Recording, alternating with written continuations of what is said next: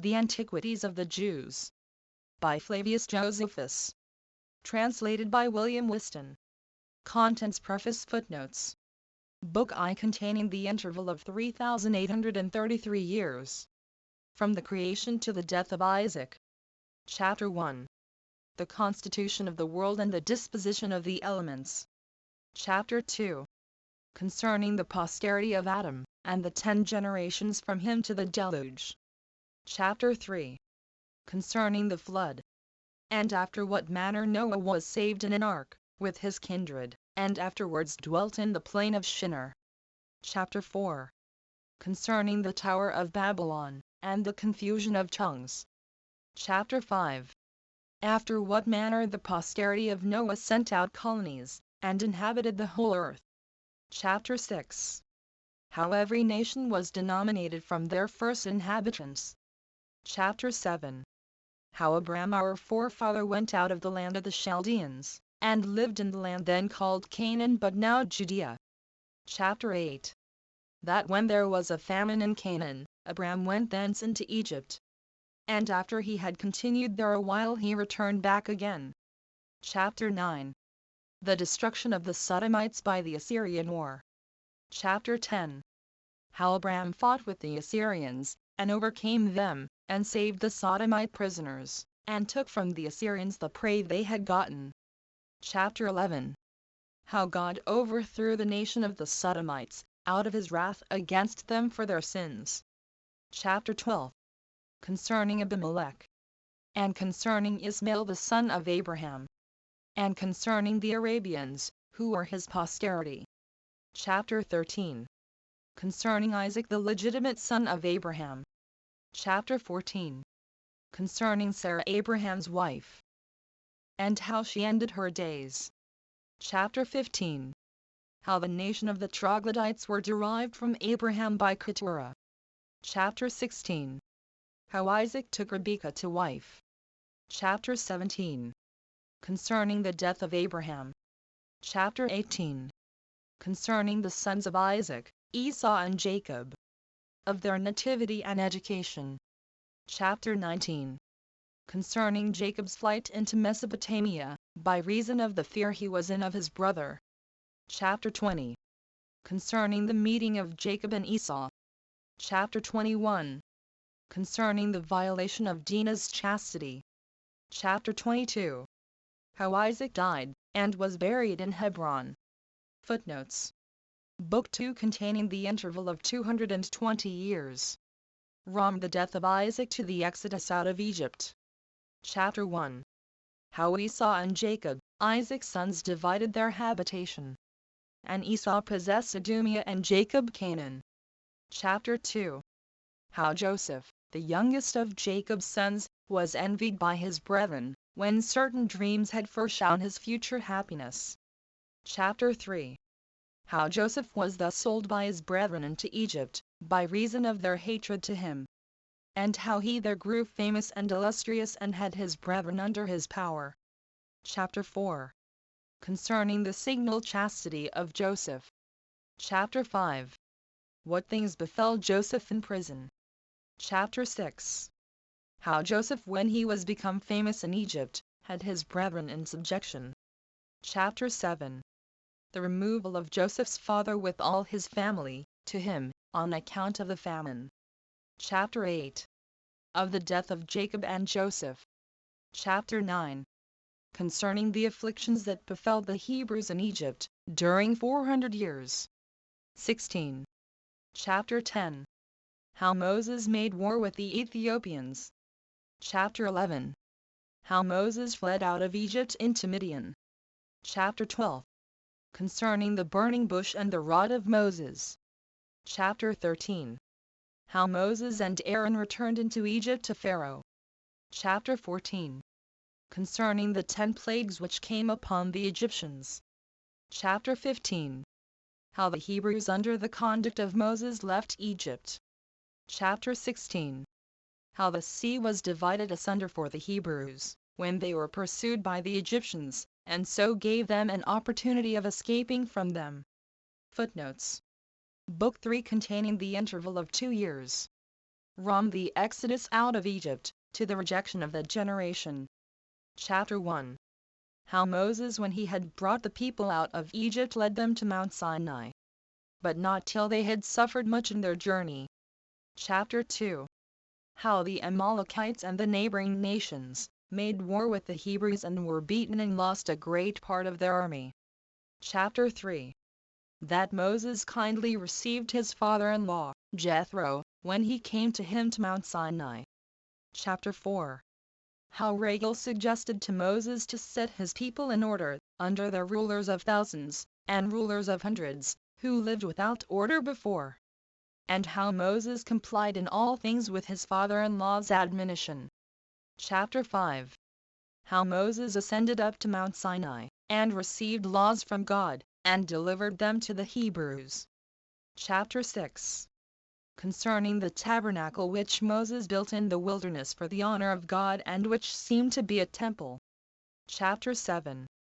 Concerning the garments of the priests, and of the high priest. Chapter 8. Of the priesthood of Aaron. Chapter 9. The manner of our offering sacrifices. Chapter 10. Concerning the festivals, and how each day of such festival is to be observed. Chapter 11.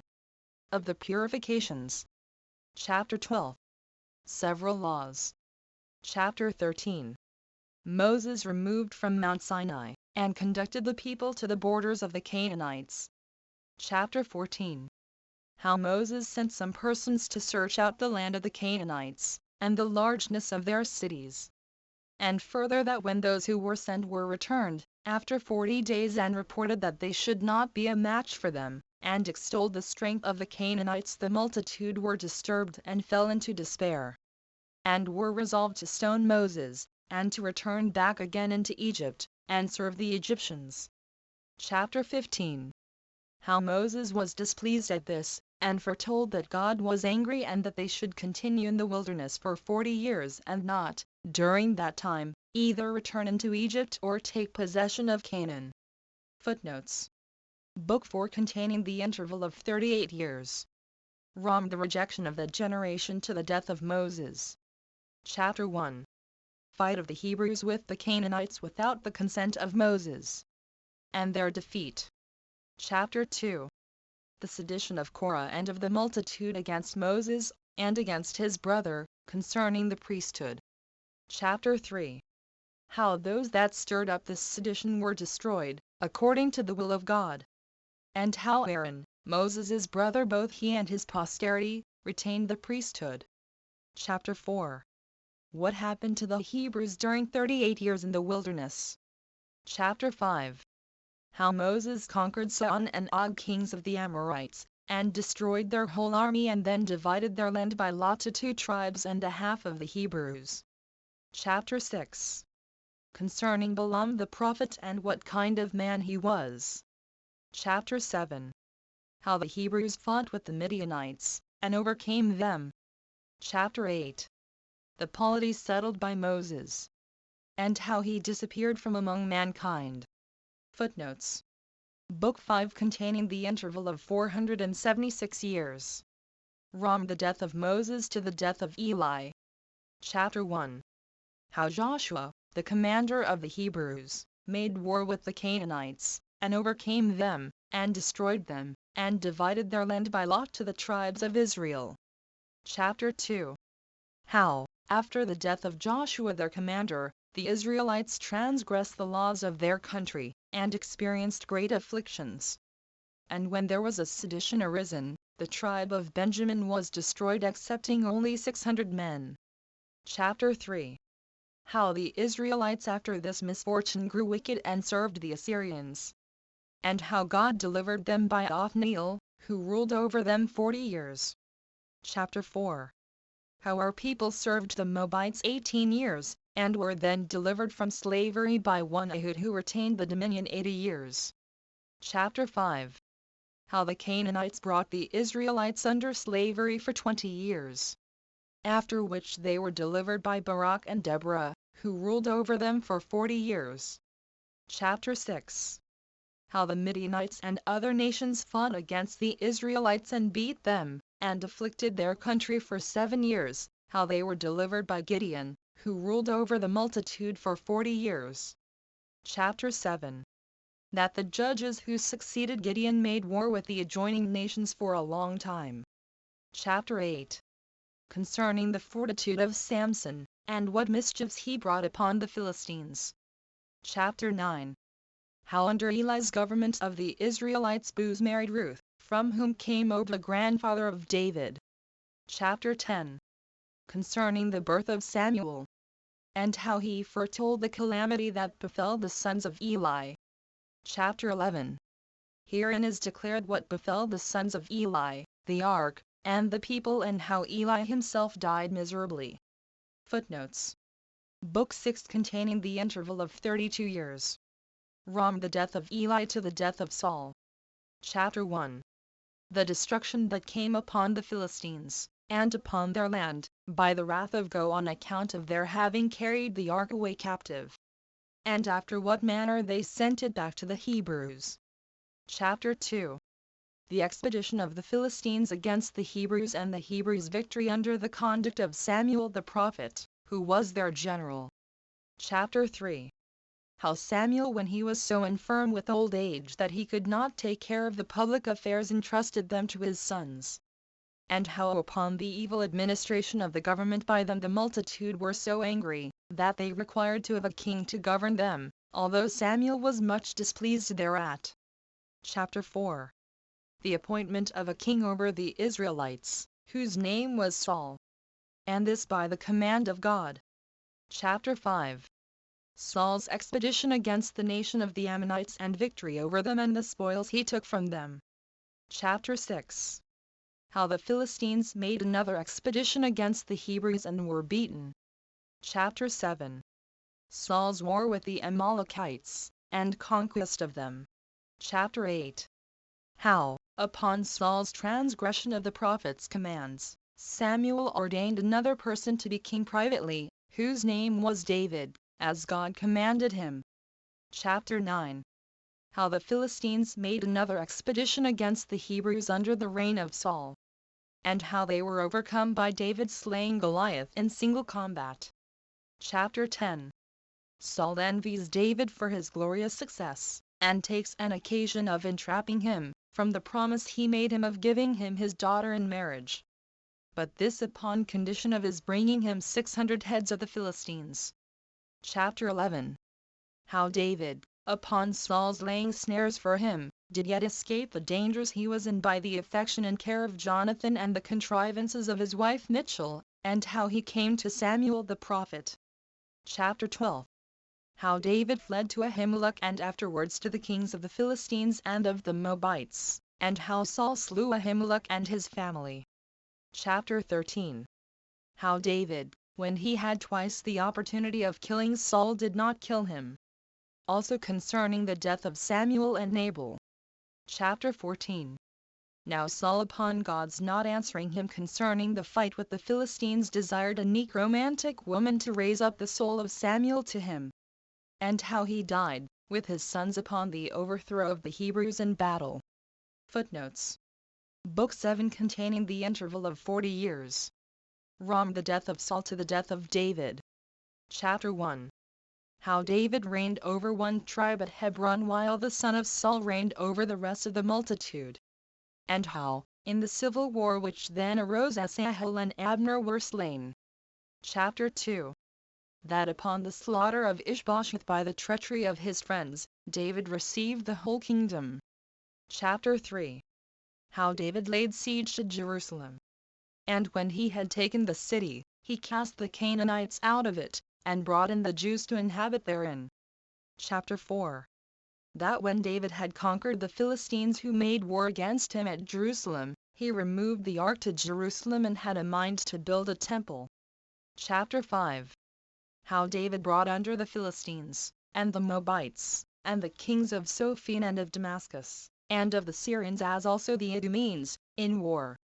And how he made a league with the king of Hamath, and was mindful of the friendship that Jonathan, the son of Saul, had borne him. Chapter 6. How the war was waged against the Ammonites and happily concluded. Chapter 7. How David fell in love with Bathsheba, and slew her husband Uriah, for which he is reproved by Nathan. Chapter 8. How Absalom murdered Amnon, who had forced his own sister, and how he was banished and afterwards recalled by David. Chapter 9. Concerning the insurrection of Absalom against David, and concerning Ahithophel and Hushai, and concerning Ziba and Shimei, and how Ahithophel hanged himself. Chapter 10. How, when Absalom was beaten, he was caught in a tree by his hair and was slain. Chapter 11. How David, when he had recovered his kingdom, was reconciled to Shimei, and to Ziba, and showed a great affection to Barzillai. And how, upon the rise of a sedition, he made Amasa captain of his host, in order to pursue Seba, which Amasa was slain by Job. Chapter 12. How the Hebrews were delivered from a famine when the Gibeonites had caused punishment to be inflicted for those of them that had been slain, as also, what great actions were performed against the Philistines by David, and the men of valor about him. Chapter 13. That when David had numbered the people, they were punished, and how the divine compassion restrained that punishment. Chapter 14. That David made great preparations for the house of God, and that, upon Adonijah's attempt to gain the kingdom, he appointed Solomon to reign. Chapter 15. What charge David gave to his son Solomon at the approach of his death, and how many things he left him for the building of the temple. Footnotes.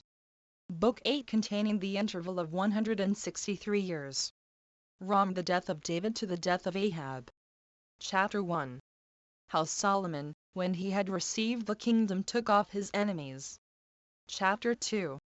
Concerning the wife of Solomon. Concerning his wisdom and riches. And concerning what he obtained of Hiram for the building of the temple. Chapter 3. Of the building of this temple. Chapter 4. How Solomon removed the ark into the temple, how he made supplication to God, and offered public sacrifices to him. Chapter 5. How Solomon built himself a royal palace, very costly and splendid, and how he solved the riddles which were sent him by Hiram. Chapter 6. How Solomon fortified the city of Jerusalem, and built great cities, and how he brought some of the Canaanites into subjection, and entertained the queen of Egypt and of Ethiopia. Chapter 7. How Solomon grew rich, and fell desperately in love with women, and how God, being incensed at it, raised up Ader and Jeroboam against him. Concerning the death of Solomon. Chapter 8. How, upon the death of Solomon, the people forsook his son Rehoboam, and ordained Jeroboam king over the 10 tribes. Chapter 9. How Jadon the prophet was persuaded by another lying prophet, and returned to Bethel, and was afterwards slain by a lion. As also what words the wicked prophet made use of to persuade the king, and thereby alienated his mind from God. Chapter 10. Concerning Rehoboam, and how God inflicted punishment upon him for his impiety by Shishak king of Egypt. Chapter 11. Concerning the death of a son of Jeroboam. How Jeroboam was beaten by Abijah, who died a little afterward, and was succeeded in his kingdom by Asa. And also how, after the death of Jeroboam, Baasha destroyed his son Nadab and all the house of Jeroboam. Chapter 12. How Zerah, king of the Ethiopians, was beaten by Asa. And how Asa, upon Baasha's making war against him, invited the king of the Damascens to assist him. And how, on the destruction of the house of Baasha, Zimri got the kingdom, as did his son Ahab after him. Chapter 13. How Ahab, when he had taken Jezebel to wife, became more wicked than all the kings that had been before him. Of the actions of the prophet Elijah, and what befell Naboth. Chapter 14. How Hadad king of Damascus and of Syria made 2 expeditions against Ahab, and was beaten. Chapter 15. Concerning Jehoshaphat the king of Jerusalem, and how Ahab made an expedition against the Syrians, and was assisted therein by Jehoshaphat, but was himself overcome in battle and perished therein. Footnotes. Book 9 containing the interval of 157 years. From the death of Ahab to the captivity of the 10 tribes. Chapter 1. Concerning Jehoshaphat again. How he constituted judges and, by God's assistance, overcame his enemies. Chapter 2. Concerning Ahaziah, the king of Israel. And again concerning the prophet Elijah. Chapter 3. How Joram and Jehoshaphat made an expedition against the Moabites. As also concerning the wonders of Elisha. And the death of Jehoshaphat. Chapter 4. Joram succeeds Jehoshaphat. How Joram, his namesake, king of Israel, fought with the Syrians. And what wonders were done by the prophet Elisha. Chapter 5. Concerning the wickedness of Joram king of Jerusalem. His defeat and death. Chapter 6. How Jehu was anointed king, and slew both Joram and Ahaziah. As also what he did for the punishment of the wicked. Chapter 7. How Athaliah reigned over Jerusalem for 5-6 years when Jehoiada the high priest slew her and made Jehush, the son of Ahaziah, king. Chapter 8. Hazael makes an expedition against the people of Israel and the inhabitants of Jerusalem. Jehu dies, and Jehu succeeds in the government. Jehush the king of Jerusalem at first is careful about the worship of God, but afterwards becomes impious and commands Zechariah to be stoned. When Jehush king of Judah was dead, Amaziah succeeds him in the kingdom. Chapter 9. How Amaziah made an expedition against the Edomites and Amalekites and conquered them. But when he afterwards made war against Joash, he was beaten and not long after was slain, and Uzziah succeeded in the government. Chapter 10. Concerning Jeroboam king of Israel and Jonah the prophet. And how after the death of Jeroboam his son Zechariah took the government. How Uzziah, king of Jerusalem, subdued the nations that were round about him. And what befell him when he attempted to offer incense to God. Chapter 11. How Zechariah, Shallum, Menahem, Pekahiah and Pekah took the government over the Israelites. And how Pul and Tiglath-Pileser made an expedition against the Israelites. How Jotham, the son of Uzziah, reigned over the tribe of Judah. And what things Nahum prophesied against the Assyrians. Chapter 12. How upon the death of Jotham, Ahaz reigned in his stead. Against whom Rezin, king of Syria, and Pekah king of Israel, made war. And how Tiglath-Pileser, king of Assyria, came to the assistance of Ahaz, and laid Syria waste, and removing the Damascenes into Media placed other nations in their room. Chapter 13. How Pekah died by the treachery of Hoshea, who was a little after subdued by Shalmaneser. And how Hezekiah reigned instead of Ahaz. And what actions of piety and justice he did. Chapter 14. How Shalmaneser took Samaria by force, and how he transplanted the 10 tribes into Media, and brought the nation of the Cuthians into their country in their room. Footnotes. Book 10 containing the interval of 182 years and a half. Rom, the captivity of the 10 tribes to the first year of Cyrus. Chapter 1. How Sennacherib made an expedition against Hezekiah. What threatenings Rabshakeh made to Hezekiah when Sennacherib was gone against the Egyptians. How Isaiah the prophet encouraged him. How Sennacherib, having failed of success in Egypt, returned thence to Jerusalem. And how upon his finding his army destroyed, he returned home. And what befell him a little afterward. Chapter 2. How Hezekiah was sick, and ready to die. And how God bestowed upon him 15 years longer life, and secured that promise by the going back of the shadow 10 degrees. Chapter 3. How Manasseh reigned after Hezekiah. And how when he was in captivity he returned to God and was restored to his kingdom and left it to his son Amon. Chapter 4. How Amon reigned instead of Manasseh. And after Amon reigned Josiah. He was both righteous and religious. As also concerning Huldah the prophetess. Chapter 5. How Josiah fought with Necho king of Egypt. And was wounded and died in a little time afterward. As also how Necho carried Jehoahaz, who had been made king, into Egypt and delivered the kingdom to Jehoiakim. And lastly concerning Jeremiah and Ezekiel. Chapter 6. How Nebuchadnezzar, when he had conquered the king of Egypt, made an expedition against the Jews, and slew Jehoiakim, and made Jehoiakim his son king. Chapter 7. That the king of Babylon repented of making Joachim king, and took him away to Babylon and delivered the kingdom to Zedekiah. This king would not believe what was predicted by Jeremiah and Ezekiel, but joined himself to the Egyptians, who, when they came into Judea, were vanquished by the king of Babylon. As also what befell Jeremiah. Chapter 8. How the king of Babylon took Jerusalem and burnt the temple and removed the people of Jerusalem and Zedekiah to Babylon. As also, who they were that had succeeded in the high priesthood under the kings. Chapter 9. How Nebuzaradan set Gedaliah over the Jews that were left in Judea, which Gedaliah was a little afterward slain by Ishmael. And how Johanan, after Ishmael was driven away, went down into Egypt with the people, which people Nebuchadnezzar, when he made an expedition against the Egyptians, took captive and brought them away to Babylon. Chapter 10. Concerning Daniel and what befell him at Babylon. Chapter 11. Concerning Nebuchadnezzar and his successors, and how their government was dissolved by the Persians. And what things befell Daniel in Media, and what prophecies he delivered there. Footnotes. Book Xi. Containing the interval of 253 years and 5 months from the first of Cyrus to the death of Alexander the Great. Chapter 1.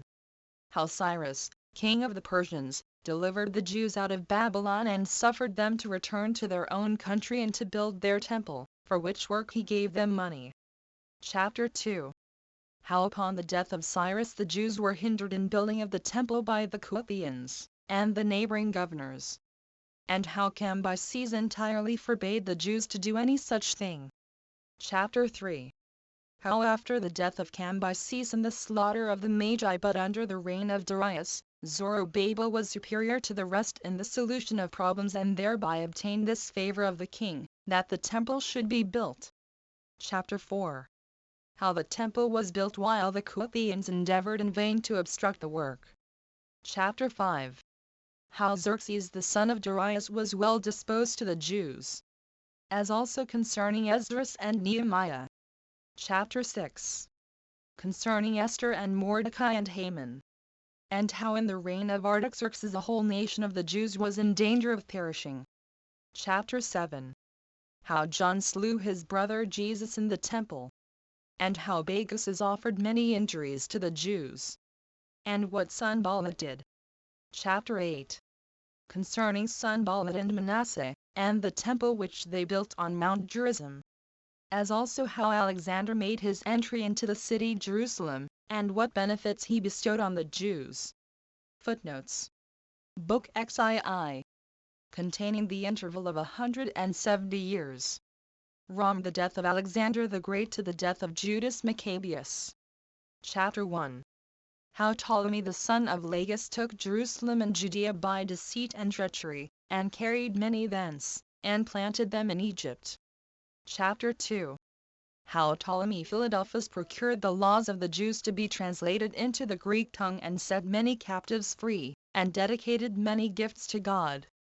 Chapter 3. How the kings of Asia honored the nation of the Jews and made them citizens of those cities which they built. Chapter 4. How Antiochus made a league with Ptolemy, and how Onias provoked Ptolemy Euergetes to anger.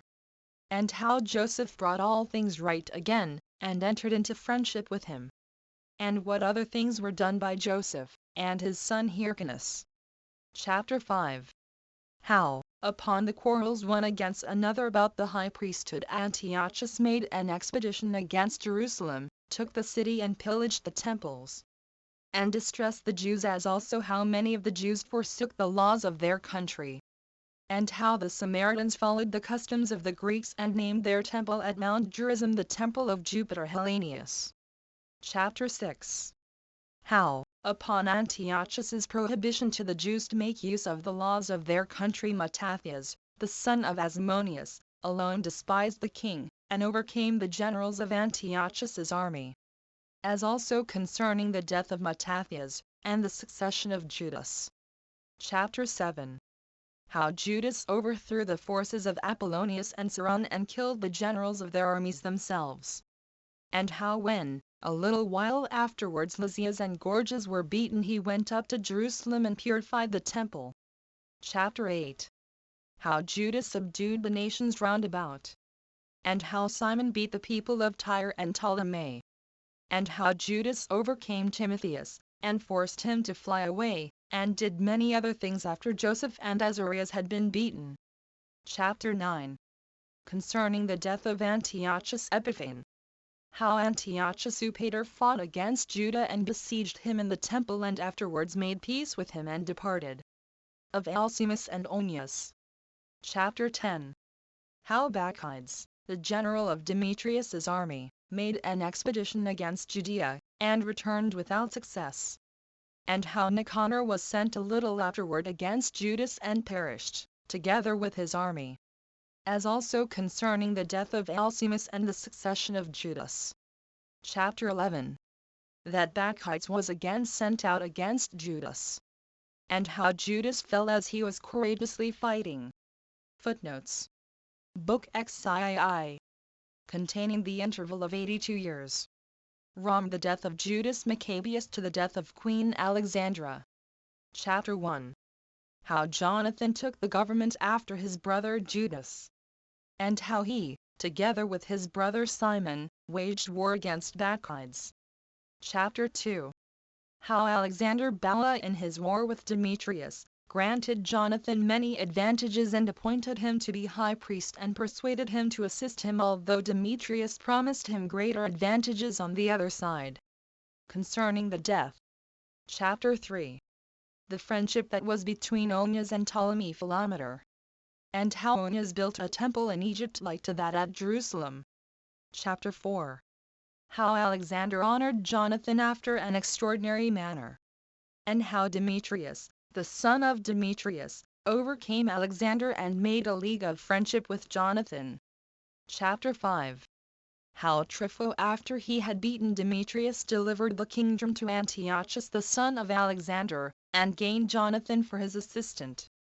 And concerning the actions and embassies of Jonathan. Chapter 6. How Jonathan was slain by treachery. And how thereupon the Jews made Simon their general and high priest, what courageous actions he also performed, especially against Trypho. Chapter 7. How Simon confederated himself with Antiochus Pius, and made war against Trypho, and a little afterward, against Cendebeus, the general of Antiochus's army. As also how Simon was murdered by his son-in-law Ptolemy, and that by treachery. Chapter 8.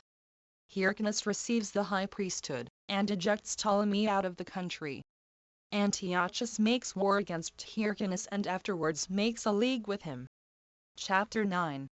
How, after the death of Antiochus, Hyrcanus made an expedition against Syria, and made a league with the Romans. Concerning the death of King Demetrius and Alexander. Chapter 10. How upon the quarrel between Antiochus Grypus and Antiochus Cyzicenus about the kingdom, Hyrcanus took Samaria, and utterly demolished it. And how Hyrcanus joined himself to the sect of the Sadducees, and left that of the Pharisees. Chapter 11. How Aristobulus, when he had taken the government, first of all put a diadem on his head, and was most barbarously cruel to his mother and his brethren. And how, after he had slain Antigonus, he himself died. Chapter 12. How Alexander, when he had taken the government, made an expedition against Ptolemy, and then raised the siege out of fear of Ptolemy Lathyrus. And how Ptolemy made war against him, because he had sent to Cleopatra to persuade her to make war against Ptolemy, and yet pretended to be in friendship with him, when he beat the Jews in the battle. Chapter 13. How Alexander, upon the league of mutual defense which Cleopatra had agreed with him, made an expedition against Coelesyria, and utterly overthrew the city of Gaza. And how he slew many 10,000s of Jews that rebelled against him. Chapter 14. How Demetrius Eucerus overcame Alexander, and yet in a little time retired out of the country for fear. As also how Alexander slew many of the Jews and thereby got clear of his troubles. concerning the death of Demetrius. Chapter 15. How Antiochus, who was called Dionysus, and after him Aretas made expeditions into Judea. As also how Alexander took many cities and then returned to Jerusalem, and after a sickness of 3 years died. And what counsel he gave to Alexandra. Chapter 16. How Alexandra, by gaining the goodwill of the Pharisees, retained the kingdom 9 years, and then, having done many glorious actions, died. Footnotes. Book XIV. Containing the interval of 32 years. From the death of Queen Alexandra to the death of Antigonus. Chapter 1. The war between Aristobulus and Hyrcanus about the kingdom. And how they made an agreement that Aristobulus should be king, and Hyrcanus live a private life. As also how Hyrcanus a little afterward was persuaded by Antipater to fly to Aretas. Chapter 2. How Aretas and Hyrcanus made an expedition against Aristobulus and besieged Jerusalem. And how Scaurus the Roman general raised the siege. Concerning the death of Onias. Chapter 3. How Aristobulus and Hyrcanus came to Pompey in order to argue who ought to have the kingdom. And how upon the plight of Aristobulus to the fortress Alexandrium Pompey led his army against him and ordered him to deliver up the fortresses whereof he was possessed. Chapter 4. How Pompey, when the citizens of Jerusalem shut their gates against him, besieged the city and took it by force. As also what other things he did in Judea. Chapter 5. How Scaurus made a league of mutual assistance with Aretas. And what Gabinius did in Judea, after he had conquered Alexander, the son of Aristobulus. Chapter 6. How Gabinius caught Aristobulus after he had fled from Rome, and sent him back to Rome again. And now the same Gabinius, as he returned out of Egypt, overcame Alexander and the Nabateans in battle. Chapter 7. How Crassus came into Judea, and pillaged the temple, and then marched against the Parthians and perished, with his army. Also how Cassius obtained Syria, and put a stop to the Parthians, and then went up to Judea. Chapter 8. The Jews become confederates with Cr when he fought against Egypt. The glorious actions of Antipater, and his friendship with Cr. The honors which the Jews received from the Romans and Athenians. Chapter 9. How Antipater committed the care of Galilee to Herod, and that of Jerusalem to Phasaelus. As also how Herod upon the Jews' envy at Antipater was accused before Hyrcanus. Chapter 10. The honors that were paid the Jews, and the leagues that were made by the Romans and other nations, with them. Chapter 11. How Marcus succeeded Sextus when he had been slain by Bassus's treachery. And how, after the death of Cr, Cassius came into Syria, and distressed Judea. As also how Malichus slew Antipater and was himself slain by Herod. Chapter 12. Herod ejects Antigonus, the son of Aristobulus, out of Judea, and gains the friendship of Antony, who was now come into Syria, by sending him much money. On which account he would not admit of those that would have accused Herod, and what it was that Antony wrote to the Tyrians in behalf. Chapter 13. How Antony made Herod and Phasaelus tetrarchs, after they had been accused to no purpose. And how the Parthians, when they brought Antigonus into Judea, took Hyrcanus and Phasaelus captives. Herod's flight. And what afflictions Hyrcanus and Phasaelus endured. Chapter 14. How Herod got away from the king of Arabia and made haste to go into Egypt, and thence went away in haste also to Rome. And how, by promising a great deal of money to Antony, he obtained of the Senate and of Cr to be made king of the Jews. Chapter 15. How Herod sailed out of Italy to Judea, and fought with Antigonus, and what other things happened in Judea about that time. Chapter 16. How Herod, when he had married Mariamne, took Jerusalem with the assistance of Sosius by force. And how the government of the Asimonians was put an end to. Footnotes. Book XV. Containing the interval of 18 years. From the death of Antigonus to the finishing of the temple by Herod. Chapter 1. Concerning Pollio and Samias. Herod slays the principal of Antigonus's friends, and spoils the city of its wealth. Antony beheads Antigonus. Chapter 2. How Hyrcanus was set at liberty by the Parthians, and returned to Herod. And what Alexandra did when she heard that Ananus was made high priest. Chapter 3. How Herod upon his making Aristobulus high priest took care that he should be murdered in a little time. And what apology he made to Antony about Aristobulus. As also concerning Joseph and Mariamne. Chapter 4. How Cleopatra, when she had gotten from Antony some parts of Judea and Arabia, came into Judea. And how Herod gave her many presents and conducted her on her way back to Egypt. Chapter 5. How Herod made war with the king of Arabia, and after they had fought many battles, at length conquered him, and was chosen by the Arabs to be governor of that nation. As also concerning a great earthquake. Chapter 6. How Herod slew Hyrcanus and then hasted away to Cr, and obtained the kingdom from him also. And how a little time afterward, he entertained Cr in a most honorable manner. Chapter 7. How Herod slew Sahmus and Mariamne, and afterward Alexandra and Christoborus, and his most intimate friends, and at last the sons of Babas also. Chapter 8. How 10 men of the citizens of Jerusalem made a conspiracy against Herod, for the foreign practices he had introduced, which was a transgression of the laws of their country. Concerning the building of Sebast and Caesarea, and other edifices of Herod. Chapter 9. Concerning the famine that happened in Judea and Syria. And how Herod, after he had married another wife, rebuilt Caesarea, and other Grecian cities. Chapter 10. How Herod sent his sons to Rome. How also he was accused by Zenodorus and the Gadarens, but was cleared of what they accused him of, and withal gained to himself the goodwill of Cr. Concerning the Pharisees, the Essenes and Menahem. Chapter 11. How Herod rebuilt the temple and raised it higher and made it more magnificent than it was before. As also concerning that tower which he called Antonia. Footnotes. Book XVI. Containing the interval of 12 years. Rom. The finishing of the temple by Herod to the death of Alexander and Aristobulus. Chapter 1. A law of Herod's about thieves.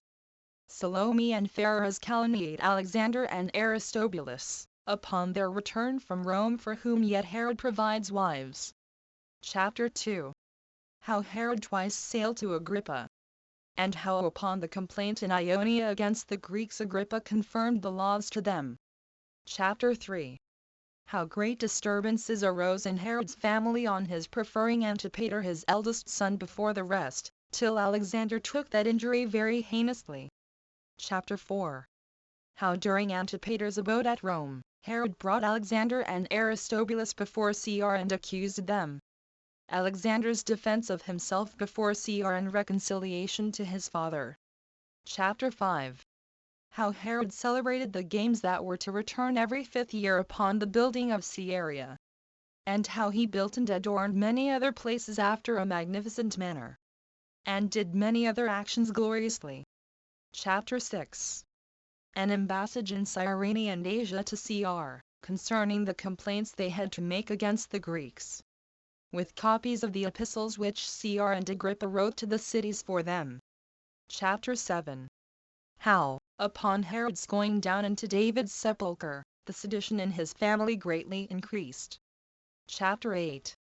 How Herod took up Alexander and bound him. Whom yet Archelaus king of Cappadocia reconciled to his father Herod again. Chapter 9. Concerning the revolt of the Trachonites. How Silius accused Herod before Cr. And how Herod, when Cr was angry at him, resolved to send Nicolaus to Rome. Chapter 10. How Archelaus falsely accused Herod's sons. And how their father bound them, and wrote to Cr about them. Of Silius, and how he was accused by Nicolaus. Chapter 11. How Herod, by permission from Cr, accused his sons before an assembly of judges at Brytus. And what Tero suffered for using a boundless and military liberty of speech. Concerning also the death of the young men and their burial at Footnotes. Book XVII. Containing the interval of 14 years. From the death of Alexander and Aristobulus to the banishment of Archelaus. Chapter 1. How Antipater was hated by all the nation of the Jews for the slaughter of his brethren. And how, for that reason he got into peculiar favor with his friends at Rome, by giving them many presents. As he did also with Saturninus, the president of Syria, and the governors who were under him. And concerning Herod's wives and children.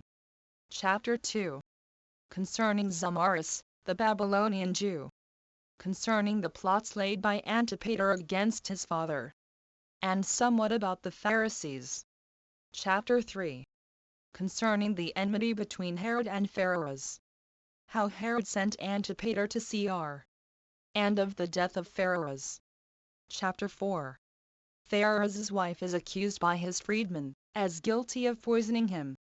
And how Herod, upon examining the matter by torture, found the poison, but so that it had been prepared for himself by his son Antipater. And upon an inquiry by torture he discovered the dangerous designs of Antipater. Chapter 5. Antipater's navigation from Rome to his father. And how he was accused by Nicolaus of Damascus and condemned to die by his father, and by Quintilius Varus, who was then president of Syria. And how he was then bound till Cr should be informed of his cause. Chapter 6. Concerning the disease that Herod fell into and the sedition which the Jews raised thereupon, with the punishment of the seditious. Chapter 7. Herod has thoughts of killing himself with his own hand. And a little afterwards he orders Antipater to be slain. Chapter 8. Concerning Herod's death, and testament, and burial. Chapter 9. How the people raised a sedition against Archelaus, and how he sailed to Rome. Chapter 10. A sedition against Sabinus. And how Varus brought the authors of it to punishment. Chapter 11. An embassage to Cr. And how Cr confirmed Herod's testament. Chapter 12. Concerning a spurious Alexander. Chapter 13. How Archelaus, upon a second accusation, was banished to Vienna. Footnotes. Book XVII. Containing the interval of 32 years. From the banishment of Archelaus to the departure from Babylon. Chapter 1. How Cyrenius was sent by Cr to make a taxation of Syria and Judea. And how Coponius was sent to be procurator of Judea. Concerning Judas of Galilee and concerning the sects that were among the Jews. Chapter 2. Now Herod and Philip built several cities in honor of Cr. Concerning the succession of priests and procurators. As also what befell Frates and the Parthians. Chapter 3. Sedition of the Jews against Pontius Pilate. Concerning Christ, and what befell Paulina and the Jews at Rome. Chapter 4. How the Samaritans made a tumult and Pilate destroyed many of them. How Pilate was accused and what things were done by Vitellius relating to the Jews and the Parthians. Chapter 5. Herod the Tetrarch makes war with Aretas, the king of Arabia, and is beaten by him, as also concerning the death of John the Baptist. How Vitellius went up to Jerusalem. Together with some account of Agrippa and of the posterity of Herod the Great. Chapter 6. Of the navigation of King Agrippa to Rome, to Tiberias Cr. And now upon his being accused by his own freedman, he was bound.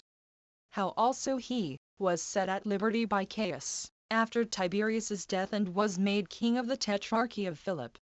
Chapter 7. How Herod the Tetrarch was banished. Chapter 8. Concerning the embassage of the Jews to Caius. 28. And how Caius sent Petronius into Syria to make war against the Jews, unless they would receive his statue. Chapter 9. What befell the Jews that were in Babylon on occasion of Asinius and Anilius, two brethren. Footnotes. Book XIX. Containing the interval of 3 years and a half.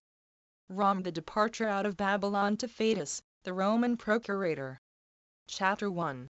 How Caius I was slain by Cherea. Chapter 2. how the senators determined to restore the democracy, but the soldiers were for preserving the monarchy, concerning the slaughter of Caius's wife and daughter. A character of Caius's morals. Chapter 3.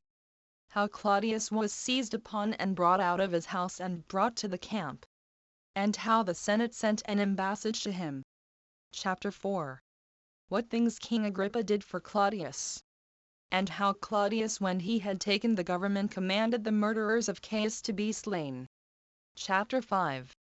How Claudius restored to Agrippa his grandfather's kingdoms and augmented his dominions, and how he published an edict in behalf. Chapter 6. What things were done by Agrippa at Jerusalem when he was returned back into Judea, and what it was that Petronius wrote to the inhabitants of Doris, in behalf. Chapter 7. Concerning Silas, and on what account it was that King Agrippa was angry at him.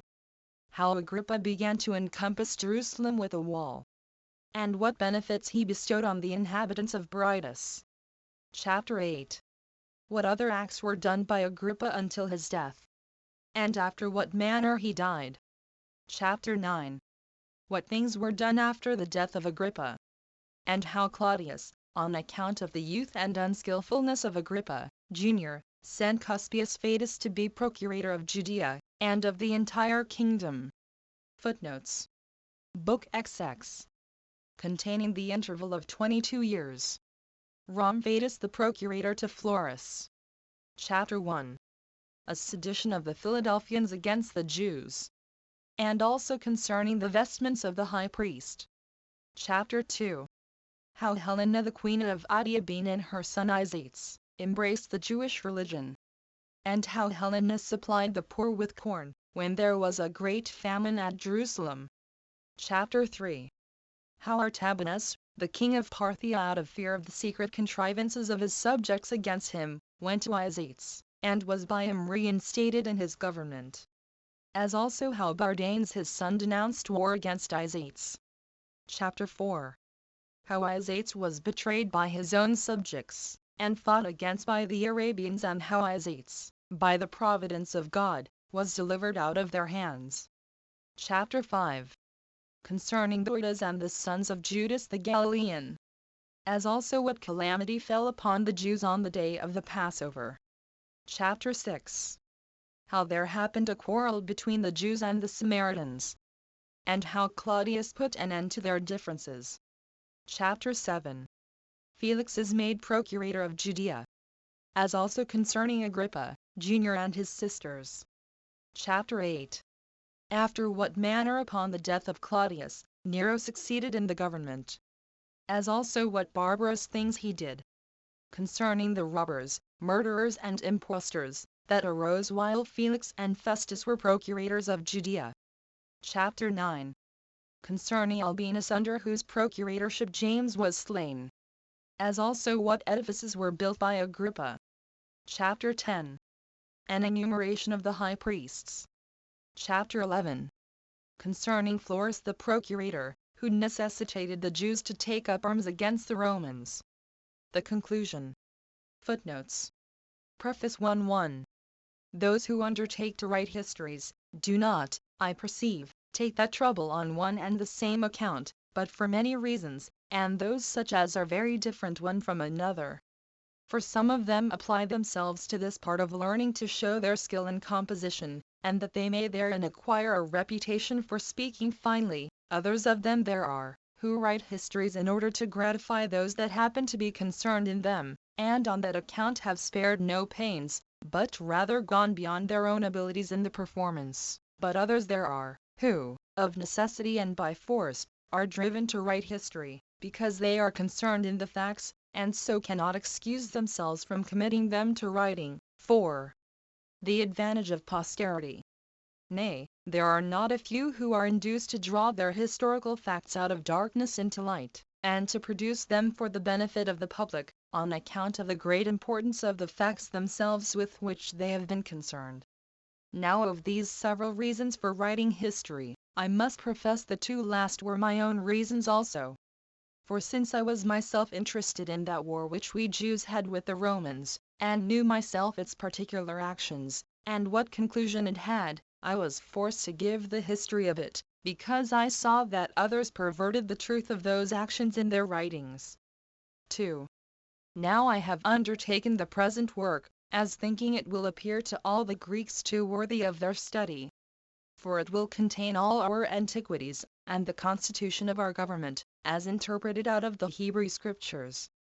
And indeed I did formerly intend, when I wrote of the war, 3. To explain who the Jews originally were, had fortunes they had been subject to, and by what legislature they had been instructed in piety, and the exercise of other virtues, had wars also they had made in remote ages, till they were unwillingly engaged in this last with the Romans, but because this work would take up a great compass, I separated it into a set treatise by itself, with a beginning of its own, and its own conclusion.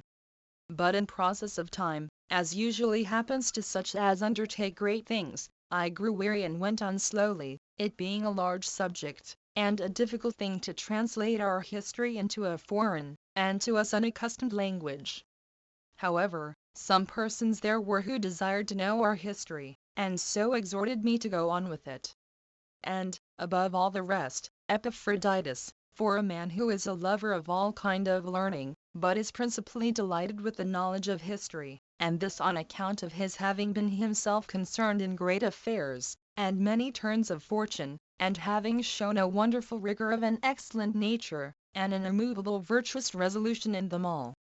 I yielded to this man's persuasions, who always excites such as have abilities in what is useful and acceptable, to join their endeavors with his.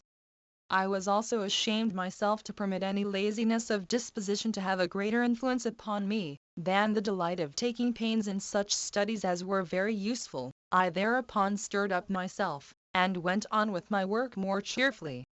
Besides the foregoing motives, I had others which I greatly reflected on. And these were, that our forefathers were willing to communicate such things to others, and that some of the Greeks took considerable pains to know the affairs of our nation. 3. I found, therefore, that the second of the Ptolemies was a king who was extraordinarily diligent in what concerned learning, and the collection of books. That he was also peculiarly ambitious to procure a translation of our law, and of the constitution of our government therein contained, into the Greek tongue. Now Eleazar the high priest, one not inferior to any other of that dignity among us, did not envy the forenamed king the participation of that advantage, which otherwise he would for certain have denied him, but that he knew the custom of our nation was, to hinder nothing of what we esteemed ourselves from being communicated to others. Accordingly, I thought it became me both to imitate the generosity of our high priest, and to suppose there might even now be many lovers of learning like the king. For he did not obtain all our writings at that time, but those who were sent to Alexandria as interpreters, gave him only the books of the law, while there were a vast number of other matters in our sacred books. They, indeed, contain in them the history of 5,000 years, in which time happened many strange accidents, many chances of war, and great actions of the commanders, and mutations of the form of our government. Upon the whole, a man that will peruse this history, may principally learn from it, that all events succeed well, even to an incredible degree, and the reward of felicity is proposed by God. But then it is to those that follow his will, and do not venture to break his excellent laws, and that so far as men any way apostatize from the accurate observation of them, what was practical before becomes impracticable. 5. And whatsoever they set about as a good thing, is converted into an incurable calamity. And now I exhort all those that peruse these books, to apply their minds to God, and to examine the mind of our legislator, whether he hath not understood his nature in a manner worthy of him, and hath not ever ascribed to him such operations as become his power, and hath not preserved his writings from those indecent fables which others have framed, although, by the great distance of time when he lived, he might have securely forged such lies. For he lived 2,000 years ago, at which vast distance of ages the poets themselves have not been so hardy as to fix even the generations of their gods, much less the actions of their men, or their own laws. As I proceed, therefore, I shall accurately describe what is contained in our records, in the order of time that belongs to them. For I have already promised so to do throughout this undertaking, and this without adding anything to what is therein contained, or taking away anything therefrom. 4. But because almost all our constitution depends on the wisdom of Moses, our legislator, I cannot avoid saying somewhat concerning him beforehand, though I shall do it briefly. I mean, because otherwise those that read my book may wonder how it comes to pass, that my discourse, which promises an account of laws and historical facts, contains so much of philosophy.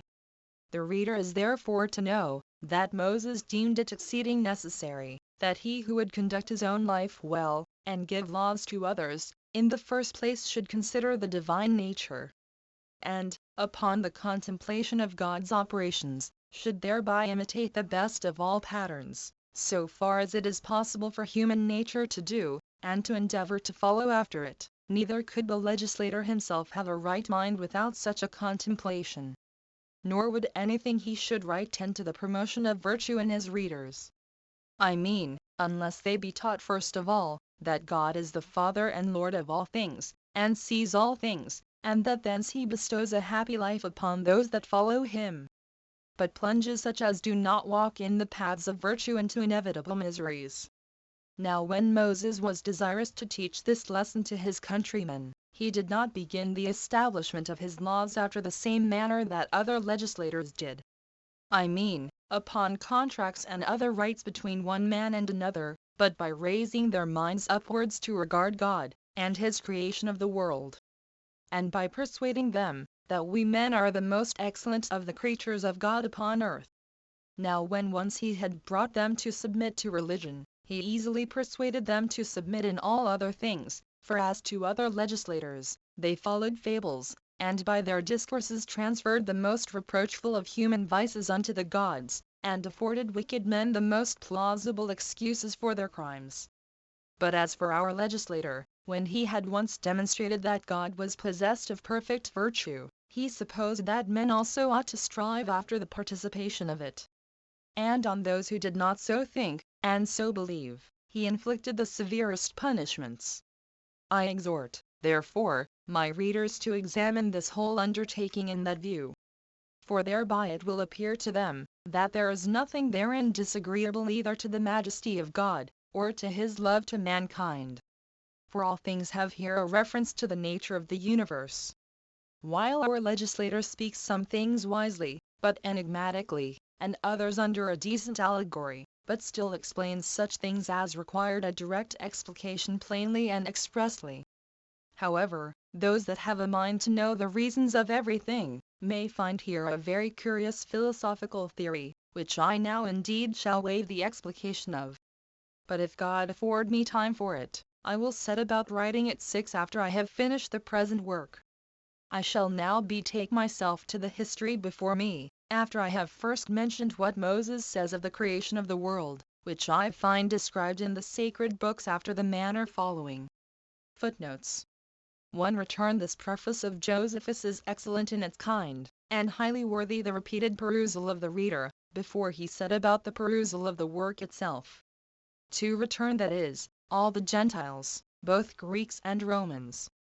3. Return. We may seasonably note here, that Josephus wrote his 7 books of the Jewish war long before he wrote these his Antiquities. Those books of the war were published about AD 75, and these Antiquities, AD 93, about 18 years later.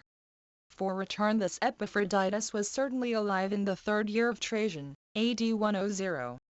See the note on the first book against Apian, sect. 1. Who he was we do not know.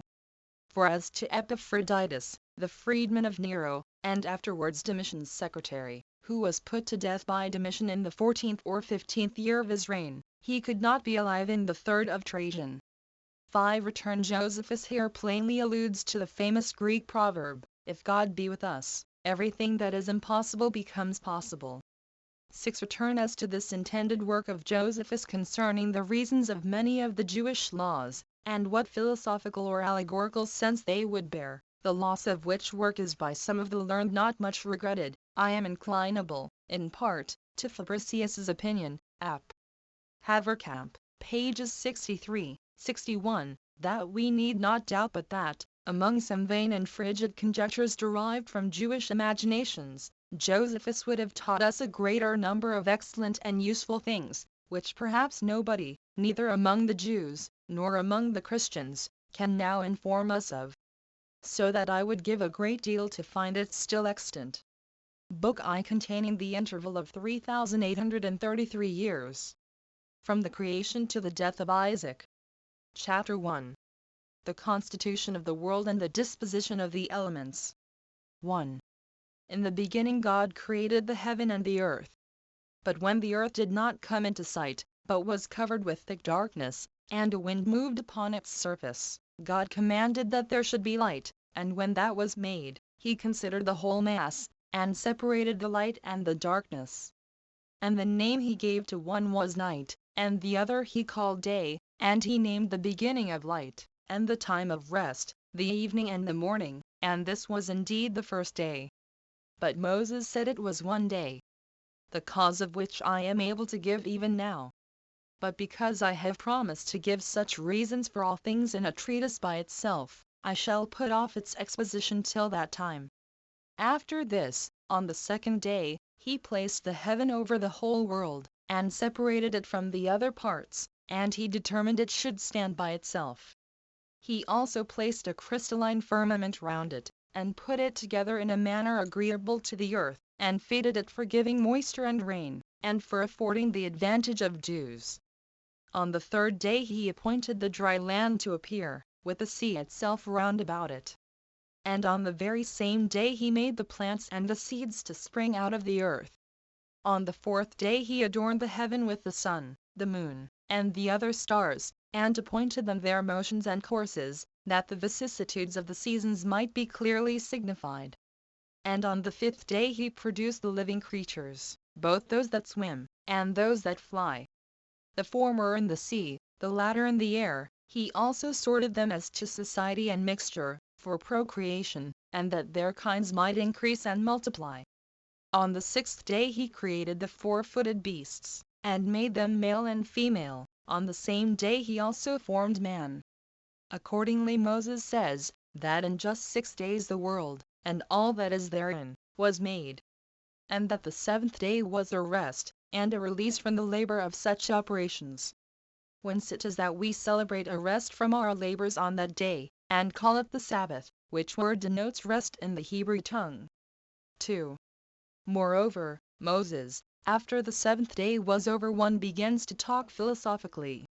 And concerning the formation of man, says thus, that God took dust from the ground, and formed man, and inserted in him a spirit and a soul. To this man was called Adam, which in the Hebrew tongue signifies one that is red, because he was formed out of red earth, compounded together.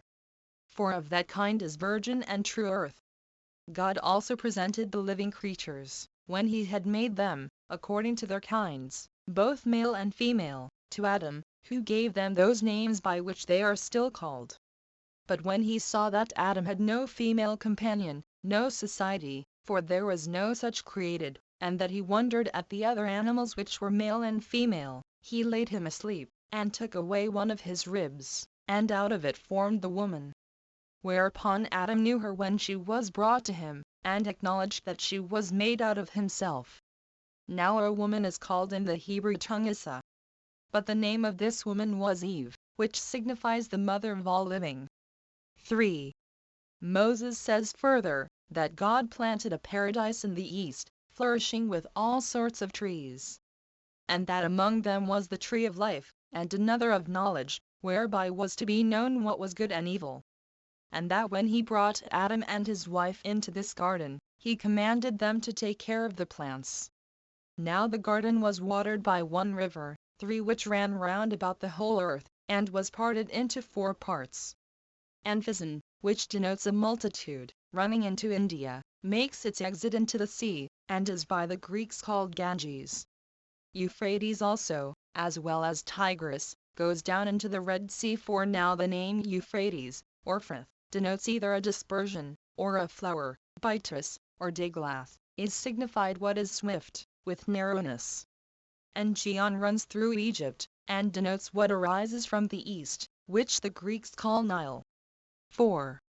God therefore commanded that Adam and his wife should eat of all the rest of the plants, but to abstain from the tree of knowledge, and foretold to them, that if they touched it, it would prove their destruction. But while all the living creatures had one language, 5 At that time the serpent, which then lived together with Adam and his wife, shewed an envious disposition, at his supposal of their living happily, and in obedience to the commands of God.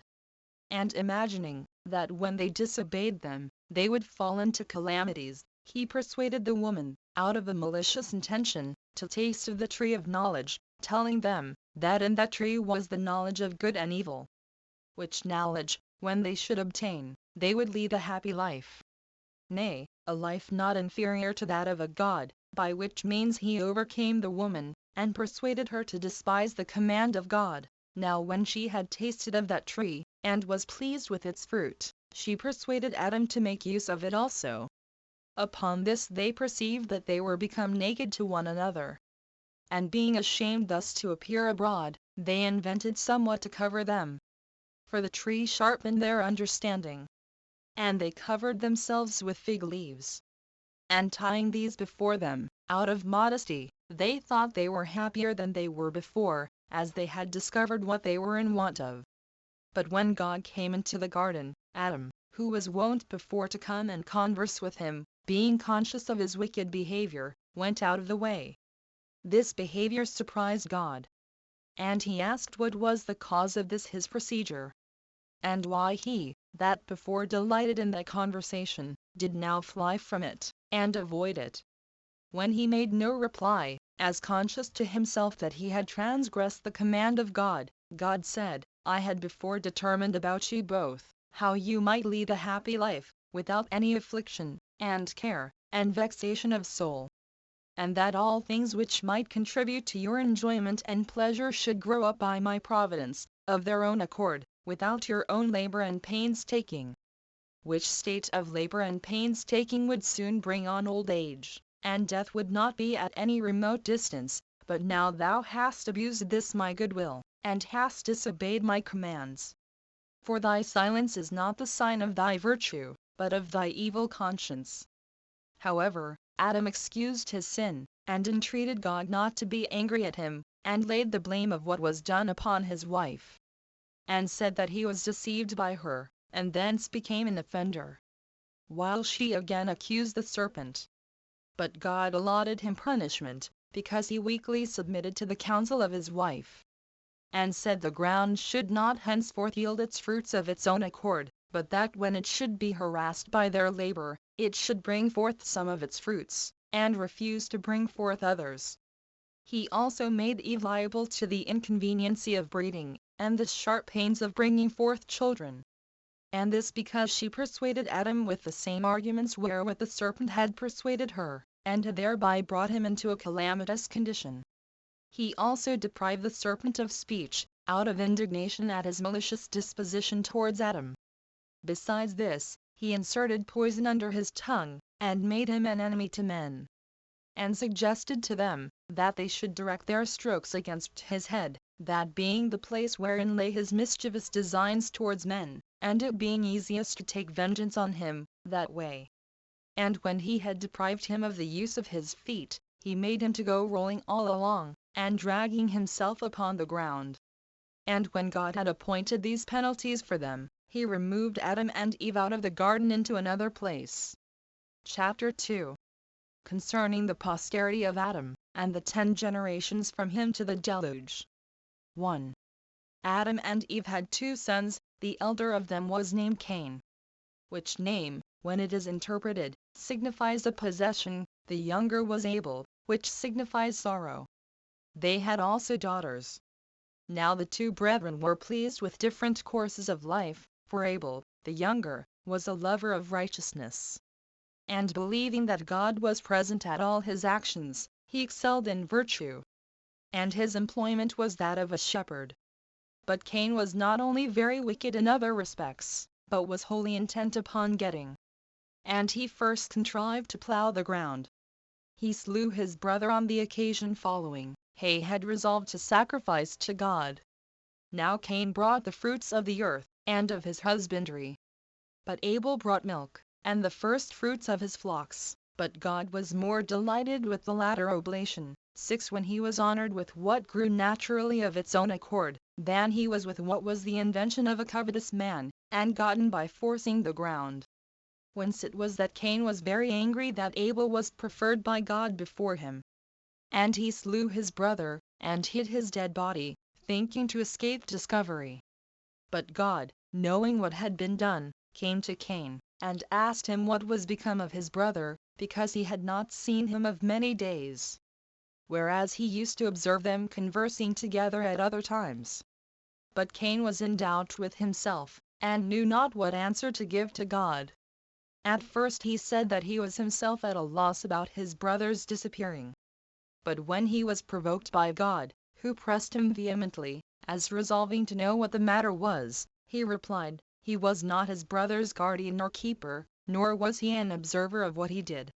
But, in return, God convicted Cain, as having been the murderer of his brother, and said, I wonder at thee, that thou knowest not what is become of a man whom thou thyself hast destroyed. God therefore did not inflict the punishment of death upon him, on account of his offering sacrifice, and thereby making supplication to him not to be extreme in his wrath to him. But he made him accursed, and threatened his posterity in the 7th generation. He also cast him, together with his wife, out of that land. And when he was afraid that in wandering about he should fall among wild beasts, and by that means perish, God bid him not to entertain such a melancholy suspicion, and to go over all the earth without fear of what mischief he might suffer from wild beasts. And setting a mark upon him, that he might be known, he commanded him to depart. 2. And when Cain had traveled over many countries, he, with his wife, built a city, named Nod, which is a place so called, and there he settled his abode, where also he had children. However, he did not accept of his punishment in order to amendment, but to increase his wickedness. For he only aimed to procure everything that was for his own bodily pleasure, though it obliged him to be injurious to his neighbors. He augmented his household substance with much wealth, by rapine and violence. He excited his acquaintance to procure pleasures and spoils by robbery, and became a great leader of men into wicked courses. He also introduced a change in that way of simplicity wherein men lived before, and was the author of measures and weights. And whereas they lived innocently and generously while they knew nothing of such arts, he changed the world into cunning craftiness. He first of all set boundaries about lands. He built a city, and fortified it with walls, and he compelled his family to come together to it, and called that city Enoch, after the name of his eldest son Enoch. Now Jared was the son of Enoch, whose son was Malaliel, whose son was Methuselah, whose son was Lamech, who had 77 children by 2 wives, Silla and Ada. Of those children by Ada, one was Jabal. He erected tents, and loved the life of a shepherd. But Jubal, who was born of the same mother with him, exercised himself in music. 7 And invented the psaltery and the harp. But Tubal, one of his children by the other wife, exceeded all men in strength, and was very expert and famous in martial performances. He procured what tended to the pleasures of the body by that method, and first of all invented the art of making brass. Lamech was also the father of a daughter, whose name was Naamah. And because he was so skillful in matters of divine revelation, that he knew he was to be punished for Cain's murder of his brother, he made that known to his wives. Nay, even while Adam was alive, it came to pass that the posterity of Cain became exceeding wicked, every one successively dying, one after another, more wicked than the former. They were intolerable in war, and vehement in robberies. And if anyone were slow to murder people, yet was he bold in his profligate behavior, in acting unjustly, and doing injuries for gain. 3. Now Adam, who was the first man, and made out of the earth, for our discourse must now be about him, after Abel was slain, and Cain fled away, on account of his murder, was solicitous for posterity, and had a vehement desire of children, he being 230 years old. After which time he lived other 700, and then died. He had indeed many other children, 8 but Seth in particular. As for the rest, it would be tedious to name them. I will therefore only endeavor to give an account of those that proceeded from Seth. Now this Seth, when he was brought up, and came to those years in which he could discern what was good, became a virtuous man. And as he was himself of an excellent character, so did he leave children behind him who imitated his virtues. 9 All these proved to be of good dispositions. They also inhabited the same country without dissensions, and in a happy condition, without any misfortunes falling upon them, till they died. They also were the inventors of that peculiar sort of wisdom which is concerned with the heavenly bodies, and their order. And that their inventions might not be lost before they were sufficiently known, upon Adam's prediction that the world was to be destroyed at one time by the force of fire, and at another time by the violence and quantity of water, they made 2 pillars, 10 the one of brick, the other of stone. They inscribed their discoveries on them both, that in case the pillar of brick should be destroyed by the flood, the pillar of stone might remain, and exhibit those discoveries to mankind. And also informed them that there was another pillar of brick erected by them. Now this remains in the land of Syria to this day. Chapter 3. Concerning the flood. And after what manner Noah was saved in an ark, with his kindred, and afterwards dwelt in the plain of Shinar. 1. Now this posterity of Seth continued to esteem God as the Lord of the universe, and to have an entire regard to virtue, for 7 generations. But in process of time they were perverted, and forsook the practices of their forefathers, and did neither pay those honors to God which were appointed them, nor had they any concern to do justice towards men, but for what degree of zeal they had formerly shown for virtue, they now showed by their actions a double degree of wickedness, whereby they made God to be their enemy. For many angels 11 of God accompanied with women, and begat sons that proved unjust, and despisers of all that was good, on account of the confidence they had in their own strength. For the tradition is, that these men did what resembled the acts of those whom the Grecians called giants.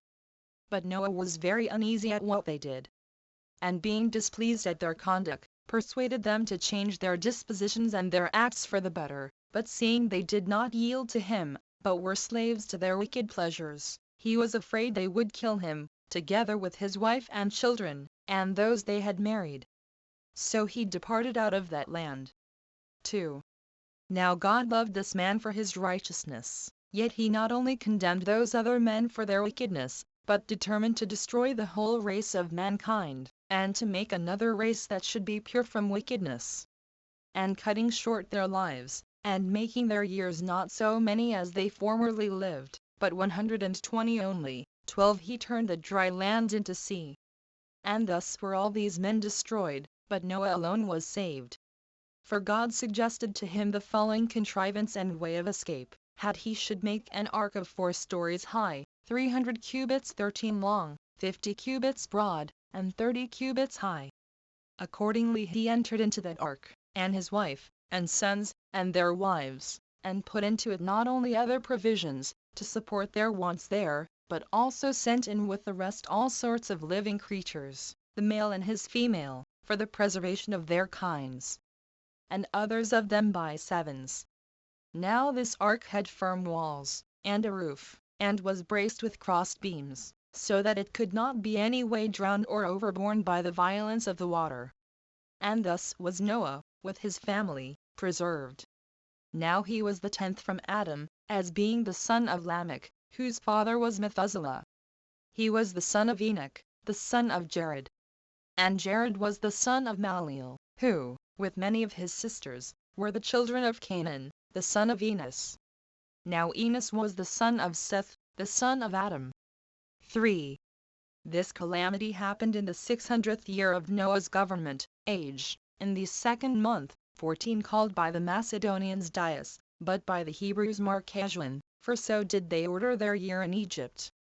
But Moses appointed that Nisan, which is the same with Xanthicus, should be the 1st month for their festivals, because he brought them out of Egypt in that month, so that this month began the year as to all the solemnities they observed to the honor of God, although he preserved the original order of the months as to selling and buying, and other ordinary affairs. Now he says that this flood began on the 27th 17th day of the forementioned month. And this was 1656 years from Adam, the first man. And the time is written down in our sacred books, those who then lived having noted down, 15, with great accuracy, both the births and deaths of illustrious men. 4. For indeed Seth was born when Adam was in his 230th year, who lived 930 years. Seth begat Enos in his 205th year, who, when he had lived 912 years, delivered the government to Canaan his son, whom he had in his 190th year. He lived 905 years. Canaan, when he had lived 910 years, had his son Malaleel, who was born in his 170th year. This Malaleel, having lived 895 years, died, leaving his son Jared, whom he begat when he was in his 165th year. He lived 962 years. And then his son Enoch succeeded him, who was born when his father was 162 years old. Now he, when he had lived 365 years, departed and went to God. Whence it is that they have not written down his death. Now Methuselah, the son of Enoch, who was born to him when he was 165 years old, had Lamech for his son when he was 187 years of age, to whom he delivered the government, when he had retained it 969 years. Now Lamech, when he had governed 777 years, appointed Noah, his son, to be ruler of the people, who was born to Lamech when he was 182 years old, and retained the government 950 years. These years collected together make up the sum before set down. But let no one inquire into the deaths of these men, for they extended their lives along together with their children and grandchildren. But let him have regard to their births only. 15. 5. When God gave the signal, and it began to rain, the water poured down 40 entire days, till it became 15 cubits higher than the earth. Which was the reason why there was no greater number preserved, since they had no place to fly to. When the rain ceased, the water did but just begin to abate after 150 days, that is, on the 17th day of the 7th month, it then ceasing to subside for a little while. After this, the ark rested on the top of a certain mountain in Armenia, which, when Noah understood, he opened it. And seeing a small piece of land about it, he continued quiet, and conceived some cheerful hopes of deliverance. But a few days afterward, when the water was decreased to a greater degree, he sent out a raven, as desirous to learn whether any other part of the earth were left dry by the water, and whether he might go out of the ark with safety. But the raven, finding all the land still overflowed, returned to Noah again.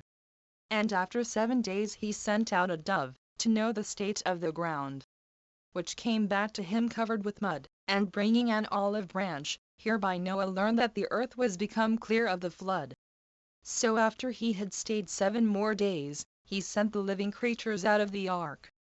And both he and his family went out, when he also sacrificed to God, and feasted with his companions. However, the Armenians call this place, Greek 16, the place of descent.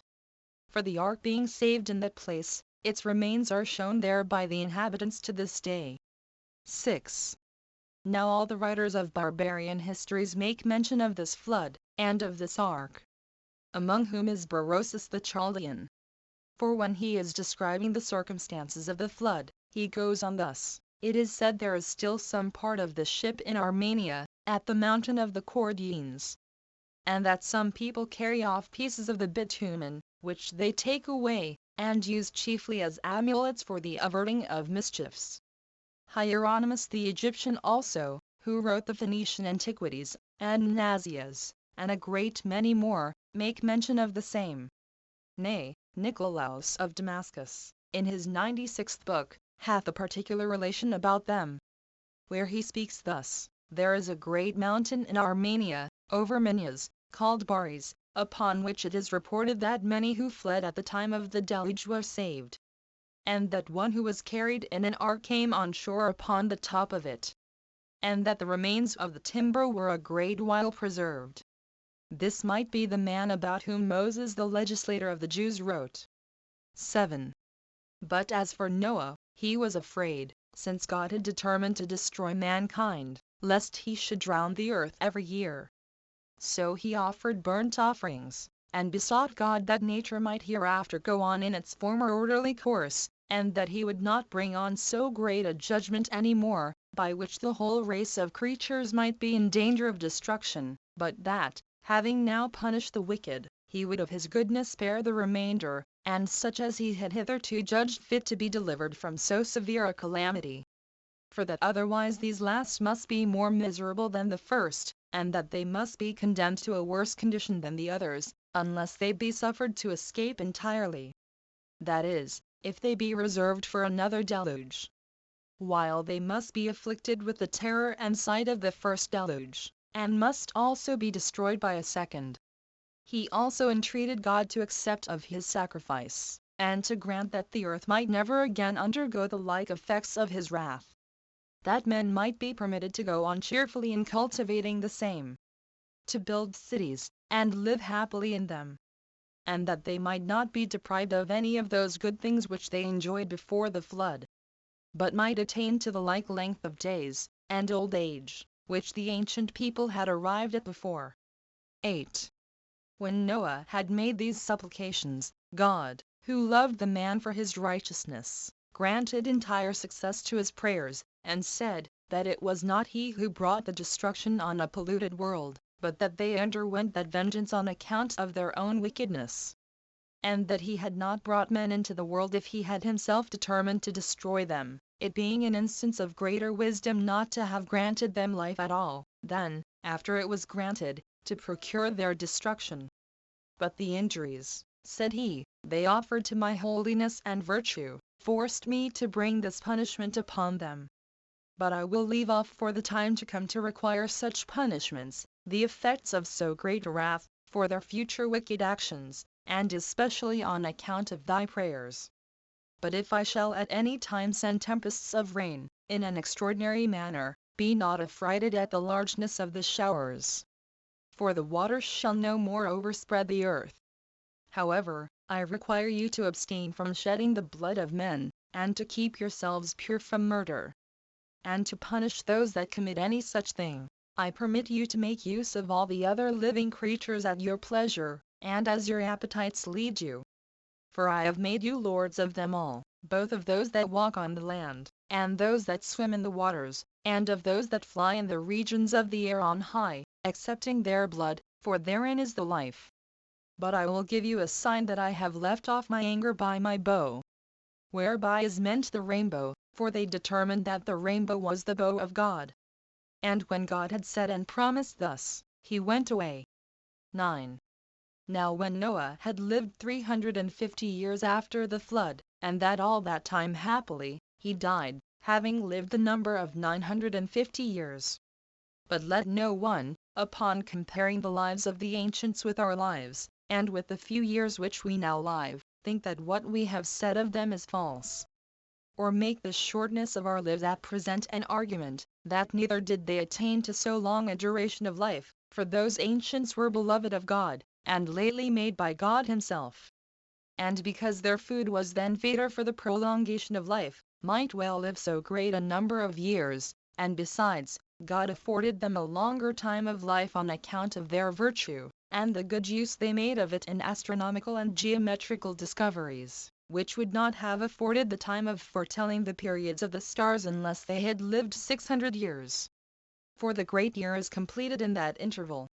Now I have for witnesses to what I have said, all those that have written Antiquities, both among the Greeks and barbarians. For even Manetho, who wrote the Egyptian history, and Berosus, who collected the Chaldean monuments, and Machus, and Hestius, and, besides these, Hieronymus the Egyptian, and those who composed the Phoenician history, agree to what I here say. Hesiod also, and Hecatius, Holanicus, and Acusilas. And, besides these, Ephraim and Nicolaus relate that the ancients lived 1,000 years. But as to these matters, let every one look upon them as he thinks fit. Chapter 4. Concerning the Tower of Babylon, and the confusion of tongues. 1. Now the sons of Noah were 3, Ham, Japhet, and Ham, born 100 years before the deluge. These first of all descended from the mountains into the plains, and fixed their habitation there, and persuaded others who were greatly afraid of the lower grounds on account of the flood, and so were very loath to come down from the higher places, to venture to follow their examples. Now the plain in which they first dwelt was called Shinar. God also commanded them to send colonies abroad, for the thorough peopling of the earth, that they might not raise seditions among themselves, but might cultivate a great part of the earth, and enjoy its fruits after a plentiful manner. But they were so ill instructed that they did not obey God. For which reason they fell into calamities, and were made sensible, by experience, of what sin they had been guilty. For when they flourished with a numerous youth, God admonished them again to send out colonies. But they, imagining the prosperity they enjoyed was not derived from the favor of God, but supposing that their own power was the proper cause of the plentiful condition they were in, did not obey him. Nay, they added to this their disobedience to the divine will, the suspicion that they were therefore ordered to send out separate colonies, that, being divided asunder, they might the more easily be oppressed. 2. Now it was Nimrod who excited them to such an affront and contempt of God. He was the grandson of Ham, the son of Noah, a bold man, and of great strength of hand. He persuaded them not to ascribe it to God, as if it was through his means they were happy, but to believe that it was their own courage which procured that happiness. He also gradually changed the government into tyranny, seeing no other way of turning men from the fear of God, but to bring them into a constant dependence on his power. He also said he would be revenged on God, if he should have a mind to drown the world again. For that he would build a tower too high for the waters to be able to reach, and that he would avenge himself on God for destroying their forefathers. 3. Now the multitude were very ready to follow the determination of Nimrod, and to esteem it a piece of cowardice to submit to God. And they built a tower, neither sparing any pains, nor being in any degree negligent about the work, and, by reason of the multitude of hands employed in it, it grew very high, sooner than any one could expect. But the thickness of it was so great, and it was so strongly built, that thereby its great height seemed, upon the view, to be less than it really was. It was built of burnt brick, cemented together with mortar, made of bitumen, that it might not be liable to admit water. When God saw that they acted so madly, he did not resolve to destroy them utterly, since they were not grown wiser by the destruction of the former sinners. But he caused a tumult among them, by producing in them divers languages, and causing that, through the multitude of those languages, they should not be able to understand one another. The place wherein they built the tower is now called Babylon, because of the confusion of that language which they readily understood before. For the Hebrews mean by the word Babel, confusion. The Sibyl also makes mention of this tower, and of the confusion of the language, when she says thus: when all men were of one language, some of them built a high tower, as if they would thereby ascend up to heaven, but the gods sent storms of wind and overthrew the tower, and gave every one his peculiar language. And for this reason it was that the city was called Babylon. But as to the plan of Shinar, in the country of Babylonia, Hestiaeus mentions it, when he says thus: such of the priests as were saved, took the sacred vessels of Jupiter and Aeolus, and came to Shinar of Babylonia. Chapter 5. After what manner the posterity of Noah sent out colonies, and inhabited the whole earth. 1. After this they were dispersed abroad, on account of their languages, and went out by colonies everywhere. And each colony took possession of that land which they light upon, and unto which God led them. So that the whole continent was filled with them, both the inland and the maritime countries. There were some also who passed over the sea in ships, and inhabited the islands, and some of those nations do still retain the denominations which were given them by their first founders. But some have lost them also, and some have only admitted certain changes in them, that they might be the more intelligible to the inhabitants. And they were the Greeks who became the authors of such mutations. For when in after ages they grew potent, they claimed to themselves the glory of antiquity, giving names to the nations that sounded well in Greek that they might be better understood among themselves, and setting agreeable forms of government over them, as if they were a people derived from themselves. Chapter 6. How every nation was denominated from their first inhabitants. 1. Now they were the grandchildren of Noah, in honor of whom names were imposed on the nations by those that first seized upon them. Japhet, the son of Noah, had 7 sons. They inhabited so, that, beginning at the mountains Taurus and Amanus, they proceeded along Asia, as far as the river Tansis, and along Europe to Cadiz. And settling themselves on the lands which they light upon, which none had inhabited before, they called the nations by their own names. For Gomer founded those whom the Greeks now call Galatians, Gauls, but were then called Gomerites. Magog founded those that from him were named Magogites, but who are by the Greeks called Scythians.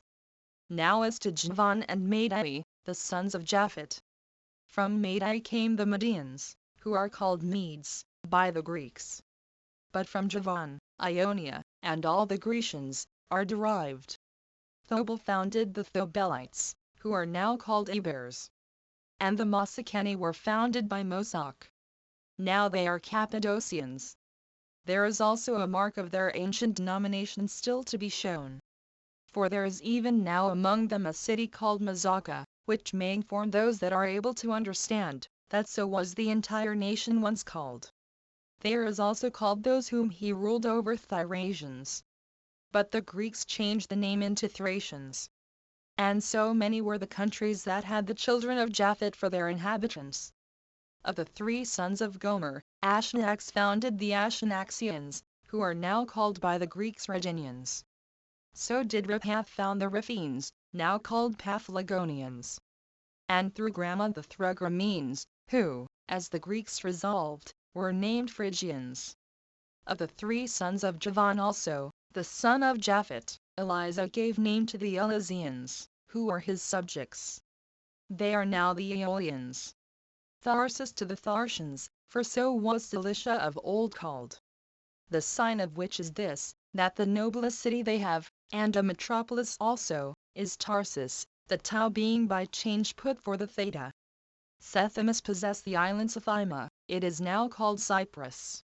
And from that it is that all islands, and the greatest part of the sea coasts, are named Sethim by the Hebrews, and one city there is in Cyprus that has been able to preserve its denomination. It has been called Citius by those who use the language of the Greeks, and has not, by the use of that dialect, escaped the name of Sethim. And so many nations have the children and grandchildren of Japhet possessed. Now when I have premised somewhat, which perhaps the Greeks do not know, I will return and explain what I have omitted. For such names are pronounced here after the manner of the Greeks, to please my readers. For our own country language does not so pronounce them, but the names in all cases are of one and the same ending. For the name we here pronounce Nos, is there Noah, and in every case retains the same termination. 2. The children of Ham possessed the land from Syria and Amanus, and the mountains of Libanus, seizing upon all that was on its sea coasts, and as far as the ocean, and keeping it as their own. Some indeed of its names are utterly vanished away. Others of them being changed, and another sound given them, are hardly to be discovered. Yet a few there are which have kept their denominations entire. For of the 4 sons of Ham, time has not at all hurt the name of Chus. For the Ethiopians, over whom he reigned, are even at this day, both by themselves and by all men in Asia, called Chusites. The memory also of the Mizrates is preserved in their name. For all we who inhabit this country of Judea called Egypt Mestre, and the Egyptians Mestrians. Phud also was the founder of Libya, and called the inhabitants Phutites, from himself, There is also a river in the country of Moors which bears that name.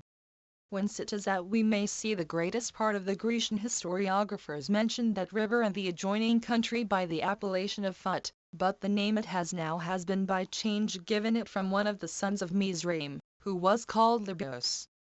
We will inform you presently what has been the occasion why it has been called Africa also.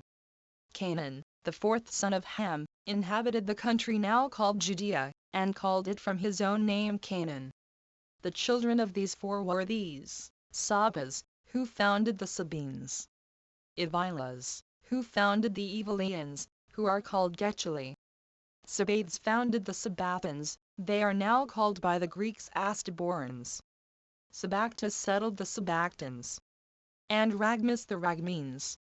And he had two sons, the one of whom, Judadas, settled the Judaeans, a nation of the western Ethiopians, and left them his name, as did Sabas to the Sabines. But Nimrod, the son of Chus, stayed and tyrannized at Babylon, as we have already informed you. Now all the children of Mizraim, being 8 in number, possessed the country from Gaza to Egypt, though it retained the name of one only, the Philistim. For the Greeks call part of that country Palestine. As for the rest, Ludim, and Enmim, and Libim, who alone inhabited in Libya, and called the country from himself, Nedim, and Phethrasim, and Chesloim, and Sepharim, we know nothing of them besides their names. For the Ethiopic War 17, which we shall describe hereafter, was the cause that those cities were overthrown. The sons of Canaan were these: Sidonius, who also built a city of the same name. It is called by the Greeks Sidon. Amathus inhabited in Amothan, which is even now called Amath by the inhabitants, although the Macedonians named it Epiphania, from one of his posterity. Arrhodius possessed the island Aradus, Arrucus possessed Ars, which is in Libanus. But for the 7 others, Uas, Chedius, Jebusius, Amorius, Gergesus, Eudius, Cineas, Samarius, we have nothing in the sacred books but their names, for the Hebrews overthrew their cities, and their calamities came upon them on the occasion following. 3. Noah, when, after the deluge, the earth was resettled in its former condition, set about its cultivation. And when he had planted it with vines, and when the fruit was ripe, and he had gathered the grapes in their season, and the wine was ready for use, he offered sacrifice, and feasted, and, being drunk, he fell asleep, and lay naked in an unseemly manner. When his youngest son saw this, he came laughing, and showed him to his brethren. But they covered their father's nakedness. And when Noah was made sensible of what had been done, he prayed for prosperity to his other sons. But for Ham, he did not curse him, by reason of his nearness in blood, but cursed his prosperity, and when the rest of them escaped that curse, God inflicted it on the children of Canaan. But as to these matters, we shall speak more hereafter. 4. Shem, the third son of Noah, had 5 sons, who inhabited the land that began at Euphrates, and reached to the Indian Ocean. For Elam left behind him the Elamites, the ancestors of the Persians. Asher lived at the city Nineveh, and named his subjects Assyrians, who became the most fortunate nation, beyond others.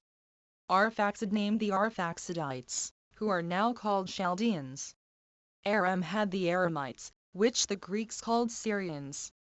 Aslod founded the Ludites, which are now called Lydians.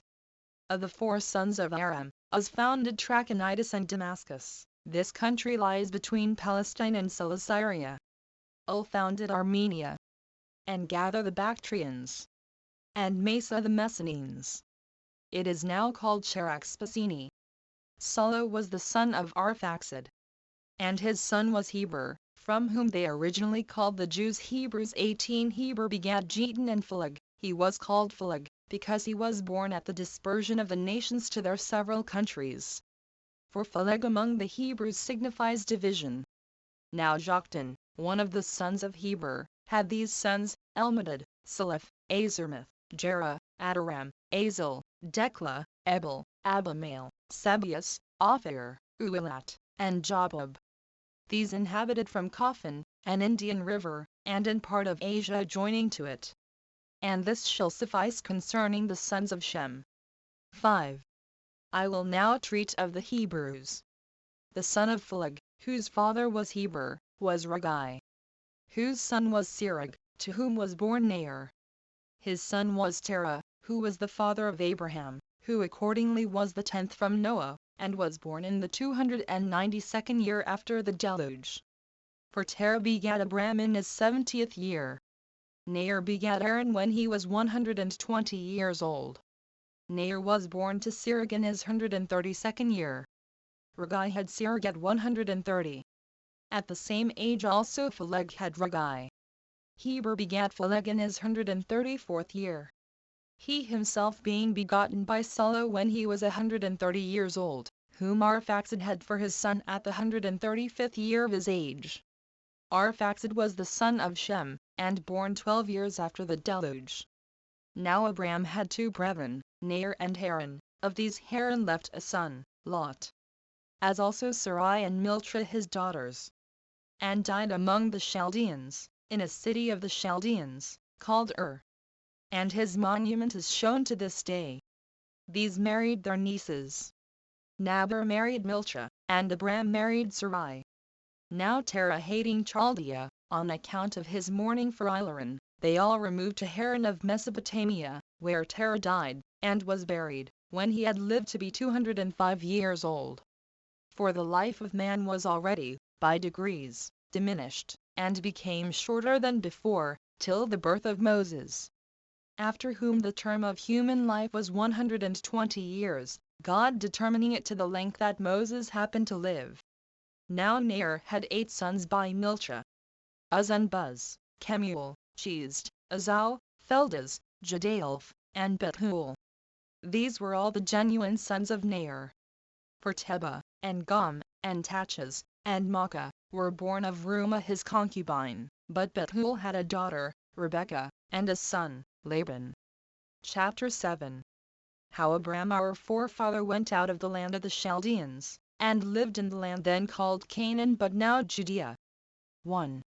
Now Abram, having no son of his own, adopted Lot, his brother Haran's son, and his wife Sarai's brother.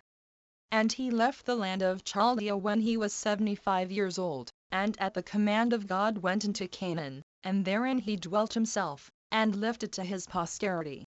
He was a person of great sagacity, both for understanding all things and persuading his hearers, and not mistaken in his opinions. For which reason he began to have higher notions of virtue than others had, and he determined to renew and to change the opinion all men happened then to have concerning God. For he was the first that ventured to publish this notion, that there was but one God, the Creator of the universe. And that, as to other gods, if they contributed anything to the happiness of men, that each of them afforded it only according to his appointment, and not by their own power. This his opinion was derived from the irregular phenomena that were visible both at land and sea, as well as those that happened to the sun, and moon, and all the heavenly bodies. Thus, if said he these bodies had power of their own, they would certainly take care of their own regular motions. But since they do not preserve such regularity, they make it plain, that in so far as they cooperate to our advantage, they do it not of their own abilities, but as they are subservient to him that commands them, to whom alone we ought justly to offer our honor and thanksgiving. For which doctrines, when the Chaldeans, and other people of Mesopotamia, raised a tumult against him, he thought fit to leave that country. And at the command and by the assistance of God, he came and lived in the land of Canaan. And when he was there settled, he built an altar, and performed a sacrifice to God. 2. Berosus mentions our father Abram without naming him, when he says thus: In the 10th generation after the flood, there was among the Chaldeans a man righteous and great, and skillful in the celestial science. But Hecateus does more than barely mention him. For he composed, and left behind him, a book concerning him. And Nicolaus of Damascus, in the 4th book of his history, says thus: Abram reigned at Damascus, being a foreigner, who came with an army out of the land above Babylon, called the land of the Chaldeans, but, After a long time, he got him up, and removed from that country also, with his people, and went into the land then called the land of Canaan, but now the land of Judea, and this when his posterity were become a multitude. As to which posterity of his, we relate their history in another work. Now the name of Abram is even still famous in the country of Damascus. And there is shown a village named from him, the habitation of Abram. Chapter 8. That when there was a famine in Canaan, Abram went thence into Egypt. And after he had continued there a while he returned back again. 1. Now, after this, when a famine had invaded the land of Canaan, and Abram had discovered that the Egyptians were in a flourishing condition, he was disposed to go down to them, both to partake of the plenty they enjoyed, and to become an auditor of their priests, and to know what they said concerning the gods, designing either to follow them, if they had better notions than he, or to convert them into a better way, if his own notions proved the truest. Now, seeing he was to take Sarai with him, and was afraid of the madness of the Egyptians with regard to women, lest the king should kill him on occasion of his wife's great beauty, he contrived this device. He pretended to be her brother, and directed her in a dissembling way to pretend the same, for he said it would be for their benefit. Now, as soon as he came into Egypt, it happened to Abram as he supposed it would. For the fame of his wife's beauty was greatly talked of. For which reason Pharaoh, the king of Egypt, would not be satisfied with what was reported of her, but would needs see her himself, and was preparing to enjoy her. But God put a stop to his unjust inclinations, by sending upon him a distemper, and a sedition against his government. And when he inquired of the priests how he might be freed from these calamities, they told him that this his miserable condition was derived from the wrath of God, upon account of his inclinations to abuse the stranger's wife. He then, out of fear, asked Sarai who she was, and who it was that she brought along with her. And when he had found out the truth, he excused himself to Abram, that supposing the woman to be his sister, and not his wife, he set his affections on her, as desiring an affinity with him by marrying her, but not as incited by lust to abuse her. He also made him a large present in money, and gave him leave to enter into conversation with the most learned among the Egyptians. From which conversation his virtue and his reputation became more conspicuous than they had been before. 2. For whereas the Egyptians were formerly addicted to different customs, and despised one another's sacred and accustomed rites, and were very angry one with another on that account, Abram conferred with each of them, and, confuting the reasonings they made use of, every one for their own practices, demonstrated that such reasonings were vain and void of truth, whereupon he was admired by them in those conferences as a very wise man, and one of great sagacity, when he discoursed on any subject he undertook. And this not only in understanding it, but in persuading other men also to assent to him. He communicated to them arithmetic, and delivered to them the science of astronomy. For before Abram came into Egypt they were unacquainted with those parts of learning. For that science came from the Chaldeans into Egypt, and from thence to the Greeks also. 3. As soon as Abram was come back into Canaan, he parted the land between him and Lot, upon account of the tumultuous behavior of their shepherds, concerning the pastures wherein they should feed their flocks. However, he gave Lot his option, or leave, to choose which lands he would take. And he took himself what the other left, which were the lower grounds at the foot of the mountains.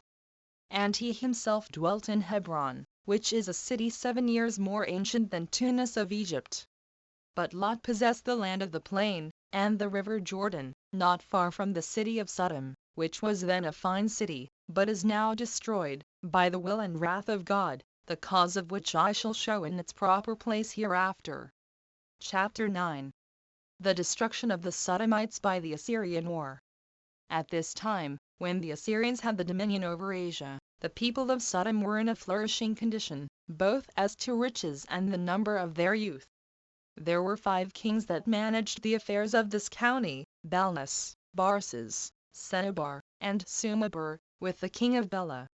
And each king led on his own troops, and the Assyrians made war upon them.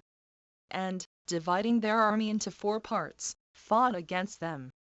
Now every part of the army had its own commander.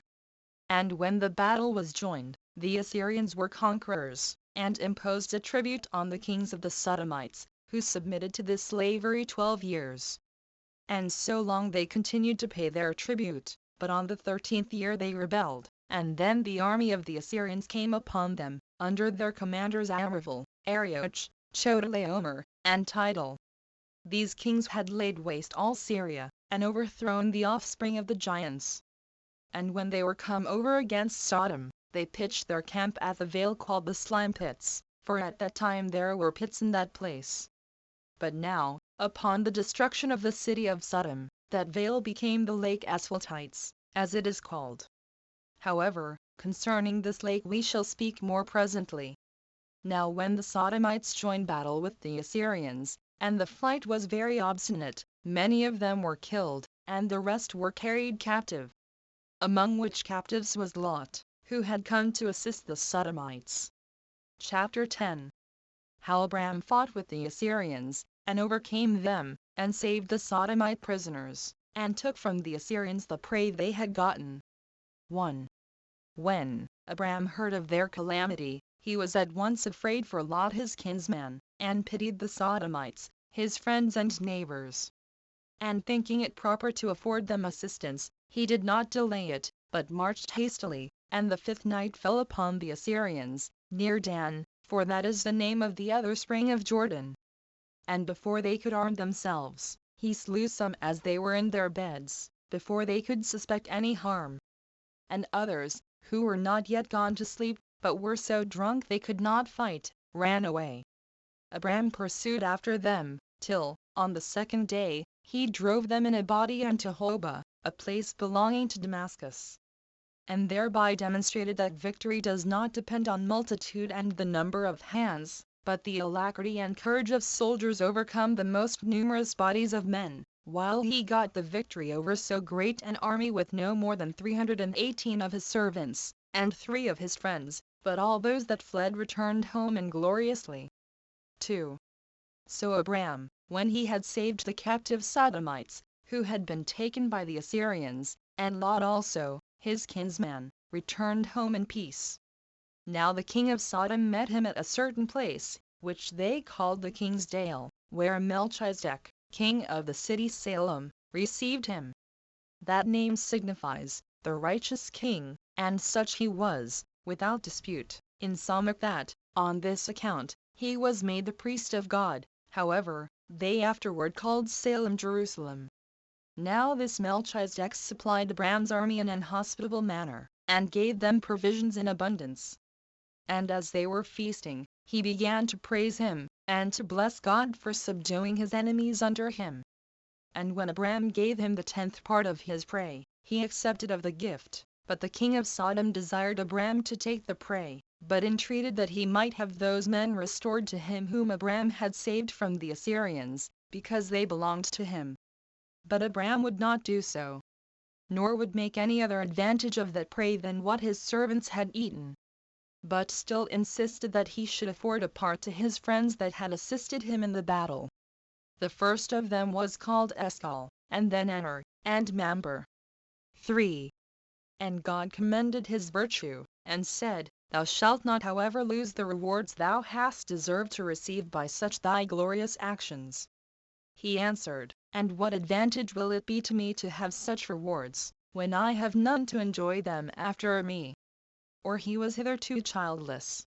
And God promised that he should have a son, and that his posterity should be very numerous, insomuch that their number should be like the stars. When he heard that, he offered a sacrifice to God, as he commanded him. The manner of the sacrifice was this: he took an heifer of 3 years old, and a she-goat of 3 years old, and a ram in like manner of 3 years old, and a turtle dove, and a pigeon 19, and as he was enjoined, he divided the 3 former, but the birds he did not divide. After which, before he built his altar, where the birds of prey flew about, as desirous of blood, a divine voice came to him, declaring that their neighbors would be grievous to his posterity, when they should be in Egypt, for 400 years. 20 during which time they should be afflicted, but afterwards should overcome their enemies, should conquer the Canaanites in war, and possess themselves of their land, and of their cities. 4. Now Abram dwelt near the oak called Ujij. He place belongs to Canaan, not far from the city of Hebron. But being uneasy at his wife's barrenness, he entreated God to grant that he might have male issue. And God required of him to be of good courage, and said that he would add to all the rest of the benefits that he had bestowed upon him, ever since he led him out of Mesopotamia, the gift of children. Accordingly Sarai, at God's command, brought to his bed one of her handmaidens, a woman of Egyptian descent, in order to obtain children by her.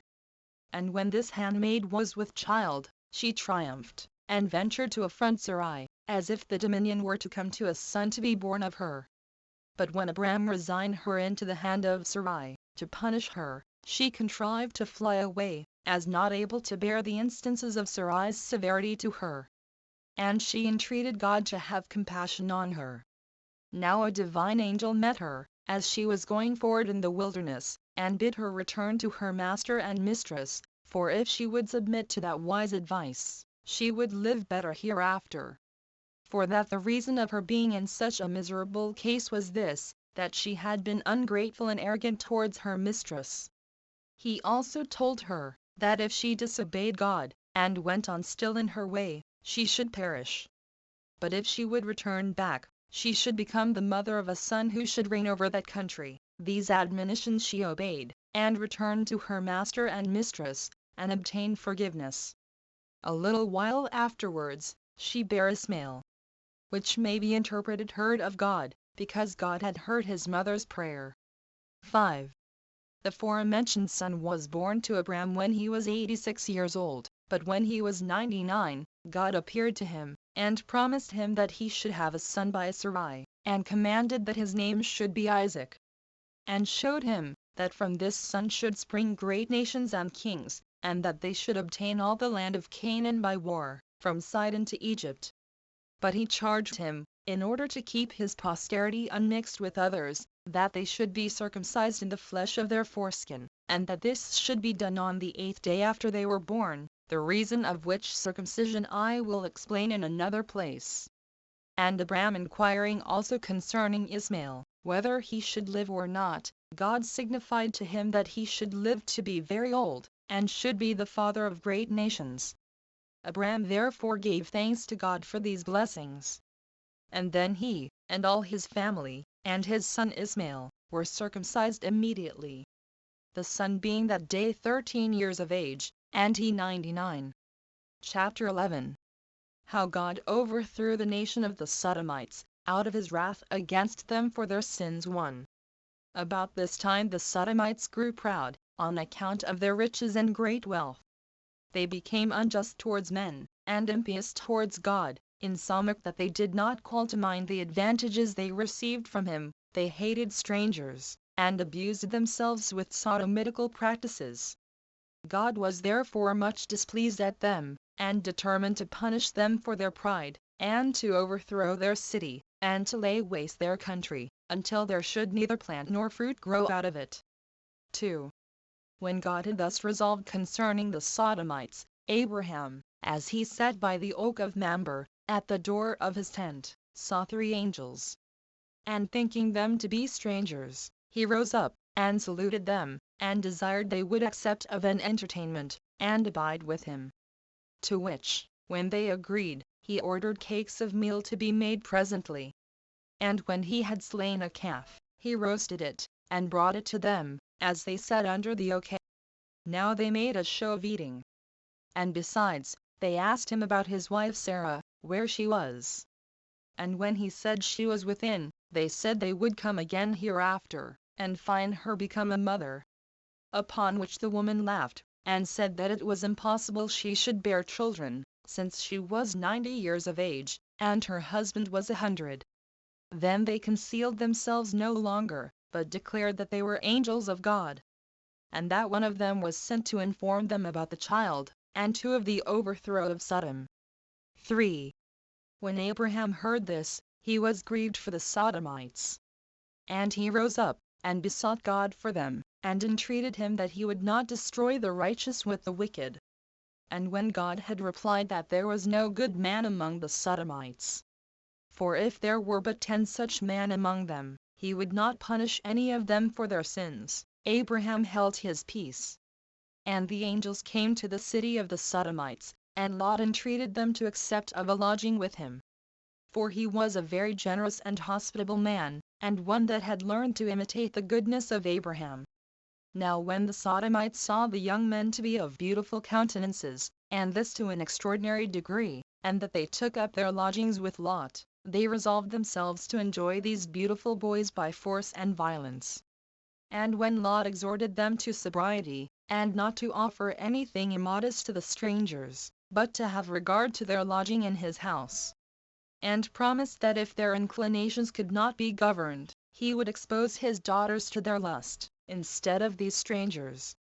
Neither thus were they made ashamed. 4. But God was much displeased at their impudent behavior, so that he both smote those men with blindness, and condemned the Sodomites to universal destruction. But Lot, upon God's informing him of the future destruction of the Sodomites, went away, taking with him his wife and daughters, who were 2, and still virgins. For those that were betrothed 21 to them were above the thoughts of going, and deemed that Lot's words were trifling.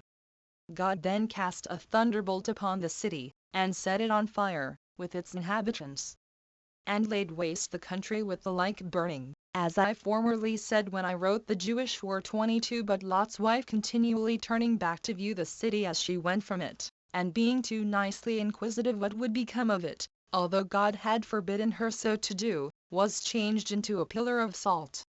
23. For I have seen it, and it remains at this day. Now he and his daughters fled to a certain small place, encompassed with the fire, and settled in it. It is to this day called Zor, for that is the word which the Hebrews use for a small thing. There it was that he lived a miserable life, on account of his having no company, and his want of provisions. 5. But his daughters, thinking that all mankind were destroyed, approached to their father, 24, though taking care not to be perceived. This they did, that humankind might not utterly fail, and they bare sons. The son of the elder was named Moab, which denotes one derived from his father. The younger bare Ammon, which name denotes one derived from a kinsman. The former of whom was the father of the Moabites, which is even still a great nation. The latter was the father of the Ammonites. And both of them are inhabitants of Celesyria. And such was the departure of Lot from among the Sodomites. Chapter 12. Concerning Abimelech. And concerning Ismail the son of Abraham. And concerning the Arabians, who were his posterity. 1. Abraham now removed to Gerar of Palestine, leading Sarah along with him, under the notion of his sister, using the like dissimulation that he had used before, and this out of fear, for he was afraid of Abimelech, the king of that country, who did also himself fall in love with Sarah, and was disposed to corrupt her. But he was restrained from satisfying his lust by a dangerous distemper which befell him from God. Now when his physicians despaired of curing him, he fell asleep, and saw a dream, warning him not to abuse the stranger's wife. And when he recovered, he told his friends that God had inflicted that disease upon him, by way of punishment, for his injury to the stranger. And in order to preserve the chastity of his wife, for that she did not accompany him as his sister, but as his legitimate wife. And that God had promised to be gracious to him for the time to come, if this person be one secure of his wife's chastity. When he had said this, by the advice of his friends, he sent for Abraham, and bid him not to be concerned about his wife, or fear the corruption of her chastity. For that God took care of him, and that it was by his providence that he received his wife again, without her suffering any abuse. And he appealed to God, and to his wife's conscience, and said that he had not any inclination at first to enjoy her, if he had known she was his wife. But since, said he, thou leddest her about as thy sister, I was guilty of no offense. He also entreated him to be at peace with him, and to make God propitious to him. And that if he thought fit to continue with him, he should have what he wanted in abundance. But that if he designed to go away, he should be honorably conducted, and have whatsoever supply he wanted when he came thither. Upon his saying this, Abraham told him that his pretense of kindred to his wife was no lie, because she was his brother's daughter, and that he did not think himself safe in his travels abroad, without this sort of dissimulation, and that he was not the cause of his distemper, but was only solicitous for his own safety. He said also, that he was ready to stay with him. Whereupon Abimelech assigned him land and money. And they covenanted to live together without guile, and took an oath at a certain well called Beersheba, which may be interpreted, the well of the oath, and so it is named by the people of the country unto this day. 2. Now in a little time Abraham had a son by Sarah, as God had foretold to him, whom he named Isaac, which signifies laughter. And indeed they so called him, because Sarah laughed when God 25 said that she should bear a son, she not expecting such a thing, as being past the age of childbearing, for she was 90 years old, and Abraham 100. So that this son was born to them both in the last year of each of those decimal numbers. And they circumcised him upon the 8th day, and from that time the Jews continue the custom of circumcising their sons within that number of days. But as for the Arabians, they circumcise after the 13th year, because Ismail, the founder of their nation, who was born to Abraham of the concubine, was circumcised at that age. Concerning whom I will presently give a particular account, with great exactness. 3. As for Sarah, she had first loved Ismail, who was born of her own handmaid Hagar, with an affection not inferior to that of her own son, for he was brought up in order to succeed in the government. But when she herself had borne Isaac, she was not willing that Ismail should be brought up with him, as being too old for him, and able to do him injuries when their father should be dead. She therefore persuaded Abraham to send him and his mother to some distant country.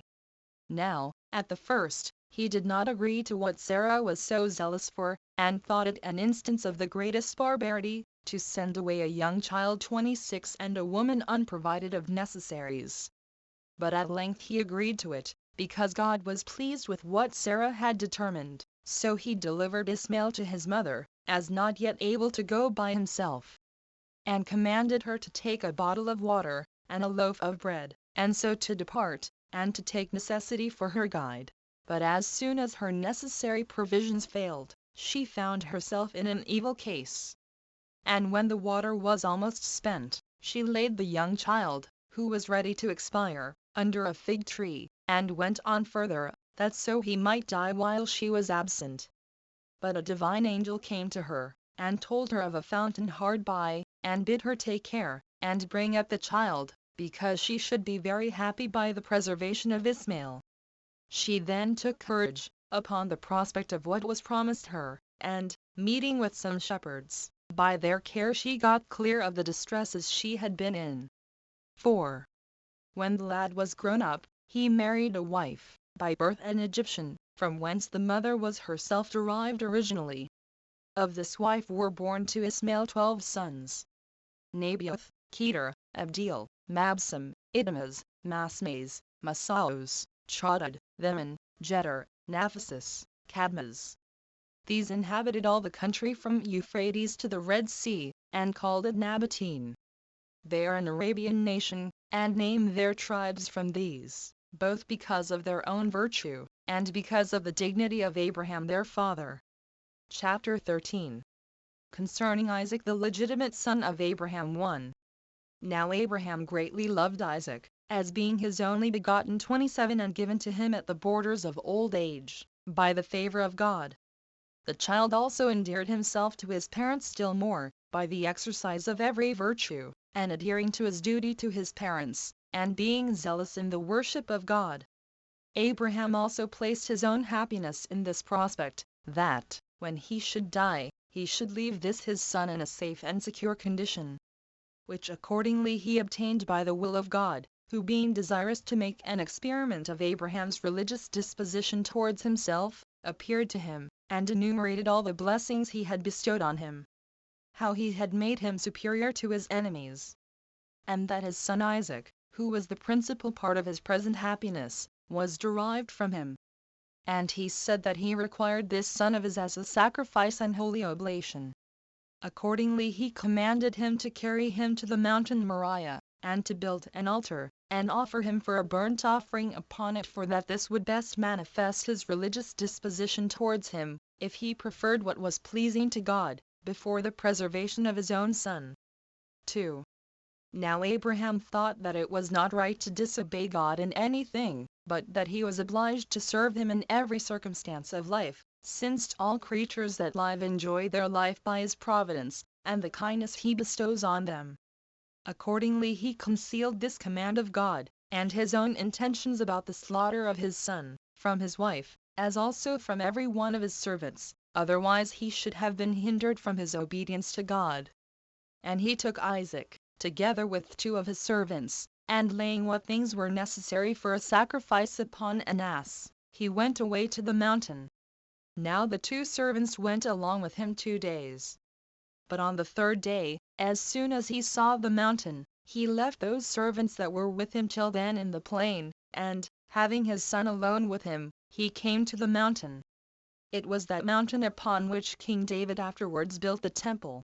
28 Now they had brought with them everything necessary for a sacrifice, excepting the animal that was to be offered only. Now Isaac was 25 years old.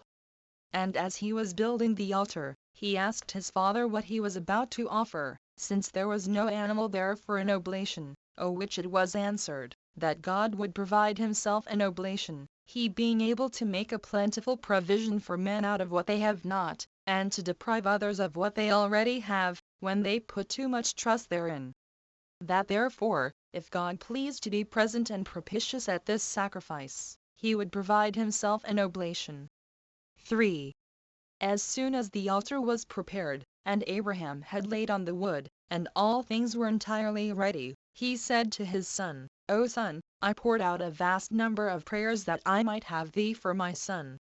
When thou wast come into the world, there was nothing that could contribute to thy support for which I was not greatly solicitous, nor anything wherein I thought myself happier than to see thee grown up to man's estate, and that I might leave thee at my death the successor to my dominion. But since it was by God's will that I became thy father, and it is now his will that I relinquish thee, bear this consecration to God with a generous mind. For I resign thee up to God, who has thought fit now to require this testimony of honor to himself, on account of the favors he hath conferred on me, in being to me a supporter and defender. Accordingly thou, my son, wilt now die, not in any common way of going out of the world, but sent to God, the Father of all men, beforehand, by thy own father, in the nature of a sacrifice. I suppose he thinks thee worthy to get clear of this world neither by disease, neither by war, nor by any other severe way, by which death usually comes upon men, but so that he will receive thy soul with prayers and holy offices of religion, and will place thee near to himself, and thou wilt there be to me a succorer and supporter in my old age. On which account I principally brought thee up, and thou wilt thereby procure me God for my comforter instead of thyself. 4. Now Isaac was of such a generous disposition as became the son of such a father, and was pleased with this discourse, and said, that he was not worthy to be born at first, if he should reject the determination of God and of his father, and should not resign himself up readily to both their pleasures. Since it would have been unjust if he had not obeyed, even if his father alone had so resolved. So he went immediately to the altar to be sacrificed. And the deed had been done if God had not opposed it. For he called loudly to Abraham by his name, and forbade him to slay his son, and said, it was not out of a desire of human blood that he was commanded to slay his son, nor was he willing that he should be taken away from him whom he had made his father, but to try the temper of his mind, whether he would be obedient to such a command. Since therefore he now was satisfied as to that his alacrity, and the surprising readiness he showed in this his piety, he was delighted in having bestowed such blessings upon him, and that he would not be wanting in all sort of concern about him, and in bestowing other children upon him, and that his son should live to a very great age. that he should live a happy life, and bequeath a large principality to his children, who should be good and legitimate. He foretold also, that his family should increase into many nations 29, and that those patriarchs should leave behind them an everlasting name. That they should obtain the possession of the land of Canaan, and be envied by all men. When God had said this, he produced to them a ram, which did not appear before, for the sacrifice. So Abraham and Isaac, receiving each other unexpectedly, and having obtained the promises of such great blessings, embraced one another. And when they had sacrificed, they returned to Sarah, and lived happily together, God affording them his assistance in all things they desired. Chapter 14. Concerning Sarah, Abraham's wife, and how she ended her days. Now Sarah died a little while after, having lived 127 years. They buried her in Hebron, the Canaanites publicly allowing them a burying place. Which piece of ground Abraham bought for 400 shekels, of Ephron, an inhabitant of Hebron. And both Abraham and his descendants built themselves sepulchres in that place. Chapter 15. How the nation of the Troglodytes were derived from Abraham by Keturah. Abraham after this married Keturah, by whom 6 sons were born to him, men of courage, and of sagacious minds, Zambran, and Jazer, and Madan, and Madian, and Josephus, and Suz. Now the sons of Suz were Sabathan and Dadan. The sons of Dadan were Lachrzim, and Asher, and Luam. The sons of Madai were Ephaz, and Ophran, and Anak, and Ebidaz, and Eldaz. Now, for all these sons and grandsons, Abraham contrived to settle them in colonies. And they took possession of Troglodytis, and the country of Arabia the Happy, as far as it reaches to the Red Sea. It is related of this Ophran, that he made war against Libya, and took it, and that his grandchildren, when they inhabited it, called it from his name Africa. And indeed Alexander Polyhistor gives his attestation to what I here say. Who speaks thus? Cleodemus the prophet, who was also called Malchus, who wrote a history of the Jews, in agreement with the history of Moses, their legislator, relates, that there were many sons born to Abraham by Keturah, nay, he names 3 of them, Aphor, and Surim, and Japhran. That from Surim was the land of Assyria denominated.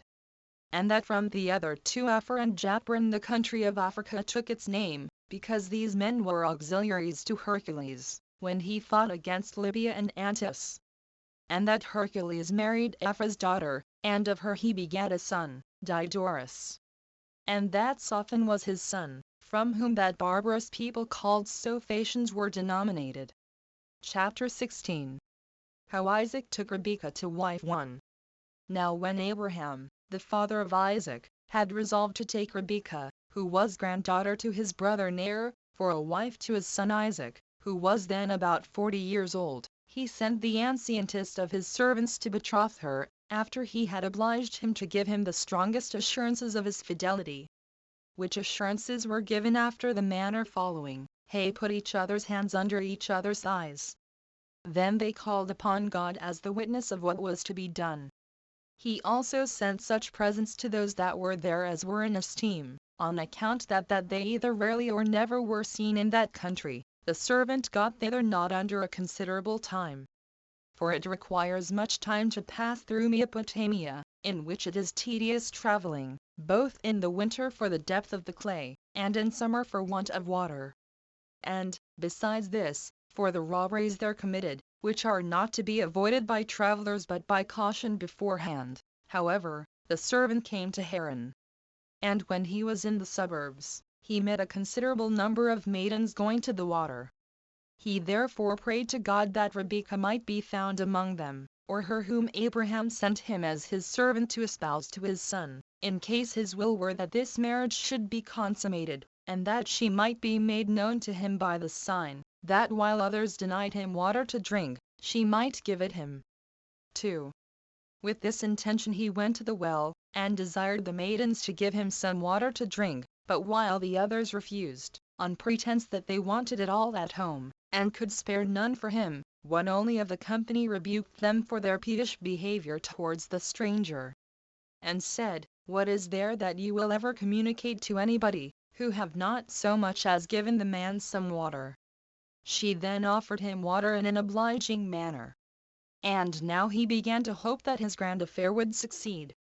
But desiring still to know the truth, he commended her for her generosity and good nature, that she did not scruple to afford a sufficiency of water to those that wanted it, though it cost her some pains to draw it.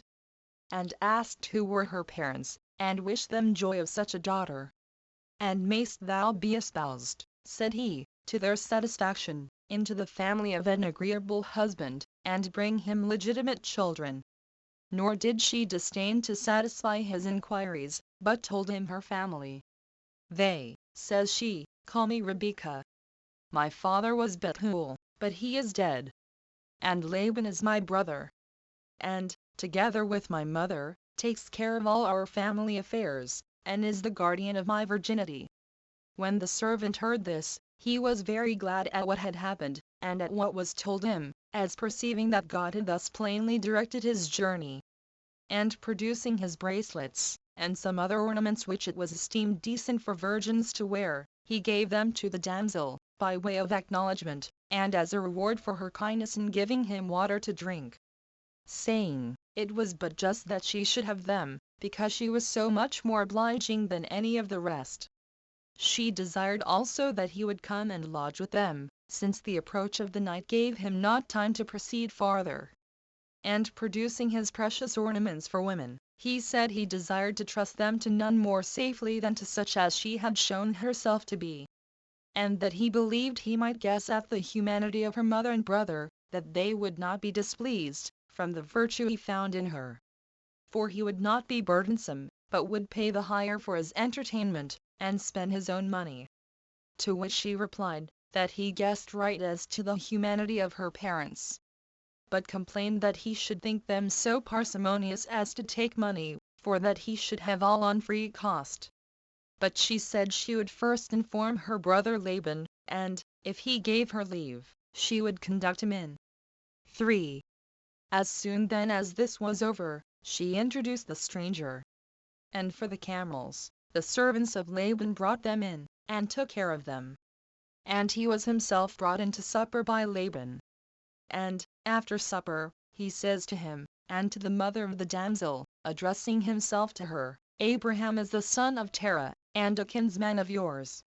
For Nahor, the grandfather of these children, was the brother of Abraham, by both father and mother.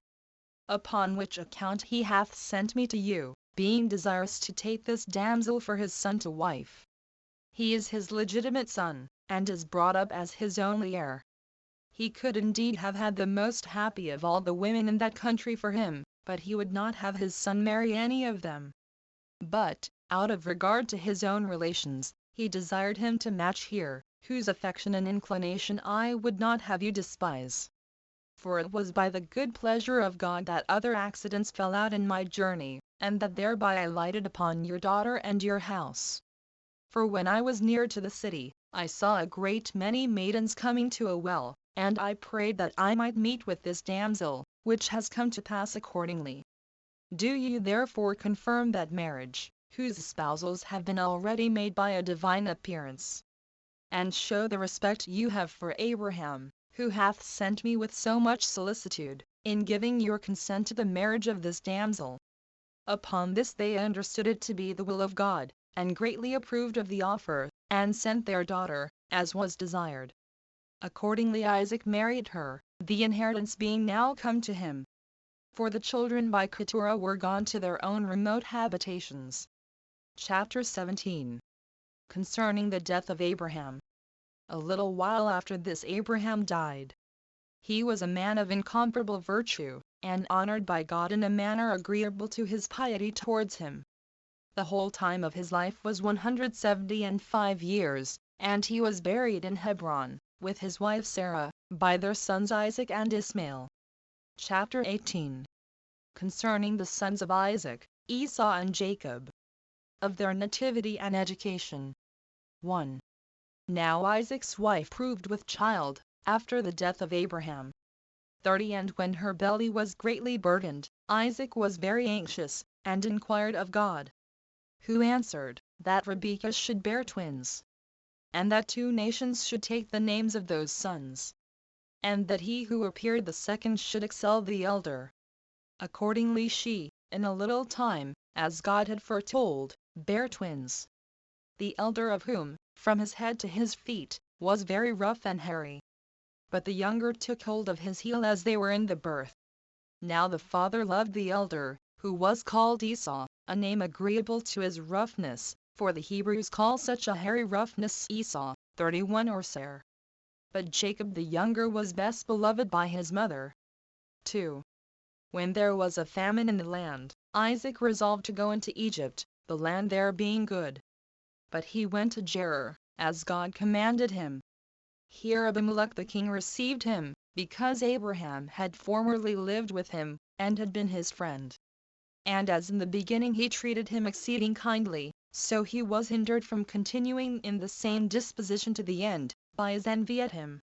For when he saw that God was with Isaac, and took such great care of him, he drove him away from him.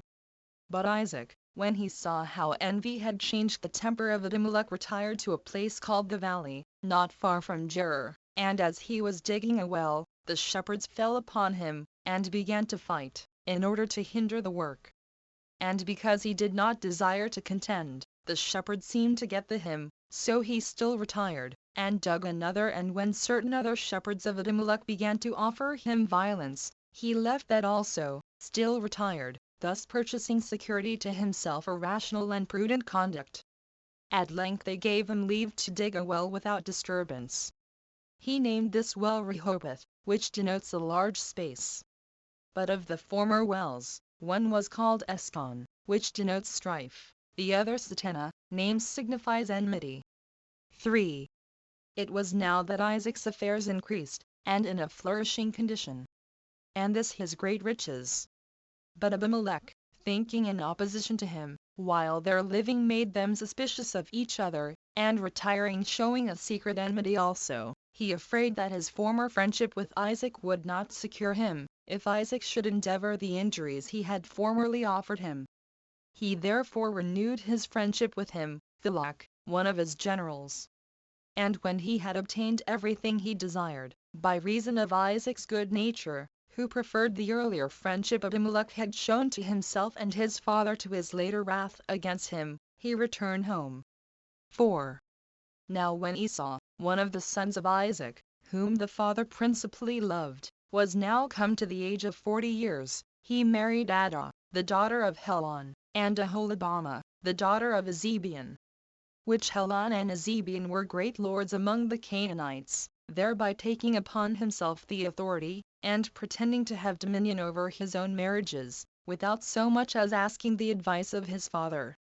For had Isaac been the arbitrator, he had not given him leave to marry thus, for he was not pleased with contracting any alliance with the people of that country. But not caring to be uneasy to his son by commanding him to put away these wives, he resolved to be silent. 5. But when he was old, and could not see at all, he called Esau to him, and told him, that besides his blindness, and the disorder of his eyes, his very old age hindered him from his worship of God by sacrifice. He bid him therefore to go out a-hunting, and when he had caught as much venison as he could, to prepare him a supper 32, that after this he might make supplication to God, to be to him a supporter and an assister during the whole time of his life, saying, that it was uncertain when he should die, and that he was desirous, by prayers for him, to procure, beforehand, God to be merciful to him. 6. Accordingly, Esau went out a-hunting. But Rebekah 33, thinking it proper to have the supplication made for obtaining the favor of God to Jacob, and that without the consent of Isaac, bid him kill kids of the goats, and prepare a supper. So Jacob obeyed his mother, according to all her instructions. Now when the supper was got ready, he took a goat's skin, and put it about his arm, that by reason of its hairy roughness, he might by his father be believed to be Esau. For they being twins, and in all things else alike, differed only in this thing. This was done out of his fear, that before his father had made his supplications, he should be caught in his evil practice, and lest he should, on the contrary, provoke his father to curse him. So he brought in the supper to his father. Isaac perceived this to be Esau. So suspecting no deceit, he ate the supper, and betook himself to his prayers and intercessions with God, and said, O Lord of all ages, and Creator of all substance, for it was thou that didst propose to my father great plenty of good things, and hast vouchsafed to bestow on me what I have, and hast promised to my posterity to be their kind supporter, and to bestow on them still greater blessings. Do thou therefore confirm these thy promises, and do not overlook me, because of my present weak condition, on account of which I most earnestly pray to thee. Be gracious to this my son, and preserve him and keep him from everything that is evil. Give him a happy life, and the possession of as many good things as thy power is able to bestow. Make him terrible to his enemies, and honorable and beloved among his friends. 7. Thus did Isaac pray to God, thinking his prayers had been made for Esau. He had but just finished them, when Esau came in from hunting. And when Isaac perceived his mistake, he was silent, but Esau required that he might be made partaker of the like blessing from his father that his brother had partook of. But his father refused it, because all his prayers had been spent upon Jacob, so Esau lamented the mistake. However, his father being grieved at his weeping, said, that he should excel in hunting and strength of body, in arms, and all such sorts of work, and should obtain glory forever on those accounts, he and his posterity after him, but still should serve his brother. 8. Now the mother delivered Jacob, when she was afraid that his brother would inflict some punishment upon him because of the mistake about the prayers of Isaac. For she persuaded her husband to take a wife for Jacob out of Mesopotamia, of her own kindred, Esau having married already Basemath, the daughter of Ismael, without his father's consent. For Isaac did not like the Canaanites, so that he disapproved of Esau's former marriages, which made him take Basemath to wife, in order to please him. And indeed he had a great affection for her. Chapter 19. Concerning Jacob's flight into Mesopotamia, by reason of the fear he was in of his brother one. Now Jacob was sent by his mother to Mesopotamia, in order to marry Laban her brother's daughter, which marriage was permitted by Isaac, on account of his obsequiousness to the desires of his wife. And he accordingly journeyed through the land of Canaan. And because he hated the people of that country, he would not lodge with any of them, but took up his lodging in the open air, and laid his head on a heap of stones that he had gathered together. At which time he saw in his sleep such a vision standing by him, he seemed to see a ladder that reached from the earth unto heaven, and persons descending upon the ladder that seemed more excellent than human. And at last God himself stood above it, and was plainly visible to him, who, calling him by his name, spake to him in these words. 2. O Jacob, it is not fit for thee, who art the son of a good father, and grandson of one who had obtained a great reputation for his eminent virtue, to be dejected at thy present circumstances, but to hope for better times, for thou shalt have great abundance of all good things, by my assistance, for I brought Abraham hither, out of Mesopotamia, when he was driven away by his kinsmen, and I made thy father a happy man, nor will I bestow a lesser degree of happiness on thyself. Be of good courage, therefore, and under my conduct proceed on this thy journey, for the marriage thou goest so zealously about shall be consummated. And thou shalt have children of good characters, but their multitude shall be innumerable. And they shall leave what they have to a still more numerous posterity, to whom, and to whose posterity, I give the dominion of all the land, and their posterity shall fill the entire earth and sea, so far as the sun beholds them. But do not thou fear any danger, nor be afraid of the many labors thou must undergo, for by my providence I will direct thee what thou art to do in the time present, and still much more in the time to come. 3. Such were the predictions which God made to Jacob. Whereupon he became very joyful at what he had seen and heard. And he poured oil on the stones, because on them the prediction of such great benefits was made. He also vowed a vow, that he would offer sacrifices upon them, if he lived and returned safe. and if he came again in such a condition, he would give the tithe of what he had gotten to God. He also judged the place to be honorable and gave it the name of Bethel, which, in the Greek, is interpreted, the house of God. 4. So he proceeded on his journey to Mesopotamia, and at length came to Haran. And meeting with shepherds in the suburbs, with boys grown up, and maidens sitting about a certain well, he stayed with them, as wanting water to drink. And beginning to discourse with them, he asked them whether they knew such a one as Laban, and whether he was still alive. Now they all said they knew him, for he was not so inconsiderable a person as to be unknown to any of them. And that his daughter fed her father's flock together with them. And that indeed they wondered that she was not yet come, for by her means thou mightest learn more exactly whatever thou desirest to know about that family. While they were saying this, the damsel came, and the other shepherds that came down along with her. Then they showed her Jacob, and told her that he was a stranger, who came to inquire about her father's affairs. But she, as pleased, after the custom of children, with Jacob's coming, asked him who he was, and whence he came to them, and what it was he lacked that he came thither. She also wished it might be in their power to supply the wants he came about. 5. But Jacob was quite overcome, not so much by their kindred, nor by that affection which might arise thence, as by his love to the damsel, and his surprise at her beauty, which was so flourishing, as few of the women of that age could vie with.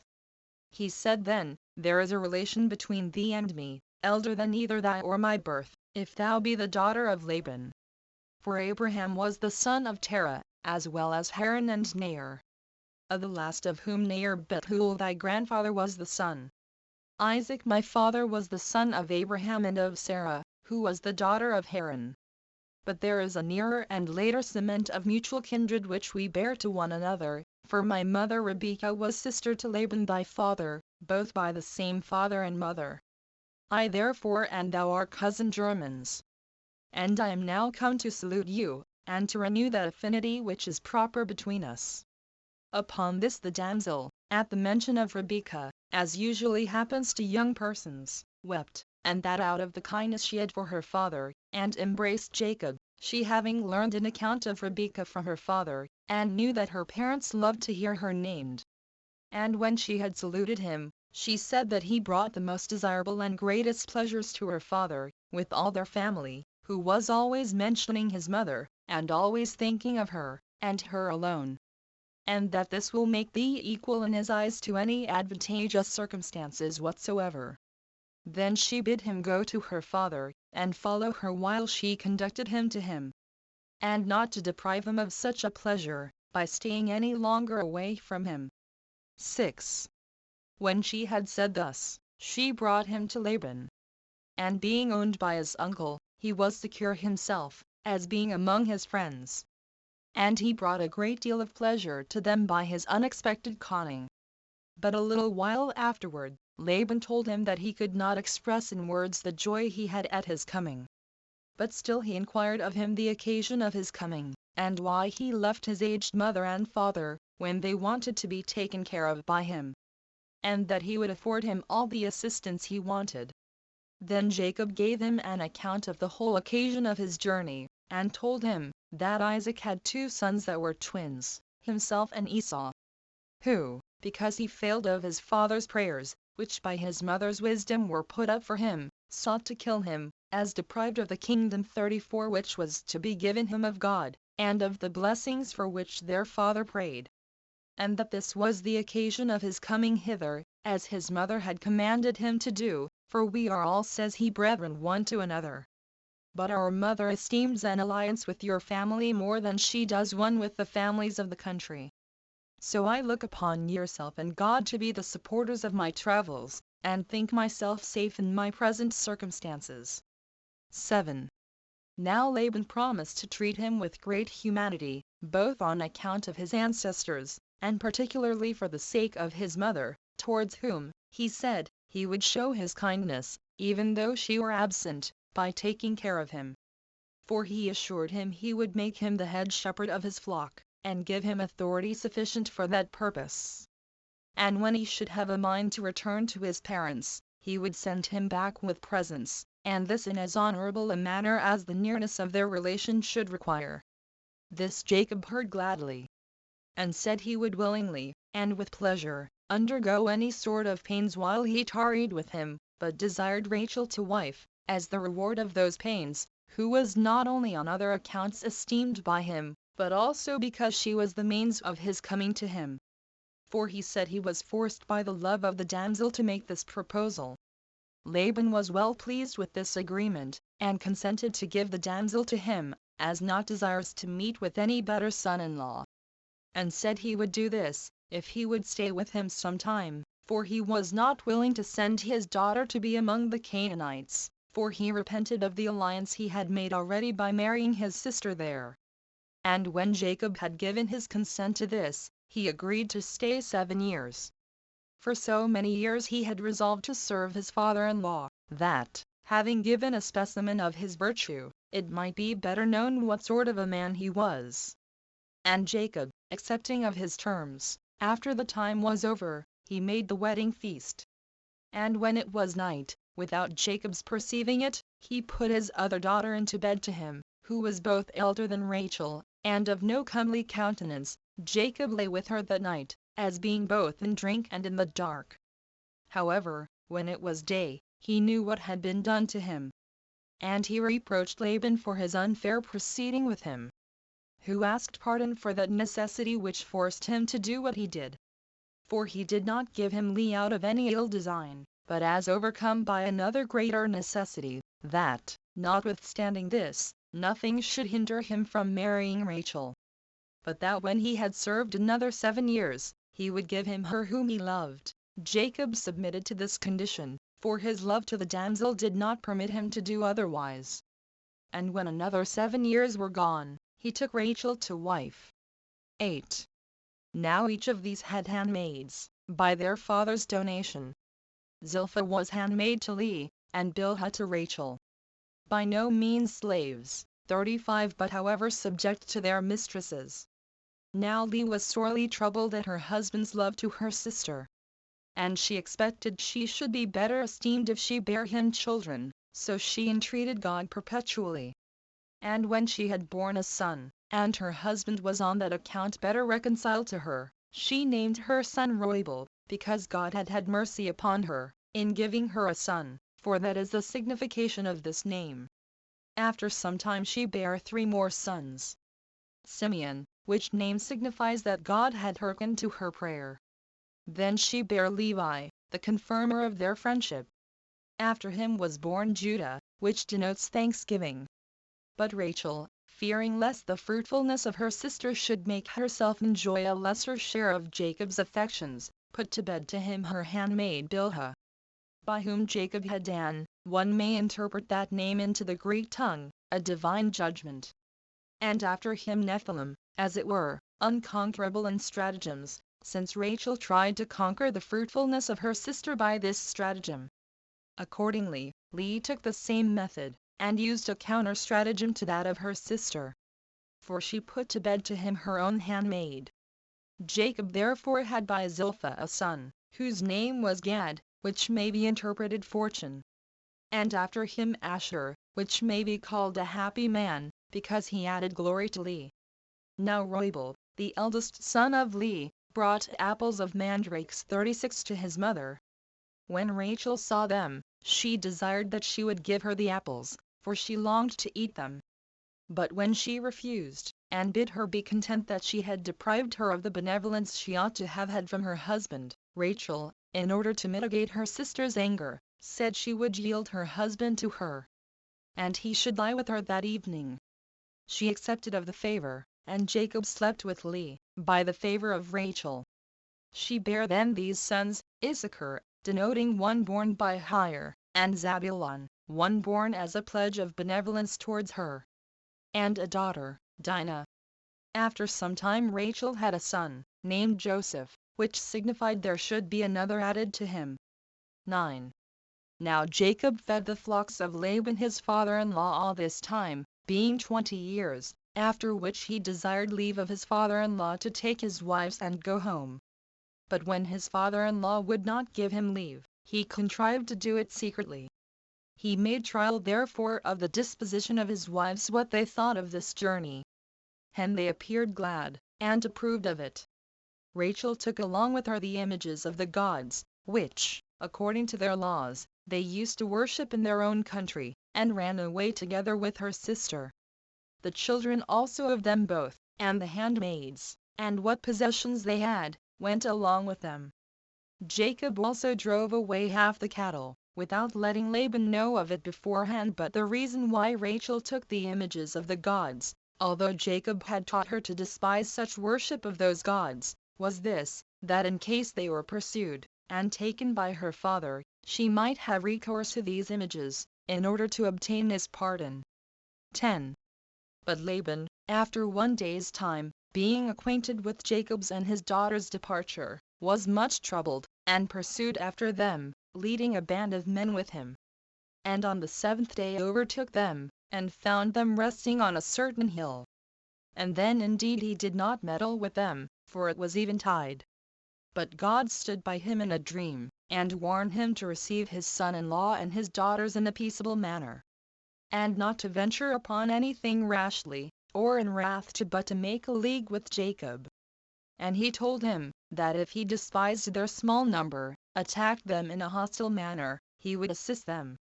When Laban had been thus forewarned by God, he called Jacob to him the next day, in order to treat with him, and showed him what dream he had.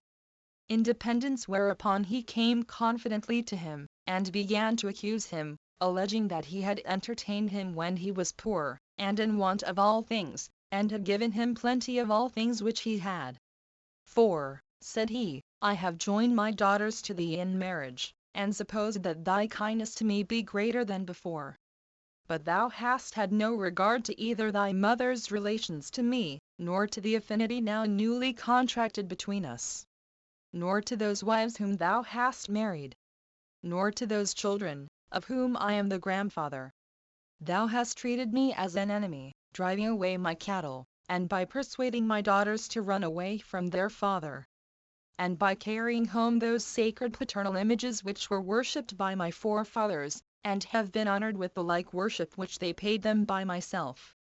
In short, thou hast done this whilst thou art my kinsman, and my sister's son, and the husband of my daughters, and was hospitably treated by me, and didst eat at my table. When Laban had said this, Jacob made his defense how he was not the only person in whom God had implanted the love of his native country, but that he had made it natural to all men, and that therefore it was but reasonable that, after so long time, he should go back to it. But as to the prey, of whose driving away thou accusest me, if any other person were the arbitrator, thou wouldst be found in the wrong. For instead of those thanks I ought to have had from thee, for both keeping thy cattle, and increasing them, how is it that thou art unjustly angry at me because I have taken, and have with me, a small portion of them? But then, as to thy daughters, take notice, that it is not through any evil practices of mine that they follow me in my return home, but from that just affection which wives naturally have to their husbands. They follow therefore not so properly myself as their own children.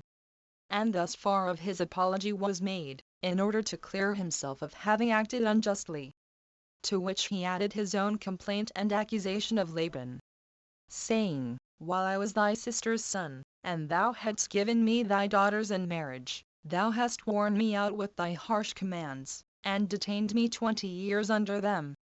That indeed which was required in order to my marrying thy daughters, hard as it was, I own to have been tolerable. But as to those that were put upon me after those marriages, they were worse, and such indeed as an enemy would have avoided. For certainly Laban had used Jacob very ill. For when he saw that God was assisting to Jacob in all that he desired, he promised him, that of the young cattle which should be born, he should have sometimes what was of a white color, and sometimes what should be of a black color. But when those that came to Jacob's share proved numerous, he did not keep his faith with him, but said he would give them to him the next year, because of his envying him the multitude of his possessions. He promised him as before, because he thought such an increase was not to be expected. But when it appeared to be fact, he deceived him. 11. But then, as to the sacred images, he bid him search for them. And when Laban accepted of the offer, Rachel, being informed of it, put those images into that camel saddle on which she rode, and sat upon it, and said that her natural purgation hindered her rising up. So Laban left off searching any further, not supposing that his daughter in such circumstances would approach to those images. So he made a league with Jacob, and bound it by oaths, that he would not bear him any malice on account of what had happened. And Jacob made the like league, and promised to love Laban's daughters. And these leagues they confirmed with oaths also, which they made upon certain as whereon they erected a pillar, in the form of an altar, whence that hill is called Gilead. And from thence they call that land the land of Gilead at this day. Now when they had feasted, after the making of the league, Laban returned home. Chapter 20. Concerning the meeting of Jacob and Esau. 1. Now as Jacob was proceeding on his journey to the land of Canaan, angels appeared to him, and suggested to him good hope of his future condition. And that place he named the camp of God. And being desirous of knowing what his brother's intentions were to him, he sent messengers, to give him an exact account of everything, as being afraid, on account of the enmities between them. He charged those that were sent, to say to Esau, Jacob had thought it wrong to live together with him while he was in anger against him, and so had gone out of the country. And that he now, thinking the length of time of his absence must have made up their differences, was returning.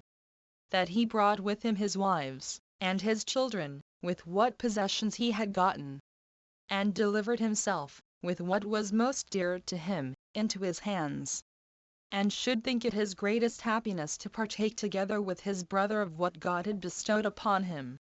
So these messengers told him this message. Upon which Esau was very glad, and met his brother with 400 men. And Jacob, when he heard that he was coming to meet him with such a number of men, was greatly afraid. However, he committed his hope of deliverance to God, and considered how, in his present circumstances, he might preserve himself and those that were with him, and overcome his enemies if they attacked him injuriously. He therefore distributed his company into parts. Some he sent before the rest, and the others he ordered to come close behind, that so, if the first were overpowered when his brother attacked them, they might have those that followed as a refuge to fly unto. And when he had put his company in this order, he sent some of them to carry presents to his brother. The presents were made up of cattle, and a great number of four-footed beasts, of many kinds, such as would be very acceptable to those that received them, on account of their rarity. Those who were sent went at certain intervals of space asunder, that, by following thick, one after another, they might appear to be more numerous, that Esau might remit of his anger on account of these presents, if he were still in a passion. Instructions were also given to those that were sent to speak gently to him. 2. When Jacob had made these appointments all the day, and night came on, he moved on with his company. And, as they were gone over a certain river called Jabbok, Jacob was left behind. And meeting with an angel, he wrestled with him, the angel beginning the struggle, but he prevailed over the angel, who used a voice, and spake to him in words, exhorting him to be pleased with what had happened to him, and not to suppose that his victory was a small one, but that he had overcome a divine angel, and to esteem the victory as a sign of great blessings that should come to him, and that his offspring should never fall, and that no man should be too hard for his power. He also commanded him to be called Israel, which in the Hebrew tongue signifies one that struggled with the divine angel. 37 These promises were made at the prayer of Jacob. For when he perceived him to be the angel of God, he desired he would signify to him what should befall him hereafter. And when the angel had said what is before related, he disappeared. But Jacob was pleased with these things, and named the place Phanuel, which signifies, the face of God. Now when he felt pain, by this struggling, upon his broad sinew, he abstained from eating that sinew himself afterward. And for his sake it is still not eaten by us. 3. When Jacob understood that his brother was near, he ordered his wives to go before, each by herself, with the handmaids, that they might see the actions of the men as they were fighting, if Esau were so disposed. He then went up to his brother Esau, and bowed down to him, who had no evil design upon him, but saluted him, and asked him about the company of the children and of the women, and desired, when he had understood all he wanted to know about them, that he would go along with him to their father. But Jacob, pretending that the cattle were weary, Esau returned to Seir, for there was his place of habitation, he having named the place Roughness, from his own hairy roughness. Chapter 21. Concerning the violation of Dinah's chastity. 1. Hereupon Jacob came to the place, till this day called Tent Succoth, from whence he went to Shechem, which is a city of the Canaanites. Now as the Shechemites were keeping a festival, Dinah, who was the only daughter of Jacob, went into the city to see the finery of the women of that country. But when Shechem, the son of Hamor the king, saw her, he defiled her by violence, and being greatly in love with her, desired of his father that he would procure the damsel to him for a wife. To which desire he condescended, and came to Jacob, desiring him to give leave that his son Shechem might, according to law, marry Dinah. But Jacob, not knowing how to deny the desire of one of such great dignity, and yet not thinking it lawful to marry his daughter to a stranger, entreated him to give him leave to have a consultation about what he desired him to do. So the king went away, in hopes that Jacob would grant him this marriage.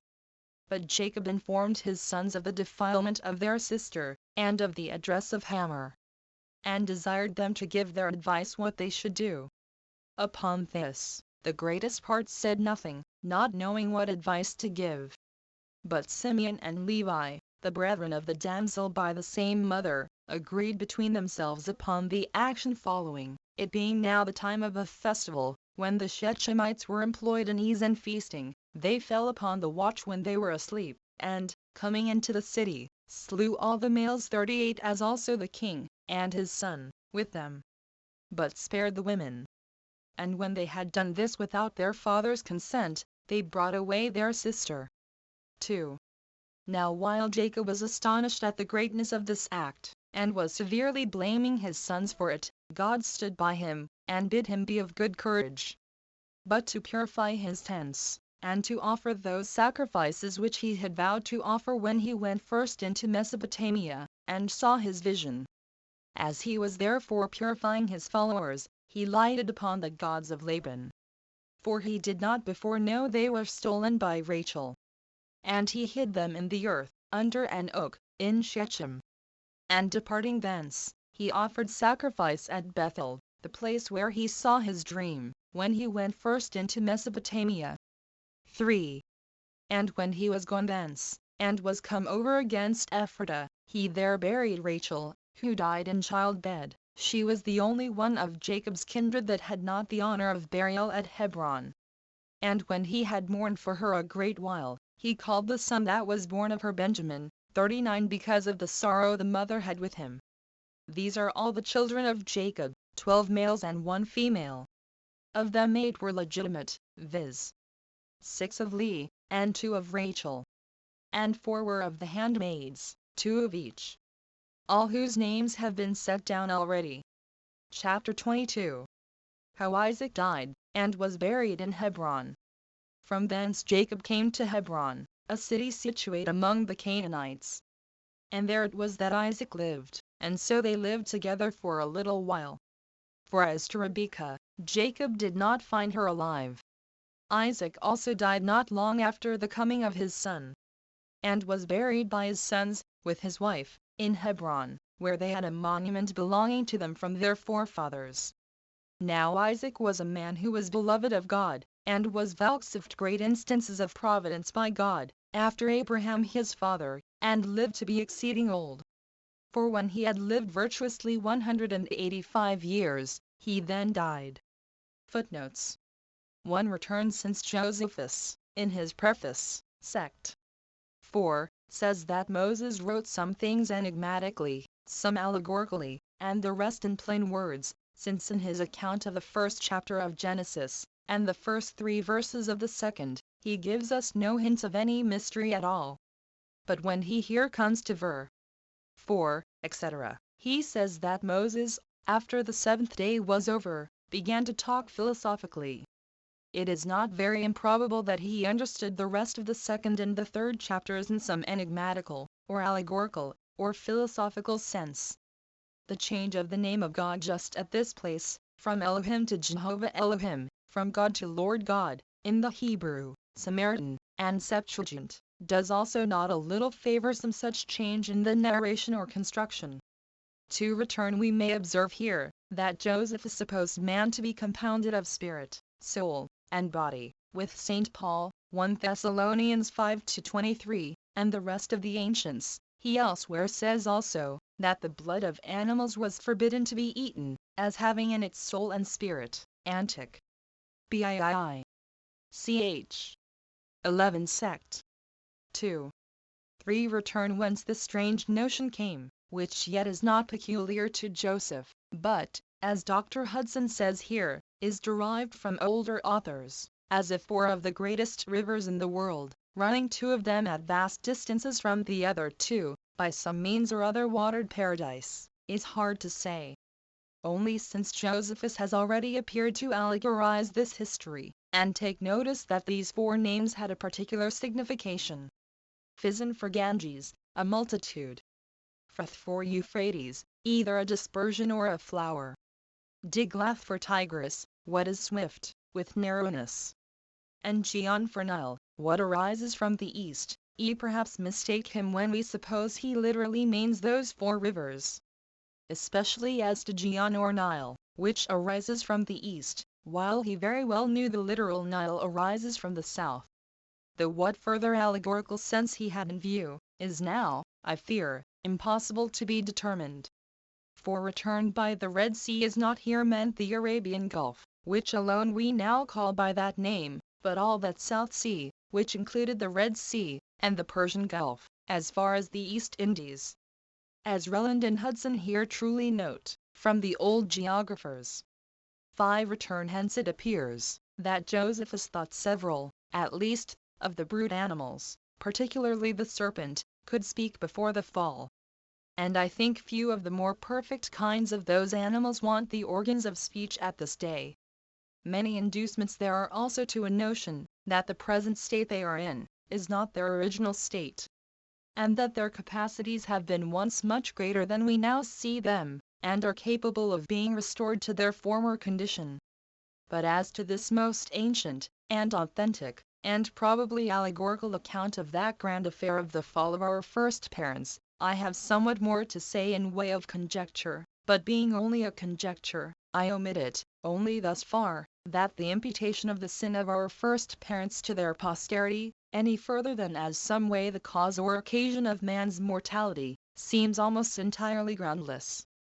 And that both man, and the other subordinate creatures, are hereafter to be delivered from the curse then brought upon them, and at last to be delivered from that bondage of corruption. Romans 8:19-22.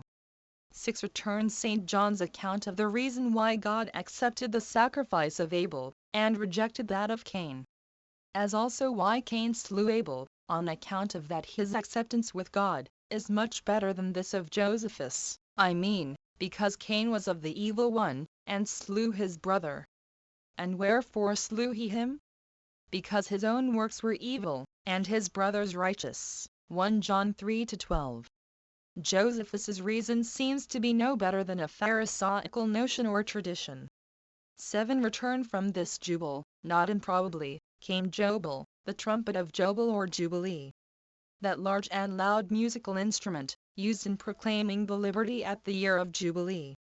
8. Return the number of Adam's children, as says the old tradition, was 33 sons, and 23 daughters. 9. Return what is here said of Seth and his posterity, that they were very good and virtuous, and at the same time very happy, without any considerable misfortunes, for 7 generations, ch. 2 sect. 1. Before. And ch. 3 sect. 1. Hereafter. is exactly agreeable to the state of the world and the conduct of Providence in all the first ages. 10. Return of Josephus's mistake here, when he took Seth the son of Adam, for Seth or Sesostris, king of Egypt, the erector of this pillar in the land of Syriad. CSA on the Old Testament, Appendix, pages 159, 160. Although the main of this relation might be true, and Adam might foretell a conflagration and a deluge, which all antiquity witnesses to be an ancient tradition. Nay, Seth's posterity might engrave their inventions in astronomy on two such pillars. Yet it is no way credible that they could survive the deluge, which has buried all such pillars and edifices far underground in the sediment of its waters, especially since the like pillars of the Egyptian Seth or Sesostris were extant after the flood, in the land of Syriad, and perhaps in the days of Josephus also, as is shown in the place here referred to. 11. Return this notion, that the fallen angels were, in some sense, the fathers of the old giants, was the constant opinion of antiquity.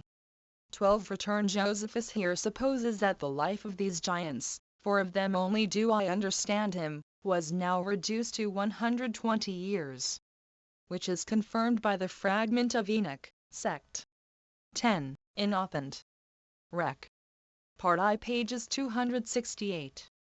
For as to the rest of mankind, Josephus himself confesses their lives were much longer than 120 years, for many generations after the flood, as we shall see presently.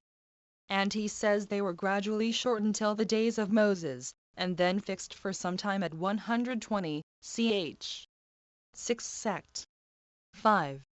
Nor indeed need we suppose that either Enoch or Josephus meant to interpret these 120 years for the life of men before the flood, to be different from the 120 years of God's patience perhaps while the ark was preparing till the deluge. Which I take to be the meaning of God when he threatened this wicked world, that if they so long continued impenitent, their days should be no more than 120 years. 13. Return a cubit is about 21 English inches. 14. Return Josephus here truly determines, that the year at the flood began about the autumnal equinox. As to what day of the month the flood began, our Hebrew and Samaritan, and perhaps Josephus's own copy, more rightly placed it on the 17th day, instead of the 27th, as here. For Josephus agrees with them, as to the distance of 150 days to the 17th day of the 7th month, as Genesis 7 alt with 8-3. 15. Return Josephus here takes notice, that these ancient genealogies were first set down by those that then lived, and from them were transmitted down to posterity. Which I suppose to be the true account of that matter. For there is no reason to imagine that men were not taught to read and write soon after they were taught to speak. And perhaps all by the Messiah himself, who, under the Father, was the creator or governor of mankind, and who frequently in those early days appeared to them. 16. Return this Greek, or place of descent, is the proper rendering of the Armenian name of this very city. It is called in Ptolemy Nagjuana, and by Moses Karenensis, the Armenian historian, Idchoyan. But at the place itself Nakidchoyan, which signifies the first place of descent, and is a lasting monument of the preservation of Noah in the ark, upon the top of that mountain, at whose foot it was built, as the first city or town after the flood. See Antic. BXX. Ch. 2 sect. 3. And Moses Karenensis, who also says elsewhere, that another town was related by tradition to have been called Saron, or, the place of dispersion, on account of the dispersion of Jesuthris's or Noah's sons, from thence first made. Whether any remains of this ark be still preserved, as the people of the country suppose, I cannot certainly tell. Mons. Turnefert had, not very long since, a mind to see the place himself, but met with too great dangers and difficulties to venture through them. 17. Return one observation ought not here to be neglected, with regard to that Ethiopic war which Moses, as general of the Egyptians, put an end to, Antic. B.E. Ch. 10, and about which our late writers seem very much unconcerned. Viz. that it was a war of that consequence, as to occasion the removal or destruction of 6 or 7 nations of the posterity of Mitzrayim, with their cities. Which Josephus would not have said, if he had not had ancient records to justify those his assertions, though those records be now all lost. 18. Return that the Jews were called Hebrews from this their progenitor Heber, our author Josephus here rightly affirms, and not from Abraham the Hebrew, or passenger over Euphrates, as many of the moderns suppose.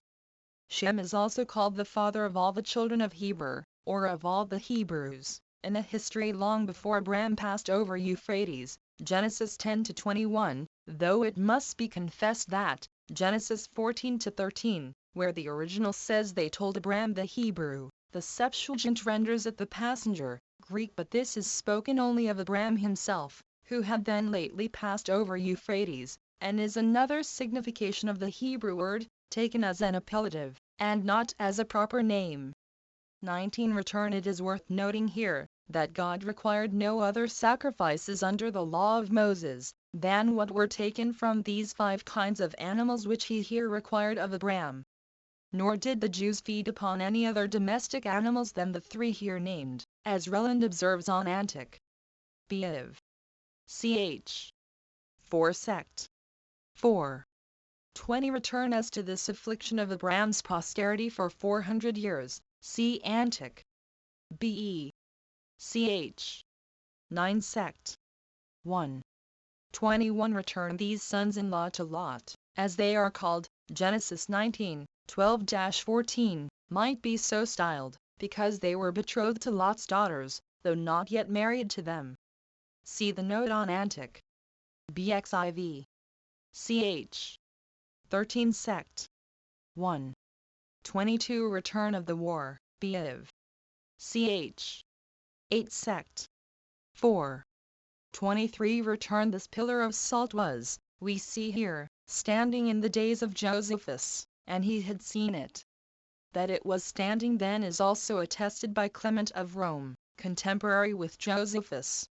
As also that it was so in the next century, is attested by Irenaeus, with the addition of an hypothesis, how it came to last so long, with all its members entire. Hither the account that some modern travelers give be true, that it is still standing, I do not know. Its remote situation, at the most southern point of the Sea of Sodom, in the wild and dangerous deserts of Arabia, makes it exceeding difficult for inquisitive travelers to examine the place. And for common reports of country people, at a distance, they are not very satisfactory. In the meantime, I have no opinion of Leclerc's dissertation or hypothesis about this question, which can only be determined by eyewitnesses. When Christian princes, so-called, lay aside their foolish and unchristian wars and quarrels, and send a body of fit persons to travel over the East, and bring us faithful accounts of all ancient monuments, and procure us copies of all ancient records, at present lost among us, we may hope for full satisfaction in such inquiries. But hardly before. 24. Return. I see no proper wicked intention in these daughters of Lot, when in a case which appeared to them of unavoidable necessity, they procured themselves to be with child by their father. Without such an unavoidable necessity, incest is a horrid crime. But whether in such a case of necessity, as they apprehended this to be, according to Josephus, it was any such crime, I am not satisfied. In the meantime, their making their father drunk, and their solicitous concealment of what they did from him, shows that they despaired of persuading him to an action which, at the best, could not but be very suspicious and shocking to so good a man. 25. Return. It is well worth observation, that Josephus here calls that principal angel, who appeared to Abraham and foretold the birth of Isaac, directly God. Which language of Josephus here, prepares us to believe those other expressions of his, that Jesus was a wise man, if it be lawful to call him a man, Antiquities. 3 sect. 3. And of God the Word, in his homily concerning Hades, may be both genuine. Nor is the other expression of divine angel, used presently, and before, also of any other signification. 26 Return Josephus here calls Ismail a young child or infant, though he was about 13 years of age. As Judas calls himself and his brethren young men, when he was 47, and had 2 children, Antic. B. Ch. 6 sect. 8, and they were of much the same age. As is a damsel of 12 years old called a little child, Mark 5, 39-42, 5 several times.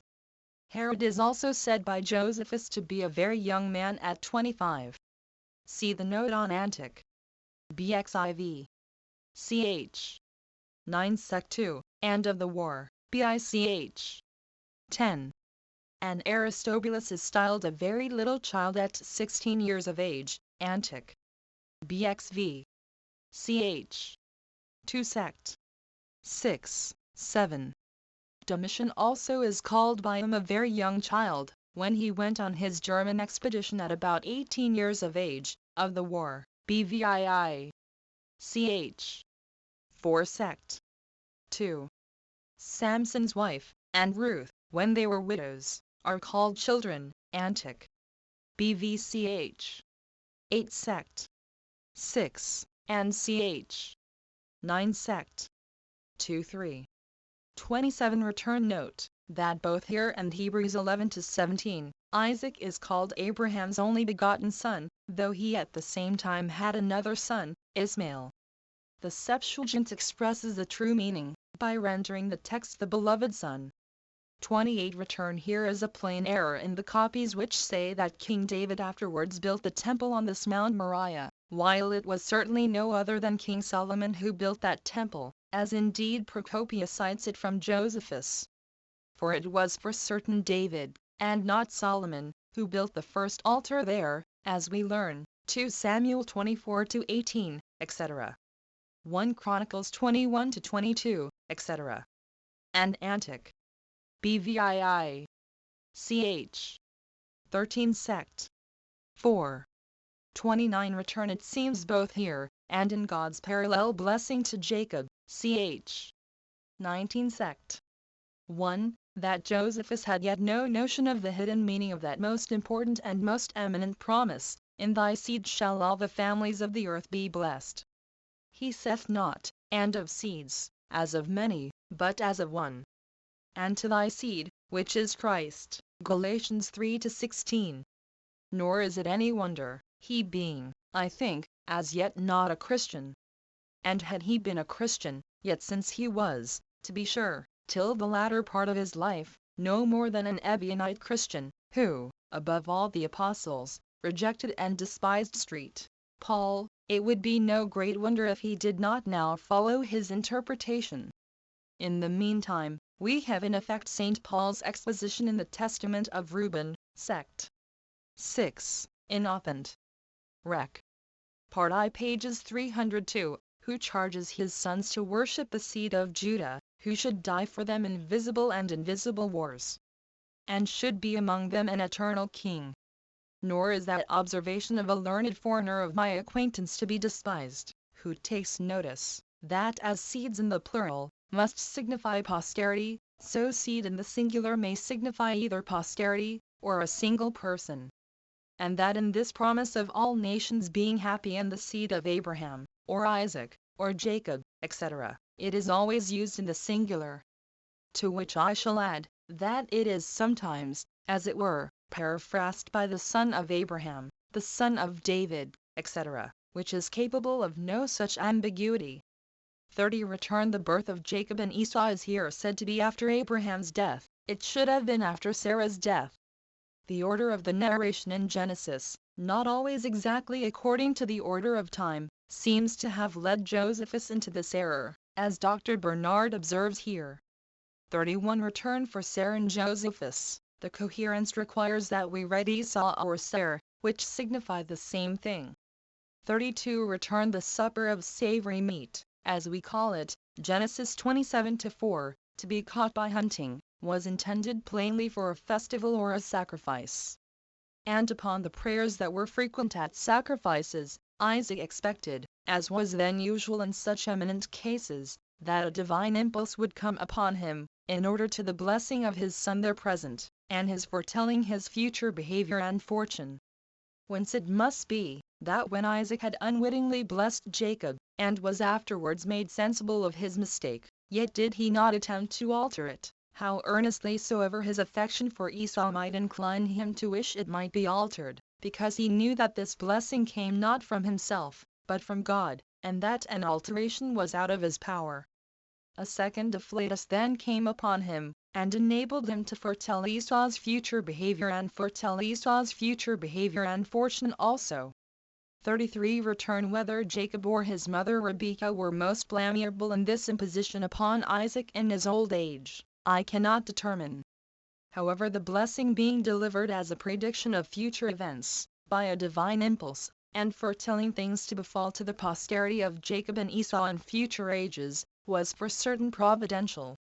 And according to what Rebekah knew to be the purpose of God, when he answered her inquiry, before the children were born, Genesis 25-23, that one people should be stronger than the other people, and the elder, Esau, should serve the younger, Jacob.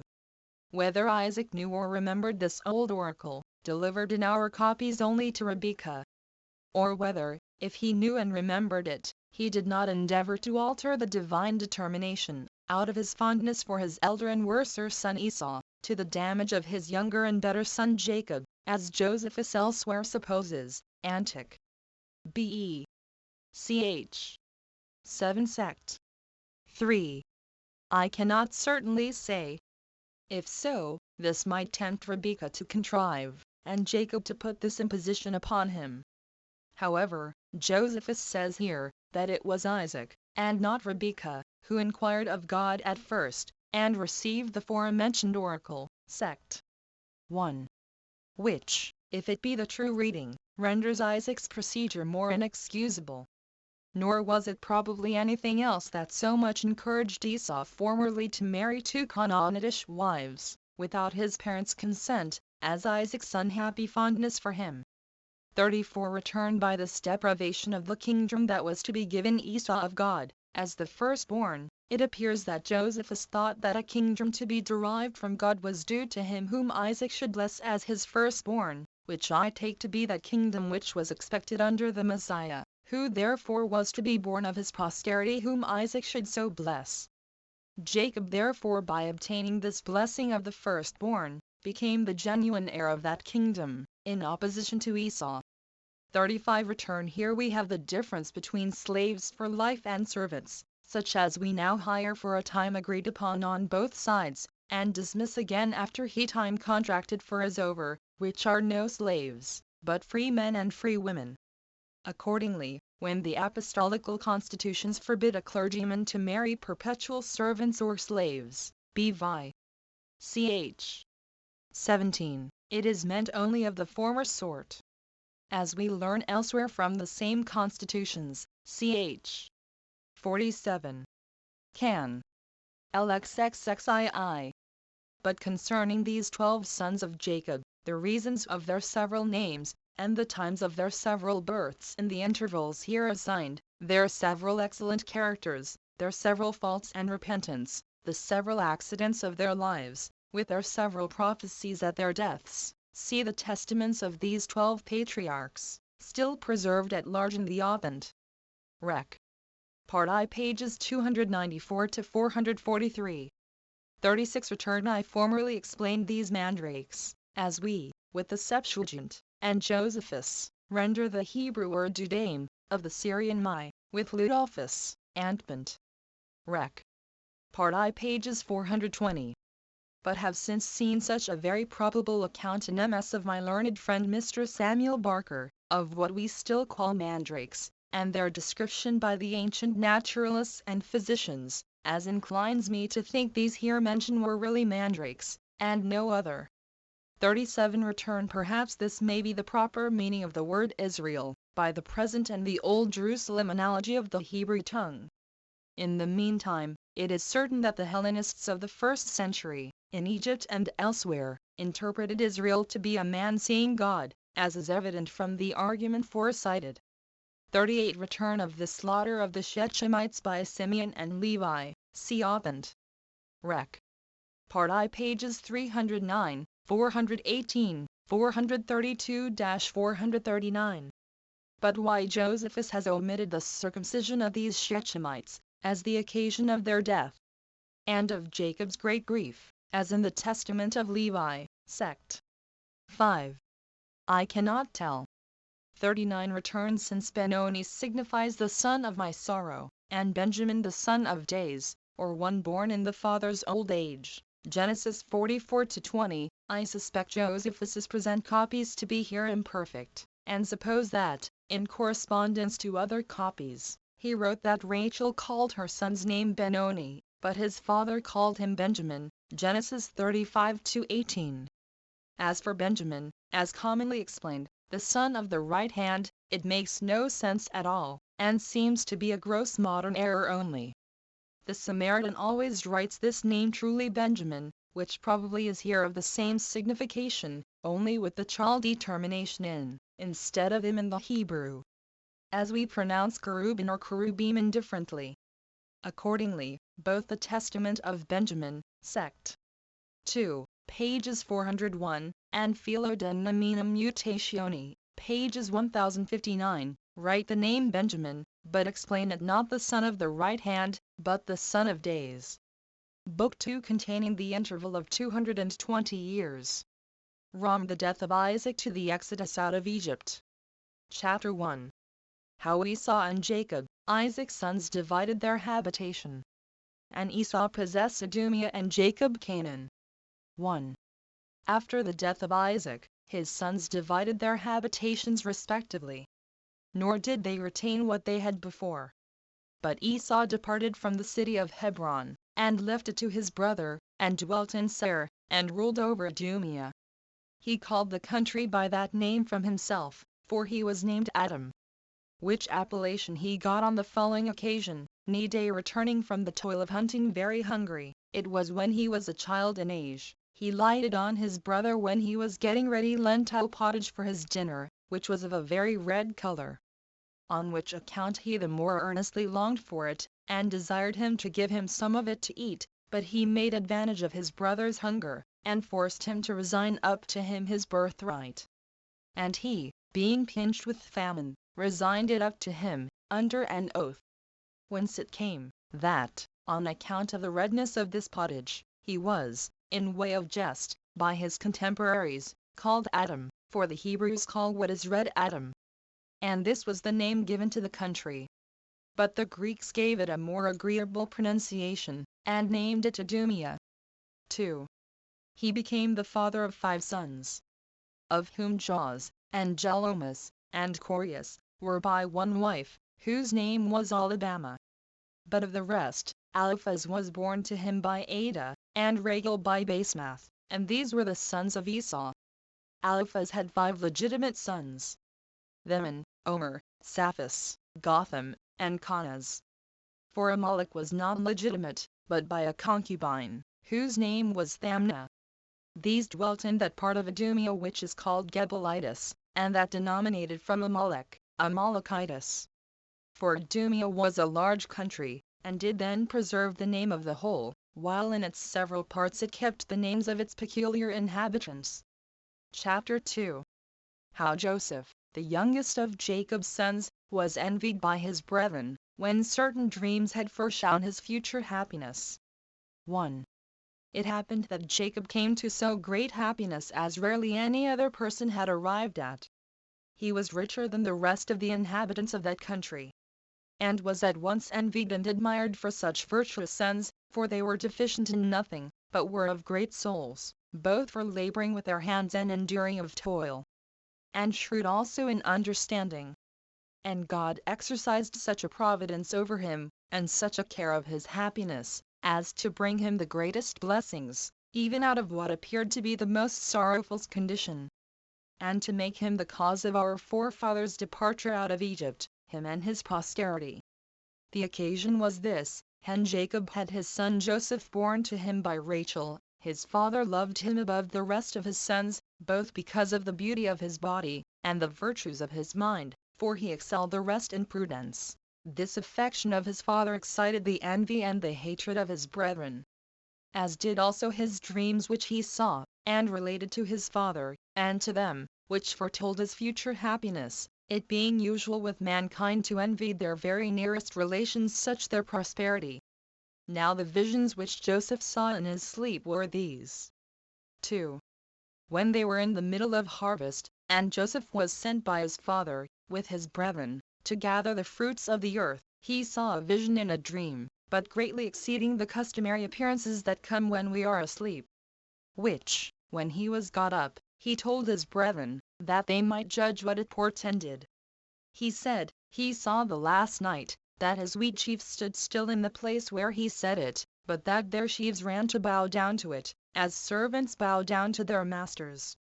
But as soon as they perceived the vision foretold that he should obtain power and great wealth, and that his power should be in opposition to them, they gave no interpretation of it to Joseph, as if the dream were not by them understood, but they prayed that no part of what they suspected to be its meaning might come to pass. And they bare a still greater hatred to him on that account. 3. But God, in opposition to their envy, sent a second vision to Joseph, which was much more wonderful than the former. For it seemed to him that the sun took with him the moon, and the rest of the stars, and came down to the earth, and bowed down to him. He told the vision to his father, and that, as suspecting nothing of ill will from his brethren, when they were there also, and desired him to interpret what it should signify.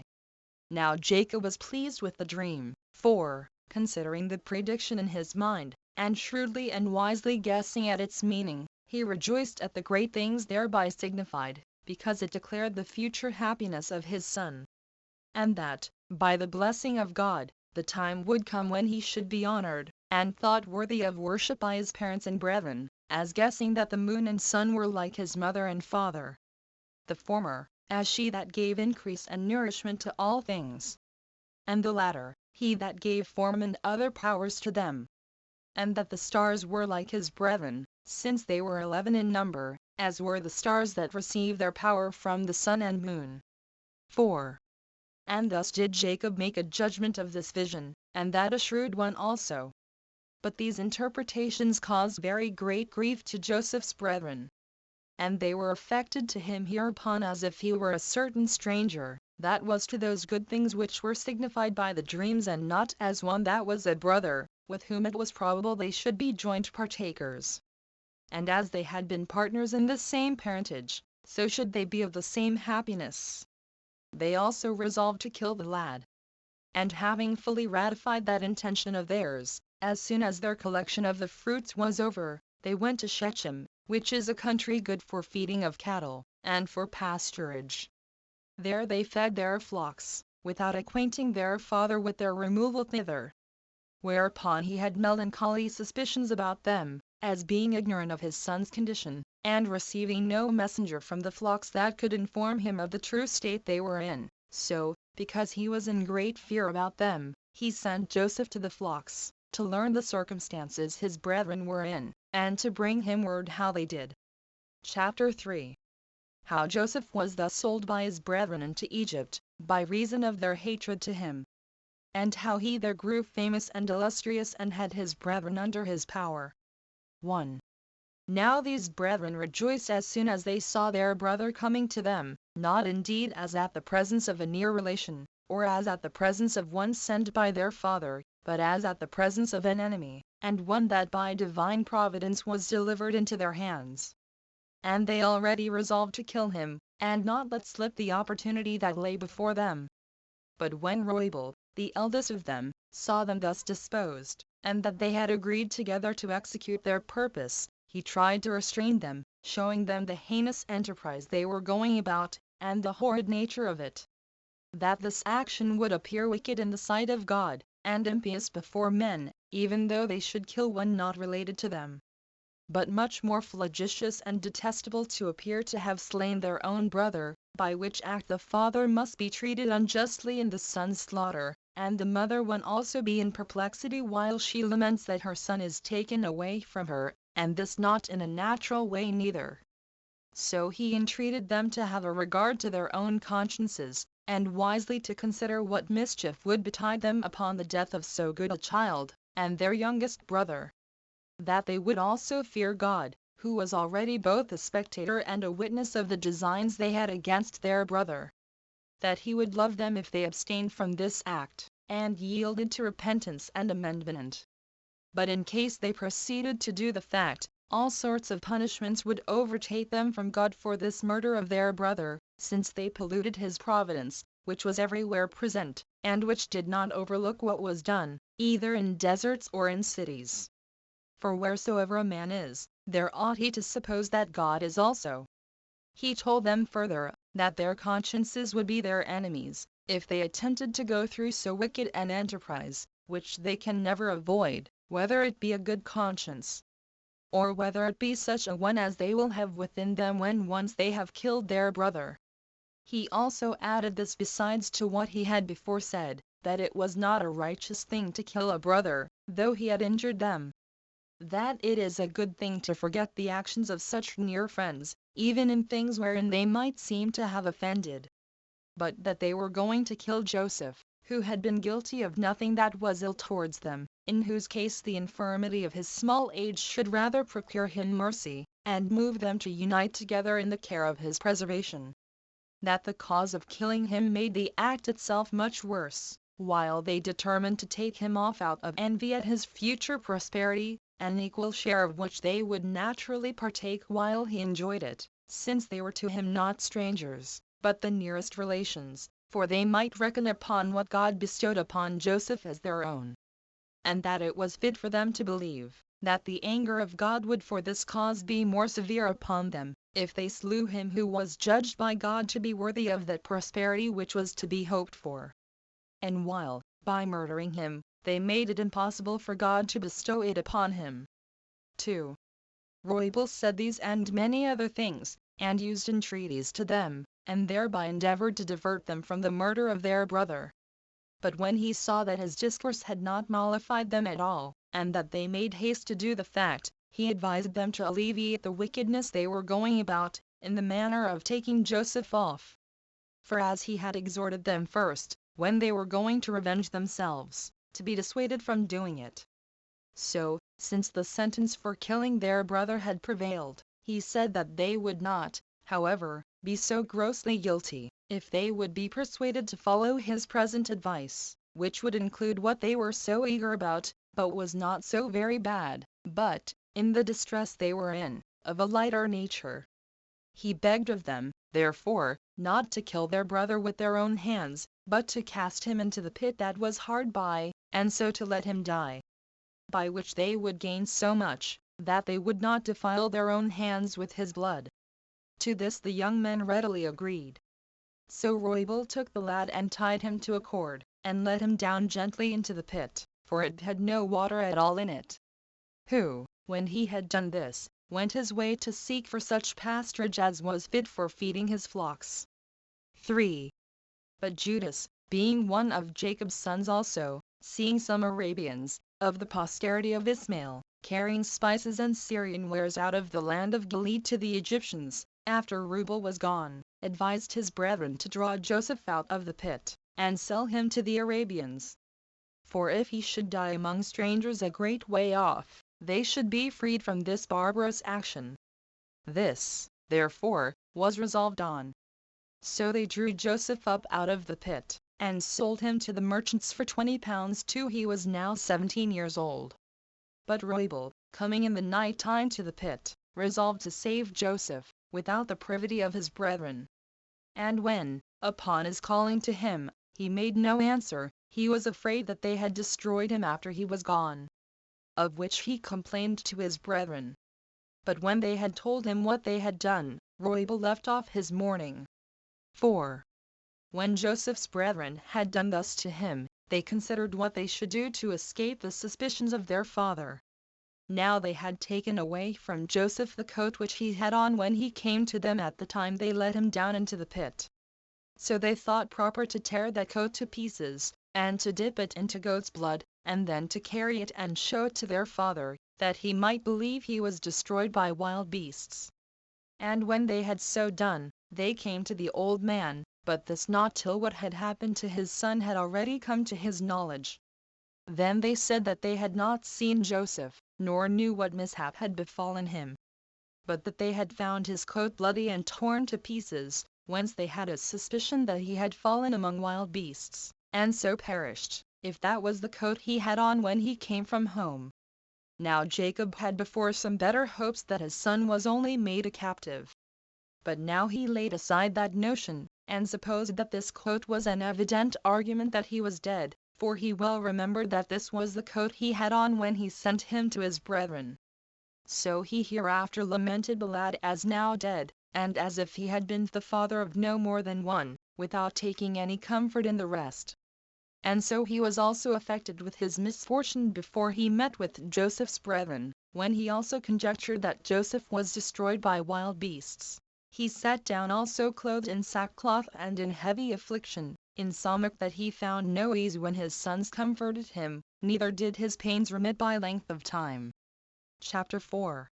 Concerning the signal chastity of Joseph. 1. Now Potiphar, an Egyptian, who was chief cook to King Pharaoh, bought Joseph of the merchants, who sold him to him. He had him in the greatest honor, and taught him the learning that became a free man, and gave him leave to make use of a diet better than was allotted to slaves. He entrusted also the care of his house to him. So he enjoyed these advantages, yet did not he leave that virtue which he had before, upon such a change of his condition. But he demonstrated that wisdom was able to govern the uneasy passions of life, in such as have it in reality, and do not only put it on for a show, under a present state of prosperity. 2.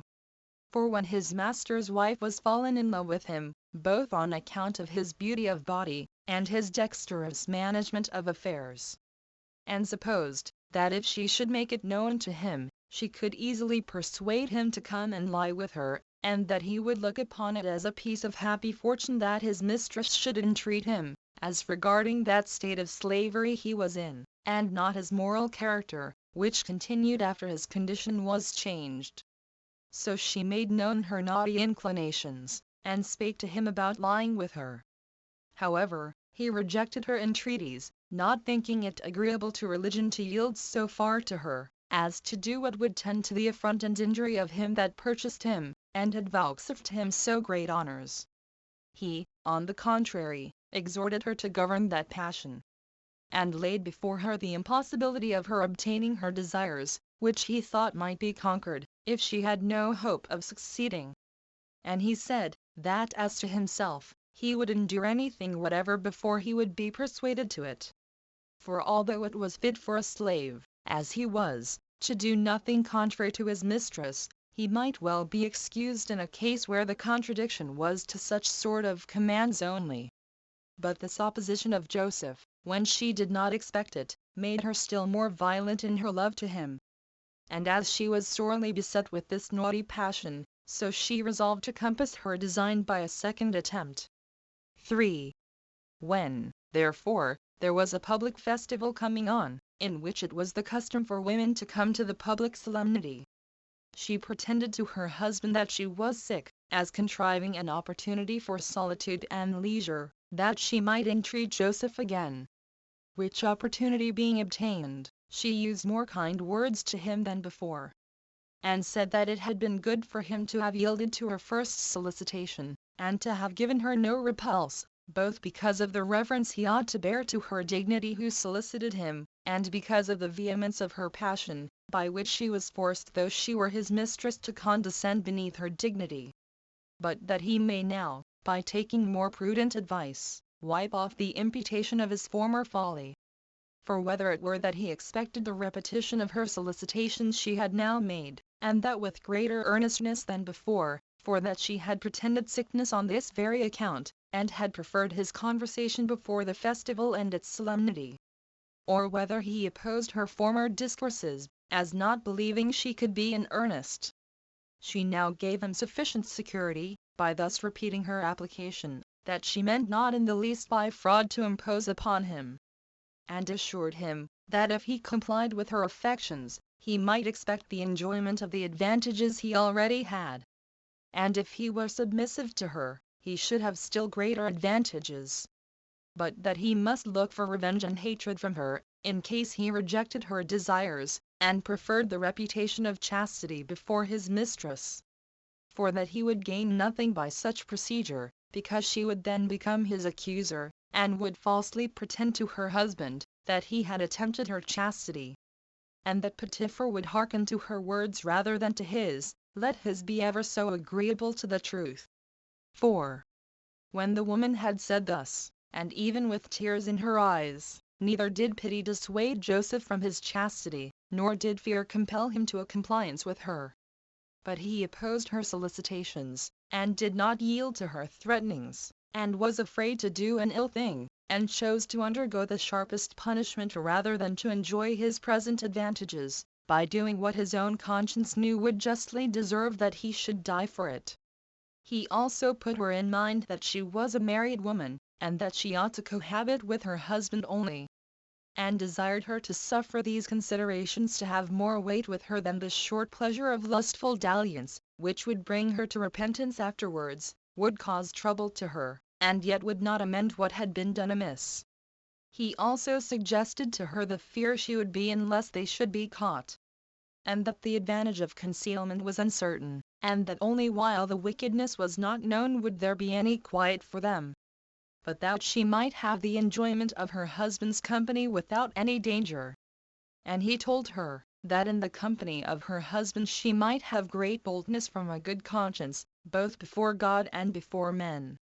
Nay, that she would act better like his mistress, and make use of her authority over him better while she persisted in her chastity, than when they were both ashamed for what wickedness they had been guilty of.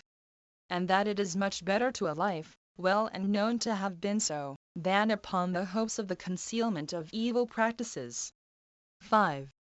Joseph, by saying this, and more, tried to restrain the violent passion of the woman, and to reduce her affections within the rules of reason. But she grew more ungovernable and earnest in the matter. And since she despaired of persuading him, she laid her hands upon him, and had a mind to force him. But as soon as Joseph had got away from her anger, leaving also his garment with her, for he left that to her, and leaped out of her chamber, she was greatly afraid lest he should discover her lewdness to her husband, and greatly troubled at the affront he had offered her. So she resolved to be beforehand with him, and to accuse Joseph falsely to Potiphar, and by that means to revenge herself on him for his pride and contempt of her. And she thought it a wise thing in itself, and also becoming a woman, thus to prevent his accusation. Accordingly she sat sorrowful and in confusion, framing herself so hypocritically and angrily, that the sorrow, which was really for her being disappointed of her lust, might appear to be for the attempt upon her chastity. So that when her husband came home, and was disturbed at the sight of her and inquired what was the cause of the disorder she was in, she began to accuse Joseph, and, "O husband," said she, "mayst thou not live a day longer if thou dost not punish the wicked slave who has desired to defile thy bed? Who has neither minded who he was when he came to our house, so as to behave himself with modesty, nor has he been mindful of what favors he had received from thy bounty, as he must be an ungrateful man indeed, unless he, in every respect, carry himself in a manner agreeable to us. This man, I say, laid a private design to abuse thy wife, and this at the time of a festival, observing when thou wouldst be absent. So that it now is clear that his modesty, as it appeared to be formerly, was only because of the restraint he was in out of fear of thee, but that he was not really of a good disposition. This has been occasioned by his being advanced to honor beyond what he deserved, and what he hoped for. Insomuch that he concluded, that he who was deemed fit to be trusted with thy estate and the government of thy family, and was preferred above thy eldest servants, might be allowed to touch thy wife also. Thus when she had ended her discourse, she showed him his garment, as if he then left it with her when he attempted to force her. But Potiphar, not being able to disbelieve what his wife's tears showed, and what his wife said, and what he saw himself, and being seduced by his love to his wife, did not set himself about the examination of the truth. But taking it for granted that his wife was a modest woman, and condemning Joseph as a wicked man, he threw him into the malefactors' prison, and had a still higher opinion of his wife, and bare her witness that she was a woman of a becoming modesty and chastity. Chapter 5. What things befell Joseph in prison. 1. Now Joseph, commending all his affairs to God, did not betake himself to make his defense, nor to give an account of the exact circumstances of the fact, but silently underwent the bonds and the distress he was in, family believing that God, who knew the cause of his affliction, and the truth of the fact, would be more powerful than those that inflicted the punishments upon him, proof of whose providence he quickly received. For the keeper of the prison, taking notice of his care and fidelity in the affairs he had set him about, and the dignity of his countenance, relaxed his bonds, and thereby made his heavy calamity lighter, and more supportable to him. He also permitted him to make use of a diet better than that of the rest of the prisoners. Now, as his fellow prisoners, when their hard labors were over, fell to discoursing one among another, as is usual in such as are equal sufferers, and to inquire one of another what were the occasions of their being condemned to a prison, among them the king's cupbearer, and one that had been respected by him, was put in bonds, upon the king's anger at him. This man was under the same bonds with Joseph, and grew more familiar with him. And upon his observing that Joseph had a better understanding than the rest had, he told him of a dream he had, and desired he would interpret its meaning, complaining that, besides the afflictions he underwent from the king, God did also add to him trouble from his dreams. 2. He therefore said, that in his sleep he saw 3 clusters of grapes hanging upon 3 branches of a vine, large already, and ripe for gathering, and that he squeezed them into a cup which the king held in his hand. And when he had strained the wine, he gave it to the king to drink, and that he received it from him with a pleasant countenance. This, he said, was what he saw. And he desired Joseph, that if he had any portion of understanding in such matters, he would tell him what this vision foretold. Who bid him be of good cheer, and expect to be loosed from his bonds in 3 days' time, because the king desired his service, and was about to restore him to it again. For he let him know that God bestows the fruit of the vine upon men for good, which wine is poured out to him, and is the pledge of fidelity and mutual confidence among men, and puts an end to their quarrels, takes away passion and grief out of the minds of them that use it, and makes them cheerful. Thou sayest that thou didst squeeze this wine from 3 clusters of grapes with thine hands, and that the king received it. Know, therefore, that this vision is for thy good, and foretells a release from thy present distress within the same number of days as the branches had whence thou gatheredst thy grapes in thy sleep. However, remember what prosperity I have foretold thee when thou hast found it true by experience. And when thou art in authority, do not overlook us in this prison, wherein thou wilt leave us when thou art gone to the place we have foretold.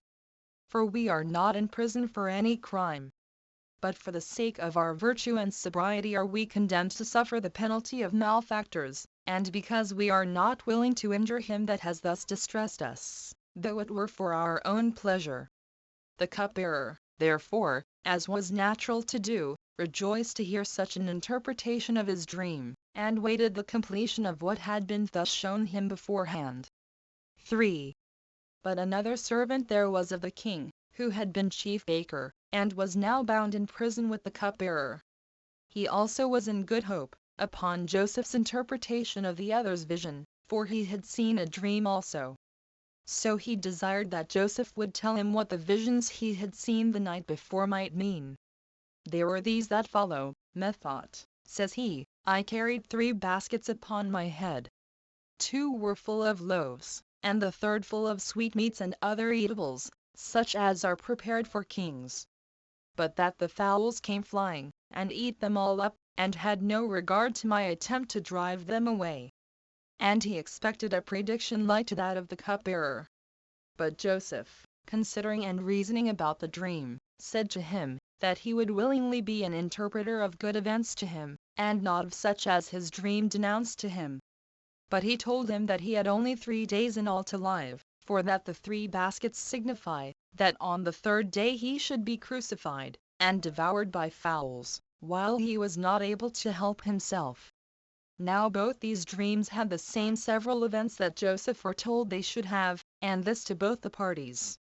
For on the third day before mentioned, when the king solemnized his birthday, he crucified the chief baker, but set the butler free from his bonds, and restored him to his former ministration. 4. But God freed Joseph from his confinement, after he had endured his bonds 2 years, and had received no assistance from the cupbearer, who did not remember what he had said to him formerly. And God contrived this method of deliverance for him. Pharaoh the king had seen in his sleep the same evening 2 visions, and after them had the interpretations of them both given him. He had forgotten the latter, but retained the dreams themselves. Being therefore troubled at what he had seen, for it seemed to him to be all of a melancholy nature, the next day he called together the wisest men among the Egyptians, desiring to learn from them the interpretation of his dreams. But when they hesitated about them, the king was so much the more disturbed.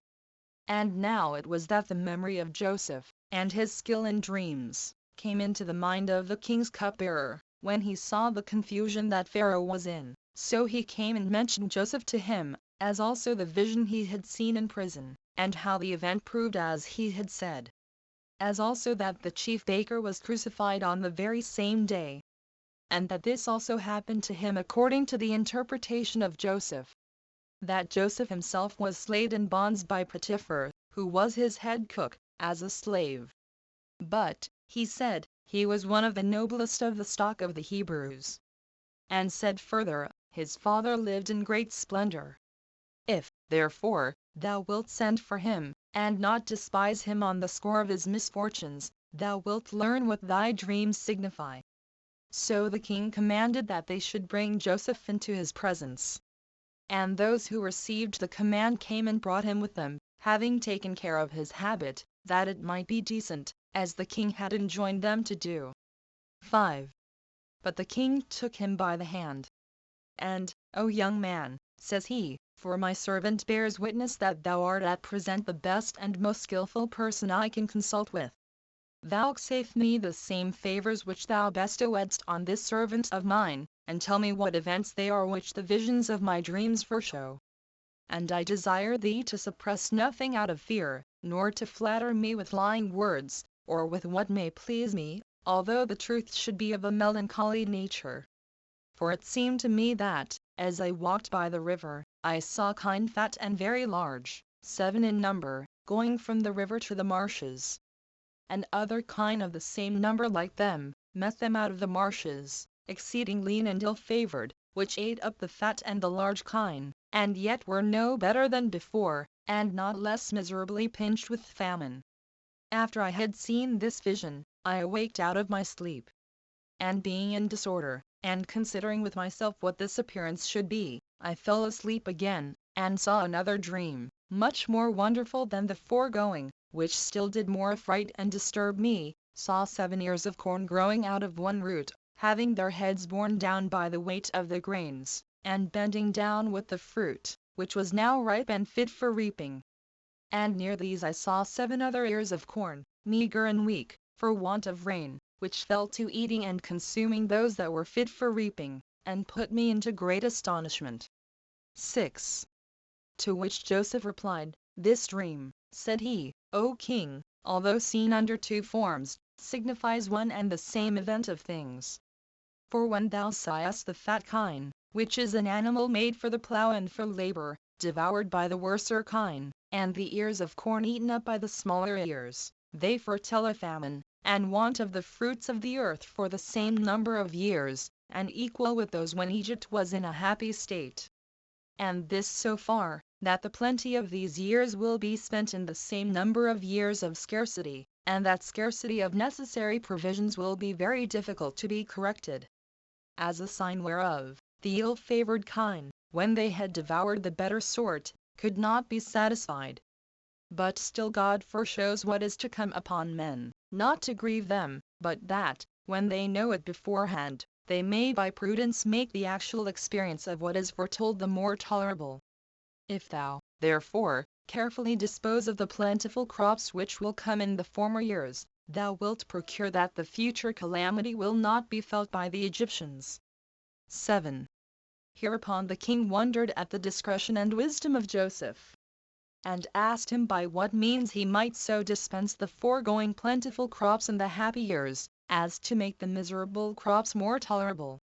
Joseph then added this his advice, to spare the good crops, and not permit the Egyptians to spend them luxuriously, but to reserve what they would have spent in luxury beyond their necessity against the time of want.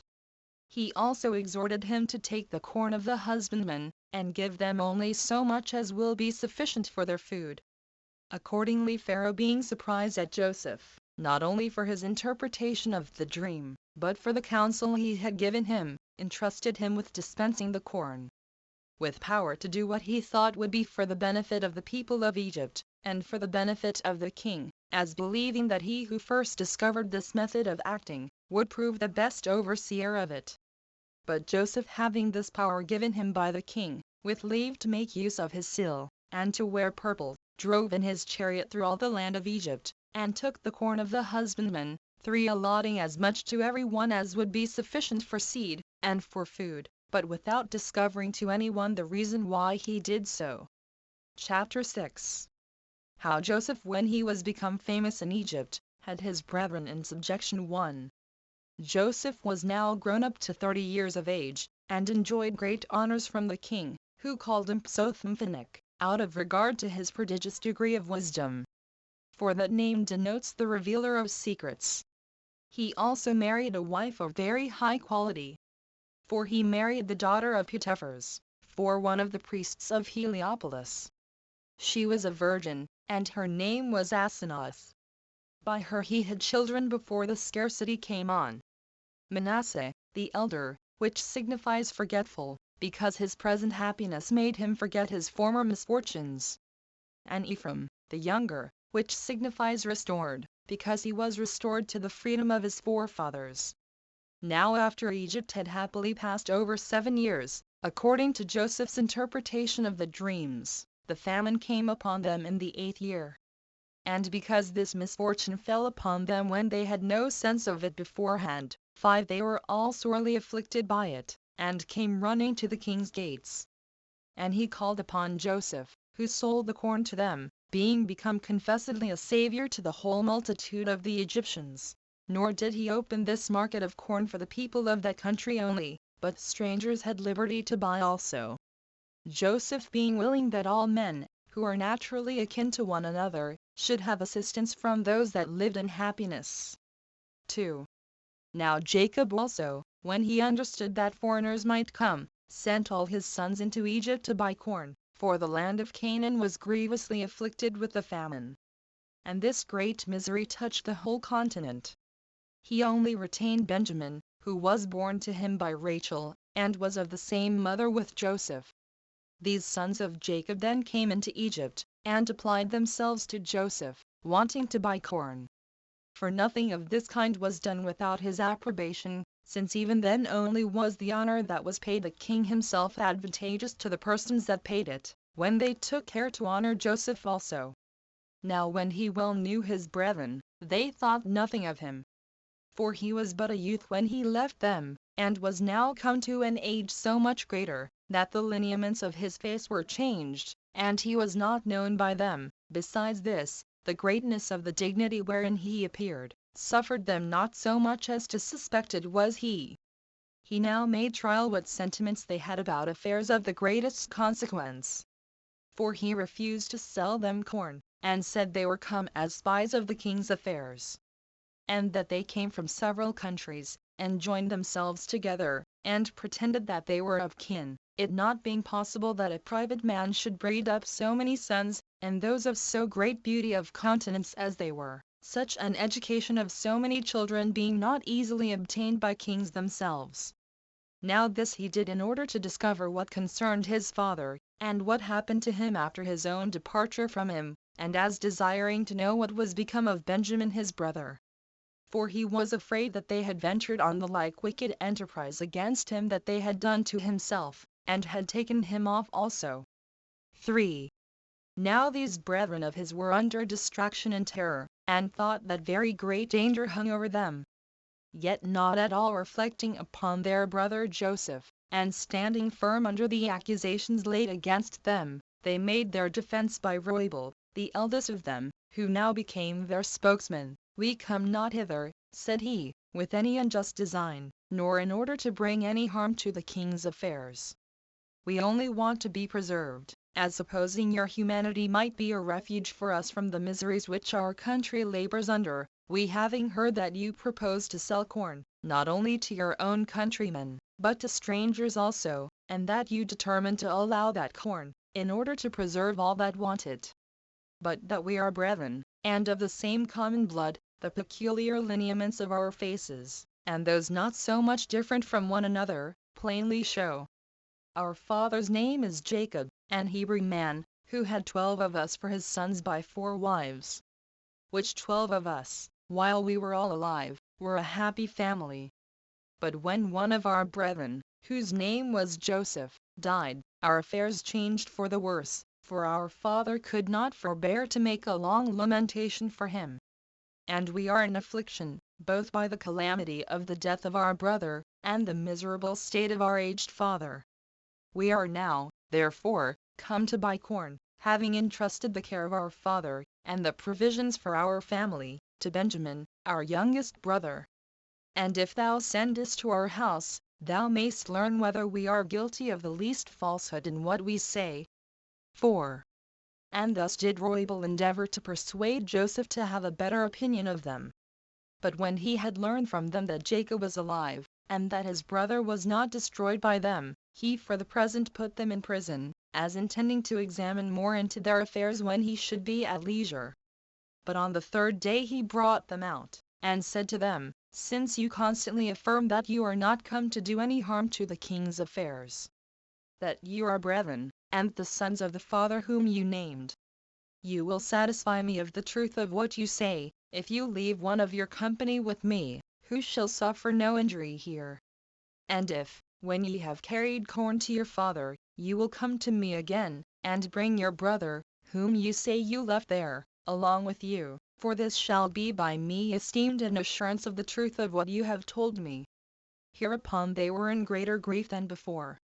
They wept, and perpetually deplored one among another the calamity of Joseph, and said, they were fallen into this misery as a punishment inflicted by God for what evil contrivances they had against him.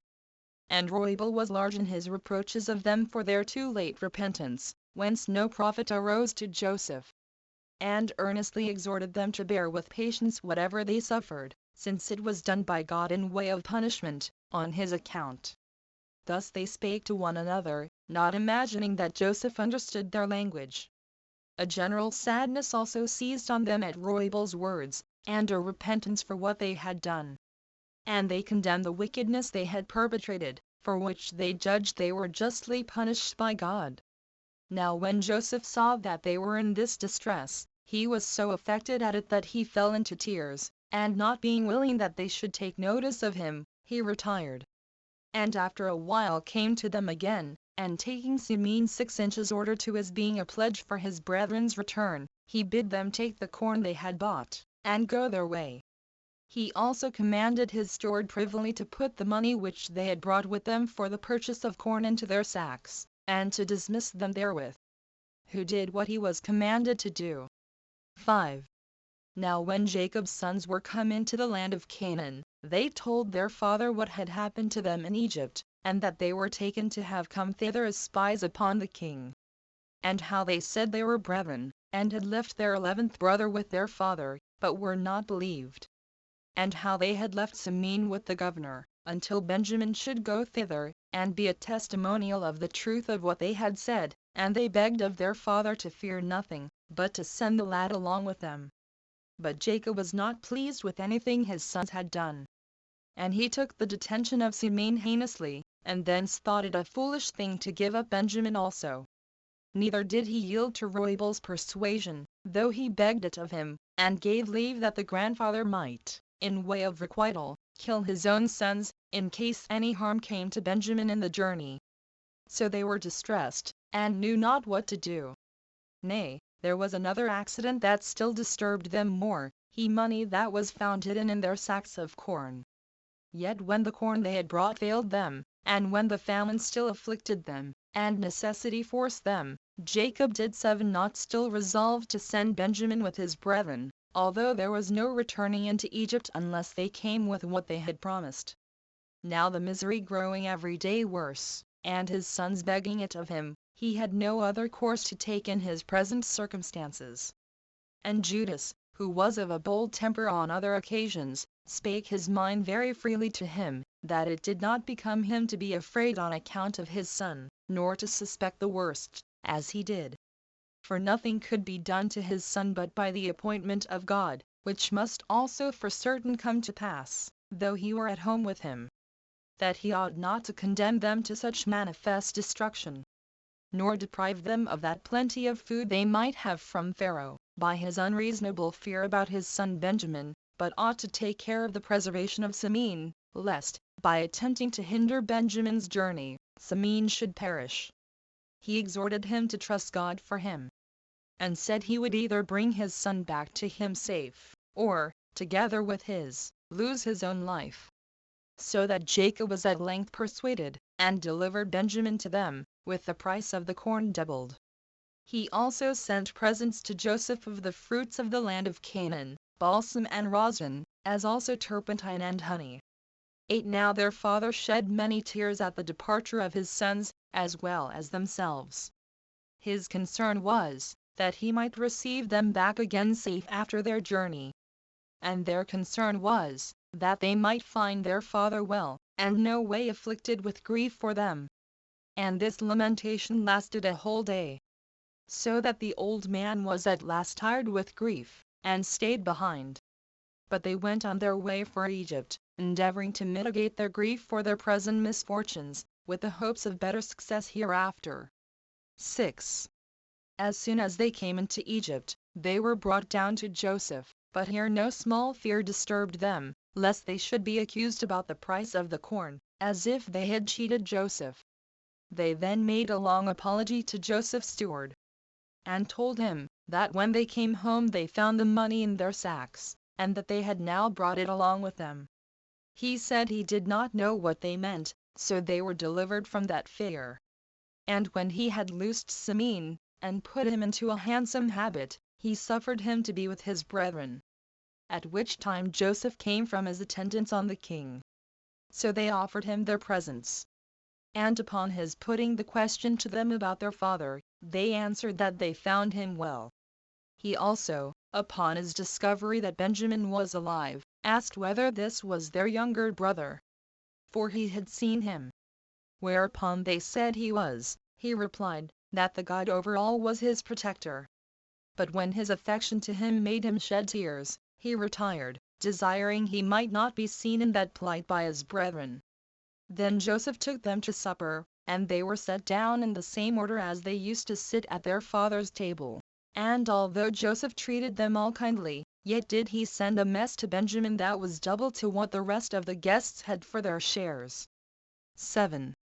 Now when after supper they had composed themselves to sleep, Joseph commanded his steward both to give them their measures of corn, and to hide its price again in their sacks. And that withal they should put into Benjamin's sack the golden cup, out of which he loved himself to drink. Which things he did, in order to make trial of his brethren, whether they would stand by Benjamin when he should be accused of having stolen the cup, and should appear to be in danger, or whether they would leave him, and, depending on their own innocency, go to their father without him. When the servant had done as he was bidden, the sons of Jacob, knowing nothing of all this, went their way, and took Simeon along with them, and had a double cause of joy, both because they had received him again, and because they took back Benjamin to their father, as they had promised. But presently a troop of horsemen encompassed them, and brought with them Joseph's servant, who had put the cup into Benjamin's sack. Upon which unexpected attack of the horsemen they were much disturbed, and asked what the reason was that they came thus upon men, who a little before had been by their Lord thought worthy of an honorable and hospitable reception. They replied, by calling them wicked wretches, who had forgot that very hospitable and kind treatment which Joseph had given them, and did not scruple to be injurious to him, and to carry off that cup out of which he had, in so friendly a manner, drank to them, and not regarding their friendship with Joseph, no more than the danger they should be in if they were taken, in comparison of the unjust gain. Hereupon he threatened that they should be punished. For though they had escaped the knowledge of him who was but a servant, yet had they not escaped the knowledge of God, nor had gone off with what they had stolen. And, after all, asked why we come upon them, as if they knew nothing of the matter, and he told them that they should immediately know it by their punishment. This, and more of the same nature, did the servants say, in way of reproach to them, but they being wholly ignorant of anything here that concerned them, laughed at what he said, and wondered at the abusive language which the servant gave them, when he was so hardy as to accuse those who did not before so much as retain the price of their corn, which was found in their sacks, but brought it again, though nobody else knew of any such thing. Oh, far were they from offering any injury to Joseph voluntarily. But still, supposing that a search would be a more sure justification of themselves than their own denial of the fact, they bid him search them, and that if any of them had been guilty of the theft, to punish them all. For being no way conscious to themselves of any crime, they spake with assurance, and, as they thought, without any danger to themselves also. The servants desired there might be a search made. But they said the punishment should extend to him alone who should be found guilty of the theft. So they made the search. And, having searched all the rest, they came last of all to Benjamin, as knowing it was Benjamin's sack in which they had hidden the cup, they having indeed searched the rest only for a show of accuracy, so the rest were out of fear for themselves, and were now only concerned about Benjamin, but still were well assured that he would also be found innocent. And they reproached those that came after them for their hindering them, while they might, in the meanwhile, have gotten a good way on their journey. But as soon as they had searched Benjamin's sack, they found the cup, and took it from him. And all was changed into mourning and lamentation. They rent their garments, and wept for the punishment which their brother was to undergo for his theft, and for the delusion they had put on their father, when they promised they would bring Benjamin safe to him. What added to their misery was, that this melancholy accident came unfortunately at a time when they thought they had been gotten off clear. But they confessed that this misfortune of their brother, as well as the grief of their father for him, was owing to themselves, since it was they that forced their father to send him with them, when he was averse to it. 8. The horsemen therefore took Benjamin and brought him to Joseph, his brethren also following him. Who, when he saw him in custody, and them in the habit of mourners, said, How came you, vile wretches as you are, to have such a strange notion of my kindness to you, and of God's providence, as impudently to do thus to your benefactor, who in such an hospitable manner had entertained you? Whereupon they gave up themselves to be punished, in order to save Benjamin, and called to mind what a wicked enterprise they had been guilty of against Joseph. They also pronounced him more happy than themselves, if he were dead, in being freed from the miseries of this life. And if he were alive, that he enjoyed the pleasure of seeing God's vengeance upon them. They said further, that they were the plague of their father, since they should now add to his former affliction for Joseph, this other affliction for Benjamin. Roybal also was large in cutting them upon this occasion. But Joseph dismissed them. For he said they had been guilty of no offense, and that he would content himself with the lad's punishment. For he said it was not a fit thing to let him go free, for the sake of those who had not offended. Nor was it a fit thing to punish them together with him who had been guilty of stealing. And when he promised to give them leave to go away in safety, the rest of them were under great consternation, and were able to say nothing on this sad occasion. But Judas, who had persuaded their father to send the lad from him, being otherwise also a very bold and active man, determined to hazard himself for the preservation of his brother. It is true, 9 said he, O governor, that we have been very wicked with regard to thee, and on that account deserved punishment. Even all of us may justly be punished, although the theft were not committed by all, but only by one of us, and he the youngest also. But yet there remains some hope for us, who otherwise must be under despair on his account, and this from thy goodness, which promises us a deliverance out of our present danger. And now I beg thou wilt not look at us, or at that great crime we have been guilty of, but at thy own excellent nature, and take advice of thine own virtue, instead of that wrath thou hast against us. Which passion those that otherwise are of lower character indulge, as they do their strength, and that not only on great, but also on very trifling occasions. Overcome, sir, that passion, and be not subdued by it, nor suffer it to slay those that do not otherwise presume upon their own safety, but are desirous to accept of it from thee. For this is not the first time that thou wilt bestow it on us, but before, when we came to buy corn, thou affordedst us great plenty of food, and gavest us leave to carry so much home to our family as has preserved them from perishing by famine. Nor is there any difference between not overlooking men that were perishing for want of necessaries, and not punishing those that seem to be offenders, and have been so unfortunate as to lose the advantage of that glorious benefaction which they received from thee. This will be an instance of equal favor, though bestowed after a different manner. For thou wilt save those this way whom thou didst feed the other. And thou wilt hereby preserve alive, by thy own bounty, those souls which thou didst not suffer to be distressed by famine, it being indeed at once a wonderful and a great thing to sustain our lives by corn, and to bestow on us that pardon, whereby, now we are distressed, we may continue those lives.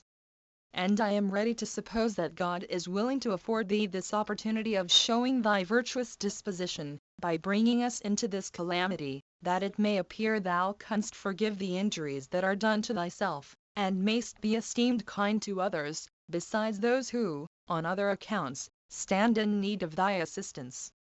Since it is indeed a right thing to do well to those who are in distress for want of food, but still a more glorious thing to save those who deserve to be punished, when it is on account of heinous offenses against thyself.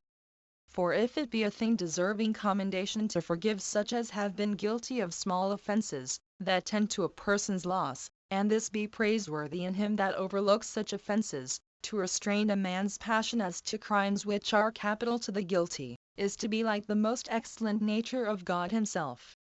And truly, as for myself, had it not been that we had a father, who had discovered, on occasion of the death of Joseph, how miserably he is always afflicted at the loss of his sons, I had not made any words on account of the saving of our own lives.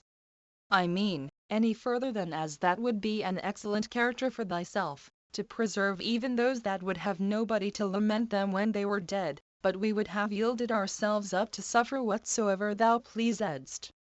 But now for we do not plead for mercy to ourselves, though indeed, if we die, it will be while we are young, and before we have had the enjoyment of life have regard to our Father, and take pity of his old age, on whose account it is that we make these supplications to thee. We beg thou wilt give us those lives which this wickedness of ours has rendered obnoxious to thy punishment. And this for his sake who is not himself wicked, nor does his being our Father make us wicked. He is a good man, and not worthy to have such trials of his patience. And now, we are absent, he is afflicted with care for us. But if he hear of our deaths, and what was the cause of it, he will on that account die an immature death.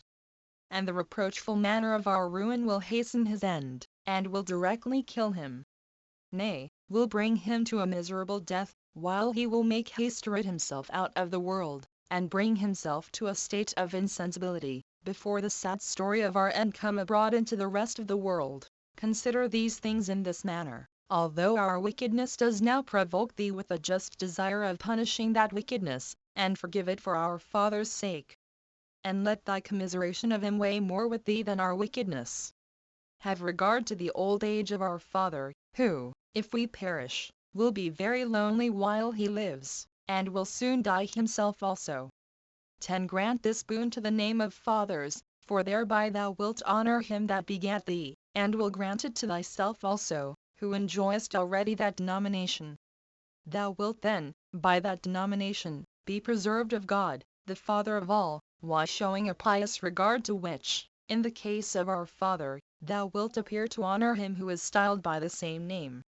I mean, if thou wilt have this pity on our father, upon this consideration, how miserable he will be if he be deprived of his sons. It is thy part therefore to bestow on us what God has given us, when it is in thy power to take it away, and so to resemble him entirely in charity. For it is good to use that power, which can either give or take away, on the merciful side. And when it is in thy power to destroy, to forget that thou ever hadst that power, and to look on thyself as only allowed power for preservation.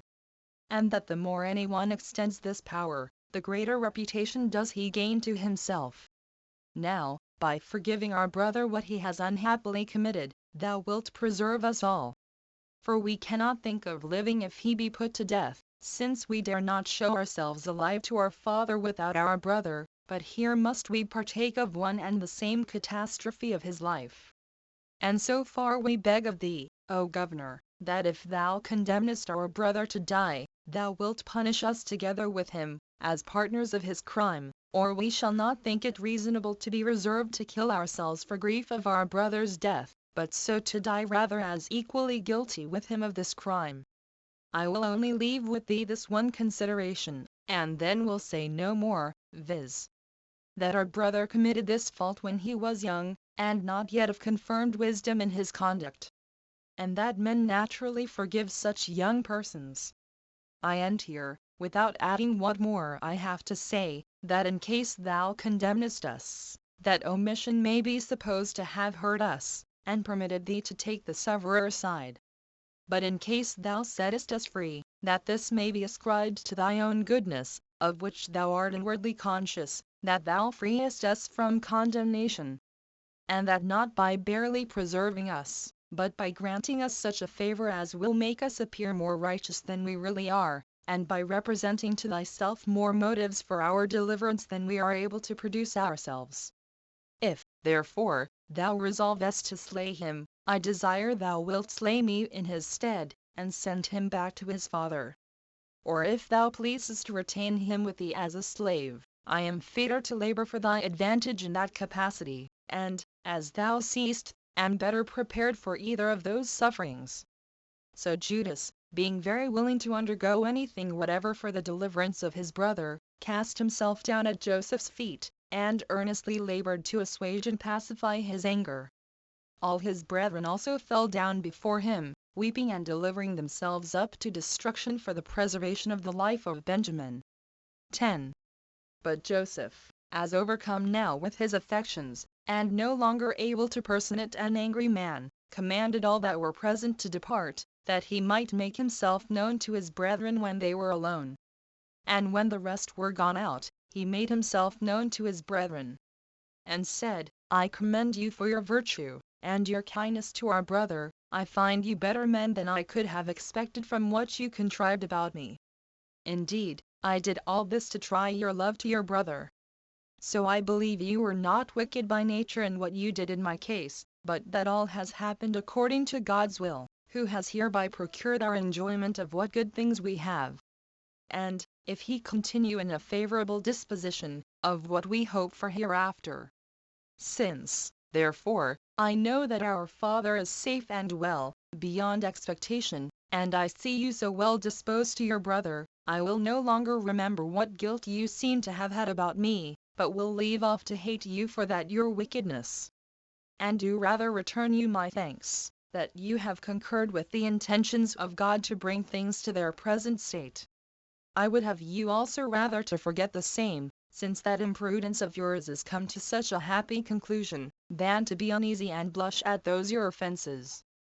Do not, therefore, let your evil intentions, when you condemned me, and that bitter remorse which might follow, be a grief to you now, because those intentions were frustrated. Go, therefore, your way, rejoicing in what has happened by the divine providence, and inform your father of it, lest he should be spent with cares for you, and deprive me of the most agreeable part of my felicity. I mean, lest he should die before he comes into my sight, and enjoys the good things that we now have.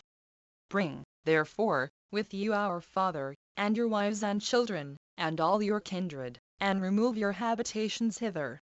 For it is not proper that the persons dearest to me should live remote from me, now my affairs are so prosperous, especially when they must endure 5 more years of famine." When Joseph had said this, he embraced his brethren, who were in tears and sorrow. But the generous kindness of their brother seemed to leave among them no room for fear, lest they should be punished on account of what they had consulted and acted against him. And they were then feasting. Now the king, as soon as he heard that Joseph's brethren were come to him, was exceeding glad of it, as if it had been a part of his own good fortune, and gave them wagons full of corn and gold and silver, to be conveyed to his father. Now when they had received more of their brother, part to be carried to their father, and part as free gifts to every one of themselves, Benjamin having still more than the rest, they departed. Chapter 7. The removal of Joseph's father with all his family, to him, on account of the famine. 1. As soon as Jacob came to know, by his sons returning home, in what state Joseph was, that he had not only escaped death, for which yet he lived all along in mourning, but that he lived in splendor and happiness, and ruled over Egypt, jointly with the king, and had entrusted to his care almost all his affairs, he did not think anything he was told to be incredible, considering the greatness of the works of God, and his kindness to him, although that kindness had, for some late times, been intermitted. So he immediately and zealously set out upon his journey to him. 2. When he came to the well of the oath, Beersheba, he offered sacrifice to God. And being afraid that the happiness there was in Egypt might tempt his posterity to fall in love with it, and settle in it, and no more think of removing into the land of Canaan, and possessing it, as God had promised them. As also being afraid, lest, if this descent into Egypt were made without the will of God, his family might be destroyed there. Out of fear, withal, lest he should depart this life before he came to the sight of Joseph, he fell asleep, revolving these doubts in his mind. 3. But God stood by him, and called him twice by his name. And when he asked who he was, God said, "No, sure. It is not just that thou, Jacob, shouldst be unacquainted with that God who has been ever a protector and a helper to thy forefathers, and after them to thyself, for when thy father would have deprived thee of the dominion, I gave it thee. And by my kindness it was that, when thou wast sent into Mesopotamia all alone, thou obtainedst good wives, and returnedst with many children, and much wealth. Thy whole family also has been preserved by my providence. And it was I who conducted Joseph, thy son, whom thou gavest up for lost, to the enjoyment of great prosperity. I also made him lord of Egypt, so that he differs but little from a king. Accordingly, I come now as a guide to thee in this journey, and foretell to thee, that thou shalt die in the arms of Joseph, and I inform thee, that thy posterity shall be many ages in authority and glory, and that I will settle them in the land which I have promised them. 4. Jacob, encouraged by this dream, went on more cheerfully for Egypt with his sons, and all belonging to them. Now they were in all 70. I once, indeed, thought it best not to set down the names of this family, especially because of their difficult pronunciation by the Greeks. But, upon the whole, I think it necessary to mention those names, that I may disprove such as believe that we came not originally from Mesopotamia, but are Egyptians. Now Jacob had 12 sons. Of these Joseph was come thither before. We will therefore set down the names of Jacob's children and grandchildren. Reuben had 4 sons, Anak, Phalu, Asaren, Charmi. Simeon had 6, Jamuel, Jamin, Avad, Jachin, Sor, Saul. Levi had 3 sons, Gershom, Koth, Merari. Judas had 3 sons, Sala, Phares, Zerah. And by Phares 2 grandchildren, Ezram and Amar. Issachar had 4 sons, Thola, Phua, Jasub, Samaron. Zabulon had with him 3 sons, Sarad, Halon, Jalil. So far is the posterity of Leah, with whom went her daughter Dinah. These are 33. Rachel had 2 sons, the one of whom, Joseph, had 2 sons also, Manasseh and Ephraim. The other, Benjamin, had 10 sons: Eli, Bakar, Asabel, Jeraz, Naaman, Jess, Ross, Memphis, Ophis, Arad. These 14 added to the 33 before enumerated, amount to the number 47. And this was the legitimate posterity of Jacob. He had besides by Bilhah, the handmaid of Rachel, Dan and Naphtali, which last had 4 sons that followed him: Jezel, Uni, Isari, and Salim. Dan had an only begotten son, Uzi.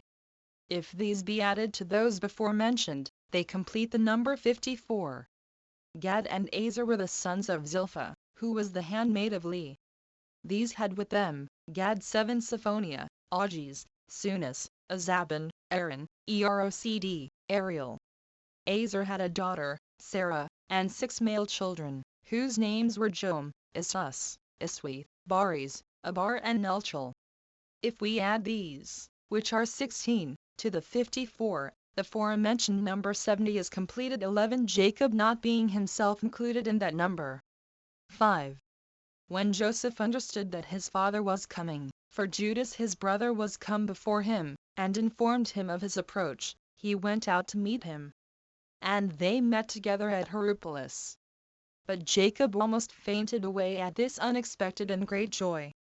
However, Joseph revived him, being yet not himself able to contain from being affected in the same manner, at the pleasure he now had. Yet was he not wholly overcome with his passion, as his father was. After this, he desired Jacob to travel on slowly. But he himself took 5 of his brethren with him, and made haste to the king, to tell him that Jacob and his family were come. Which was a joyful hearing to him. He also bid Joseph tell him what sort of life his brethren loved to lead, that he might give them leave to follow the same, who told him they were good shepherds, and had been used to follow no other employment but this alone. Whereby he provided for them, that they should not be separated, but live in the same place, and take care of their father. As also hereby he provided, that they might be acceptable to the Egyptians, by doing nothing that would be common to them with the Egyptians. For the Egyptians are prohibited to meddle with feeding of sheep. 12. 6. When Jacob was come to the king, and saluted him, and wished all prosperity to his government, Pharaoh asked him how old he now was. Upon whose answer, that he was 130 years old, he admired Jacob on account of the length of his life. And when he had added, that still he had not lived so long as his forefathers, he gave him leave to live with his children in Heliopolis. For in that city the king's shepherds had their pasturage. 7. However, the famine increased among the Egyptians, and this heavy judgment grew more oppressive to them, because neither did the river overflow the ground, for it did not rise to its former height, nor did God send rain upon it. 13. Nor did they indeed make the least provision for themselves, so ignorant were they what was to be done. But Joseph sold them corn for their money. But when their money failed them, they bought corn with their cattle and their slaves. And if any of them had a small piece of land, they gave up that to purchase them food, by which means the king became the owner of all their substance.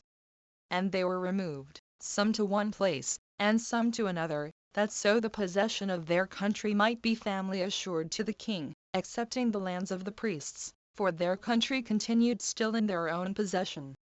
And indeed the sore famine made their minds, as well as their bodies, slaves. And at length compelled them to procure a sufficiency of food by such dishonorable means.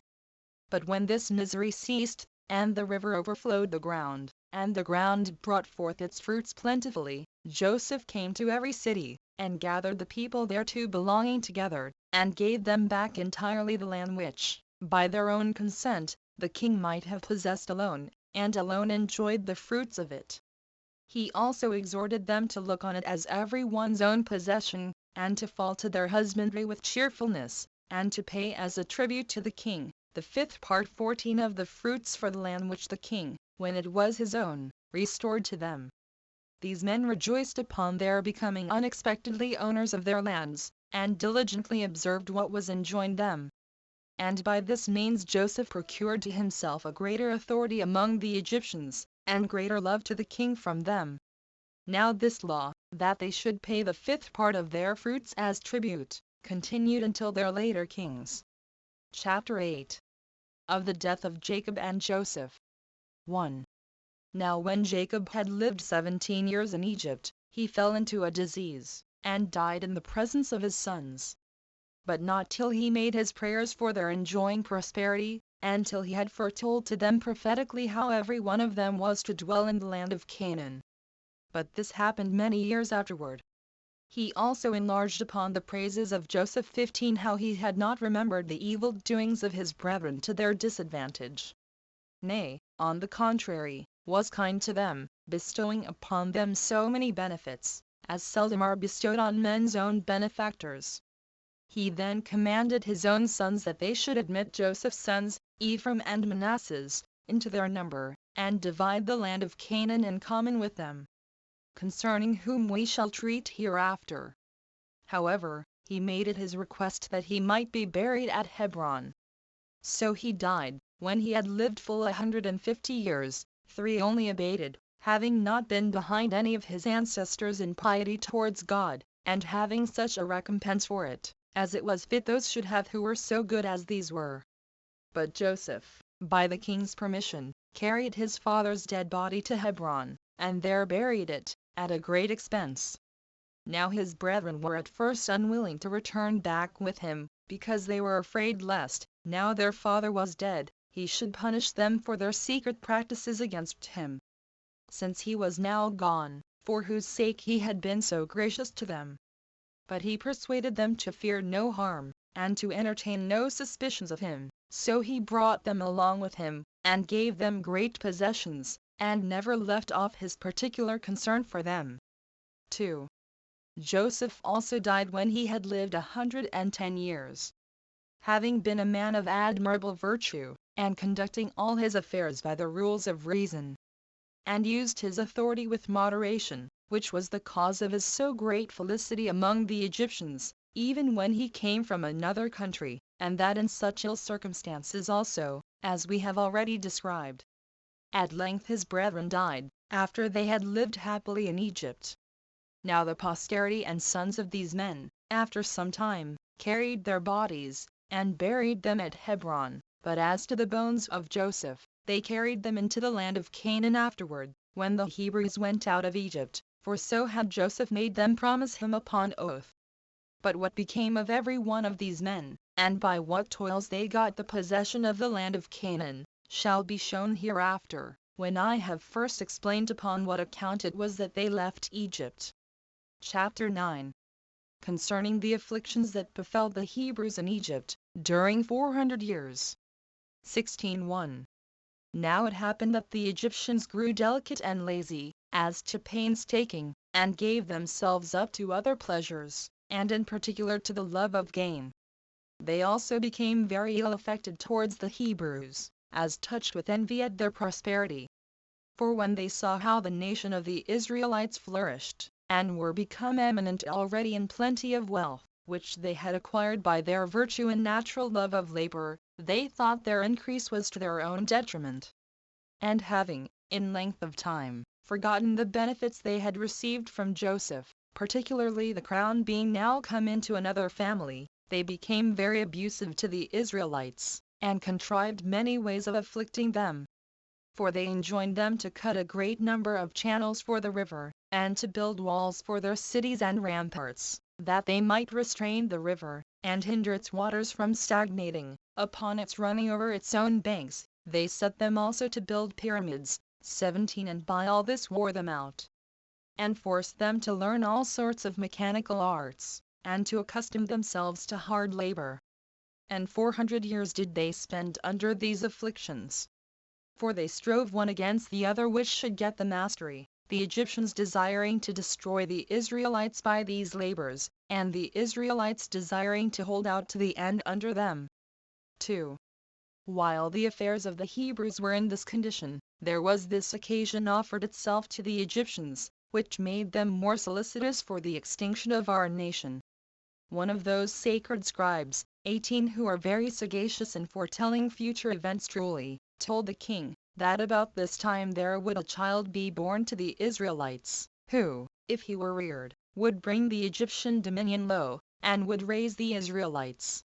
That he would excel all men in virtue, and obtain a glory that would be remembered through all ages. Which thing was so feared by the king, that, according to this man's opinion, he commanded that they should cast every male child, which was born to the Israelites, into the river, and destroy it. That besides this, the Egyptian midwives 19 should watch the labors of the Hebrew women, and observe what is born, for those were the women who were enjoined to do the office of midwives to them. And by reason of their relation to the king, would not transgress his commands. He enjoined also, that if any parents should disobey him, and venture to save their male children alive, 20 they and their families should be destroyed. This was a severe affliction indeed to those that suffered it, not only as they were deprived of their sons, and while they were the parents themselves, they were obliged to be subservient to the destruction of their own children, but as it was to be supposed to tend to the extirpation of their nation, while upon the destruction of their children, and their own gradual dissolution, the calamity would become very hard and inconsolable to them. And this was the ill state they were in. But no one can be too hard for the purpose of God, though he contrive 10,000 subtle devices for that end. For this child, whom the sacred scribe foretold, was brought up and concealed from the observers appointed by the king. And he that foretold him did not mistake in the consequences of his preservation, which were brought to pass after the manner following. 3. A man whose name was Amram, one of the noble sort of the Hebrews, was afraid for his whole nation, lest it should fail, by the want of young men to be brought up hereafter, and was very uneasy at it, his wife being then with child, and he knew not what to do. Hereupon he betook himself to prayer to God, and entreated him to have compassion on those men who had no wise transgressed the laws of his worship, and to afford them deliverance from the miseries they at that time endured, and to render abortive their enemies' hopes of the destruction of their nation. Accordingly God had mercy on him, and was moved by his supplication. He stood by him in his sleep, and exhorted him not to despair of his future favors.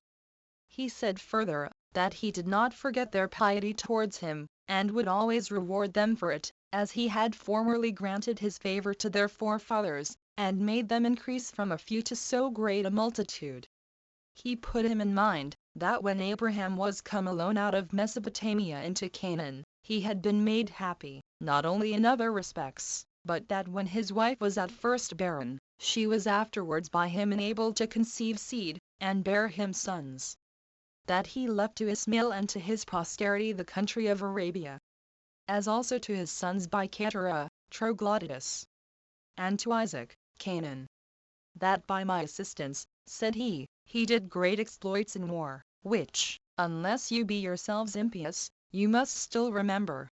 As for Jacob, he became well known to strangers also, by the greatness of that prosperity in which he lived, and left to his sons, who came into Egypt with no more than 70 souls, while you are now become above 600,000. Know therefore that I shall provide for you all in common what is for your good, and particularly for thyself what shall make thee famous. For that child, out of dread of whose nativity the Egyptians have doomed the Israelite children to destruction, shall be this child of thine, and shall be concealed from those who watch to destroy him, and when he is brought up in a surprising way, he shall deliver the Hebrew nation from the distress they are under from the Egyptians. His memory shall be famous while the world lasts. And this not only among the Hebrews, but foreigners also, which shall be the effect of my favor to thee, and to thy posterity.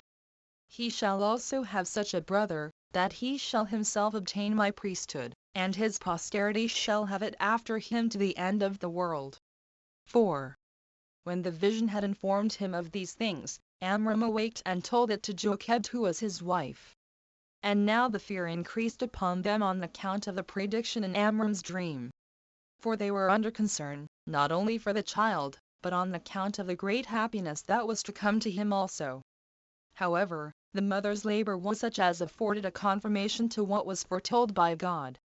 for it was not known to those that watched her, by the easiness of her pains, and because the throes of her delivery did not fall upon her with violence. And now they nourished the child at home privately for 3 months. But after that time Amram, fearing he should be discovered, and, by falling under the king's displeasure, both he and his child should perish, and so he should make the promise of God of none effect, he determined rather to trust the safety and care of the child to God, than to depend on his own concealment of him, which he looked upon as a thing uncertain, and whereby both the child, so privately to be nourished, and himself should be in imminent danger. But he believed that God would some way for certain procure the safety of the child, in order to secure the truth of his own predictions. When they had thus determined, they made an ark of bulrushes, after the manner of a cradle, and of a bigness sufficient for an infant to be laid in, without being too straitened. They then daubed it over with slime, which would naturally keep out the water from entering between the bulrushes, and put the infant into it, and setting it afloat upon the river, they left its preservation to God. So the river received the child, and carried him along. But Miriam, the child's sister, passed along upon the bank over against him, as her mother had bid her, to see whither the ark would be carried, where God demonstrated that human wisdom was nothing, but that the Supreme Being is able to do whatsoever he pleases, that those who, in order to their own security, condemn others to destruction, and use great endeavors about it, fail of their purpose. But that others are in a surprising manner preserved, and obtain a prosperous condition almost from the very midst of their calamities. Those, I mean, whose dangers arise by the appointment of God. And, indeed, such a providence was exercised in the case of this child, as showed the power of God. 5. Thermuthis was the king's daughter. She was now diverting herself by the banks of the river, and seeing a cradle borne along by the current, she sent some that could swim, and bid them bring the cradle to her. When those that were sent on this errand came to her with the cradle, and she saw the little child, she was greatly in love with it, on account of its largeness and beauty. For God had taken such great care in the formation of Moses, that he caused him to be thought worthy of bringing up, and providing for, by all those that had taken the most fatal resolutions, on account of the dread of his nativity, for the destruction of the rest of the Hebrew nation. Thermuthis bid them bring her a woman that might afford her breast to the child. Yet would not the child admit of her breast, but turned away from it, and did the like to many other women. Now Miriam was by when this happened, not to appear to be there on purpose, but only as staying to see the child. And she said, It is in vain that thou, O queen, callest for these women for the nourishing of the child, who are no way of kin to it. But still, if thou wilt order one of the Hebrew women to be brought, perhaps it may admit the breast of one of its own nation. Now since she seemed to speak well, Thermuthis bid her procure such a one, and to bring one of those Hebrew women that gave suck. So when she had such authority given her, she came back and brought the mother, who was known to nobody there. And now the child gladly admitted the breast, and seemed to stick close to it. And so it was, that, at the queen's desire, the nursing of the child was entirely entrusted to the mother. 6. Hereupon it was that Thermuthis imposed this name Mouses upon him, from what had happened when he was put into the river. For the Egyptians call water by the name of Mo, and such as are saved out of it, by the name of Uses. So by putting these two words together, they imposed this name upon him. And he was, by the confession of all, according to God's prediction, as well for his greatness of mind as for his contempt of difficulties, the best of all the Hebrews, for Abraham was his ancestor of the 7th generation. For Moses was the son of Amram, who was the son of Koth, whose father Levi was the son of Jacob, who was the son of Isaac, who was the son of Abraham. Now Moses' understanding became superior to his age, nay, far beyond that standard. And when he was taught, he discovered greater quickness of apprehension than was usual at his age, and his actions at that time promised greater, when he should come to the age of a man. God did also give him that tallness, when he was but 3 years old, as was wonderful. And as for his beauty, there was nobody so unpolite as, when they saw Moses, they were not greatly surprised at the beauty of his countenance. Nay, it happened frequently, that those that met him as he was carried along the road, were obliged to turn again upon seeing the child. That they left what they were about, and stood still a great while to look on him. For the beauty of the child was so remarkable and natural to him on many accounts, that it detained the spectators, and made them stay longer to look upon him. 7. Thermuthis therefore perceiving him to be so remarkable a child, adopted him for her son, having no child of her own. And when one time had carried Moses to her father, she showed him to him, and said she thought to make him her successor, if it should please God she should have no legitimate child of her own. And to him, I have brought up a child who is of a divine form, 21 and of a generous mind. And as I have received him from the bounty of the river, I thought proper to adopt him my son, and the heir of thy kingdom. And she had said this, she put the infant into her father's hands, so he took him, and hugged him to his breast. And on his daughter's account, in a pleasant way, put his diadem upon his head. But Moses threw it down to the ground, and, in a puerile mood, he wreathed it round, and trod upon his feet, which seemed to bring along with evil presage concerning the kingdom of Egypt. But when the sacred scribe saw this, he was the person who foretold that his nativity would lay the dominion of that kingdom low, he made a violent attempt to kill him. And crying out in a frightful manner, he said, This, O king! This child is he of whom God foretold, that if we kill him we shall be in no danger. He himself affords an attestation to the prediction of the same thing, by his trampling upon thy government, and treading upon thy diadem.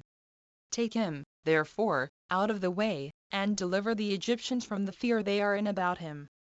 And deprive the Hebrews of the hope they have of being encouraged by him. But Thermuthis prevented him, and snatched the child away. And the king was not hasty to slay him, God himself, whose providence protected Moses, inclining the king to spare him. He was, therefore, educated with great care. So the Hebrews depended on him, and were of good hopes great things would be done by him. But the Egyptians were suspicious of what would follow such his education. Yet because, if Moses had been slain, there was no one, either akin or adopted, that had any oracle on his side for pretending to the crown of Egypt, and likely to be of greater advantage to them, they abstained from killing him. Chapter 10.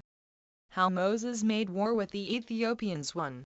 Moses, therefore, when he was born, and brought up in the foregoing manner, and came to the age of maturity, made his virtue manifest to the Egyptians, and showed that he was born for the bringing them down, and raising the Israelites. And the occasion he laid hold of was this: he Ethiopians, who are next neighbors to the Egyptians, made an inroad into their country, which they seized upon, and carried off the effects of the Egyptians, who, in their rage, fought against them, and revenged the affronts they had received from them. But being overcome in battle, some of them were slain, and the rest ran away in a shameful manner, and by that means saved themselves. Whereupon the Ethiopians followed after them in the pursuit, and thinking that it would be a mark of cowardice if they did not subdue all Egypt, they went on to subdue the rest with greater vehemence. And when they had tasted the sweets of the country, they never left off the prosecution of the war, and as the nearest parts had not courage enough at first to fight with them, they proceeded as far as Memphis, and the sea itself, while not one of the cities was able to oppose them. The Egyptians, under this sad oppression, betook themselves to their oracles and prophecies. And when God had given them this counsel, to make use of Moses the Hebrew, and take his assistance, the king commanded his daughter to produce him, that he might be the general 22 of their army. Upon which, when she had made him swear he would do him no harm, she delivered him to the king, and supposed his assistance would be of great advantage to them. She withal reproached the priest, who, when they had before admonished the Egyptians to kill him, was not ashamed now to own their want of his help. 2. So Moses, at the persuasion both of Thermuthis and the king himself, cheerfully undertook the business, and the sacred scribes of both nations were glad. Those of the Egyptians, that they should at once overcome their enemies by his valor, and that by the same piece of management Moses would be slain. But those of the Hebrews, that they should escape from the Egyptians, because Moses was to be their general. But Moses prevented the enemies, and took and led his army before those enemies were apprised of his attacking them. For he did not march by the river, but by land, where he gave a wonderful demonstration of his sagacity. For when the ground was difficult to be passed over, because of the multitude of serpents, which it produces in vast numbers, and, indeed, is singular in some of those productions, which other countries do not breed, and yet such as are worse than others in power and mischief, and an unusual fierceness of sight, some of which ascend out of the ground unseen, and also fly in the air, and so come upon men at unawares, and do them a mischief, Moses invented a wonderful stratagem to preserve the army safe, and without hurt. For he made baskets, like unto arks, of sedge, and filled them with ibes, 23, and carried them along with them. Which animal is the greatest enemy to serpents imaginable, for they fly from them when they come near them. And as they fly they are caught and devoured by them, as if it were done by the harts. But the ibes are tame creatures, and only enemies to the serpentine kind, but about these ibes I say no more at present, since the Greeks themselves are not unacquainted with this sort of bird. As soon, therefore, as Moses was come to the land which was the breeder of these serpents, he let loose the ibes, and by their means repelled the serpentine kind, and used them for his assistance before the army came upon that ground. When he had therefore proceeded thus on his journey, he came upon the Ethiopians before they expected him. And, joining battle with them, he beat them, and deprived them of the hopes they had of success against the Egyptians, and went on and overthrowing their cities, and indeed made a great slaughter of these Ethiopians. Now when the Egyptian army had once tasted of this prosperous success, by the means of Moses, they did not slacken their diligence, insomuch that the Ethiopians were in danger of being reduced to slavery, and all sorts of destruction. And at length they retired to Saba, which was a royal city of Ethiopia, which Cambyses afterwards named Meroe, after the name of his own sister. The place was to be besieged with very great difficulty, since it was both encompassed by the Nile quite round, and the other rivers, Astapus and Astaboras, made it a very difficult thing for such as attempted to pass over them. For the city was situate in a retired place, and was inhabited after the manner of an island, being encompassed with a strong wall, and having the rivers to guard them from their enemies, and having great ramparts between the wall and the rivers, insomuch that when the waters come with the greatest violence, it can never be drowned. Which ramparts make it next to impossible for even such as are gotten over the rivers to take the city. However, while Moses was uneasy at the armies lying idle, for the enemies durst not come to a battle, this accident happened. Harbus was the daughter of the king of the Ethiopians. She happened to see Moses as he led the army near the walls, and fought with great courage. And admiring the subtlety of his undertakings, and believing him to be the author of the Egyptians' success, when they had before despaired of recovering their liberty, and to be the occasion of the great danger the Ethiopians were in, when they had before boasted of their great achievements, she fell deeply in love with him. And upon the prevalency of that passion, sent to him the most faithful of all her servants to discourse with him about their marriage. He thereupon accepted the offer, on condition she would procure the delivering up of the city, and gave her the assurance of an oath to take her to his wife, and that when he had once taken possession of the city, he would not break his oath to her. No sooner was the agreement made, but it took effect immediately. And when Moses had cut off the Ethiopians, he gave thanks to God, and consummated his marriage, and led the Egyptians back to their own land. Chapter 11. How Moses fled out of Egypt into Midian. 1. Now the Egyptians, after they had been preserved by Moses, entertained a hatred to him, and were very eager in compassing their designs against him, as suspecting that he would take occasion, from his good success, to raise a sedition, and bring innovations into Egypt, and told the king he ought to be slain.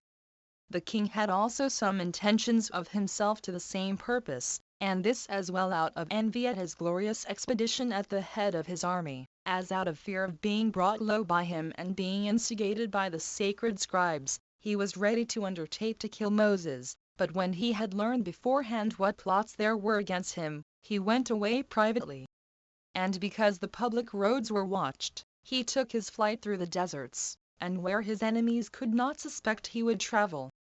And, though he was destitute of food, he went on, and despised that difficulty courageously. And when he came to the city Midian, which lay upon the Red Sea, and was so denominated from one of Abraham's sons by Keturah, he sat upon a certain well, and rested himself there after his laborious journey, and the affliction he had been in. It was not far from the city, and the time of the day was noon, where he had an occasion offered him by the custom of the country of doing what recommended his virtue, and afforded him an opportunity of bettering his circumstances. 2. For that country having but little water, the shepherds used to seize on the wells before others came, lest their flocks should want water, and lest it should be spent by others before they came. There were now come, therefore, to this well 7 sisters that were virgins, the daughters of Raguel, a priest, and one thought worthy by the people of the country of great honor. These virgins, who took care of their father's flocks, which sort of work it was customary and very familiar for women to do in the country of the troglodytes, they came first of all, and drew water out of the well in a quantity sufficient for their flocks, into troughs, which were made for the reception of that water. But when the shepherds came upon the maidens, and drove them away, that they might have the command of the water themselves, Moses, thinking it would be a terrible reproach upon him if he overlooked the young women under unjust oppression, and should suffer the violence of the men to prevail over the right of the maidens, he drove away the men, who had a mind to more than their share, and afforded a proper assistance to the women, who, when they had received such a benefit from him, came to their father, and told him how they had been affronted by the shepherds, and assisted by a stranger, and entreated that he would not let this generous action be done in vain, nor go without a reward. Now the father took it well from his daughters that they were so desirous to reward their benefactor, and bid them bring Moses into his presence, that he might be rewarded as he deserved. And when Moses came, he told him what testimony his daughters bare to him, that he had assisted them, and that, as he admired him for his virtue, he said that Moses had bestowed such his assistance on persons not insensible of benefits, but where they were both able and willing to return the kindness, and even to exceed the measure of his generosity. So he made him his son, and gave him one of his daughters in marriage, and appointed him to be the guardian and superintendent over his cattle. For of old, all the wealth of the barbarians was in those cattle. Chapter 12. Concerning the burning bush and the rod of Moses. 1. Now Moses, when he had obtained the favor of Jethro, for that was one of the names of Raguel, stayed there and fed his flock. But some time afterward, taking his station at the mountain called Sinai, he drove his flocks thither to feed them.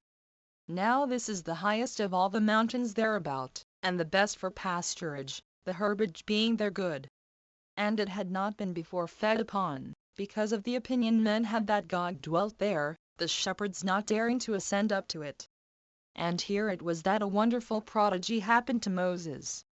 For a fire fed upon a thorn bush, yet did the green leaves and the flowers continue untouched, and the fire did not at all consume the fruit branches, although the flame was great and fierce.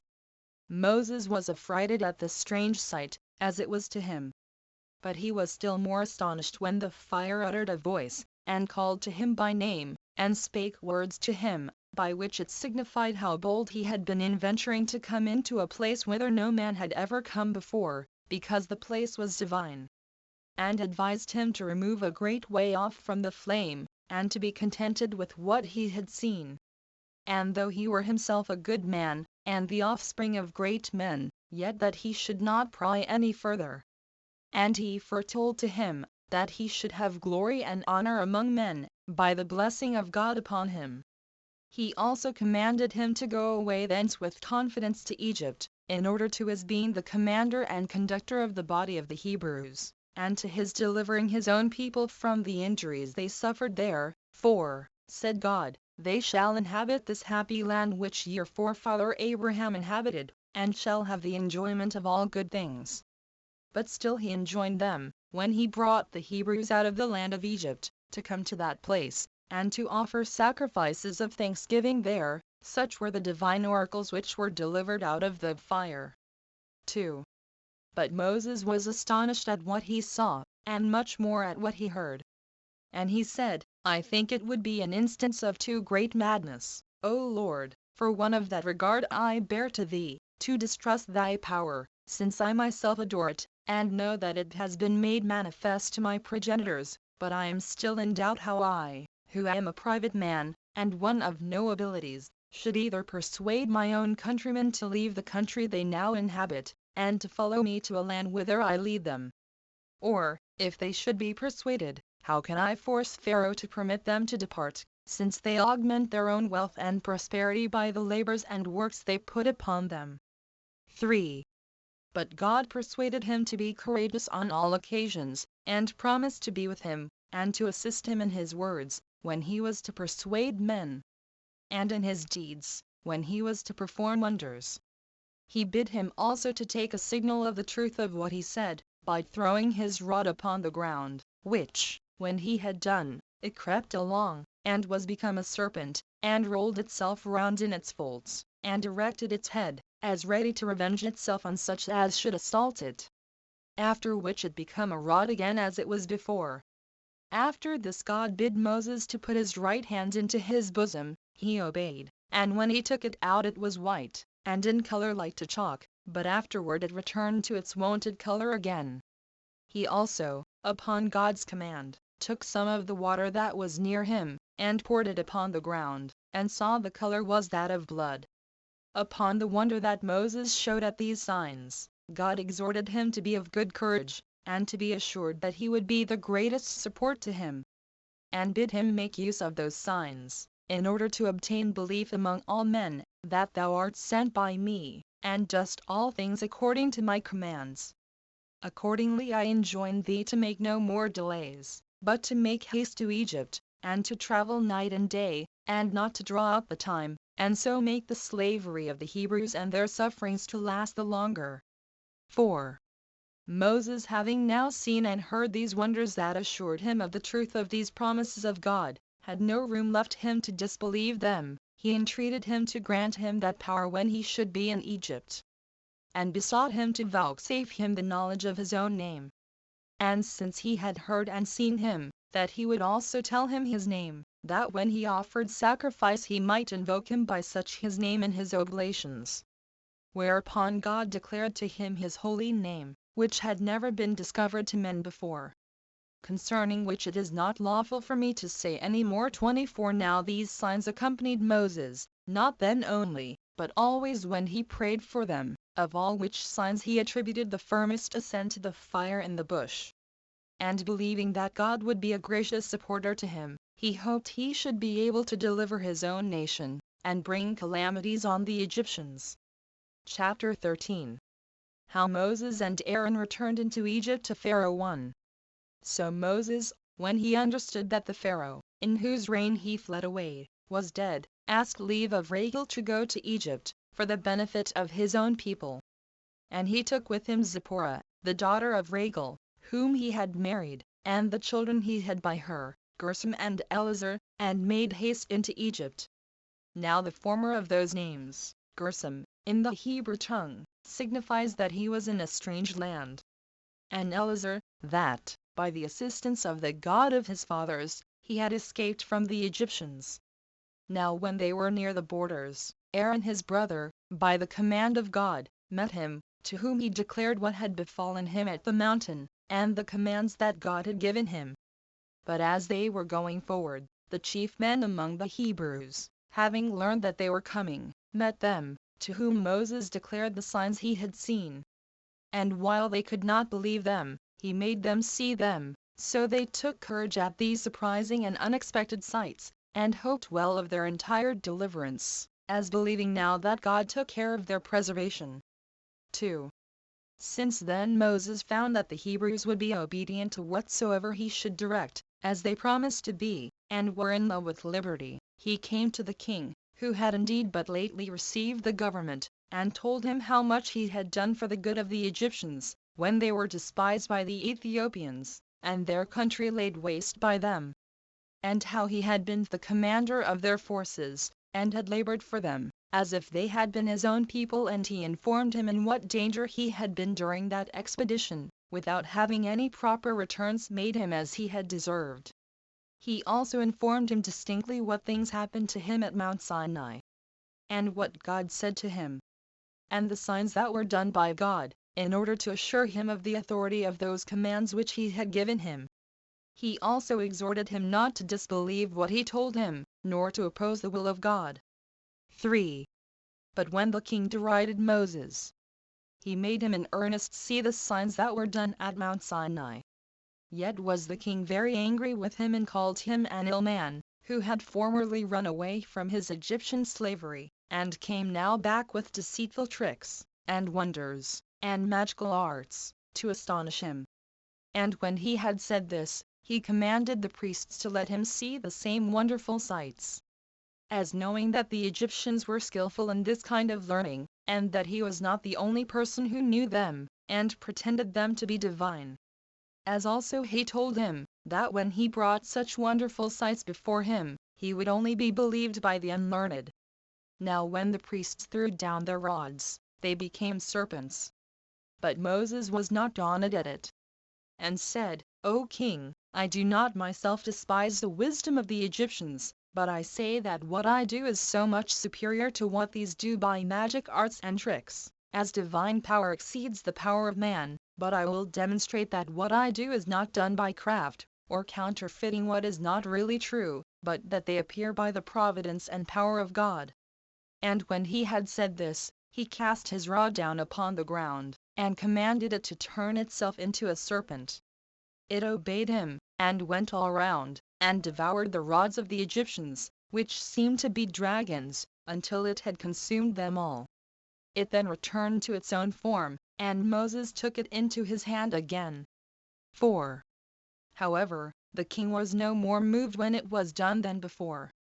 And being very angry, he said that he should gain nothing by this his cunning and shrewdness against the Egyptians.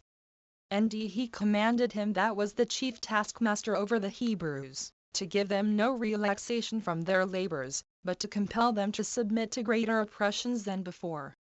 And though he allowed them chaff before for making their bricks, he would allow it them no longer, but he made them to work hard at brick-making in the daytime, and to gather chaff in the night.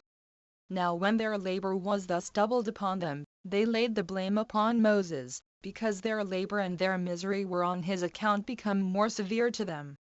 But Moses did not let his courage sink for the king's threatenings, nor did he abate of his zeal on account of the Hebrews' complaints.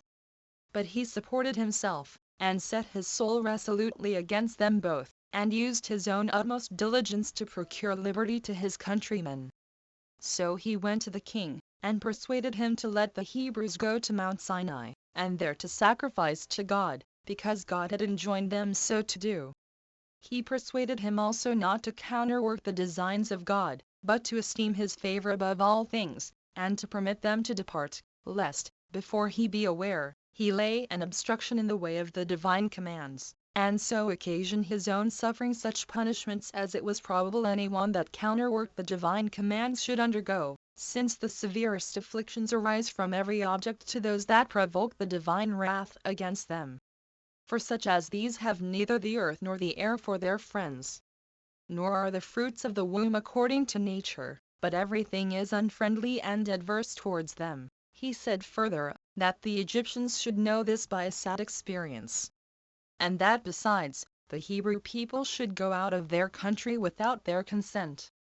Chapter 14. Concerning the 10 plagues which came upon the Egyptians. 1. But when the king despised the words of Moses, and had no regard at all to them, grievous plagues seized the Egyptians. every one of which I will describe, both because no such plagues did ever happen to any other nation as the Egyptians now felt, and because I would demonstrate that Moses did not fail in any one thing that he foretold them. And because it is for the good of mankind, that they may learn this caution not to do anything that may displease God, lest he be provoked to wrath, and avenge their iniquities upon them.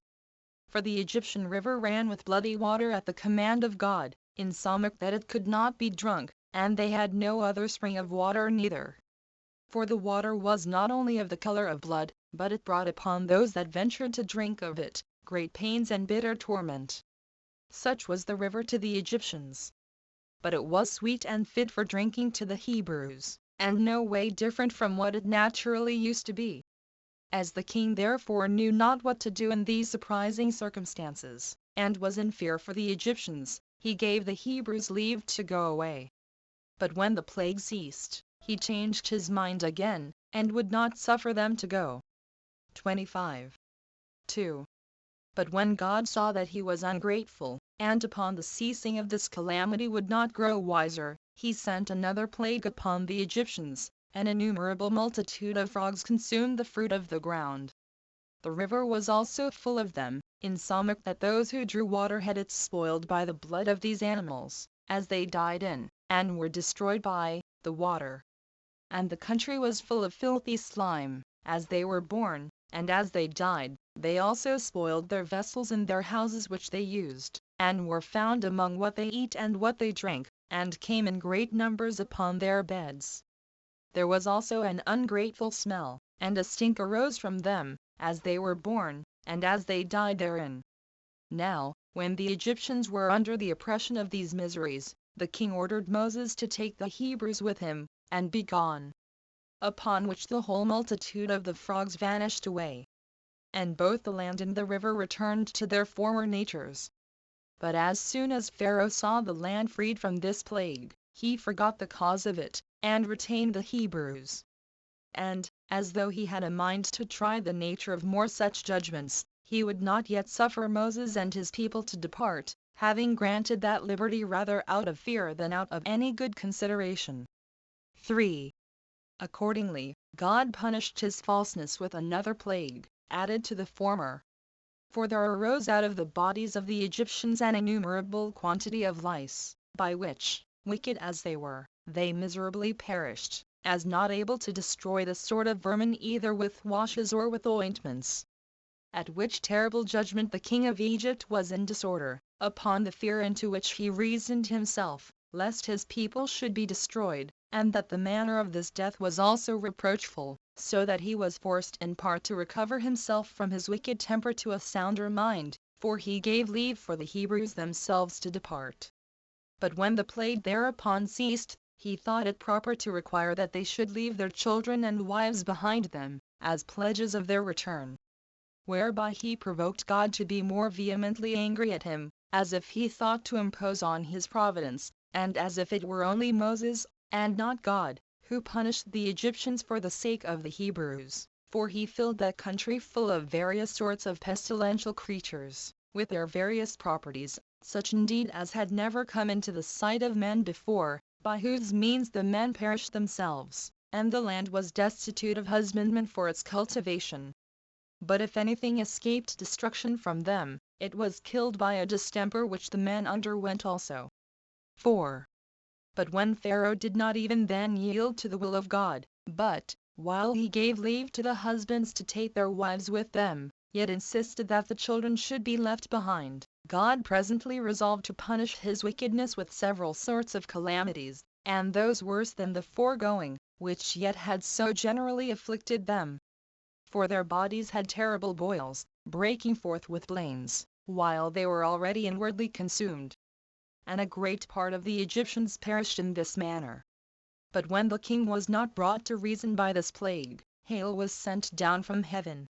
And such hail it was, as the climate of Egypt had never suffered before, nor was it like to that which falls in other climates in winter time. 26 But was larger than that which falls in the middle of spring to those that dwell in the northern and northwestern regions. This hail broke down their boughs laden with fruit.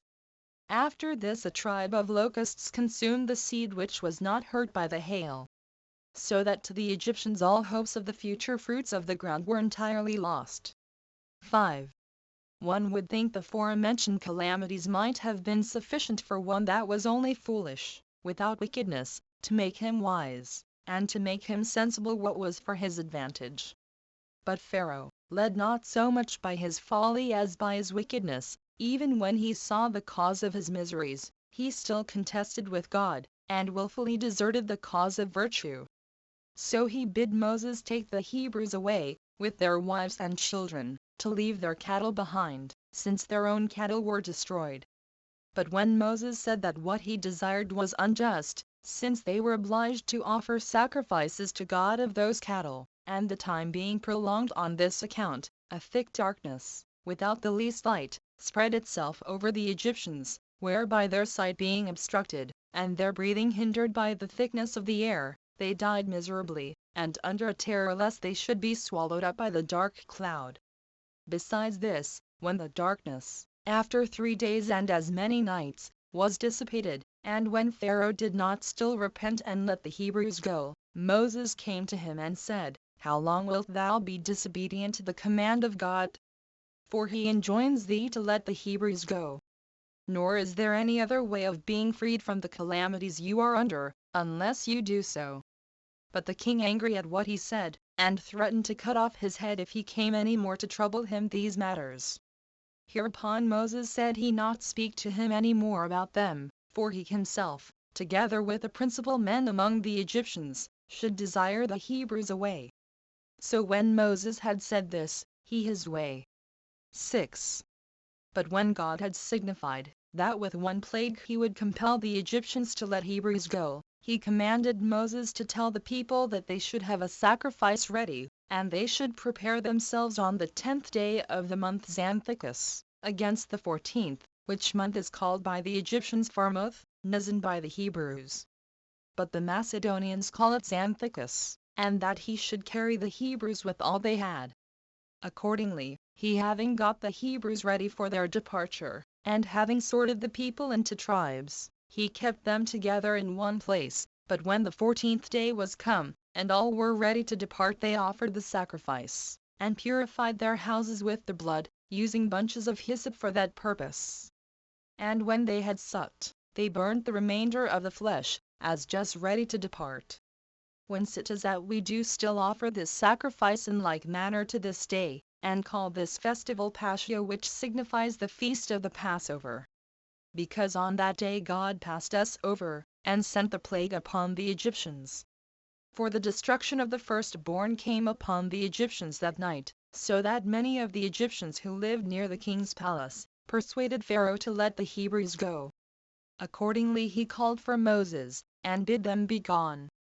As supposing, that if once the Hebrews were gone out of the country, Egypt should be freed from its miseries. They also honored the Hebrews with gifts. 27 some, in order to get them to depart quickly, and others on account of their neighborhood, and the friendship they had with them. Chapter 15. How the Hebrews under the conduct of Moses left Egypt. 1. So the Hebrews went out of Egypt, while the Egyptians wept, and repented that they had treated them so hardly. They took their journey by Letopolis, a place at that time deserted, but where Babylon was built afterwards, when Cambyses laid Egypt waste. But as they went away hastily, on the 3rd day they came to a place called Baal-zephon, on the Red Sea. And when they had no food out of the land, because it was a desert, they ate of loaves kneaded of flour, only warmed by a gentle heat. And this food they made use of for 30 days. For what they brought with them out of Egypt would not suffice them any longer time. And this only while they dispensed it to each person, to use so much only as would serve for necessity, but not for satiety. Whence it is that, in memory of the want we were then in, we keep a feast for 8 days, which is called the Feast of Unleavened Bread. Now the entire multitude of those that went out, including the women and children, was not easy to be numbered, but those that were of an age fit for war, were 600,000. 2.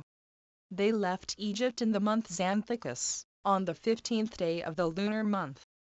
430 years after our forefather Abraham came into Canaan, but 215 years only after Jacob removed into Egypt. 28 It was the 80th year of the age of Moses, and of that of Aaron 3 more. They also carried out the bones of Josephus with them, as he had charged his sons to do. 3 But the Egyptians soon repented that the Hebrews were gone. And the king also was mightily concerned that this had been procured by the magic arts of Moses. So they resolved to go after them.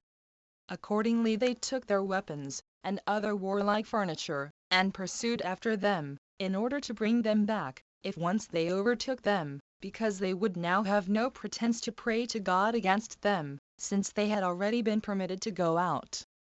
And they thought they should easily overcome them, as they had no armor, and would be weary with their journey. So they made haste in their pursuit, and asked of every one they met which way they were gone. And indeed that land was difficult to be traveled over, not only by armies, but by single persons. Now Moses led the Hebrews this way, that in case the Egyptians should repent and be desirous to pursue after them, they might undergo the punishment of their wickedness, and of the breach of those promises they had made to them.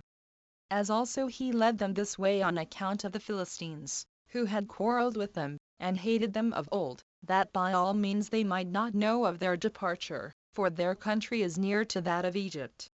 And thence it was that Moses led them not along the road that tended to the land of the Philistines, but he was desirous that they should go through the desert, that so after a long journey, and after many afflictions, they might enter upon the land of Canaan. Another reason of this was, that God commanded him to bring the people to Mount Sinai, that there they might offer him sacrifices. Now when the Egyptians had overtaken the Hebrews, they prepared to fight them, and by their multitude they drove them into a narrow place. For the number that pursued after them was 600 chariots, with 50,000 horsemen, and 200,000 footmen, all armed. They also seized on the passages by which they imagined the Hebrews might fly, shutting them up 29 between inaccessible precipices and the sea. For there was on each side a ridge of mountains that terminated at the sea, which were impassable by reason of their roughness, and obstructed their flight. Wherefore they there pressed upon the Hebrews with their army, where the ridges of the mountains were closed with the sea. Which army they placed at the chops of the mountains, that so they might deprive them of any passage into the plain. 4. When the Hebrews, therefore, were neither able to bear up, being thus, as it were, besieged, because they wanted provisions, nor saw any possible way of escaping. And if they should have thought of fighting, they had no weapons. They expected a universal destruction, unless they delivered themselves up to the Egyptians. So they laid the blame on Moses, and forgot all the signs that had been wrought by God for the recovery of their freedom. And this so far, that their incredulity prompted them to throw stones at the prophet, while he encouraged them and promised them deliverance. And they resolved that they would deliver themselves up to the Egyptians. So there was sorrow and lamentation among the women and children, who had nothing but destruction before their eyes, while they were encompassed with mountains, the sea, and their enemies, and discerned no way of flying from them. 5. But Moses, though the multitude looked fiercely at him, did not, however, give over the care of them, but despised all dangers, out of his trust in God, who, as he had afforded them the several steps already taken for the recovery of their liberty, which he had foretold them, would not now suffer them to be subdued by their enemies, to be either made slaves or be slain by them. And, standing in midst of them, he said, "It is not just of us to distrust even men, when they have hitherto well managed our affairs, as if they would not be the same hereafter. But it is no better than madness, at this time to despair of the providence of God, by whose power all those things have been performed he promised, when you expected no such things, I mean all that I have been concerned in for deliverance and escape from slavery. Nay, when we are in the utmost distress, as you see we ought rather to hope that God will succor us, by whose operation it is that we are now in this narrow place, that he may out of such difficulties as are otherwise insurmountable and out of which neither you nor your enemies expect you can be delivered, and may at once demonstrate his own power and his providence over us. Nor does God use to give his help in small difficulties to those whom he favors, but in such cases where no one can see how any hope in man can better their condition. Depend, therefore, upon such a protector as is able to make small things great, and to show that this mighty force against you is nothing but weakness, and be not affrighted at the Egyptian army, nor do you despair of being preserved, because the sea before, and the mountains behind, afford you no opportunity for flying, for even these mountains, if God so please, may be made plain ground for you, and the sea become dry land. Chapter 16. How the sea was divided asunder for the Hebrews, when they were pursued by the Egyptians, and so gave them an opportunity of escaping from them. 1. When Moses had said this, he led them to the sea, while the Egyptians looked on, for they were within sight.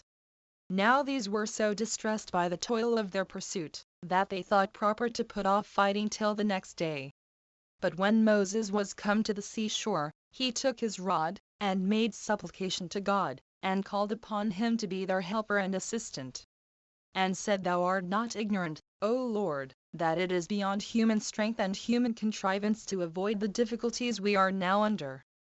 But it must be thy work altogether to procure deliverance to this army, which has left Egypt at thy appointment. We despair of any other assistance or contrivance, and have recourse only to that hope we have in thee. And if there be any method that can promise us an escape by thy providence, we look up to thee for it. And let it come quickly, and manifest thy power to us. And do thou raise up this people unto good courage and hope of deliverance, who are deeply sunk into a disconsolate state of mind. We are in a helpless place, but still it is a place that thou possessest. Still the sea is thine, the mountains also that enclose us are thine. So that these mountains will open themselves if thou commandest them, and the sea also, if thou commandest it, will become dry land. Nay, we might escape by a flight through the air, if thou shouldst determine we should have that way of salvation. 2. When Moses had thus addressed himself to God, he smote the sea with his rod, which parted asunder at the stroke, and receiving those waters into itself, left the ground dry, as a road and a place of flight for the Hebrews. Now when Moses saw this appearance of God, and that the sea went out of its own place, and left dry land, he went first of all into it, and bid the Hebrews to follow him along that divine road, and to rejoice at the danger their enemies that followed them were in, and gave thanks to God for this so surprising a deliverance which appeared from him. 3. Now, while these Hebrews made no stay, but went on earnestly, as led by God's presence with them, the Egyptians supposed first that they were distracted, and were going rashly upon manifest destruction. But when they saw that they were going a great way without any harm, and that no obstacle or difficulty fell in their journey, they made haste to pursue them, hoping that the sea would be calm for them also. They put their horse foremost, and went down themselves into the sea. Now the Hebrews, while these were putting on their armor, and therein spending their time, were beforehand with them, and escaped them, and got first over to the land on the other side without any hurt. Whence the others were encouraged, and more courageously pursued them, as hoping no harm would come to them neither, but the Egyptians were not aware that they went into a road made for the Hebrews, and not for others. That this road was made for the deliverance of those in danger, but not for those that were earnest to make use of it for the others' destruction. As soon, therefore, as ever the whole Egyptian army was within it, the sea flowed to its own place, and came down with the torrent raised by storms of wind, 30 and encompassed the Egyptians. Showers of rain also came down from the sky, and dreadful thunders and lightning, with flashes of fire. Thunderbolts also were darted upon them. Nor was there anything which used to be sent by God upon men, as indications of his wrath, which did not happen at this time, for a dark and dismal night oppressed them. And thus did all these men perish, so that there was not one man left to be a messenger of this calamity to the rest of the Egyptians. 4. But the Hebrews were not able to contain themselves for joy at their wonderful deliverance, and destruction of their enemies. now indeed supposing themselves firmly delivered, when those that would have forced them into slavery were destroyed, and when they found they had God so evidently for their protector. And now these Hebrews having escaped the danger they were in, after this manner, and besides that, seeing their enemies punished in such a way as is never recorded of any other men whomsoever, were all the night employed in singing of hymns, and in mirth. 31 Moses also composed a song unto God, containing his praises, and a thanksgiving for his kindness, in hexameter verse. 32. 5. As for myself, I have delivered every part of this history as I found it in these sacred books. Nor let any one wonder at the strangeness of the narration if a way were discovered to those men of old time, who were free from the wickedness of the modern ages, whether it happened by the will of God or whether it happened of its own accord. Heil, for the sake of those that accompanied Alexander, king of Macedonia, who yet lived, comparatively but a little while ago, the Pamphylian sea retired and afforded them a passage 33 through itself, had no other way to go. I mean, when it was the will of God to destroy the monarchy of the Persians, and this is confessed to be true by all that have written about the actions of Alexander. But as to these events, let every one determine as he pleases. 6. On the next day Moses gathered together the weapons of the Egyptians, which were brought to the camp of the Hebrews by the current of the sea, and the force of the winds resisting it. And he conjectured that this also happened by divine providence, that so they might not be destitute of weapons. So when he had ordered the Hebrews to arm themselves with them, he led them to Mount Sinai, in order to offer sacrifice to God, and to render oblations for the salvation of the multitude, as he was charged to do beforehand. Footnotes. One return we may here observe, that in correspondence to Joseph's second dream, which implied that his mother, who was then alive, as well as his father, should come and bow down to him, Josephus represents her here as still alive after she was dead, for the decorum of the dream that foretold it, as the interpretation of the dream does also in all our copies. Genesis 37-10. 2. Return the Septuagint have 20 pieces of gold. The Testament of Gad 30. The Hebrew and Samaritan 20 of silver. And the vulgar Latin 30. What was the true number and true sum cannot therefore now be known. 3. Return that is, bought it for Pharaoh at a very low price. 4. Return this Potiphar, or, as Josephus, Potiphar's, who was now a priest of On, or Heliopolis, is the same name in Josephus, and perhaps in Moses also, with him who was before called head cook or captain of the guard, and to whom Joseph was sold. See Genesis 37-36, 39-1, with 41-50. They are also affirmed to be one and the same person in the Testament of Joseph, sect. 18. For he is there said to have married the daughter of his master and mistress. Nor is this a notion peculiar to that Testament, but, as Dr. Bernard confesses, note on Antiq. B. E. Ch. 4 sect. 1. Common to Josephus, to the Septuagint interpreters, and to other learned Jews of old time. 5. Return this entire ignorance of the Egyptians of these years of famine before they came, told us before, as well as here, ch. 5 sect. 7. By Josephus, seems to me almost incredible. It is in no other copy that I know of. 6. Return the reason why Simeon might be selected out of the rest for Joseph's prisoner, is plain in the Testament of Simeon, viz. that he was one of the bitterest of all Joseph's brethren against him, sect. 2. Which appears also in part by the Testament of Zabulon, sect. 3.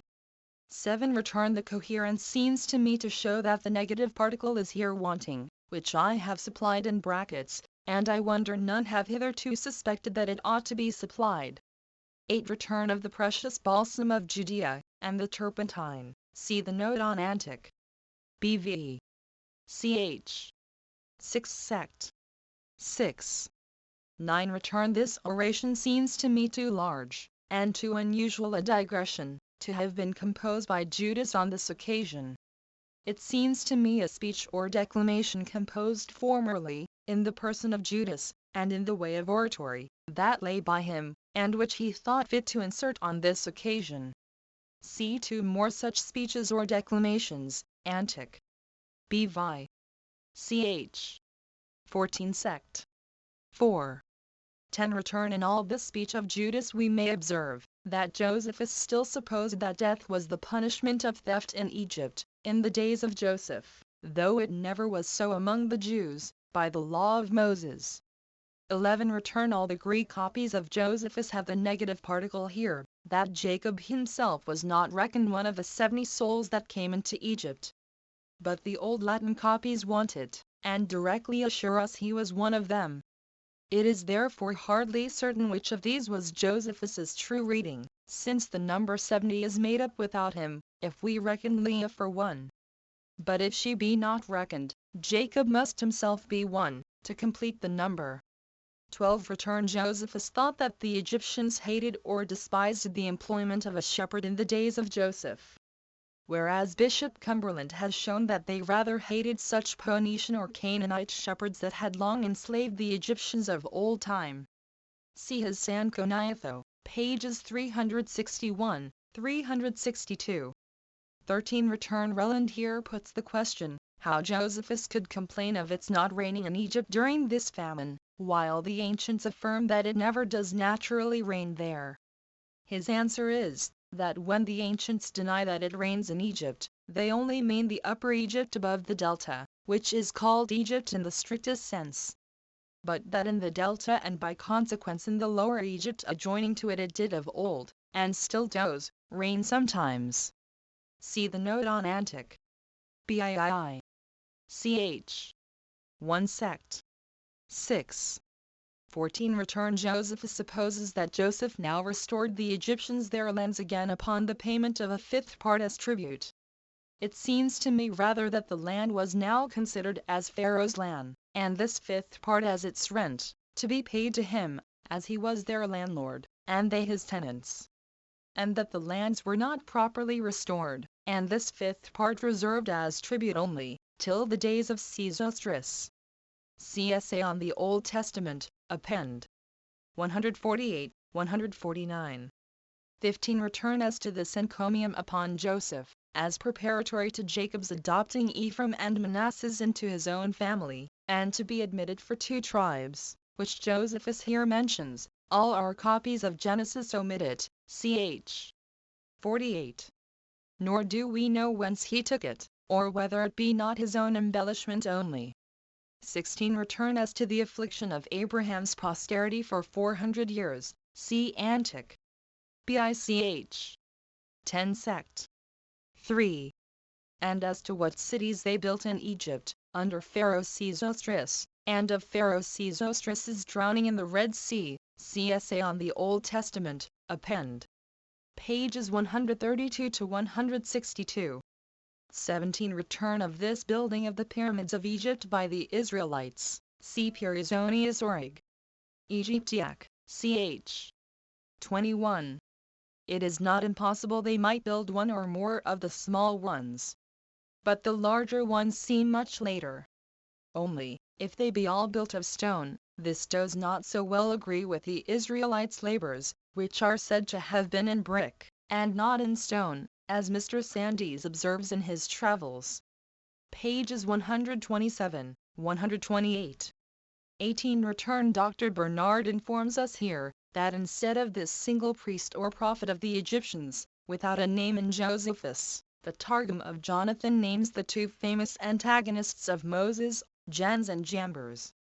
Nor is it at all unlikely that it might be one of these who foreboded so much misery to the Egyptians, and so much happiness to the Israelites, from the rearing of Moses.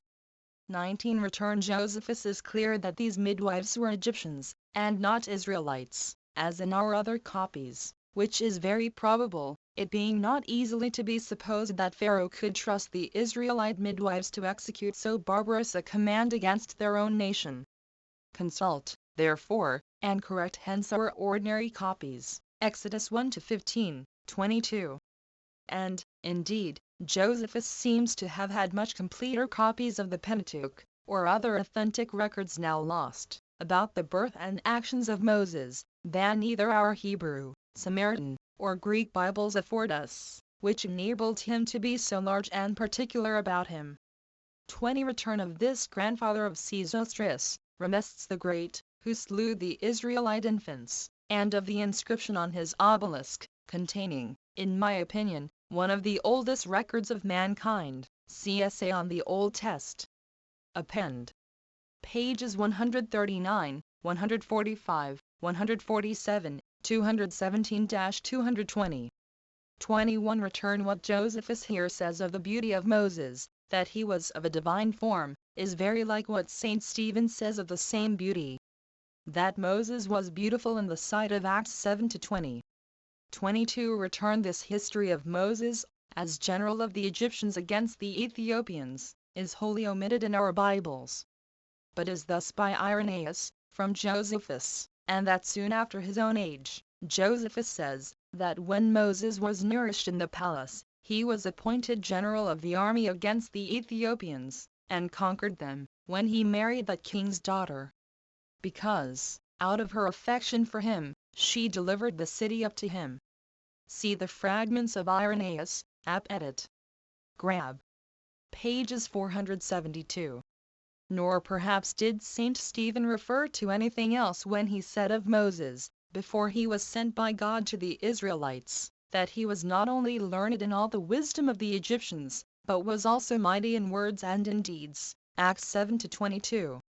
23. Return Pliny speaks of these birds called ibis, and says, the Egyptians invoked them against the serpents, hissed. Nat. Bxch. 28. Strabo speaks of this island Mero, and these rivers Astapus and Astaboras, Bxvi. Pages 771, 786. And Bxvii. Pages 82. 24. Return this superstitious fear of discovering the name with 4 letters, which of late we have been used falsely to pronounce Jehovah, but seems to have been originally pronounced Jau, or Jau, is never, I think, heard of till this passage of Josephus. And this superstition, in not pronouncing that name, has continued among the rabbinical Jews to this day, though whether the Samaritans and Karaites observed it so early, does not appear. Josephus also durst not set down the very words of the 10 Commandments, as we shall see hereafter. Antic. Bii. Ch. 5 sect. 4. Which superstitious silence I think has yet not been continued even by the rabbins. It is, however, no doubt but both these cautious concealments were taught Josephus by the Pharisees, a body of men at once very wicked and very superstitious. 25. Return of this judicial hardening the hearts and blinding the eyes of wicked men, or infatuating them, as a just punishment for their other willful sins, to their own destruction. See the note on Antic. Bvii. Ch. 9 sect. 6. 26. Return as to this winter or spring hail near Egypt and Judea, see the like on thunder and lightning there, in the note on Antic. Bvi. Ch. 5 sect. 6. 27. Return these large presents made to the Israelites, of vessels of and vessels of gold, and raiment, were, as Josephus truly calls them, gifts really given them, not lent them, as our English falsely renders them. They were spoils required, not of them. Genesis 15-14. Exodus 3-22. 11-2. Psalm 105-37, as the same version falsely renders the Hebrew word Exodus 12-35, 36. God had ordered the Jews to demand these as their pay and reward, during their long and bitter slavery in Egypt, as atonements for the lives of the Egyptians, and as the condition of the Jews' departure, and of the Egyptians' deliverance from these terrible judgments, which, had they not now ceased, they had soon been all dead men, as they themselves confess. Ch. 12. 33.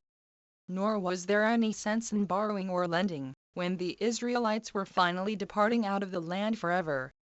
28. Return why our Masoretic copy so groundlessly abridges this account in Exodus 12-40, as to ascribe 430 years to the sole peregrination of the Israelites in Egypt, when it is clear even by that Masoretic chronology elsewhere, as well as from the express text itself, in the Samaritan, Septuagint, and Josephus, that they sojourned in Egypt but half that time, and that by consequence, the other half of their peregrination was in the land of Canaan, before they came into Egypt, is hard to say.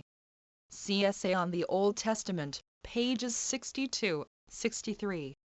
29. Return. Take the main part of Relland's excellent note here, which greatly illustrates Josephus, and the scripture, in this history, as follows: "A traveler," says Relland, "whose name was Enamon, when he returned out of Egypt, told me that he went the same way from Egypt to Mount Sinai, which he supposed the Israelites of old traveled, and that he found several mountainous tracts, that ran down towards the Red Sea. He thought the Israelites had proceeded as far as the desert of Etham, Exodus 13-20, when they were commanded by God to return back, Exodus 14-2, and to pitch their camp between Migdol and the sea. And that when they were not able to fly, unless by sea, they were shut in on each side by mountains. He also thought we might evidently learn hence, how it might be said that the Israelites were in Etham before they went over the sea, and yet might be said to have come into Etham after they had passed over the sea also. Besides, he gave me an account how he passed over a river in a boat near the city Suez, which he says must needs be the Hierapolia of the ancients, since that city could not be situate anywhere else in that neighborhood." As to the famous passage produced here by Dr. Bernard, out of Herodotus, as the most ancient heathen testimony of the Israelites coming from the Red Sea into Palestine, Bishop Cumberland has shown that it belongs to the old Canaanite or Phoenician shepherds, and their retiring out of Egypt into Canaan or Phoenicia, long before the days of Moses. Sanchoniathon, pages 374, and c. 30. Return of these storms of wind, thunder, and lightning, at this drowning of Pharaoh's army, almost wanting in our copies of Exodus, but fully extant in that of David, Psalm 77, 16-18, and in that of Josephus here, see Essay on the Old Test. Append. Pages 15, 155. 31. Return. What some have here objected against this passage of the Israelites over the Red Sea, in this one night, from the common maps, viz. that the sea being here about 30 miles broad, so great an army could not pass over it in so short a time, is a great mistake. Mons. The Venet, an authentic eyewitness, informs us, that this sea, for about 5 days' journey, is nowhere more than about 8 or 9 miles over cross, and in one place but 4 or 5 miles, according to Delisle's map, which is made from the best travelers themselves, and not copied from others. What has been further objected against this passage of the Israelites, and drowning of the Egyptians, being miraculous also, viz. that Moses might carry the Israelites over at a low tide without any miracle, while yet the Egyptians, not knowing the tides so well as he, might be drowned upon the return of the tide, is a strange story indeed. That Moses, who never had lived here, should know the quantity and time of the flux and reflux of the Red Sea better than the Egyptians themselves in its neighborhood. Yet does Artapanus, an ancient heathen historian, inform us, that this was what the more ignorant Memphites, who lived at a great distance, pretended, though he confesses, that the more learned Heliopolitans, who lived much nearer, owned the destruction of the Egyptians, and the deliverance of the Israelites, to have been miraculous, and De Castro, a mathematician, who surveyed the sea with great exactness, informs us, that there is no great flux or reflux in this part of the Red Sea, to give a color to this hypothesis. Nay, that at the elevation of the tide there is little above half the height of a man. See Essay on the Old Test. Append. Pages 239, 240. So vain and groundless are these and the like evasions and subterfuges of our modern skeptics and unbelievers, and so certainly do thorough inquiries and authentic evidence disprove and confute such evasions and subterfuges upon all occasions. 32. Return. What that hexameter verse, in which Moses' triumphant song is here said to be written, distinctly means, our present ignorance of the old Hebrew meter or measure will not let us determine. Nor does it appear to me certain that even Josephus himself had a distinct notion of it, though he speaks of several sort of that meter or measure, both here and elsewhere. Antic. Biev. Ch. 8 sect. 44. And Bvii. Ch. 12 sect. 3. 33 Return take care the original passages of the four old authors that still remain, as to this transit of Alexander the Great over the Pamphylian Sea, I mean, of Callisthenes, Strabo, Arrian, and Appian. As to Callisthenes, who himself accompanied Alexander in this expedition, Eustathius, in his notes on the third Iliad of Homer, as Dr. Bernard here informs us, says, that this Callisthenes wrote how the Pamphylian Sea did not only open a passage for Alexander, but, by rising and did pay him homage as its king. Strabos is the Scaeog. Bxiv. Pages 666, now about Phaselis is that narrow passage, by the seaside, through which his army. There is a mountain called Climax, adjoins to the Sea of Pamphylia, leaving a narrow passage on the shore, which, in calm weather, is bare, so as to be passable by travelers, but when the sea overflows, it is covered to a great degree by the waves. Now then, the ascent by the mountains being roundabout and steep, in still weather they make use of the road along the coast. But Alexander fell into the winter season, and committing himself chiefly to fortune, he marched on before the waves retired. And so it happened that we're a whole day in journeying over it, and were under water up to the navel. Arrian's account is this bi pages 72, 73. Alexander removed from Phaselis, he sent some part his army over the mountains to Perga, which road the Thracians showed him. A difficult way it was, but short. He himself conducted those that were with him by the seashore. This road is impassable at any other time than when the north wind blows. But if the south wind prevail, there is no passing by the shore. Now at this time, after strong south winds, a north wind blew, and that not without the divine providence, as both he and they that were with him supposed, and afforded him an easy and quick passage. Appian, when he compares Cr and Alexander together, de Bell. Civil. B.E. pages 522, says, that they both depended on their boldness and fortune, as much as on their skill in war. As an instance of which, Alexander journeyed over a country without water, in the heat of summer, to the oracle of Jupiter Hammon, and quickly passed over the Bay of Pamphylia, when, by divine providence, the sea was cut off, his providence restraining the sea on his account, as it had sent him rain when he travelled over the desert.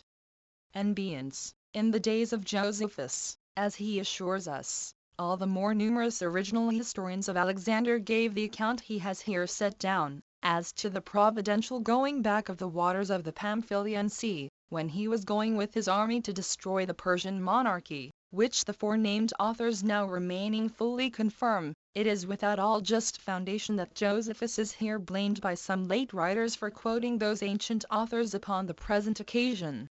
Nor can the reflections of Plutarch, or any other author later than Josephus, be in the least here alleged to contradict him.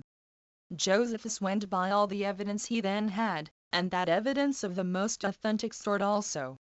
So that whatever the moderns may think of the thing itself, there is hence not the least color for finding fault with Josephus. He would rather have been much to blame had he omitted these quotations. Book 3 containing the interval of 2 years. From the Exodus out of Egypt, to the rejection of that generation. Chapter 1. How Moses when he had brought the people out of Egypt led them to Mount Sinai. But not till they had suffered much in their journey. 1. When the Hebrews had obtained such a wonderful deliverance, the country was a great trouble to them, for it was entirely a desert, and without sustenance for them, and also had exceeding little water, so that it not only was not at all sufficient for the men, but not enough to feed any of the cattle, for it was parched up, and had no moisture that might afford nutriment to the vegetables. So they were forced to travel over this country, as having no other country but this to travel in. They had indeed carried water along with them from the land over which they had travelled before, as their conductor had bidden them. But when that was spent, they were obliged to draw water out of wells, with pain, by reason of the hardness of the soil. Moreover, what water they found was bitter, and not fit for drinking, and this in small quantities also. And as they thus travelled, they came late in the evening to a place called Marah, one which had that name from the badness of its water, for Mar denotes bitterness. Thither they came afflicted both by the tediousness of their journey, and by their want of food, for it entirely failed them at that time. Now here was a well, which made them choose to stay in the place, which, although it were not sufficient to satisfy so great an army, did yet afford them some comfort, as found in such desert places.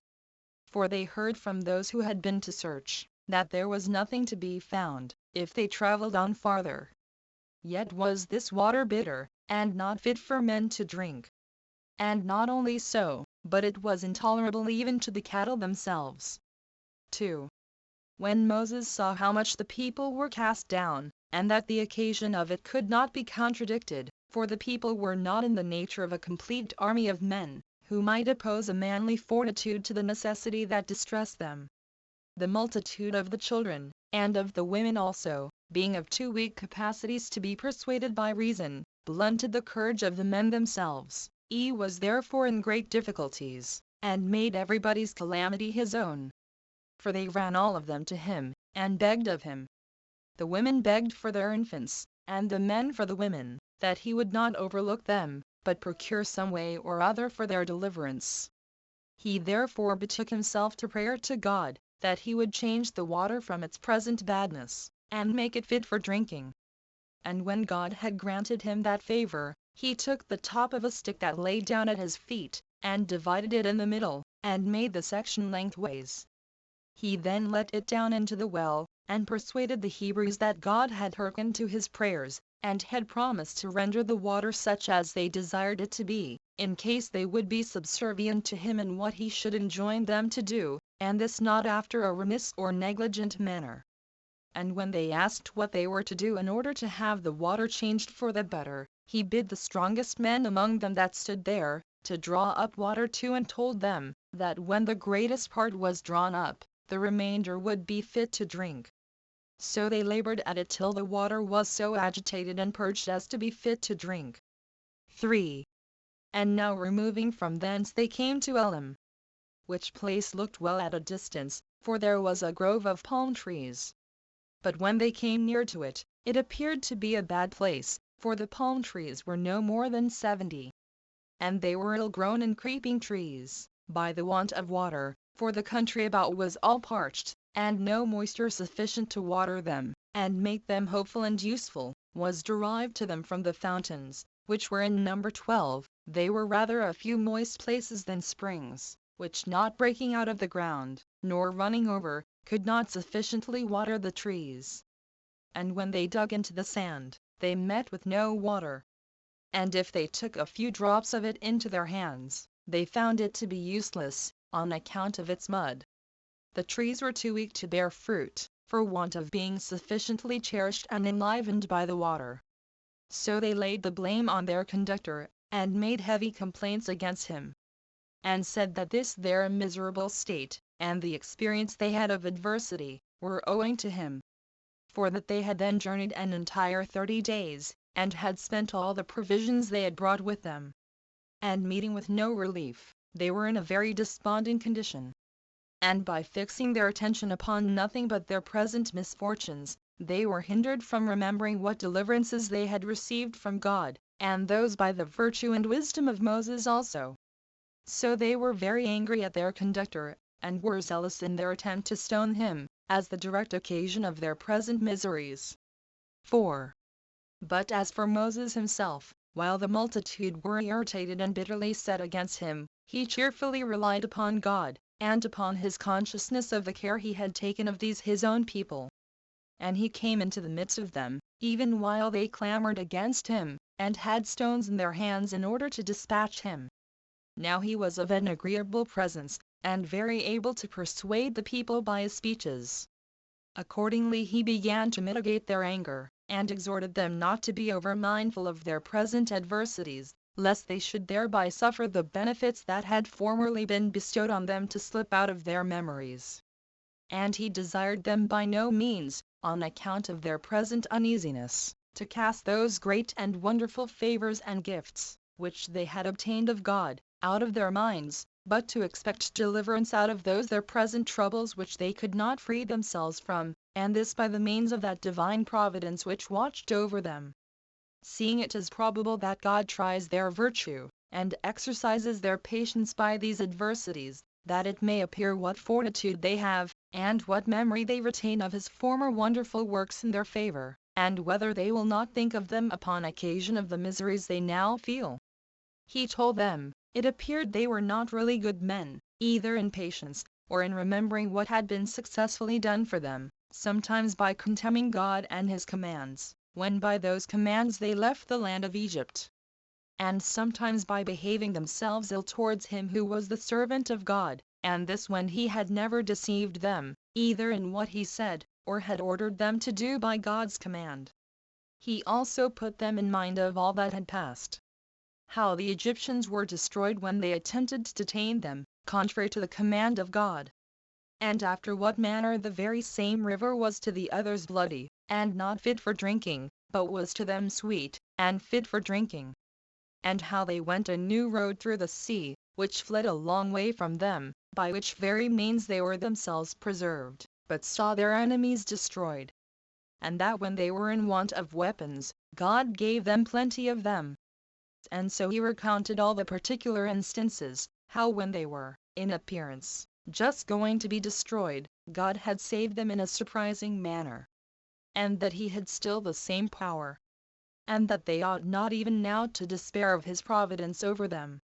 And accordingly he exhorted them to continue quiet, and to consider that help would not come too late, though it come not immediately, if it be present with them before they suffer any great misfortune. That they ought to reason thus, that God delays to assist them, not because he has no regard to them, but because he will first try their fortitude, and the pleasure they take in their freedom, that he may learn whether you have souls great enough to bear want of food, and scarcity of water, on its account, or whether you rather love to be slaves, as cattle are slaves to such as own them, and feed them liberally, but only in order to make them more useful in their service. That as for himself, he shall not be so much concerned for his own preservation. For if he die unjustly, he shall not reckon it any affliction, but that he is concerned for them, lest, by casting stones at him, they should be thought to condemn God himself. 5. By this means Moses pacified the people, and restrained them from stoning him, and brought them to repent of what they were going to do. And because he thought the necessity they were under made their passion less unjustifiable, he thought he ought to apply himself to God by prayer and supplication. And going up to an eminence, he requested of God for some succor for the people, and some way of deliverance from the want they were in, because in him, and in him alone, was their hope of salvation. And he desired that he would forgive what necessity had forced the people to do, since such was the nature of mankind, hard to please, and very complaining under adversities. Accordingly God promised he would take care of them, and afford them the succor they were desirous of. Now when Moses had heard this from God, he came down to the multitude. But as soon as they saw him joyful at the promises he had received from God, they changed their sad countenances into gladness. So he placed himself in the midst of them, and told them he came to bring them from God a deliverance from their present distresses. Accordingly a little after came a vast number of quails, which is a bird more plentiful in this Arabian Gulf than anywhere else, flying over the sea, and hovered over them, till wearied with their laborious flight, and, indeed, as usual, flying very near to the earth, they fell down upon the Hebrews, who caught them, and satisfied their hunger with them, and supposed that this was the method whereby God meant to supply them with food. Upon which Moses returned thanks to God for affording them his assistance so suddenly, and sooner than he had promised them. 6. But presently after this first supply of food, he sent them a second. for as Moses was lifting up his hands in prayer, a dew fell down. And Moses, when he found it stick to his hands, supposed this was also come for food from God to them. He tasted it, and perceiving that the people knew not what it was, and thought it snowed, and that it was what usually fell at that time of the year, he informed them that this dew did not fall from heaven after the manner they imagined, but came for their preservation and sustenance. So he tasted it, and gave them some of it, that they might be satisfied about what he told them. They also imitated their conductor, and were pleased with the food, for it was like honey in sweetness and pleasant taste, but like in its body to bdellium, one of the sweet spices, and in bigness equal to coriander seed. And very earnest they were in gathering it. But they were enjoined to gather it equally 3 measure of an omer for each one every day, because this food should not come in too small a quantity, lest the weaker might not be able to get their share, by reason of the overbearing of the strong in collecting it. However, these strong men, when they had gathered more than the measure appointed for them, had no more than others, but only tired themselves more in gathering it, for they found no more than an omer apiece.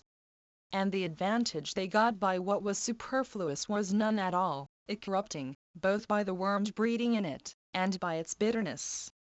So divine and wonderful a food was this. It also supplied the want of other sorts of food to those that fed on it. And even now, in all that place, this manna comes down in rain, for according to what Moses then obtained of God, to send it to the people for their sustenance. Now the Hebrews call this food manna, for the particle man, in our language, is the asking of a question. What is this? So the Hebrews were very joyful at what was sent them from heaven. Now they made use of this food for 40 years, or as long as they were in the wilderness. 7. As soon as they were removed thence, they came to Rephidim, being distressed to the last degree by thirst. And while in the foregoing days they had lit on a few small fountains, but now found the earth entirely destitute of water, they were in an evil case. They again turned their anger against Moses. But he at first avoided the fury of the multitude, and then betook himself to prayer to God, beseeching him, that as he had given them food when they were in the greatest want of it, so he would give them drink, since the favor of giving them food was of no value to them while they had nothing to drink. And God did not long delay to give it them, but promised Moses that he would procure them a fountain, and plenty of water, from a place they did not expect any. So he commanded him to smite the rock which they saw lying there, 5 with his rod, and out of it to receive plenty of what they wanted. For he had taken care that drink should come to them without any labor or painstaking. When Moses had received this command from God, he came to the people, who waited for him, and looked upon him, for they saw already that he was coming apace from his eminence. As soon as he was come, he told them that God would deliver them from their present distress, and had granted them an unexpected favor. And informed them, that a river should run for their sakes out of the rock. But they were amazed at that hearing, supposing they were of necessity to cut the rock in pieces, now they were distressed by their thirst and by their journey. While Moses only smiting the rock with his rod, opened a passage, and out of it burst water, and that in great abundance, and very clear. But they were astonished at this wonderful effect, and, as it were, quenched their thirst by the very sight of it. So they drank this pleasant, this sweet water. And such it seemed to be, as might well be expected where God was the donor. They were also in admiration how Moses was honored by God. And they made grateful returns of sacrifices to God for his providence towards them. Now that scripture, which is laid up in the temple, 6 informs us, how God foretold to Moses, that water timid in this manner be derived out of the rock. Chapter 2. How the Amalekites and the neighboring nations made war with the Hebrews and were beaten and lost a great part of their army. 1. The name of the Hebrews began already to be everywhere renowned, and rumors about them ran abroad. This made the inhabitants of those countries to be in no small fear. Accordingly they sent ambassadors to one another, and exhorted one another to defend themselves, and to endeavor to destroy these men. those that induced the rest to do so, were such as inhabited Gobelitis and Petra. They were called Amalekites, and were the most warlike of the nations that lived thereabout, and whose kings exhorted one another, and their neighbors, to go to this war against the Hebrews, telling them that an army of strangers, and such a one as had run away from slavery under the Egyptians, lay in wait to ruin them. Which army they were not, in common prudence and regard to their own safety, to overlook, but to crush them before they gather strength, and come to be in prosperity, and perhaps attack them first in a hostile manner, as presuming upon our indolence in not attacking them before, and that we ought to avenge ourselves of them for what they have done in the wilderness, but that this cannot be so well done when they have once laid their hands on our cities and our goods, that those who endeavor to crush a power in its first rise, are wiser than those that endeavor to put a stop to its progress when it is become formidable. For these last seem to be angry only at the flourishing of others, but the former do not leave any room for their enemies to become troublesome to them. After they had sent such embassages to the neighboring nations, and among one another, they resolved to attack the Hebrews in battle. 2. These proceedings of the people of those countries occasioned perplexity and trouble to Moses, who expected no such warlike preparations. And when these nations were ready to fight, and the multitude of the Hebrews were obliged to try the fortune of war, they were in a mighty disorder, and in want of all necessaries, and yet were to make war with men who were thoroughly well prepared for it. Then therefore it was that Moses began to encourage them, and to exhort them to have a good heart, and rely on God's assistance by which they had been put in a state of freedom, and to hope for victory over those who were ready to fight with them, in order to deprive them of that blessing, that they were to suppose their own army to be numerous, wanting nothing, neither weapons, nor money, nor provisions, nor such other conveniences as, when men are in possession of, they fight undauntedly. And that they are to judge themselves to have all these advantages in the divine assistance. They are also to suppose the enemy's army to be small, unarmed, weak, and such as want those conveniences which they know must be wanted, when it is God's will that they shall be beaten. And how valuable God's assistance is, they had experienced in abundance of trials. And those such as were more terrible than war, for that is only against men. But these were against famine and thirst, things indeed that are in their own nature insuperable. As also against mountains, and that sea which afforded them no way for escaping. Yet had all these difficulties been conquered by God's gracious kindness to them. So he exhorted them to be courageous at this time, and to look upon their entire prosperity to depend on the present conquest of their enemies. 3.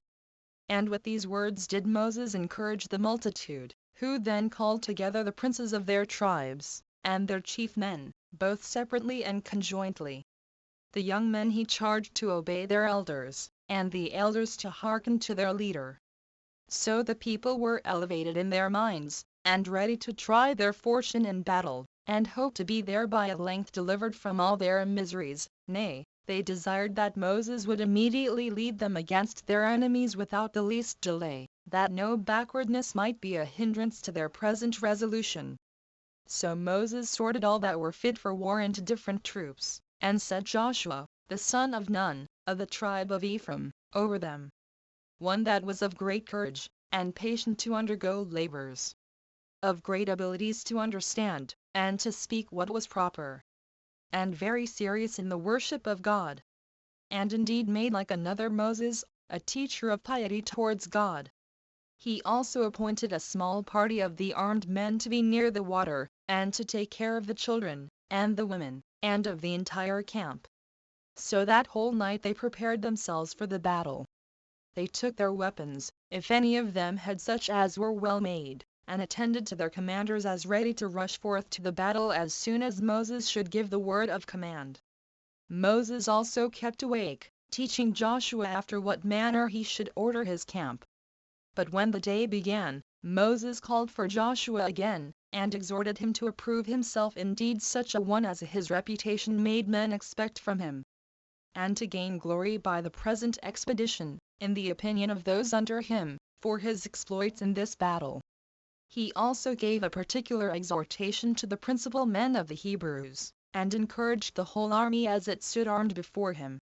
And when he had thus animated the army, both by his words and works, and prepared everything, he retired to a mountain, and committed the army to God and to Joshua. 4. So the armies joined battle. And it came to a close fight, hand to hand, both sides showing great alacrity, and encouraging one another. And indeed while Moses stretched out his hand towards heaven, 7 the Hebrews were too hard for the Amalekites, but Moses not being able to sustain his hands thus stretched out, for as often as he let down his hands, so often were his own people worsted, he bade his brother Aaron, and her their sister Miriam's husband, to stand on each side of him, and take hold of his hands, and not permit his weariness to prevent it, but to assist him in the extension of his hands. When this was done, the Hebrews conquered the Amalekites by main force. And indeed they had all perished, unless the approach of the night had obliged the Hebrews to desist from killing any more. So our forefathers obtained a most signal and most seasonable victory. For they not only overcame those that fought against them, but terrified also the neighboring nations, and got great and splendid advantages, which they obtained of their enemies by their hard pains in this battle. For when they had taken the enemy's camp, they got ready booty for the public, and for their own private families, whereas till then they had not any sort of plenty, of even necessary food. The forementioned battle, when they had once got it, was also the occasion of their prosperity, not only for the present, but for the future ages also. For they not only made slaves of the bodies of their enemies, but subdued their minds also, and after this battle, became terrible to all that dwelt round about them. Moreover, they acquired a vast quantity of riches. For a great deal of silver and gold was left in the enemy's camp, as also brazen vessels, which they made common use of in their families. Many utensils also that were embroidered there were of both sorts, that is, of what were weaved, and what were the ornaments of their armor, and other things that served for use in the family, and for the furniture of their rooms. They got also the prey of their cattle, and of whatsoever uses to follow camps, when they removed from one place to another. So the Hebrews now valued themselves upon their courage, and claimed great merit for their valor. And they perpetually inured themselves to take pains, by which they deemed every difficulty might be surmounted. Such were the consequences of this battle. 5. On the next day, Moses stripped the dead bodies of their enemies, and gathered together the armor of those that were fled, and gave rewards to such as had signalized themselves in the action. And highly commended Joshua, their general, who was attested to by all the army, on account of the great actions he had done. Nor was any one of the Hebrews slain. But the slain of the enemy's army were too many to be enumerated. So Moses offered sacrifices of thanksgiving to God, and built an altar, which he named the Lord the Conqueror. He also foretold that the Amalekites should utterly be destroyed, and that hereafter none of them should remain, because they fought against the Hebrews, and this when they were in the wilderness, and in their distress also. Moreover, he refreshed the army with feasting. And thus did they fight this first battle with those that ventured to oppose them, after they were gone out of Egypt. But when Moses had celebrated this festival for the victory, he permitted the Hebrews to rest for a few days, and then he brought them out after the fight, in order of battle. For they had now many soldiers in light armor. And going gradually on, he came to Mount Sinai, in 3 months' time after they were removed out of Egypt. At which mountain, as we have before related, the vision of the bush, and the other wonderful appearances, had happened. Chapter 3. That Moses kindly received his father-in-law, Jethro, when he came to him to Mount Sinai. Now when Rachel, Moses' father-in-law, understood in what a prosperous condition his affairs were, he willingly came to meet him and Moses and his children, and pleased himself with his coming. And when he had offered sacrifice, he made a feast for the multitude, near the bush he had formerly seen. Which multitude, every one according to their families, partook of the feast. But Aaron and his family took Rachel, and sung hymns to God, as to him who had been the author procurer of their deliverance and their freedom.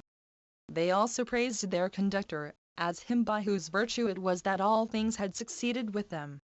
Regal also, in his Eucharistical oration to Moses, made great encomiums upon the whole multitude. And he could not but admire Moses for his fortitude, and that humanity he had shewn in the delivery of his friends. Chapter 4. How Regal suggested to Moses to set his people in order, under their rulers of thousands, and rulers of hundreds, who lived without order before. And how Moses complied in all things with his father-in-law's admonition. 1. The next day, as Regal saw Moses in the middle of a crowd of business, for he determined the differences of those that referred them to him, every one still going to him, and supposing that they should then only obtain justice, if he were the arbitrator. And those that lost their causes thought it no harm, while they thought they lost them justly, and not by partiality. Regal however said nothing to him at that time, as not desirous to be any hindrance to such as had a mind to make use of the virtue of their conductor. But afterward he took him to himself, and when he had him alone, he instructed him in what he ought to do, and advised him to leave the trouble of lesser causes to others, but himself to take care of the greater, and of the people's safety, for that certain others of the Hebrews might be found that were fit to determine causes, but that nobody but a Moses could take of the safety of so many 10,000s. Be therefore, says he, insensible of thine own virtue, and what thou hast done by ministering under God to the people's preservation. Permit, therefore, the determination of common causes to be done by others, but do thou reserve thyself to the attendance on God only, and look out for methods of preserving the multitude from their present distress. Make use of the method I suggest to you, as to human affairs. And take a review of the army, and appoint chosen rulers over tens of thousands, and then over thousands. Then divide them into 500s, and again into hundreds, and into 50s. And set rulers over each of them, who may distinguish them into 30s, and keep them in order. And at last number them by 20s and by 10s, and let there be one commander over each number, to be denominated from the number of those over whom they are rulers, but such as the whole multitude have tried, and do approve of, as being good and righteous men. 8. And let those rulers decide the controversies they have one with another.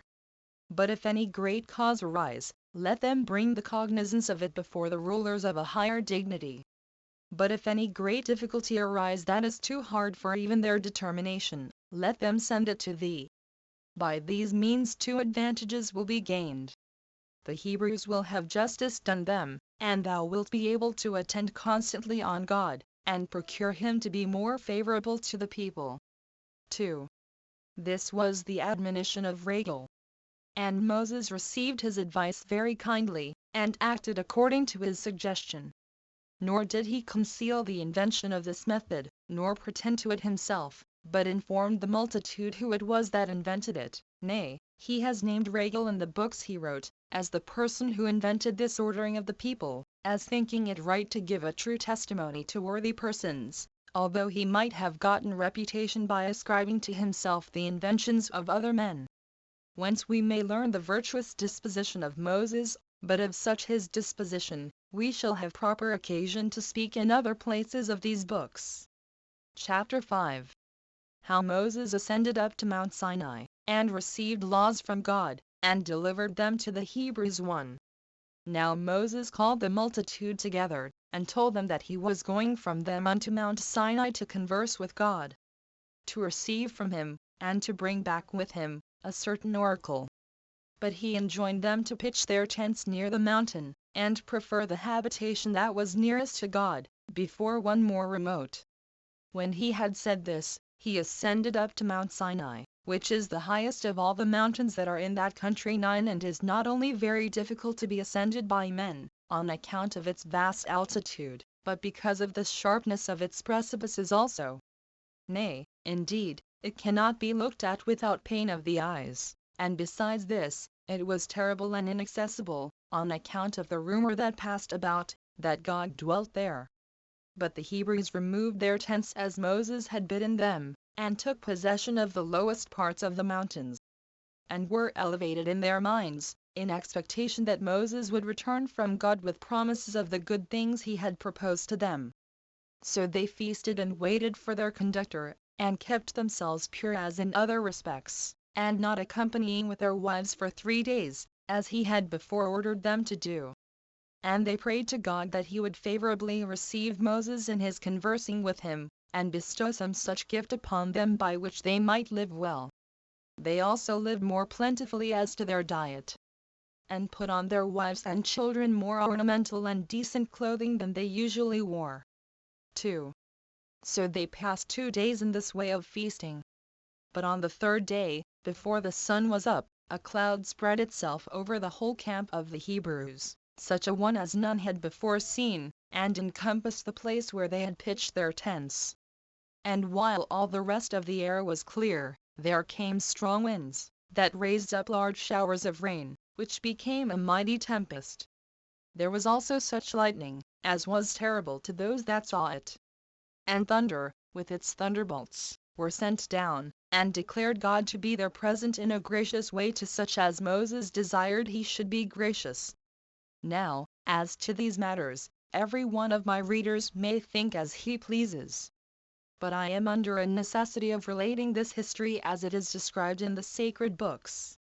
This sight, and the amazing sound that came to their ears, disturbed the Hebrews to a prodigious degree, for they were not such as they were accustomed to. And then the rumor that was spread abroad, how God frequented that mountain, greatly astonished their minds, so they sorrowfully contained themselves within their tents, as both supposing Moses to be destroyed by the divine wrath, and expecting the like destruction for themselves. 3. When they were under these apprehensions, Moses appeared as joyful and greatly exalted. When they saw him, they were freed from their fear, and admitted of more comfortable hopes as to what was to come. The air also was become clear and pure of its former disorders, upon the appearance of Moses. Whereupon he called together the people to a congregation, in order to their hearing what God would say to them, and when they were gathered together, he stood on an eminence whence they might all hear him, and said, God has received me graciously, O Hebrews, as he has formerly done, and has suggested a happy method of living for you, and an order of political government, and is now present in the camp. I therefore charge you, for his sake and the sake of his works, and what we have done by his means, that you do not put a low value on what I am going to say, because the commands have been given by me that now deliver them to you, nor because it is the tongue of a man that delivers them to you. But if you have a due regard to the great importance of the things themselves, you will understand the greatness of him whose institutions they are, and who has not disdained to communicate them to me for our common advantage. For it is not to be supposed that the author of these institutions is barely Moses, the son of Amram and Jochebed, but he who obliged the Nile to run bloody for your sakes, and tamed the haughtiness of the Egyptians by various sorts of judgments. He who provided a way through the sea for us. He who contrived a method of sending us food from heaven, when we were distressed for want of it. He who made the water to issue out of a rock, when we had very little of it before. He by whose means Adam was made to partake of the fruits both of the land and of the sea. He by whose means Noah escaped the deluge. He by whose means our forefather Abraham, of a wandering pilgrim, was made the heir of the land of Canaan. He by whose means Isaac was born of parents that were very old. He by whose means Jacob was adorned with 12 virtuous sons. He by whose means Joseph became a potent lord over the Egyptians. He it is who conveys these instructions to you by me as his interpreter, and let them be to you venerable, and contended for more earnestly by you than your own children and your own wives. For if you will follow them, you will lead a happy life, you will enjoy the land fruitful, the sea calm, and the fruit of the womb born complete, as nature requires. You will be also terrible to your enemies, for I have been admitted into the presence of God and been made a hearer of his incorruptible voice, so great is his concern for your nation, and its duration. 4. When he had said this, he brought the people, with their wives and children, so near the mountain, that they might hear God Himself speaking to them about the precepts which they were to practice. That the energy of what should be spoken might not be hurt by its utterance by that tongue of a man, which could but imperfectly deliver it to their understanding. And they all heard a voice that came to all of them from above, insomuch that no one of these words escaped them, which Moses wrote on 2 tables, which it is not lawful for us to set down directly, but their import we will declare 10. 5. The first commandment teaches us that there is but one God, and that we ought to worship Him only. The second commands us not to make the image of any living creature to worship it. The third, that we must not swear by God in a false matter. The fourth, that we must keep the 7th day, by resting from all sorts of work. The fifth, that we must honor our parents. The sixth, that we must abstain from murder. The 7th, that we must not commit adultery. The 8th, that we must not be guilty of theft. The 9th, that we must not bear false witness. The 10th, that we must not admit of the desire of anything that is another's. 6. Now when the multitude had heard God Himself giving those precepts which Moses had discoursed of, they rejoiced at what was said. And the congregation was dissolved, but on the following days they came to his tent, and desired him to bring them, besides, other laws from God.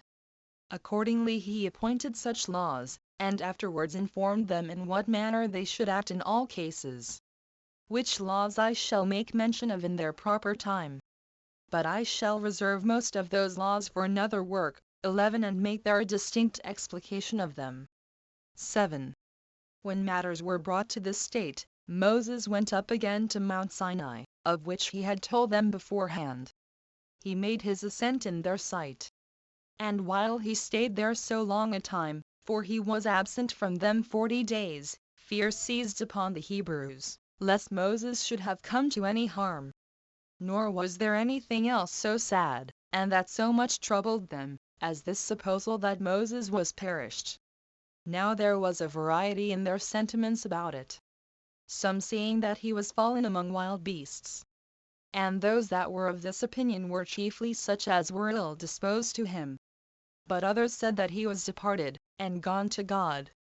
But the wiser sort were led by their reason to embrace neither of those opinions with any satisfaction, thinking, that as it was a thing that sometimes happens to men to fall among wild beasts and perish that way, so it was probable enough that he might depart and go to God, on account of his virtue. They therefore were quiet, and expected the event, yet were they exceeding sorry upon the supposal that they were deprived of a governor and a protector, such a one indeed as they could never recover again. Nor would this suspicion give them leave to expect any comfortable event about this man, nor could they prevent their trouble and melancholy upon this occasion. However, the camp durst not remove all this while, because Moses had bidden them afore to stay there. 8. But when the 40 days, and as many nights, were over, Moses came down, having tasted nothing of food usually appointed for the nourishment of men. His appearance filled the army with gladness, and he declared to them what care God had of them, and by what manner of conduct of their lives they might live happily.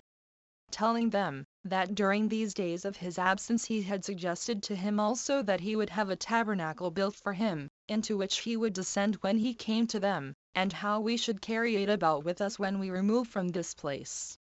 And that there would be no longer any occasion for going up to Mount Sinai, but that he would himself come and pitch his tabernacle amongst us, and be present at our prayers.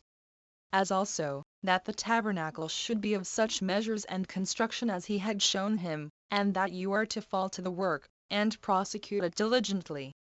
When he had said this, he showed them the 2 tables, with the 10 commandments engraven upon them, 5 upon each table. And the writing was by the hand of God. Chapter 6. Concerning the tabernacle which Moses built in the wilderness for the honor of God, and which seemed to be a temple. 1.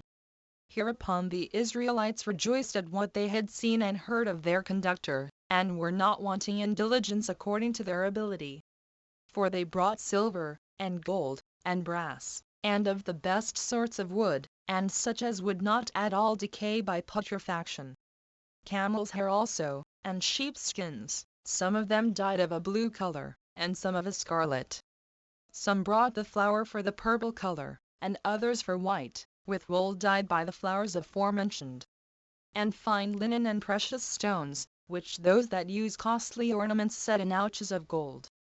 They brought also a great quantity of spices. For of these materials did Moses build the tabernacle, which did not at all differ from a movable and ambulatory temple. Now when these things were brought together with great diligence, for every one was ambitious to further the work even beyond their ability, he set architects over the works, and this by the command of God. And indeed the very same which the people themselves would have chosen, had the election been allowed to them.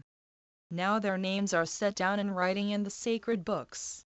And they were these: Bezaleel, the son of Uri, of the tribe of Judah, the grandson of Miriam, the sister of their conductor, and Aholiab, the son of Ahisamach, of the tribe of Dan. Now the people went on with what they had undertaken with so great alacrity, that Moses was obliged to restrain them, by making proclamation, that what had been brought was sufficient, as the artificers had informed him. So they fell to work upon the building of the tabernacle.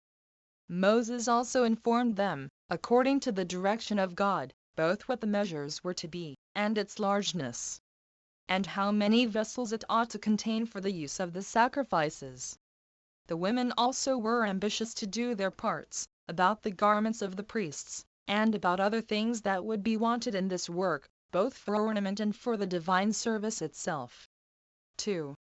Now when all things were prepared, the gold, and the silver, and the brass, and what was woven, Moses, when he had appointed beforehand that there should be a festival, and that sacrifices should be offered according to every one's ability, reared up the tabernacle 12. And when he had measured the open court, 50 cubits broad and 100 long, he set up brazen pillars, 5 cubits high, 20 on each of the longer sides, and 10 pillars for the breadth behind.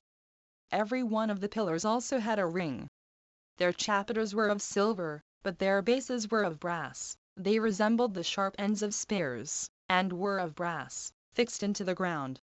Cords were also put through the rings, and were tied at their farther ends to brass nails of a cubit long, which, at every pillar, were driven into the floor, and would keep the tabernacle from being shaken by the violence of winds. But a curtain of fine soft linen went round all the pillars, and hung down in a flowing and loose manner from their chapiters, and enclosed the whole space, and seemed not at all unlike to a wall about it. And this was the structure of 3 of the sides of this enclosure. But as for the 4th side, which was 50 cubits in extent, and was the front of the whole, 20 cubits of it were for the opening of the gates, wherein stood 2 pillars on each side, after the resemblance of open gates. These were made wholly of silver, and polished, and that all over, excepting the bases, which were of brass. Now on each side of the gates there stood 3 pillars, which were inserted into the concave bases of the gates, and were suited to them. And round them was drawn a curtain of fine linen. But to the gates themselves, which were 20 cubits in extent, and 5 in height, the curtain was composed of purple, and scarlet, and blue, and fine linen, and embroidered with many and divers sorts of figures, excepting the figures of animals. Within these gates was the brazen laver for purification, having a basin beneath of the like matter, whence the priests might wash their hands and sprinkle their feet. And this was the ornamental construction of the enclosure about the court of the tabernacle, which was exposed to the open air. 3. As to the tabernacle itself, Moses placed it in the middle of that court, with its front to the east, that, when the sun arose, it might send its first rays upon it.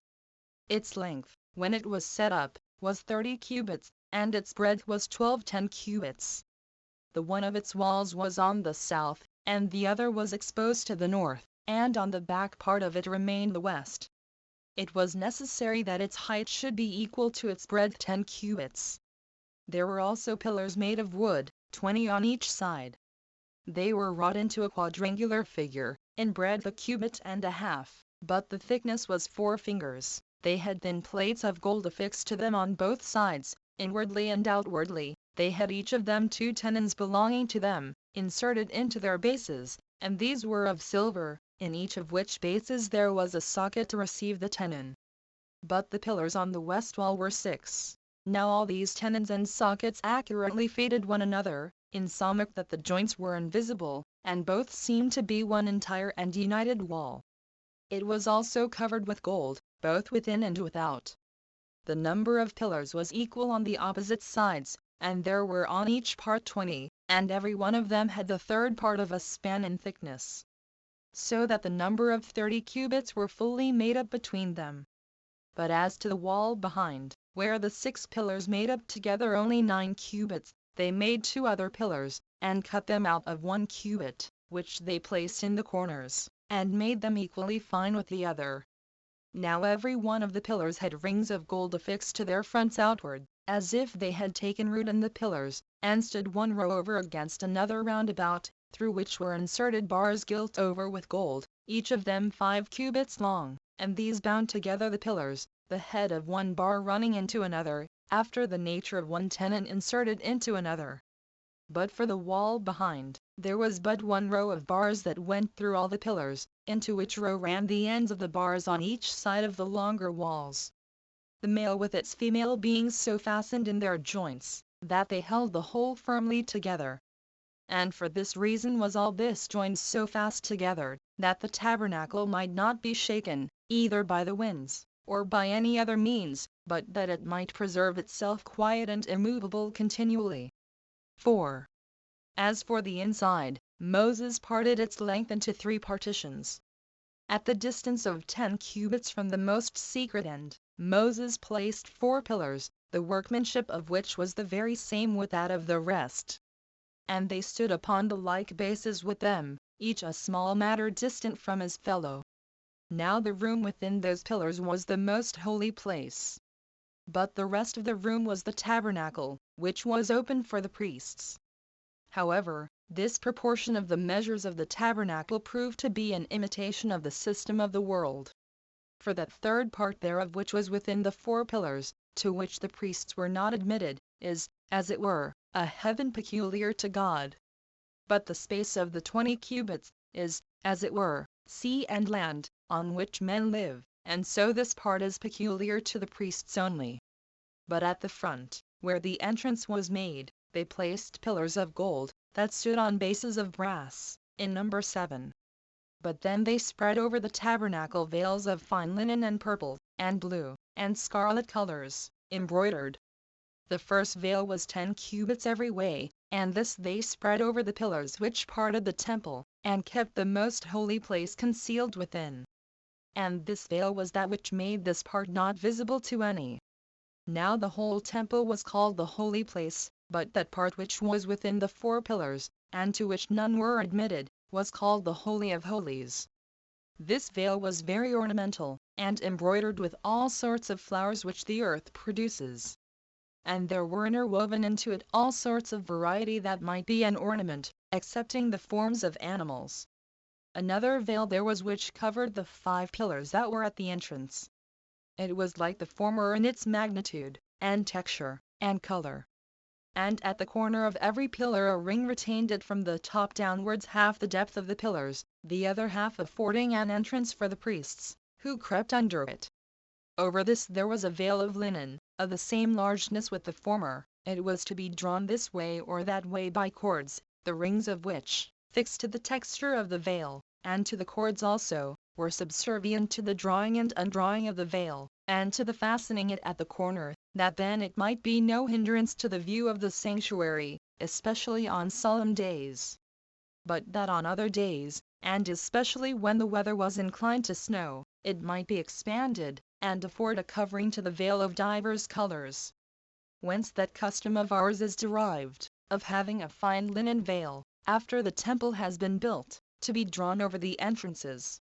But the 10 other curtains were 4 cubits in breadth, and 28 in length, and had golden clasps, in order to join the one curtain to the other, which was done so exactly that they seemed to be one entire curtain. These were spread over the temple, and covered all the top and parts of the walls, on the sides and behind, so far as within 1 cubit of the ground. There were other curtains of the same breadth with these, but one more in number, and longer, for they were 30 cubits long. But these were woven of hair, with the like subtlety as those of wool were made, and were extended loosely down to the ground, appearing like a triangular front and elevation at the gates, the 11th curtain being used for this very purpose. There were also other curtains made of skins above these, which afforded covering and protection to those that were woven both in hot weather and when it rained. And great was the surprise of those who viewed these curtains at a distance, for they seemed not at all to differ from the color of the sky. But those that were made of hair and of skins, reached down in the same manner as did the veil at the gates, and kept off the heat of the sun, and what injury the rains might do. And after this manner was the tabernacle reared. 5. There was also an ark made, sacred to God, of wood that was naturally strong, and could not be corrupted. This was called Aaron in our own language. Its construction was thus: its length was 5 spans, but its breadth and height was each of them 3 spans. It was covered all over with gold, both within and without, so that the wooden part was not seen. It had also a cover united to it, by golden hinges, after a wonderful manner. Which cover was every way evenly fitted to it, and had no eminences to hinder its exact conjunction. There were also 2 golden rings belonging to each of the longer boards, and passing through the entire wood, and through them gilt bars passed along each board, that it might thereby be moved and carried about, as occasion should require. For it was not drawn in a cart by beasts of burden, but borne on the shoulders of the priests. Upon this its cover were 2 images, which the Hebrews call cherubims. They are flying creatures, but their form is not like to that of any of the creatures which men have seen, though Moses said he had seen such beings near the throne of God. In this ark he put the 2 tables whereon the 10 commandments were written, 5 upon each table, and 2½ upon each side of them. And this ark he placed in the most holy place. 6. But in the holy place he placed a table, like those at Delphi. Its length was 2 cubits, and its breadth 1 cubit, and its height 3 spans.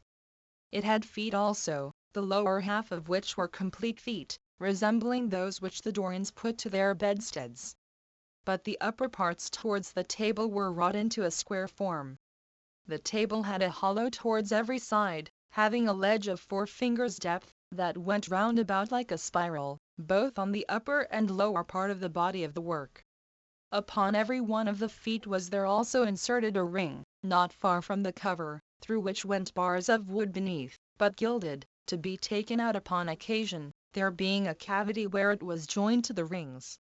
For they were not entire rings, but before they came quite round they ended in acute points, the one of which was inserted into the prominent part of the table, and the other into the foot.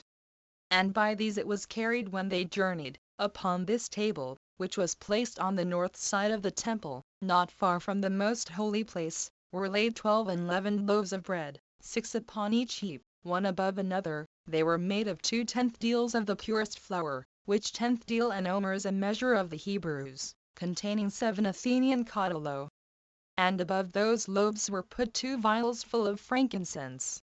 Now after 7 days other loaves were brought in their stead, on the day which is by us called the Sabbath. For we call the 7th day the Sabbath. But for the occasion of this intention of placing loaves here, we will speak to it in another place. 7.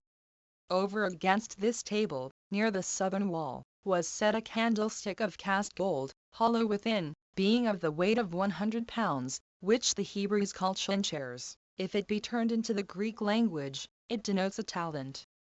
It was made with its knops, and lilies, and pomegranates, and bowls which ornaments amounted to 70 in all. By which means the shaft elevated itself on high from a single base, and spread itself into as many branches as there are planets, including the sun among them. It terminated in 7 heads, in one row, all standing parallel to one another. And these branches carried 7 lamps, one by one, in imitation of the number of the planets.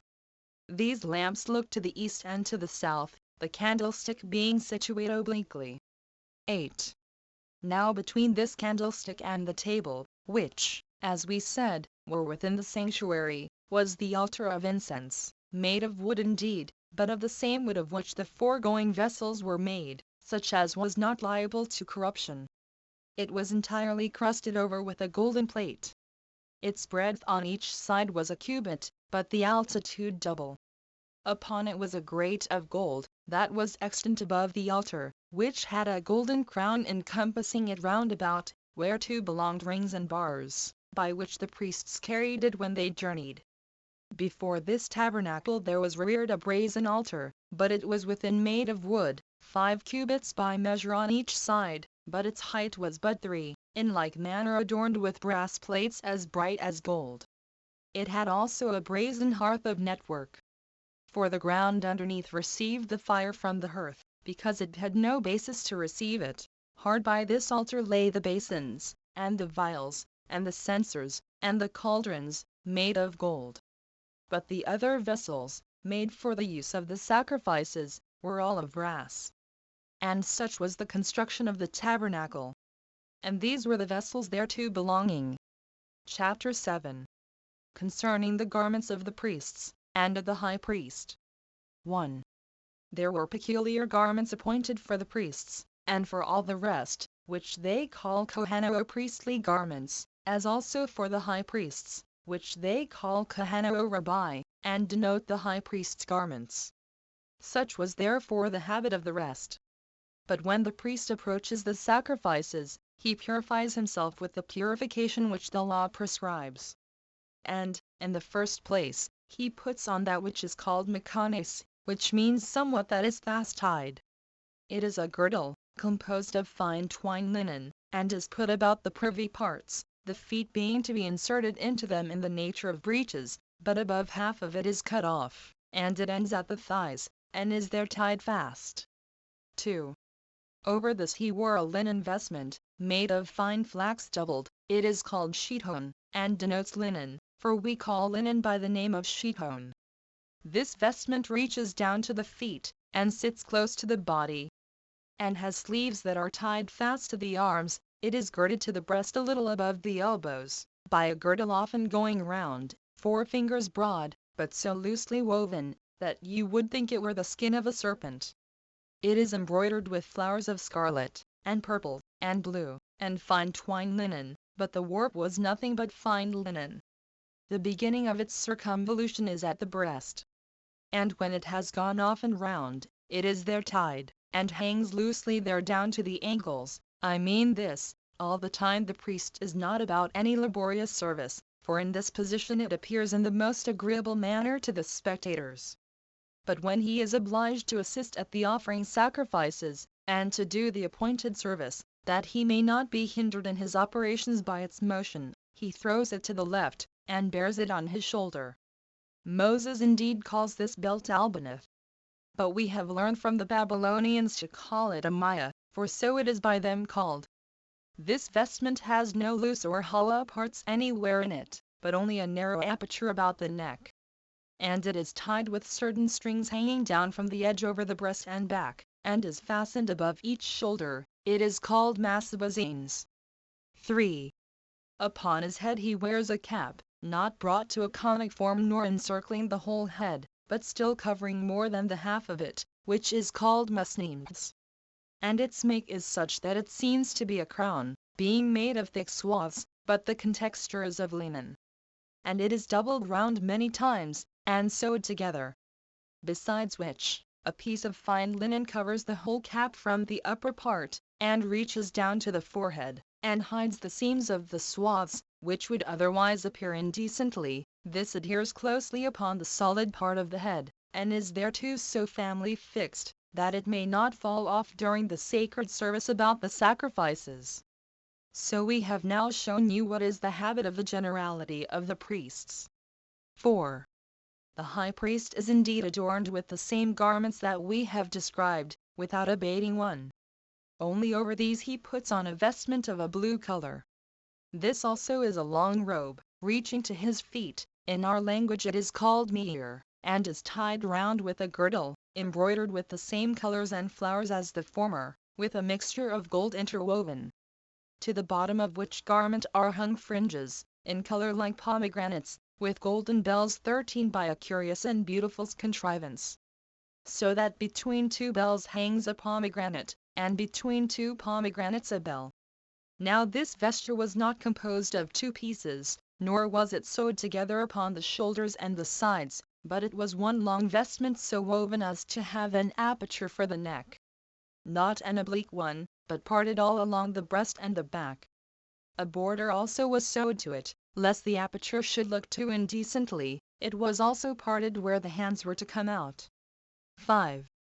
Besides these, the high priest put on a third garment, which was called the ephod, which resembles the epomis of the Greeks. Its make was after this manner: it was woven to the depth of a cubit, of several colors, with gold intermixed, and embroidered, but it left the middle of the breast uncovered. It was made with sleeves also. Nor did it appear to be at all differently made from a short coat.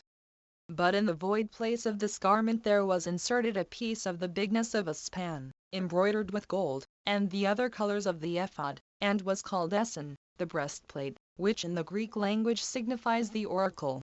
This piece exactly filled up the void space in the ephod. It was united to it by golden rings at every corner, the like rings being annexed to the ephod, and a blue ribbon was made use of to tie them together by those rings. And that the space between the rings might not appear empty, they contrived to fill it up with stitches of blue ribbons. There were also 2 sardonyxes upon the ephod, at the shoulders, to fasten it in the nature of buttons, having each end running to the sardonyxes of gold, that they might be buttoned by them. On these were engraven the names of the sons of Jacob, in our own country letters, and in our own tongue, 6 on each of the stones, on either side. And the elder sons' names were on the right shoulder. 12 stones also there were upon the breastplate, extraordinary in largeness and beauty. And they were an ornament not to be purchased by men, because of their immense value. These stones, however, stood in 3 rows, by 4 in a row, and were inserted into the breastplate itself, and they were set in ouches of gold, that were themselves inserted in the breastplate, and were so made that they might not fall out. Now the first 3 stones were a sardonyx, a topaz, and an emerald. The second row contained a carbuncle, a jasper, and a sapphire. The first of the third row was a ligure, then an amethyst, and the third an agate, being the 9th of the whole number. The first of the fourth row was a chrysolite, the next was an onyx, and then a beryl, which was the last of all. Now the names of all those sons of Jacob were engraven in these stones, whom we esteem the heads of our tribes, each stone having the honor of a name, in the order according to which they were born. And whereas the rings were too weak of themselves to bear the weight of the stones, they made 2 other rings of a larger size, at the edge of that part of the breastplate which reached to the neck, and inserted into the very texture of the breastplate, to receive chains finely wrought, which connected them with golden bands to the tops of the shoulders, whose extremity turned backwards, and went into the ring, on the prominent back part of the ephod. And this was for the security of the breastplate, that it might not fall out of its place. There was also a girdle sewed to the breastplate, which was of the forementioned colors, with gold intermixed, which, when it had gone once round, was tied again upon the seam, and hung down. There were also golden loops that admitted its fringes at each extremity of the girdle, and included them entirely. 6. The high priest's mitre was the same that we described before, and was wrought like that of all the other priests. Above which there was another, with swaths of blue embroidered, and round it was a golden crown polished, of 3 rows, one above another. Out of which arose a cup of gold, which resembled the herb which we call saccharis. But those Greeks that are skillful in botany call it hyacinthus. Now, lest any one that has seen this herb, but has not been taught its name, and is unacquainted with its nature, or, having known its name, knows not the herb when he sees it, I shall give such as these are a description of it. This herb is oftentimes in tallness above 3 spans, but its root is like that of a turnip, for he that should compare it thereto would not be mistaken. But its leaves are like the leaves of mint. Out of its branches it sends out a calyx, cleaving to the branch, and a coat encompasses it, which it naturally puts off when it is changing, in order to produce its fruit. This calyx is of the bigness of the bone of the little finger, but in the compass of its aperture is like a cup. This I will further describe, for the use of those that are unacquainted with it. Suppose a sphere be divided into two parts, round at the bottom, but having another segment that grows up to a circumference from that bottom. Suppose it become narrower by degrees, and that the cavity of that part grow decently smaller, and then gradually grow wider again at the brim, such as we see in the navel of a pomegranate, with its notches. And indeed such a coat grows over this plant as renders it a hemisphere, and that, as one may say, turn accurately in a lathe, and having its notches extant above it, which, as I said, grow like a pomegranate, only that they are sharp, and end in nothing but prickles. Now the fruit is preserved by this coat of the calyx, which fruit is like the seed of the herb sideritis. It sends out a flower that may seem to resemble that of poppy. Of this was a crown made, as far from the hinder part of the head to each of the temples. But this Aphelis, for so this calyx may be called, did not cover the forehead, but it was covered with a golden plate, 14, which had inscribed upon it the name of God in sacred characters. And such were the ornaments of the high priest. 7. Now here one may wonder at the ill will which men bear to us, and which they profess to bear on account of our despising that deity which they pretend to honor. For if any one do but consider the fabric of the tabernacle, and take a view of the garments of the high priest, and of those vessels which we make use of in our sacred ministration, he will find that our legislator was a divine man, and that we are unjustly reproached by others. For if any one do without prejudice, and with judgment, look upon these things, he will find they were every one made in way of imitation and representation of the universe. When Moses distinguished the tabernacle into 3 parts, 15, and allowed 2 of them to the priests, as a place accessible and common, he denoted the land and the sea, these being of general access to all. But he set apart the 3rd division for God, because heaven is inaccessible to men. And when he ordered 12 loaves to be set on the table, he denoted the year, as distinguished into so many months. By branching out the candlestick into 70 parts, he secretly intimated the decani, or 70 divisions of the planets. And as to the 7 lamps upon the candlesticks, they referred to the course of the planets, of which that is the number. The veils, too, which were composed of 4 things, they declared the 4 elements. For the fine linen was proper to signify the earth, because the flax grows out of the earth. The purple signified the sea, because that color is dyed by the blood of a sea-shell fish.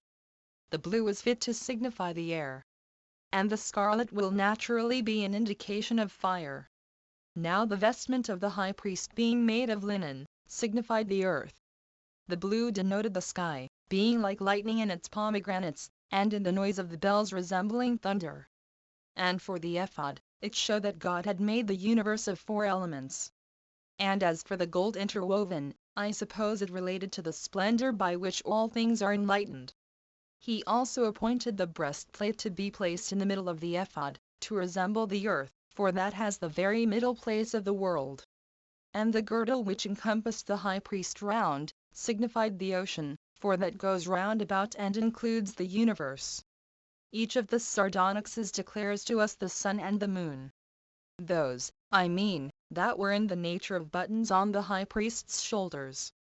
And for the 12 stones, whether we understand by them the months, or whether we understand the like number of the signs of that circle which the Greeks call the zodiac, we shall not be mistaken in their meaning.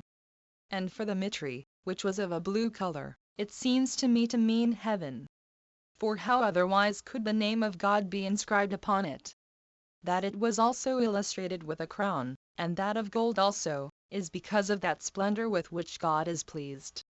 Let this explication 16 suffice at present, since the course of my narration will often, and on many occasions, afford me the opportunity of enlarging upon the virtue of our legislator.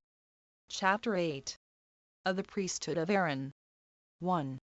When what has been described was brought to a conclusion, Gifts not being yet presented, God appeared to Moses, and enjoined him to bestow the high priesthood upon Aaron his brother, as upon him that best of them all deserved to obtain that honor, on account of his virtue. And when he had gathered the multitude together, he gave them an account of Aaron's virtue, and of his goodwill to them, and of the dangers he had undergone for their sakes. Upon which, when they had given testimony to him in all respects, and showed their readiness to receive him, Moses said to them, O you Israelites, this work is already brought to a conclusion, in a manner most acceptable to God, and according to our abilities. And now since you see that he is received into this tabernacle, we shall first of all stand in need of one that may officiate for us, and may minister to the sacrifices, and to the prayers that are to be put up for us. And indeed had the inquiry after such a person been left to me, I should have thought myself worthy of this honor, both because all men are naturally fond of themselves, and because I am conscious to myself that I have taken a great deal of pains for your deliverance. But now God himself has determined that Aaron is worthy of this honor, and has chosen him for his priest, as knowing him to be the most righteous person among you. So that he is to put on the vestments which are consecrated to God. He is to have the care of the altars, and to make provision for the sacrifices. And he it is that must put up prayers for you to God, who will readily hear them, not only because he is himself solicitous for your nation, but also because he will receive them as offered by one that he hath himself chosen to this office. The Hebrews were pleased with what was said, and they gave their approbation to him whom God had ordained. For Aaron was of them all the most deserving of this honor, on account of his own stock and gift of prophecy, and his brother's virtue. He had at that time 4 sons, Nadab, Abihu, Eleazar, and Ithamar 17. 2.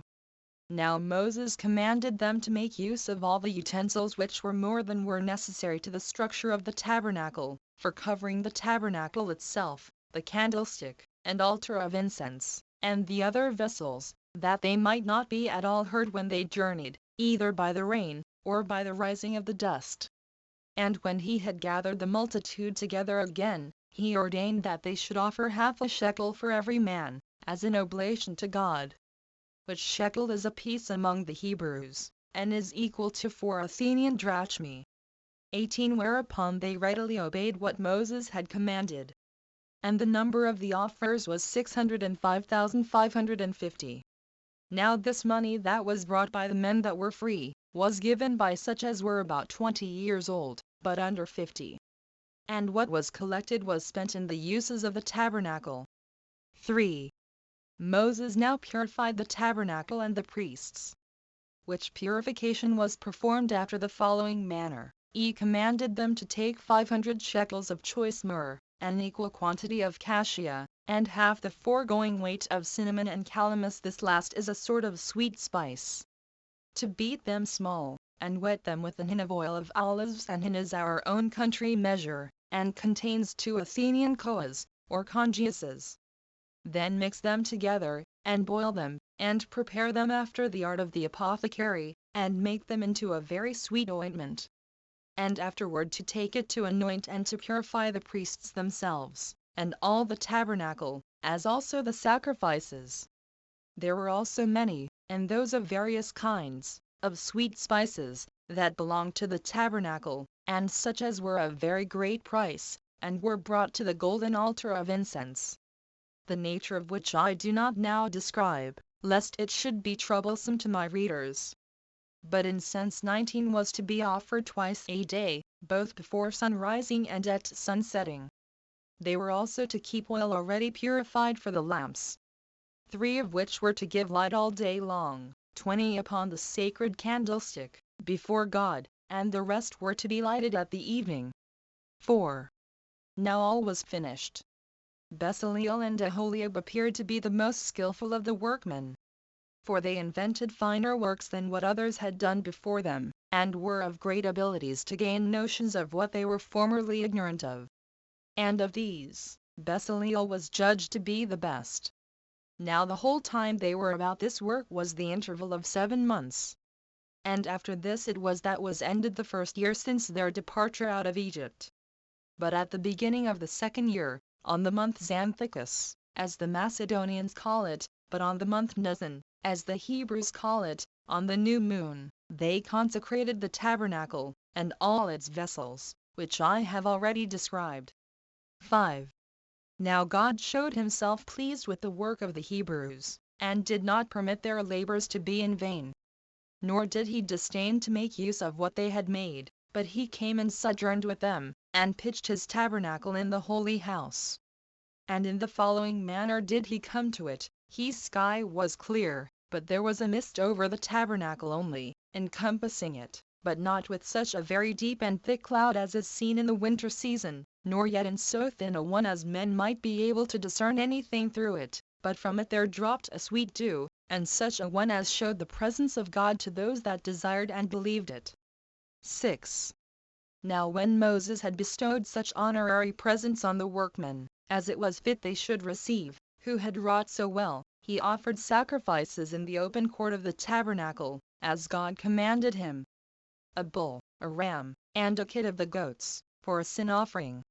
Now I shall speak of what we do in our sacred offices in my discourse about sacrifices, and therein shall inform men in what cases Moses bid us offer a whole burnt offering, and in what cases the law permits us to partake of them as of food.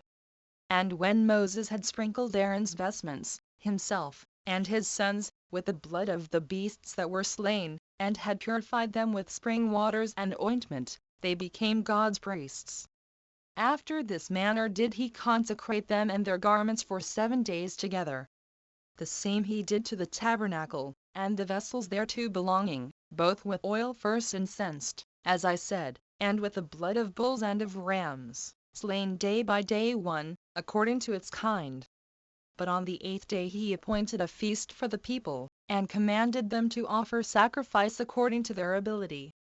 Accordingly they contended one with another, and were ambitious to exceed each other in the sacrifices which they brought, and so fulfilled Moses' injunctions. But as the sacrifices lay upon the altar, a sudden fire was kindled from among them of its own accord, and appeared to the sight like fire from a flash of lightning, and consumed whatsoever was upon the altar. 7. Hereupon an affliction befell Aaron, considered as a man and a father, but was undergone by him with true fortitude. For he had indeed a firmness of soul in such accidents, and he thought this calamity came upon him according to God's will, for whereas he had 4 sons, as I said before, the 2 elder of them, Nadab and Abihu, did not bring those sacrifices which Moses bade them bring, but which they used to offer formerly, and were burned to death. Now when the fire rushed upon them, and began to burn them, nobody could quench it. Accordingly they died in this manner. And Moses bid their father and their brethren to take up their bodies, to carry them out of the camp, and to bury them magnificently. Now the multitude lamented them, and were deeply affected at this their death, which so unexpectedly befell them. But Moses entreated their brethren and their father not to be troubled for them, and to prefer the honor of God before their grief about them. For Aaron had already put on his sacred garments. 8. But Moses refused all that honor which he saw the multitude ready to bestow upon him, and attended to nothing else but the service of God. He went no more up to Mount Sinai. But he went into the tabernacle, and brought back answers from God for what he prayed for.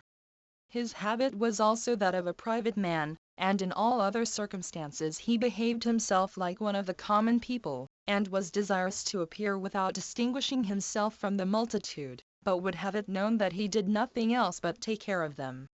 He also set down in writing the form of their government, and those laws by obedience whereto they would lead their lives so as to please God, and so as to have no quarrels one among another. However, the laws he ordained were such as God suggested to him. So I shall now discourse concerning that form of government, and those laws. 9.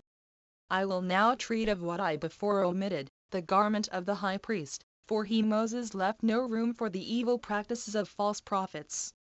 But if some of that sort should attempt to abuse the divine authority, he left it to God to be present at his sacrifices when he pleased, and when he pleased to be absent. 21. And he was willing this should be known, not to the Hebrews only, but to those foreigners also who were there. For as to those stones, 22 which we told you before, the high priest bare on his shoulders, which were sardonyxes, and I think it needless to describe their nature, they being known to every body, the one of them shined out when God was present at their sacrifices.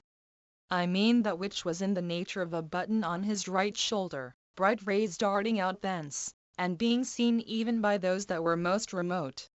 Which splendor yet was not before natural to the stone. This has appeared a wonderful thing to such as have not so far indulged themselves in philosophy, as to despise divine revelation. Yet will I mention what is still more wonderful than this, for God declared beforehand, by those 12 stones which the high priest bare on his breast, and which were inserted into his breastplate, when they should be victorious in battle. For so great a splendor shone forth from them before the army began to march, that all the people were sensible of God's being present for their assistance.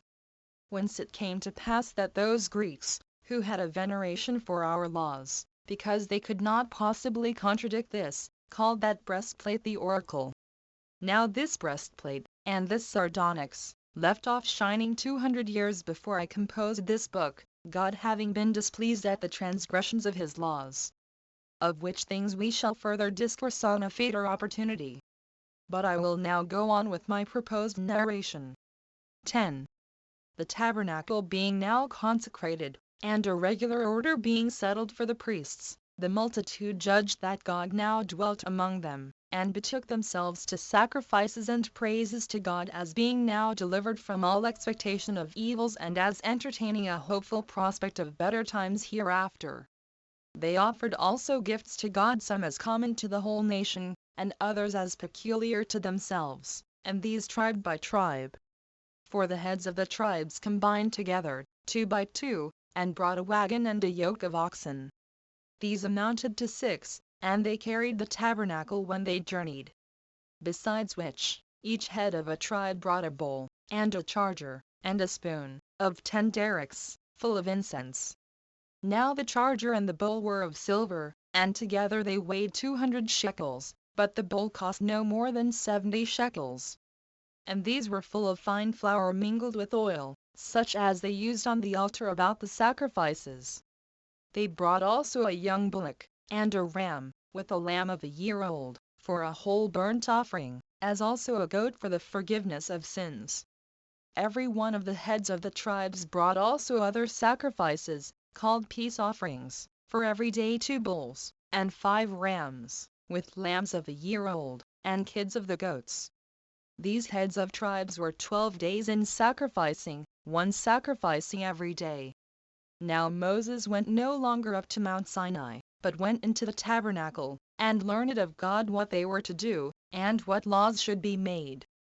Which laws were preferable to what have been devised by human understanding, and proved to be firmly observed for all time to come, as being believed to be the gift of God, insomuch that the Hebrews did not transgress any of those laws, either as tempted in times of peace by luxury, or in times of war by distress of affairs. But I say no more here concerning them, because I have resolved to compose another work concerning our laws. Chapter 9. The manner of our offering sacrifices 1. I will now, however, make mention of a few of our laws which belong to purifications, and the like sacred offices, since I am accidentally come to this matter of sacrifices. These sacrifices were of 2 sorts. Of those sorts one was offered for private persons, and the other for the people in general. And they are done in 2 different ways. In the one case, what is slain is burnt, as a whole burnt offering, whence that name is given to it. But the other is a thank offering, and is designed for feasting those that sacrifice. I will speak of the former. Suppose a private man offer a burnt offering, he must slay either a bull, a lamb, or a kid of the goats, and the 2 latter of the first year, though of bulls he is permitted to sacrifice those of a greater age. But all burnt offerings are to be of males.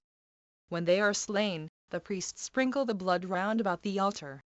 They then cleanse the bodies, and divide them into parts, and salt them with salt, and lay them upon the altar, while the pieces of wood are piled one upon another, and the fire is burning.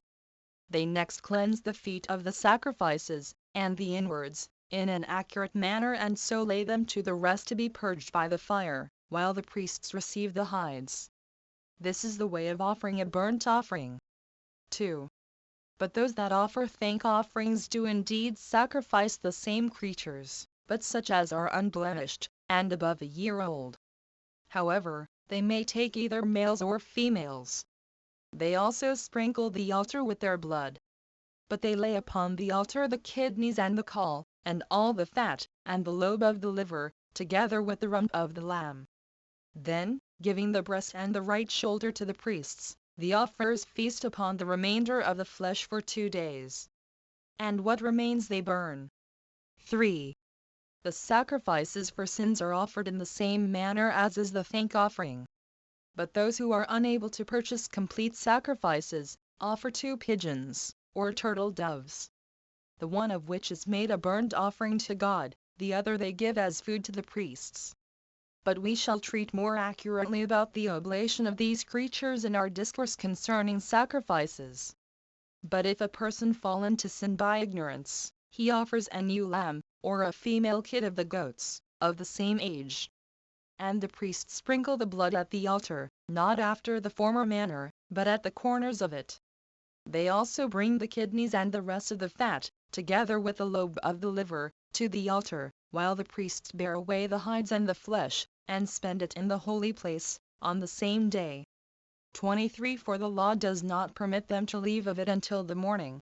But if any one sin, and is conscious of it himself, but hath nobody that can prove it upon him, he offers a ram, the law enjoining him so to do.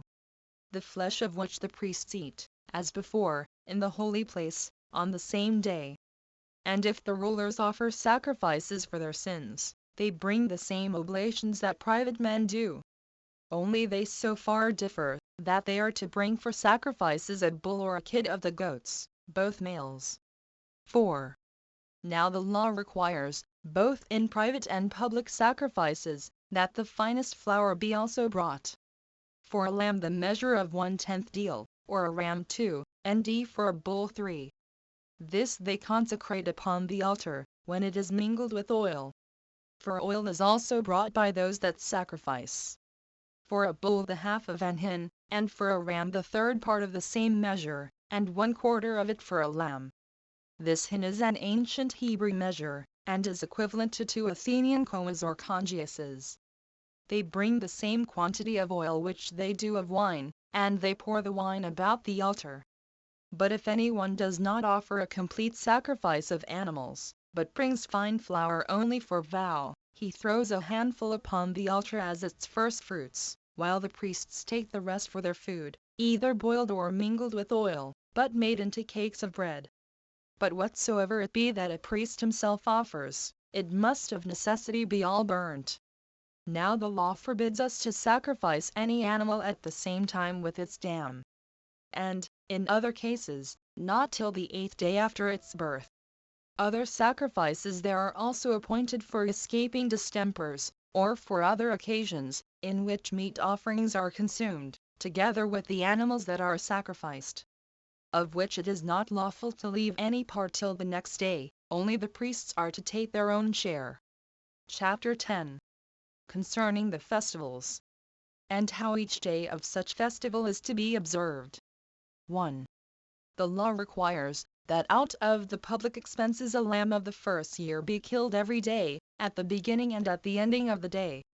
But on the 7th day, which is called the Sabbath, they kill 2, and sacrifice them in the same manner. At the new moon, they both perform the daily sacrifices, and slay 2 bulls, with 7 lambs of the first year, and a kid of the goats also, for the expiation of sins. That is, if they have sinned through ignorance. 2. But on the 7th month, which the Macedonians call Hyperboreteus, they make an addition to those already mentioned, and sacrifice a bull, a ram, and 7 lambs, and a kid of the goats, for sins. 3. On the 10th day of the same lunar month, they fast till the evening. And this day they sacrifice a bull, and 2 rams. and 7 lambs, and a kid of the goats, for sins. And, besides these, they bring 2 kids of the goats, the one of which is sent alive out of the limits of the camp into the wilderness for the scapegoat, and to be an expiation for the sins of the whole multitude. But the other is brought into a place of great cleanness, within the limits of the camp, and is there burnt, with its skin, without any sort of cleansing. With this goat was burnt a bull, not brought by the people, but by the high priest, at his own charges. Which, when it was slain, he brought of the blood into the holy place, together with the blood of the kid of the goats, and sprinkled the ceiling with his finger 7 times, as also its pavement, and again as often toward the most holy place, and about the golden altar. He also at last brings it into the open court, and sprinkles it about the great altar. Besides this, they set the extremities, and the kidneys, and the fat, with the lobe of the liver, upon the altar. The high priest likewise presents a ram to God as a burnt offering. 4. Upon the 15th day of the same month, when the season of the year is changing for winter, the law enjoins us to pitch tabernacles in every one of our houses, so that we preserve ourselves from the cold of that time of the year. As also that when we should arrive at our own country, and come to that city which we should have then for our metropolis, because of the temple therein to be built, and keep a festival for 8 days, and offer burnt offerings, and sacrifice thank offerings, that we should then carry in our hands a branch of myrtle, and willow, and a bough of the palm tree, with the addition of the palm citron, that the burnt offering on the first of those days was to be a sacrifice of 13 bulls, and 14 lambs, and 15 rams, with the addition of a kid of the goats, as an expiation for sins. And on the following days the same number of lambs, and of rams, with the kids of the goats, but abating one of the bulls every day till they amounted to 7 only. On the 8th day all work was laid aside, and then, as we said before, they sacrificed to God a bullock, a ram, and 7 lambs, with the kid of the goats, for an expiation of sins. And this is the accustomed solemnity of the Hebrews, when they pitch their tabernacles 24. 5. In the month of Xanthicus, which is by us called Nisan, and is the beginning of our year, on the 14th day of the lunar month, when the sun is in Aries, for in this month it was that we were delivered from bondage under the Egyptians, the law ordained that we should every year slay that sacrifice which I before told you we slew when we came out of Egypt, and which was called the Passover. And so we do celebrate this Passover in companies, leaving nothing of what we sacrificed till the day following. The feast of unleavened bread succeeds that of the Passover, and falls on the 15th day of the month, and continues 7 days, wherein they feed on unleavened bread. On every one of which days 2 bulls are killed, and 1 ram, and 7 lambs. Now these lambs are entirely burnt, besides the kid of the goats which is added to all the rest, for sins. For it is intended as a feast for the priest on every one of those days. But on the 2nd day of unleavened bread, which is the 16th day of the month, they first partake of the fruits of the earth, for before that day they do not touch them.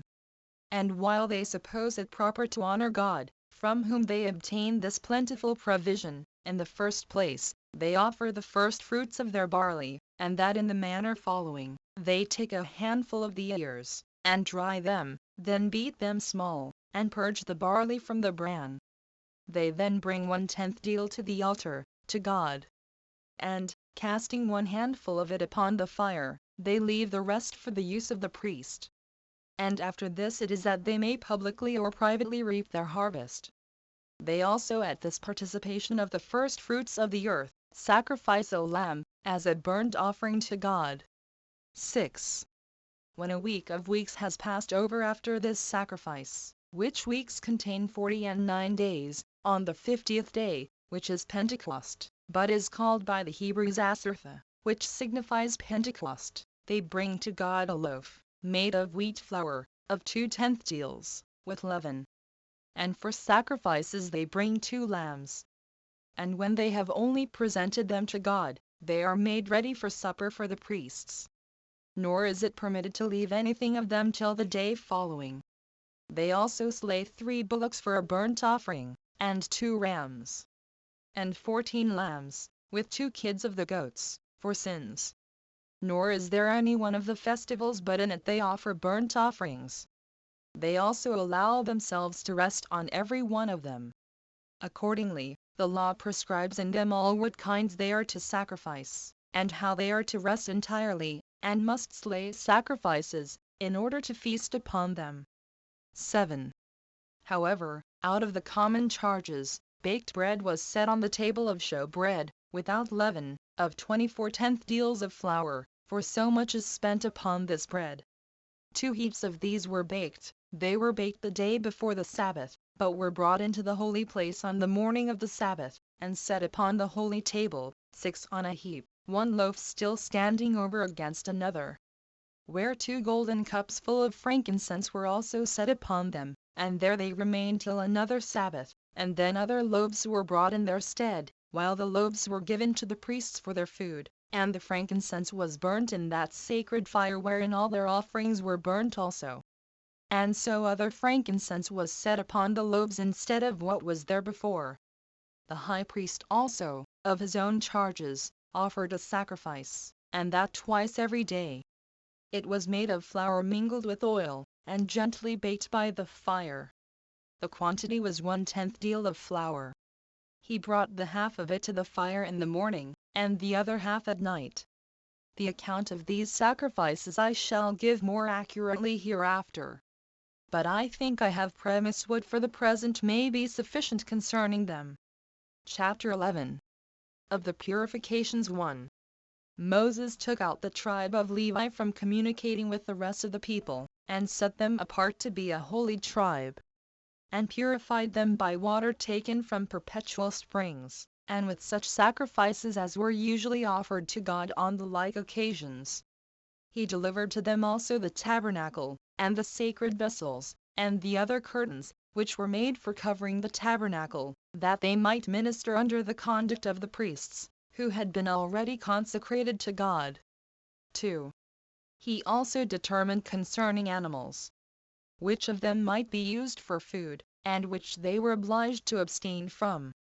Which matters, when this work shall give me occasion, shall be further explained. And the causes shall be added by which he was moved to allot some of them to be our food, and enjoined us to abstain from others. However, he entirely forbade us the use of blood for food, and esteemed it to contain the soul and the spirit. He also forbade us to eat the flesh of an animal that died of itself, as also the caul, and the fat of goats, and sheep, and bulls. 3. He also ordered that those whose bodies were afflicted with leprosy, and that had a gonorrhea, should not come into the city. Nay, he removed the women, when they had their natural purgations, till the 7th day. After which he looked on them as pure, and permitted them to come in again. The law permits those also who have taken care of funerals to come in after the same manner, when this number of days is over. But if any continued longer than that number of days in a state of pollution, the law appointed the offering 2 lambs for a sacrifice, the one of which they are to purge by fire, and for the other, the priests take it for themselves. In the same manner do those sacrifice who have had the gonorrhea. But he that sheds his seed in his sleep, if he go down into cold water, has the same privilege with those that have lawfully accompanied with their wives. And for the lepers, he suffered them not to come into the city at all, nor to live with any others, as if they were in effect dead persons. But if any one had obtained by prayer to God the recovery from that distemper, and had gained a healthful complexion again, such a one returned thanks to God, with several sorts of sacrifices, concerning which we will speak hereafter. 4. Whence one cannot but smile at those who say that Moses was himself afflicted with the leprosy when he fled out of Egypt, and that he became the conductor of those who on that account left that country, and led them into the land of Canaan. For had this been true, Moses would not have made these laws to his own dishonor, which indeed it was more likely he would have opposed, if others had endeavored to introduce them.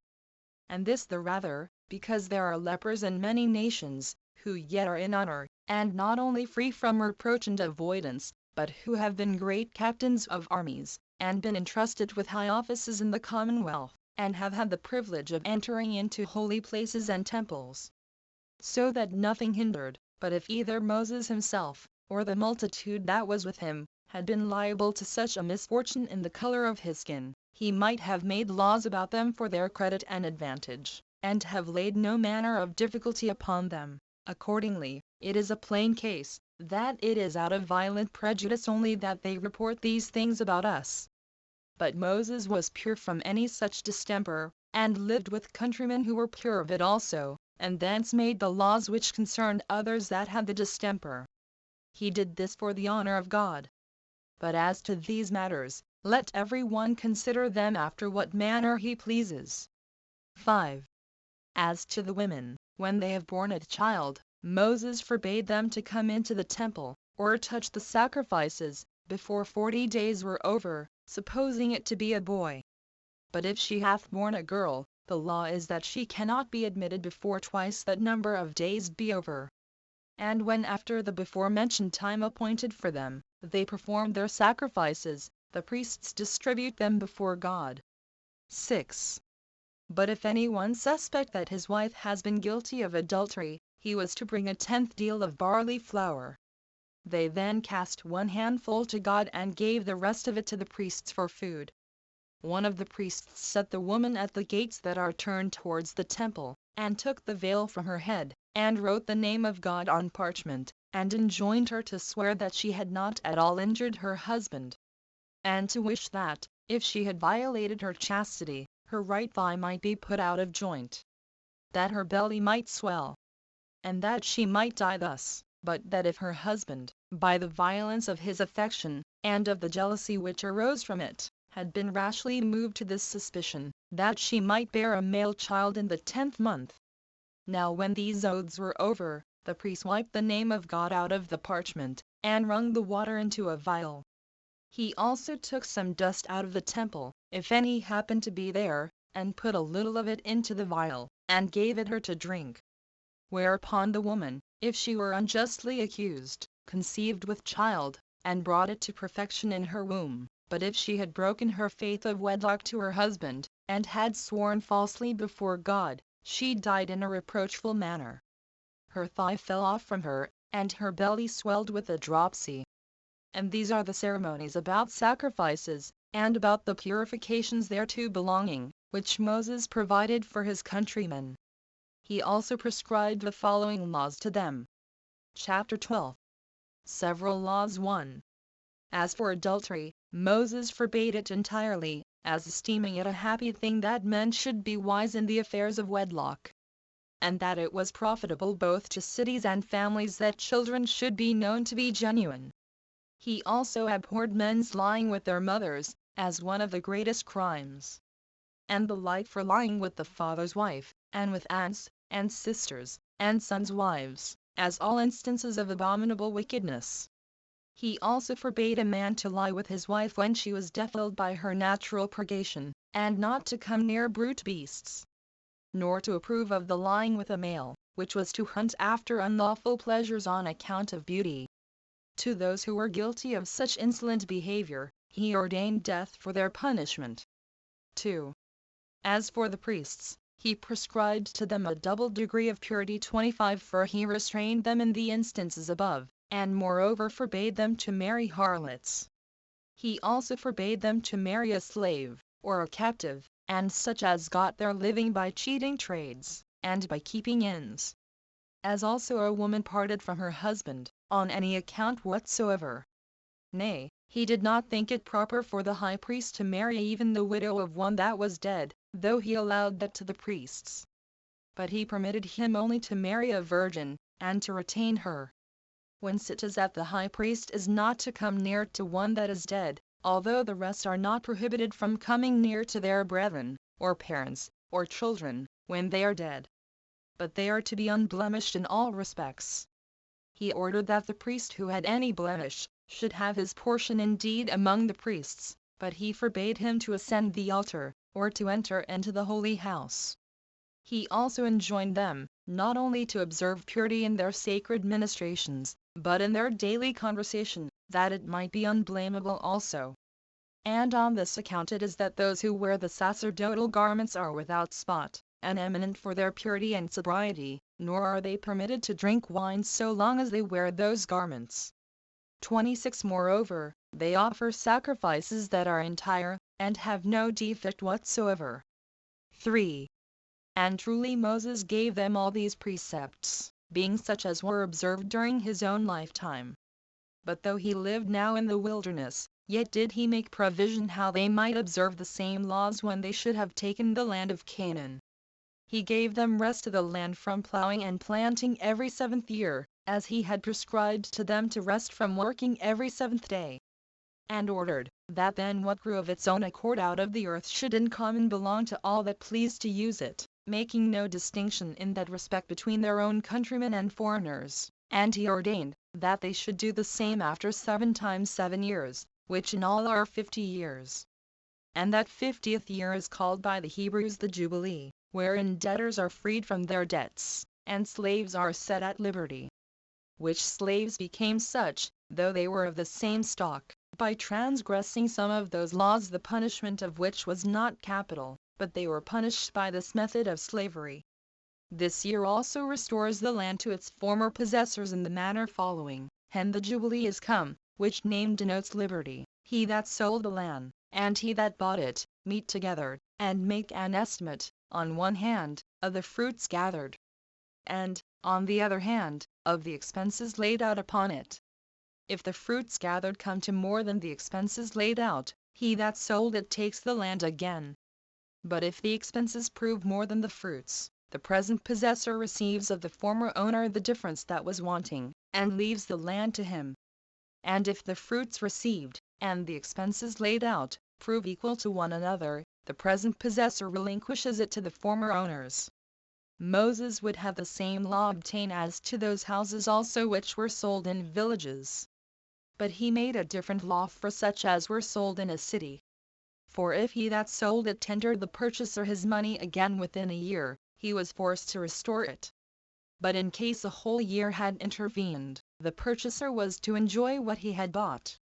This was the constitution of the laws which Moses learned of God when the camp lay under Mount Sinai, and this he delivered in writing to the Hebrews. 4. Now when this settlement of laws seemed to be well over, Moses thought fit at length to take a review of the host, as thinking it proper to settle the affairs of war. So he charged the heads of the tribes, excepting the tribe of Levi, to take an exact account of the number of those that were able to go to war. For as to the Levites, they were holy, and free from all such burdens. Now when the people had been numbered, there were found 600,000 that were able to go to war, from 20 to 50 years of age, besides 3,650. Instead of Levi, Moses took Manasseh, the son of Joseph, among the heads of tribes, and Ephraim instead of Joseph. It was indeed the desire of Jacob himself to Joseph, that he would give him his sons to be his own by adoption, as I have before related. 5. When they set up the tabernacle, they received it into the midst of their camp, 3 of the tribes pitching their tents on each side of it. And roads were cut through the midst of these tents. It was like a well-appointed market. And everything was there ready for sale in due order. And all sorts of artificers were in the shops. And it resembled nothing so much as a city that sometimes was movable, and sometimes fixed. The priests had the first places about the tabernacle. Then the Levites, who, because their whole multitude was reckoned from 30 days old, were 23,880 males. And during the time that the cloud stood over the tabernacle, they thought proper to stay in the same place, as supposing that God there inhabited among them. But when that removed, they journeyed also. 6. Moreover, Moses was the inventor of the form of their trumpet, which was made of silver. Its description is this: in length it was little less than a cubit. It was composed of a narrow tube, somewhat thicker than a flute, but with so much breadth as was sufficient for admission of the breath of a man's mouth. It ended in the form of a bell, like common trumpets. Its sound was called in the Hebrew tongue a sazra. 2 of these being made, one of them was sounded when they required the multitude to come together to congregations. When the first of them gave a signal, the heads of the tribes were to assemble, and consult about the affairs to them properly belonging. But when they gave the signal by both of them, they called the multitude together. Whenever the tabernacle was removed, it was done in this solemn order: the first alarm of the trumpet, those whose tents were on the east quarter prepared to remove. When the second signal was given, those that were on the south quarter did the like. In the next place, the tabernacle was taken to pieces, and was carried in the midst of 6 tribes that went before, and of 6 that followed, all the Levites assisting about the tabernacle. When the third signal was given, that part which had their tents towards the west put themselves in motion. And at the fourth signal those on the north did so likewise. They also made use of these trumpets in their sacred ministrations, when they were bringing their sacrifices to the altar, as well on the Sabbaths as on the rest of the festival days. And now it was that Moses offered that sacrifice which was called the Passover in the wilderness, as the first he had offered after the departure out of Egypt. Chapter 13. Moses removed from Mount Sinai, and conducted the people to the borders of the Canaanites. A little while afterwards he rose up, and went from Mount Sinai. And, having passed through several mansions, of which we will speak, he came to a place called Hazeroth, where the multitude began again to be mutinous, and to Moses for the misfortunes they had suffered their travels. And that when he had persuaded to leave a good land, they at once had lost land, and instead of that happy state he had them, they were still wandering in their miserable condition, being already in want of water. And if the manna should happen to fail, must then utterly perish. Yet while they spake many and sore things against there was one of them who exhorted them to be unmindful of Moses, and of what great pains he had been at about their common safety, not to despair of assistance from God. The multitude thereupon became still more unruly, and mutinous against Moses than before. Hereupon Moses, although he was so basely abused by them, encouraged them in their despairing condition, and promised that he would procure them a quantity of flesh meat, and that not for a few days only, but for many days. This they were not to believe. And when one of them asked, whence he could obtain such vast plenty of what he promised, he replied, neither God nor I, we hear such opprobrious language from, will leave off our labors for you. And this soon appear also. As soon as ever he had said this, the whole camp was filled with quails. They stood round about them, and gathered great numbers. However, it was not long ere God punished the Hebrews for their insolence. Those reproaches they had used towards him, no small number of them died. And still to this day the place retains the memory of this destruction, and is named Kibroth Hattaavah, which is, graves of lust. Chapter 14. How Moses sent some persons to search out the land of the Canaanites, and the largeness of their cities. And further, that when those who were sent were returned, after 40 days, and reported that they should not be a match for them, and extolled the strength of the Canaanites, the multitude were disturbed and fell into despair, and were resolved to stone Moses, and to return back again into Egypt, and serve the Egyptians. 1. When Moses had led the Hebrews away from thence to a place called Paran, which was near to the borders of the Canaanites, and a place difficult to be continued in, he gathered the multitude together to a congregation. And standing in the midst of them, he said, of the 2 things that God determined to bestow upon us, liberty, and the possession of a happy country, the one of them ye already are partakers of, by the gift of God, and the other ye will quickly obtain. For we now have our abode near the borders of the Canaanites, and nothing can hinder the acquisition of it. When we now at last are fallen upon it, I say, not only no king nor city, but neither the whole race of mankind, if they were all gathered together, could do it. Let us therefore prepare ourselves for the work, for the Canaanites will not resign up their land to us without fighting, but it must be wrested from them by great struggles in war. Let us then send spies, who may take a view of the goodness of the land, and what strength it is of. But, above all things, let us be of one mind, and let us honor God, who above all is our helper and assister. 2.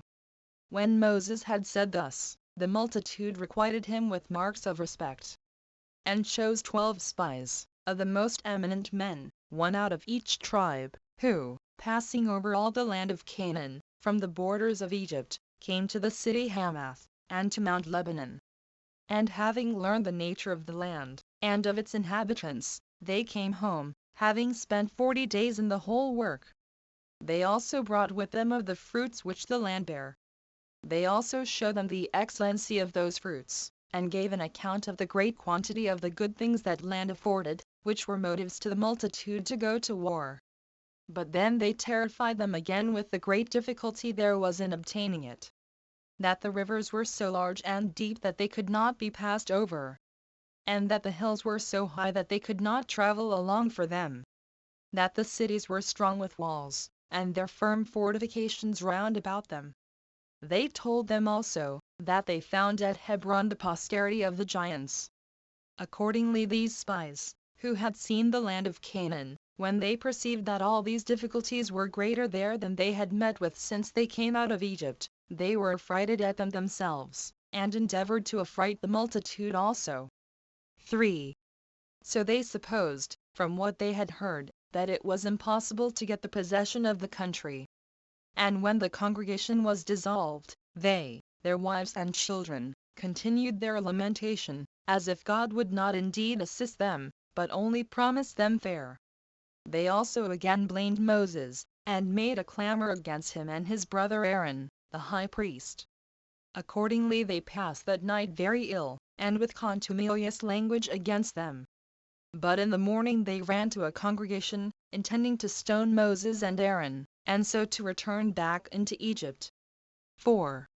But of the spies, there were Joshua the son of Nun, of the tribe of Ephraim, and Caleb of the tribe of Judah, that were afraid of the consequence, and came into the midst of them, and stilled the multitude, and desired them to be of good courage, and neither to condemn God, as having told them lies, nor to hearken to those who had affrighted them, by telling them what was not true concerning the Canaanites, but to those that encouraged them to hope for good success, and that they should gain possession of the happiness promised them, because neither the height of mountains, nor the depth of rivers, could hinder men of true courage from attempting them, especially while God would take care of them beforehand, and be assistant to them.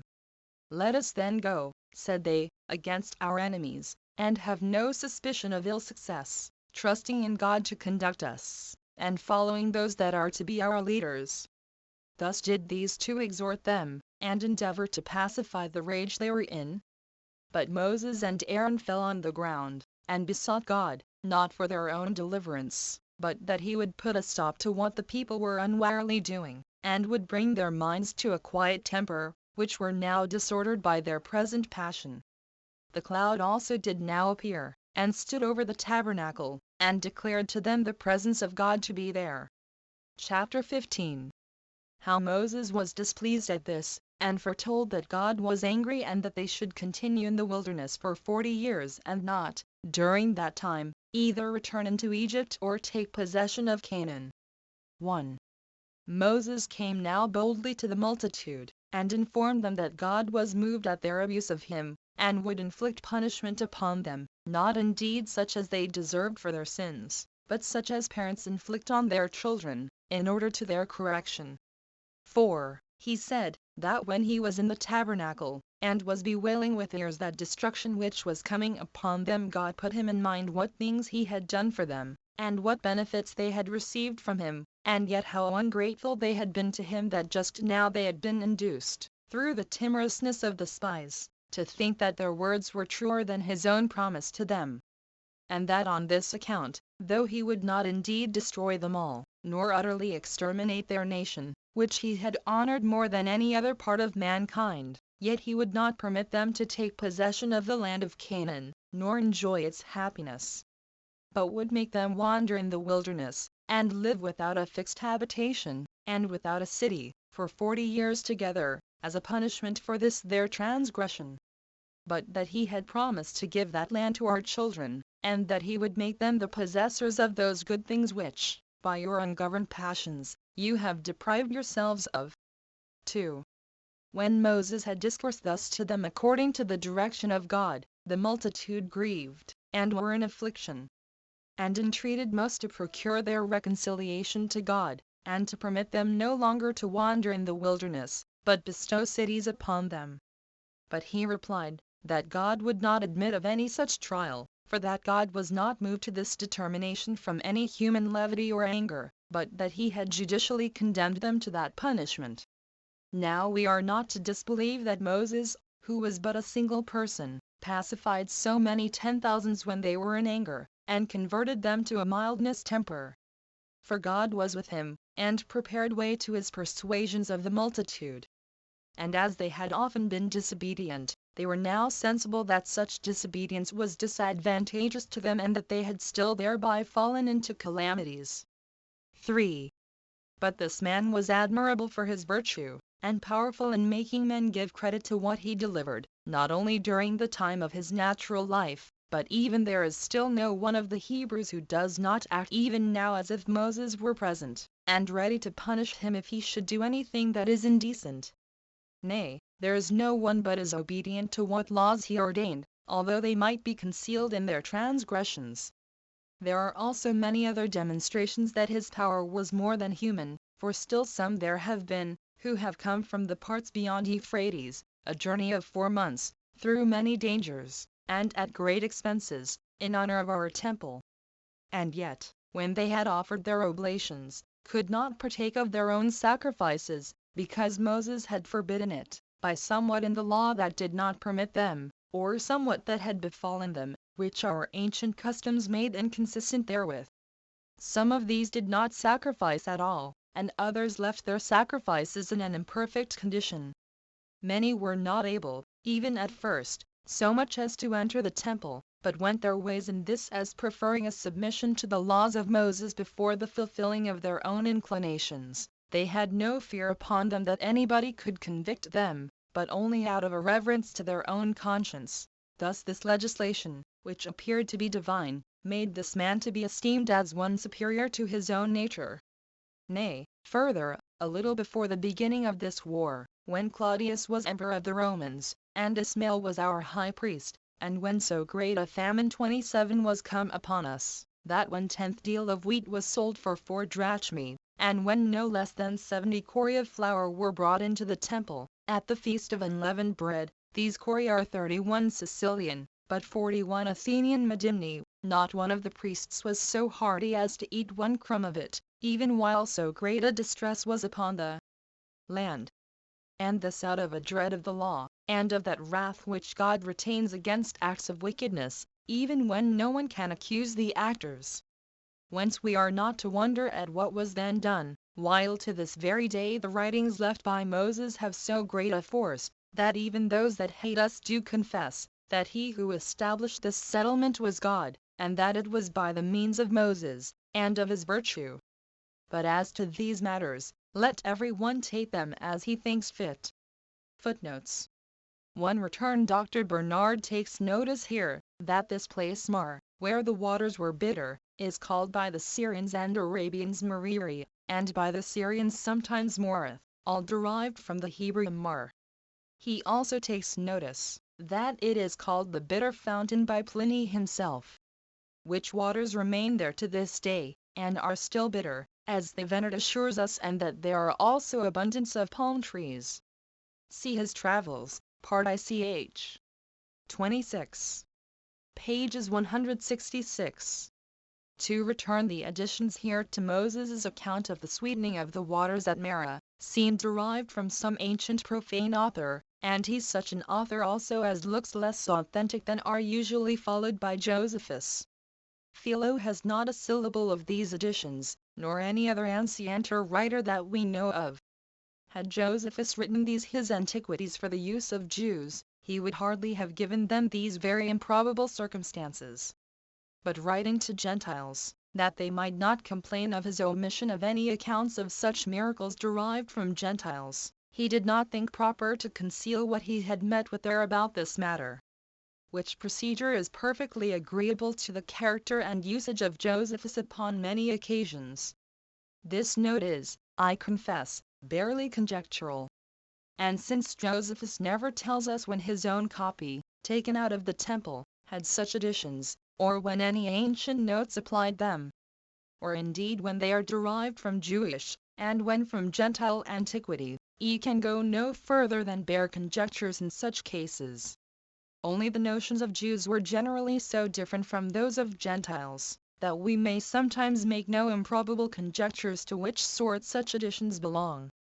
See also somewhat like these additions in Josephus's account of Elisha's making sweet the bitter and barren spring near Jericho, war, Be'ev. Ch. 8 sect. 3. Return. It seems to me, from what Moses, Exodus 16-18, St. Paul, 2 Corinthians 8-15, and Josephus here say, compared together, that the quantity of manna that fell daily, and did not putrefy, was just so much as came to an omer apiece, through the whole host of Israel, and no more. For return this supposal, that the sweet honey-dew or manna, so celebrated in ancient and modern authors, as falling usually in Arabia, was of the very same sort with this manna sent to the Israelites, savors more of Gentilism than of Judaism or Christianity. It is not improbable that some ancient Gentile author, read by Josephus, so thought. Nor would he here contradict him. Though just before, and Antic. Be'ev. Ch. 3 sect. 2. He seems directly to allow that it had not been seen before. However, this food from heaven is here described to be like snow. And in Artipanus, a heathen writer, it is compared to meal, color like to snow, rained down by God. Essay on the Old Test. Append. Pages 239. But as to the derivation of the word manna, whether from man, which Josephus says then signified what is it, or from manna, to divide, that is, a dividend or portion allotted to every one, it is uncertain. I incline to the latter derivation. This manna is called angel's food, Psalm 78-26, and by our Saussure, John 6-31, etc., as well as by Josephus here and elsewhere, Antic. Bii. Ch. 5 sect. 3. Said to be sent the Jews from heaven. 5. Return. This rock is there at this day, as the travelers agree, and must be the same that was there in the days of Moses, as being too large to be brought thither by our modern carriages. 6. Return. Note here, that the small book of the principal laws of Moses is ever said to be laid up in the holy house itself, but the larger Pentateuch, as here, somewhere within the limits of the temple and its courts only. See Antic. BVCH. 1 sect. 17. 7. Return. This eminent circumstance, that while Moses' hands were lifted up towards heaven, the Israelites prevailed, and while they were let down towards the earth, the Amalekites prevailed, seems to me the earliest intimation we have of the proper posture, used of old, in solemn prayer, which was the stretching out of the hands and eyes towards heaven, as other passages of the Old and New Testament inform us. Nay, by the way, this posture seemed to have continued in the Christian Church, till the clergy, instead of learning their prayers by heart, read them out of a book, which is in a great measure inconsistent with such an elevated posture, and which seems to me to have been only a later practice, introduced under the corrupt state of the Church. Though the constant use of divine forms of prayer, praise, and thanksgiving, appears to me to have been the practice of God's people, patriarchs, Jews, and Christians, in all the past ages. 8. Return. This manner of electing the judges and officers of the Israelites by the testimonies and suffrages of the people, before they were ordained by God, or by Moses, deserves to be carefully noted, because it was the pattern of the like manner of the choice and ordination of bishops, presbyters, and deacons, in the Christian Church. 9. Return. Since this mountain, Sinai, is here said to be the highest of all the mountains that are in that country, it must be that now called St. Catherine's, which is 1/3 higher than that within a mile of it, now called Sinai, as Mons. The Venet informs us, Travels, Part ICH. 23. Pages 168.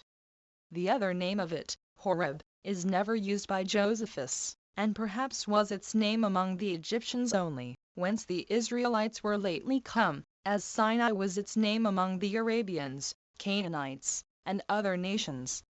Accordingly when 1 Kings 9-8, the scripture says that Elijah came to Horeb, the mount of God, Josephus justly says, Antic. BV. Ch. 13 sect. 7, that he came to the mountain called Sinai, and Jerome, here cited by Dr. Hudson, says, that he took this mountain to have two names, Sinai and Corb. De Nomen. Heb. Pages 427. 10. Return of this and another like superstitious notion of the Pharisees, which Josephus complied with, see the note on Antic. B. Ch. 12 sect. 4. 11. Return. This other work of Josephus, here referred to, seems to be that which does not appear to have been ever published, which yet he intended to publish, about the reasons of many of the laws of Moses, of which see the note on the preface, sect. 4.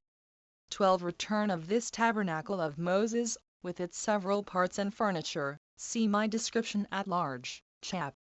6, 7, 8, 9, 10, 11, 12, hereto belonging. 13. Return. The use of these golden bells at the bottom of the high priest's long garment, seems to me to have been this, that by shaking his garment at the time of his offering incense in the temple, on the great day of expiation, or at other proper periods of his sacred ministrations there, on the great festivals, the people might have notice of it, and might fall to their own prayers at the time of incense, or other proper periods. And so the whole congregation might at once offer those common prayers jointly with the high priest himself to the Almighty. See Luke 1-10. Revelation 8-3, 4.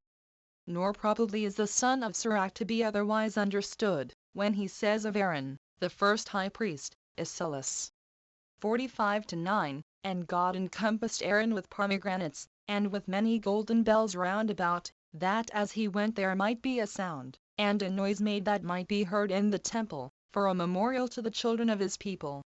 14. Return. The reader ought to take notice here, that the very Mosaic pedilon, or golden plate, for the forehead of the Jewish high priest, was itself preserved, not only till the days of Josephus, but of Origen, and that its inscription, Holiness to the Lord, was in the Samaritan characters.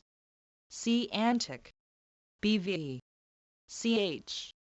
3 sect. 8. Essay on the Old Test. Pages 154, and Relland, de Paul. Temple, pages 132. 15. Return. When Josephus, both here and ch. 6 sect. 4, supposes the tabernacle to have been parted into 3 parts, he seems to esteem the bare entrance to be a third division, distinct from the holy and the most holy places. And this the rather, because in the temple afterward there was a real distinct third part, which was called the porch, otherwise Josephus would contradict his own description of the tabernacle, which gives as a particular account of no more than 2 parts. 16. Return. This explication of the mystical meaning of the Jewish tabernacle and its vessels, with the garments of the high priest, is taken out of Philo, and fitted to Gentile philosophical notions. This may possibly be forgiven in Jews, greatly versed in heathen learning and philosophy, as Philo had ever been, and as Josephus had long been when he wrote these Antiquities. In the meantime, it is not to be doubted, but in their education they must have both learned more Jewish interpretations, such as we meet with in the Epistle of Barnabas, in that to the Hebrews, and elsewhere among the old Jews. Accordingly when Josephus wrote his books of the Jewish war, for the use of the Jews, at which time he was comparatively young, and less used to Gentile books, we find one specimen of such a Jewish interpretation.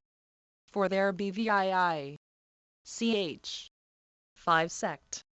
5. He makes the 7 branches of the temple candlestick, with their 7 lamps, an emblem of the 7 days of creation and rest, which are here emblems of the 7 planets. Nor certainly ought ancient Jewish emblems to be explained any other way than according to ancient Jewish, and not Gentile, notions. C. Of the war, Bich. 33 sect. 2. 17 return. It is well worth our observation, that the two principal qualifications required in this section for the constitution of the first high priest, viz., that he should have an excellent character for virtuous and good actions, as also that he should have the approbation of the people, are here noted by Josephus, even where the nomination belonged to God himself, which are the very same qualifications which the Christian religion requires in the choice of Christian bishops, priests, and deacons. As the apostolical constitutions inform us, B.E. ch. 3. 18 return. This weight and value of the Jewish shekel, in the days of Josephus, equal to about 2s. sterling, is, by the learned Jews, owned to be 1/5 larger than were their old shekels. Which determination agrees perfectly with the remaining shekels that have Samaritan inscriptions, coined generally by Simon the Maccabee, about 230 years before Josephus published his Antiquities, which never weigh more than 2s. 4d, and commonly but 2s. 4d. See Reland de Numis Samaritanorum, pages 138. 19 return. The incense was here offered, according to Josephus's opinion, before sunrising, and at sunsetting. But in the days of Pompey, according to the same Josephus, the sacrifices were offered in the morning, and at the 9th hour. Antic. Bxiv. Ch. 4 sect. 3. 20 return. Hence we may correct the opinions of the modern rabbins, who say that only one of the 7 lamps burned in the daytime, whereas our Josephus, an eyewitness, says there were 3. 21 return. Of this strange expression, that Moses left it to God to be present at his sacrifices when he pleased, and when he pleased to be absent, see the note on B.E. against Apian, sect. 16. 22 return. These answers by the oracle of Urim and Thummim, which words signify light and perfection, or, as the Septuagint render them, revelation and truth, and denote nothing further, that I see, but the shining stones themselves, which were used, in this method of illumination, in revealing the will of God, after a perfect and true manner, to his people Israel. I say, these answers were not made by the shining of the precious stones, after an awkward manner, in the high priest's breastplate, as the modern rabbins vainly suppose. For certainly the shining of the stones might precede or accompany the oracle, without itself delivering that oracle. See Antic. Bvi. Ch. 6 sect. 4. But rather by an audible voice from the mercy seat between the cherubims. See Pritos Connect at the year 534. This oracle had been silent, as Josephus here informs us, 200 years before he wrote his Antiquities, or ever since the days of the last good high priest of the family of the Maccabees, John Hyrcanus. Now it is here very well worth our observation, that the oracle before us was that by which God appeared to be present with, and gave directions to, his people Israel as their king, all the while they submitted to him in that capacity, and did not set over them such independent kings as governed according to their own wills and political maxims, instead of divine directions. Accordingly we meet with this oracle besides angelic and prophetic admonitions all along from the days of Moses and Joshua to the anointing of Saul, the first of the succession of the kings, Numbers 27-21, Joshua 6-6, etc. 19-50. Judges 1-1. 18, 4-6, 30, 31. 20-18, 23, 26-28. 21-1, etc. 1 Samuel 1-17, 18. 3 per tot. 4 per tot. Nay, till Saul's rejection of the divine commands in the war with Amalek, when he took upon him to act as he thought fit, 1 Samuel 14-3, 18, 19, 36, 37, then this oracle left Saul entirely, which indeed he had seldom consulted before, 1 Samuel 14-35. 1 Chronicles 10-14. 13-3. Antic. B7 ch. 4 sec 2. And accompanied David, who was anointed to succeed him, and who consulted God by it frequently, and complied with its directions constantly. 1 Samuel 14-37, 41. 15-26. 22-13, 15. 23-9, 10. 30-7, 8, 18. 2 Samuel 2-1. 5-19, 23. 21-1. 23-14. 1 Chronicles 14-10, 14. Antic.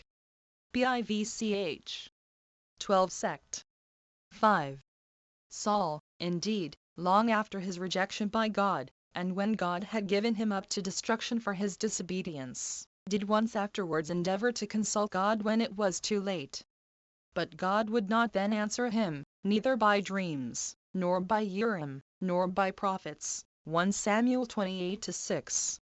Nor did any of David's successors, the kings of Judah, that we know of, consult God by this oracle, till the very Babylonish captivity itself, when those kings were at an end.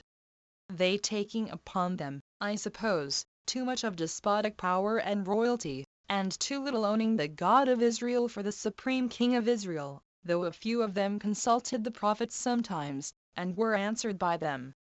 At the return of the 2 tribes, without the return of the kingly government, the restoration of this oracle was expected. Nehemiah 7. 63.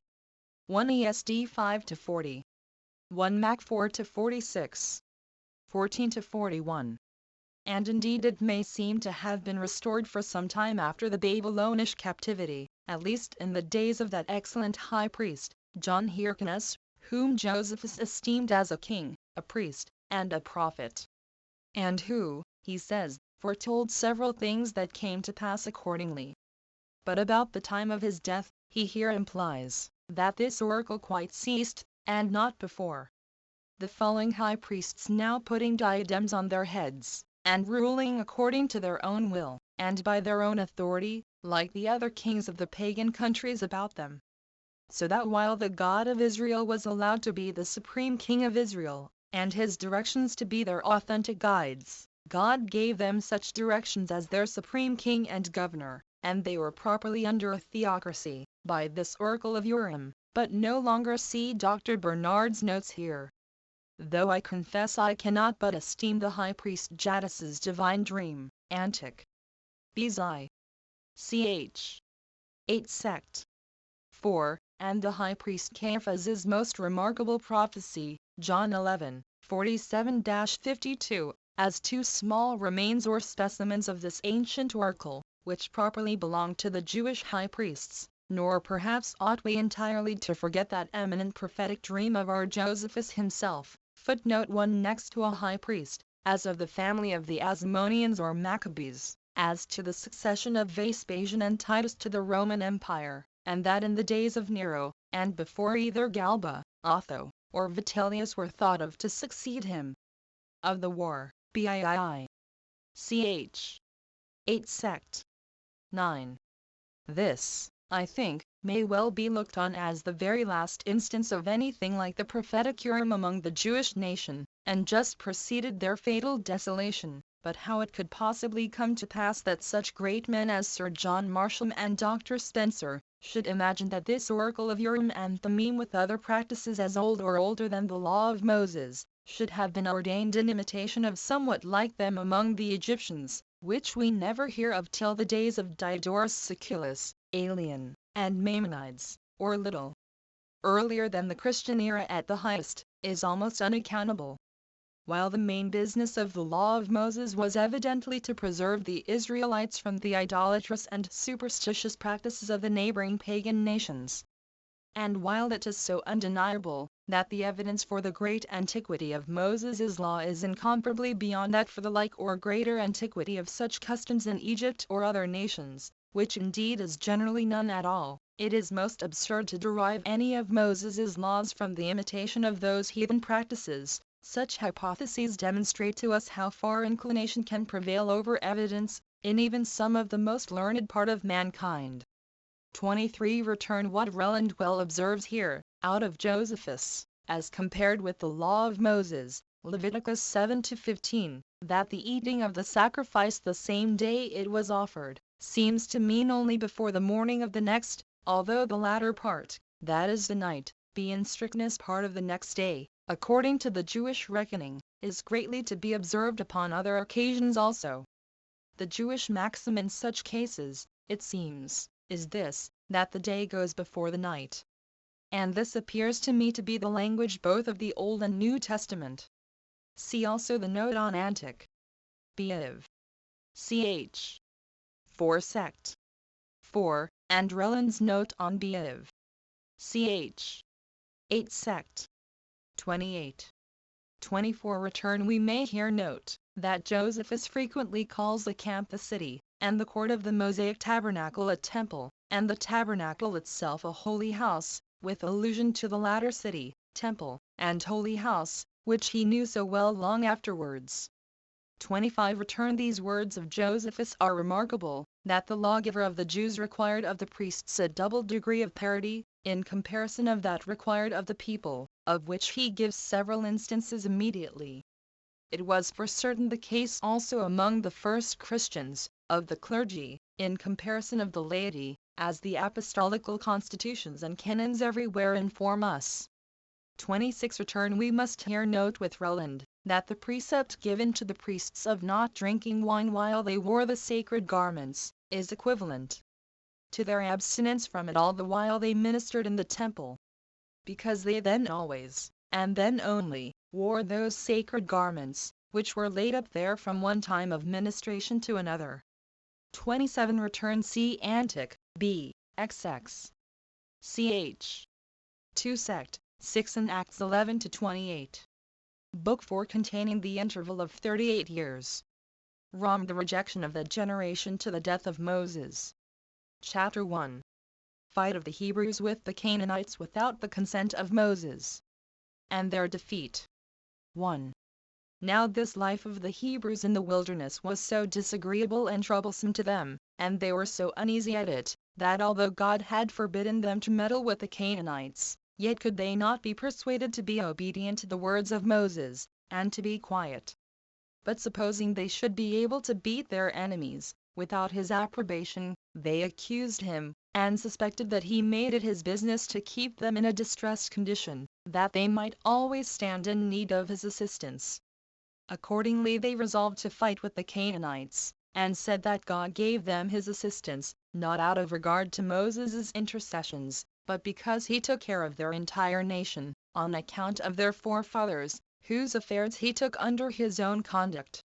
As also, that it was on account of their own virtue that he had formerly procured them their liberty, and would be assisting to them, now they were willing to take pains for it.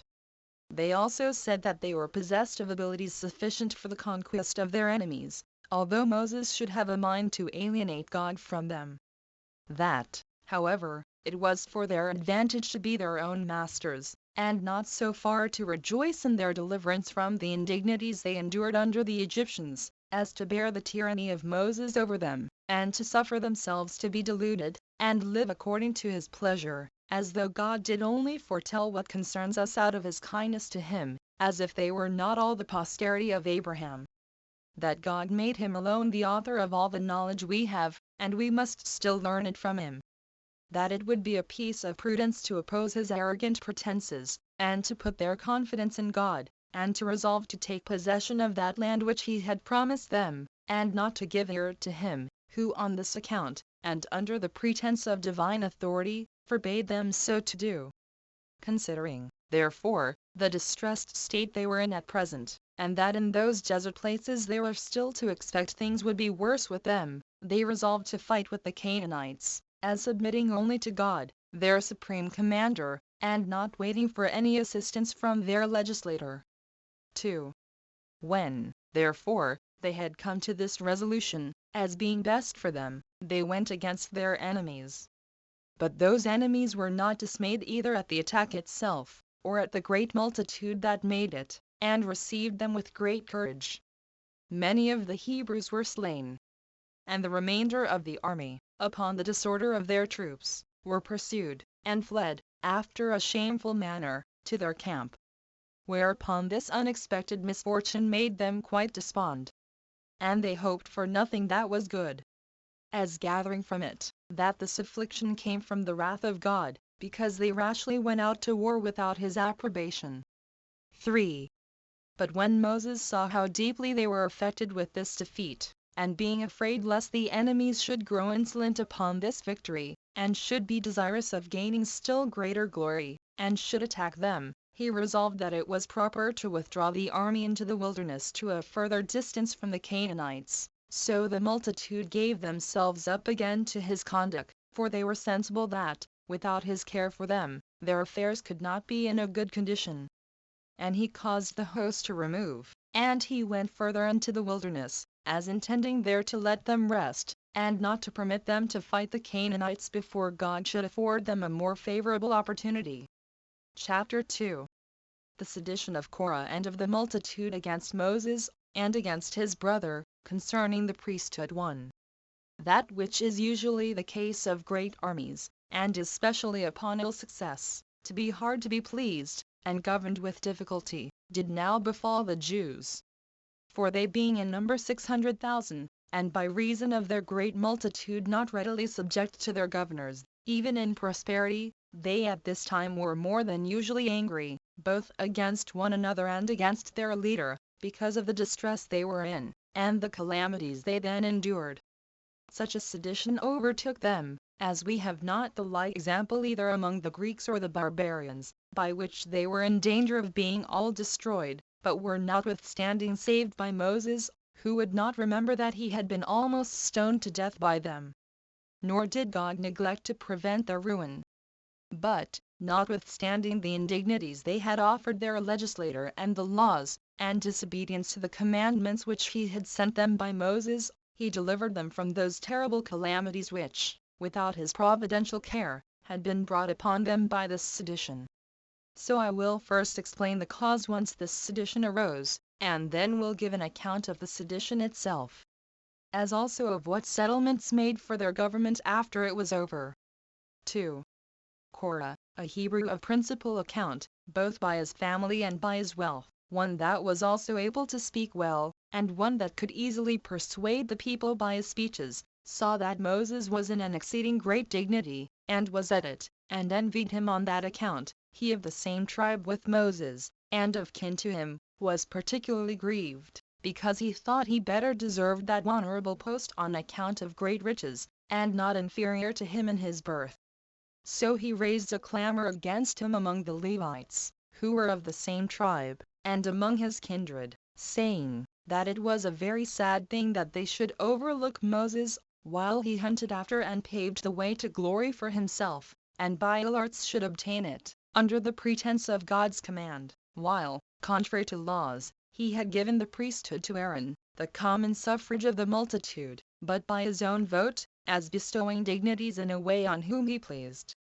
He added, that this concealed way of imposing on them was harder to be borne than if it had been done by an open force upon them, because he did now not only usurp their power without their consent, but even they were unapprised of his contrivances against them. For whosoever is conscious to himself that he deserves any dignity, aims to get it by persuasion, and not by an arrogant method of violence. Those that believe it impossible to obtain honors justly, make a show of goodness, and do not introduce force, but by cunning tricks grow wickedly powerful. That it was proper for the multitude to punish such men, even while they think themselves concealed in their designs, and not suffer them to gain strength till they have them for their open enemies. For what account, added he, is Moses able to give, why he has bestowed the priesthood on Aaron and his sons? For if God had determined to bestow that honor on one of the tribe of Levi, I am more worthy of it than he is. I myself being equal to Moses by my family, and superior to him both in riches and in age, but if God had determined to bestow it on the eldest be, that of Reuben might have it most justly. And then Dathan, and Abiram, and On, the son of Peleth, would have it. For these are the oldest men of that tribe, and potent on account of their great wealth also. 3. Now Korah, when he said this, had a mind to appear to take care of the public welfare, but in reality he was endeavoring to procure to have that dignity transferred by the multitude to himself. Thus did he, out of a malignant design, but with plausible words, discourse to those of his own tribe. When these words did gradually spread to more people, and when the hearers still added to what tended to the scandals that were cast upon Aaron, the whole army was full of them. Now of those that conspired with Korah, there were 250, and those of the principal men also, who were eager to have the priesthood taken away from Moses' brother, and to bring him into disgrace. Nay, the multitude themselves were provoked to be seditious, and attempted to stone Moses, and gathered themselves together after an indecent manner, with confusion and disorder. And now all were, in a tumultuous manner, raising a clamor before the tabernacle of God, to prosecute the tyrant, and to relieve the multitude from their slavery under him who, under color of the divine, laid violent injunctions upon them. For had it been God who chose one that was to perform the office of a priest, he would have raised person to that dignity, and would not have produced such a one as was inferior to many others, nor have given him that office. And that and he had judged it fit to bestow it on Aaron, he would have permitted it to the multitude to bestow it, and not have left it to be bestowed by his own brother. 4. Now although Moses had a great while ago foreseen this calumny of Korah, and had seen the people were irritated, yet was he not affrighted at it. But being of good courage, because given them right advice about their affairs, and knowing that his brother had been made partaker of the priesthood at the command of God, and not by his own favor to him, he came to the assembly. And as for the multitude, he said not a word to them, but spake as loud to Korah as he could. And being very skillful in making speeches, and having this natural talent, among others, that he could greatly move the multitude with his discourses, he said, O Korah, both thou and all these with thee, pointing to the 250 men, seem to be worthy of this honor. Nor do I pretend but that this whole company may be worthy of the like dignity, although they may not be so rich or so great as you are, nor have I taken and given this office to my brother because he excelled others in riches, for thou exceedest us both in the greatness of thy wealth.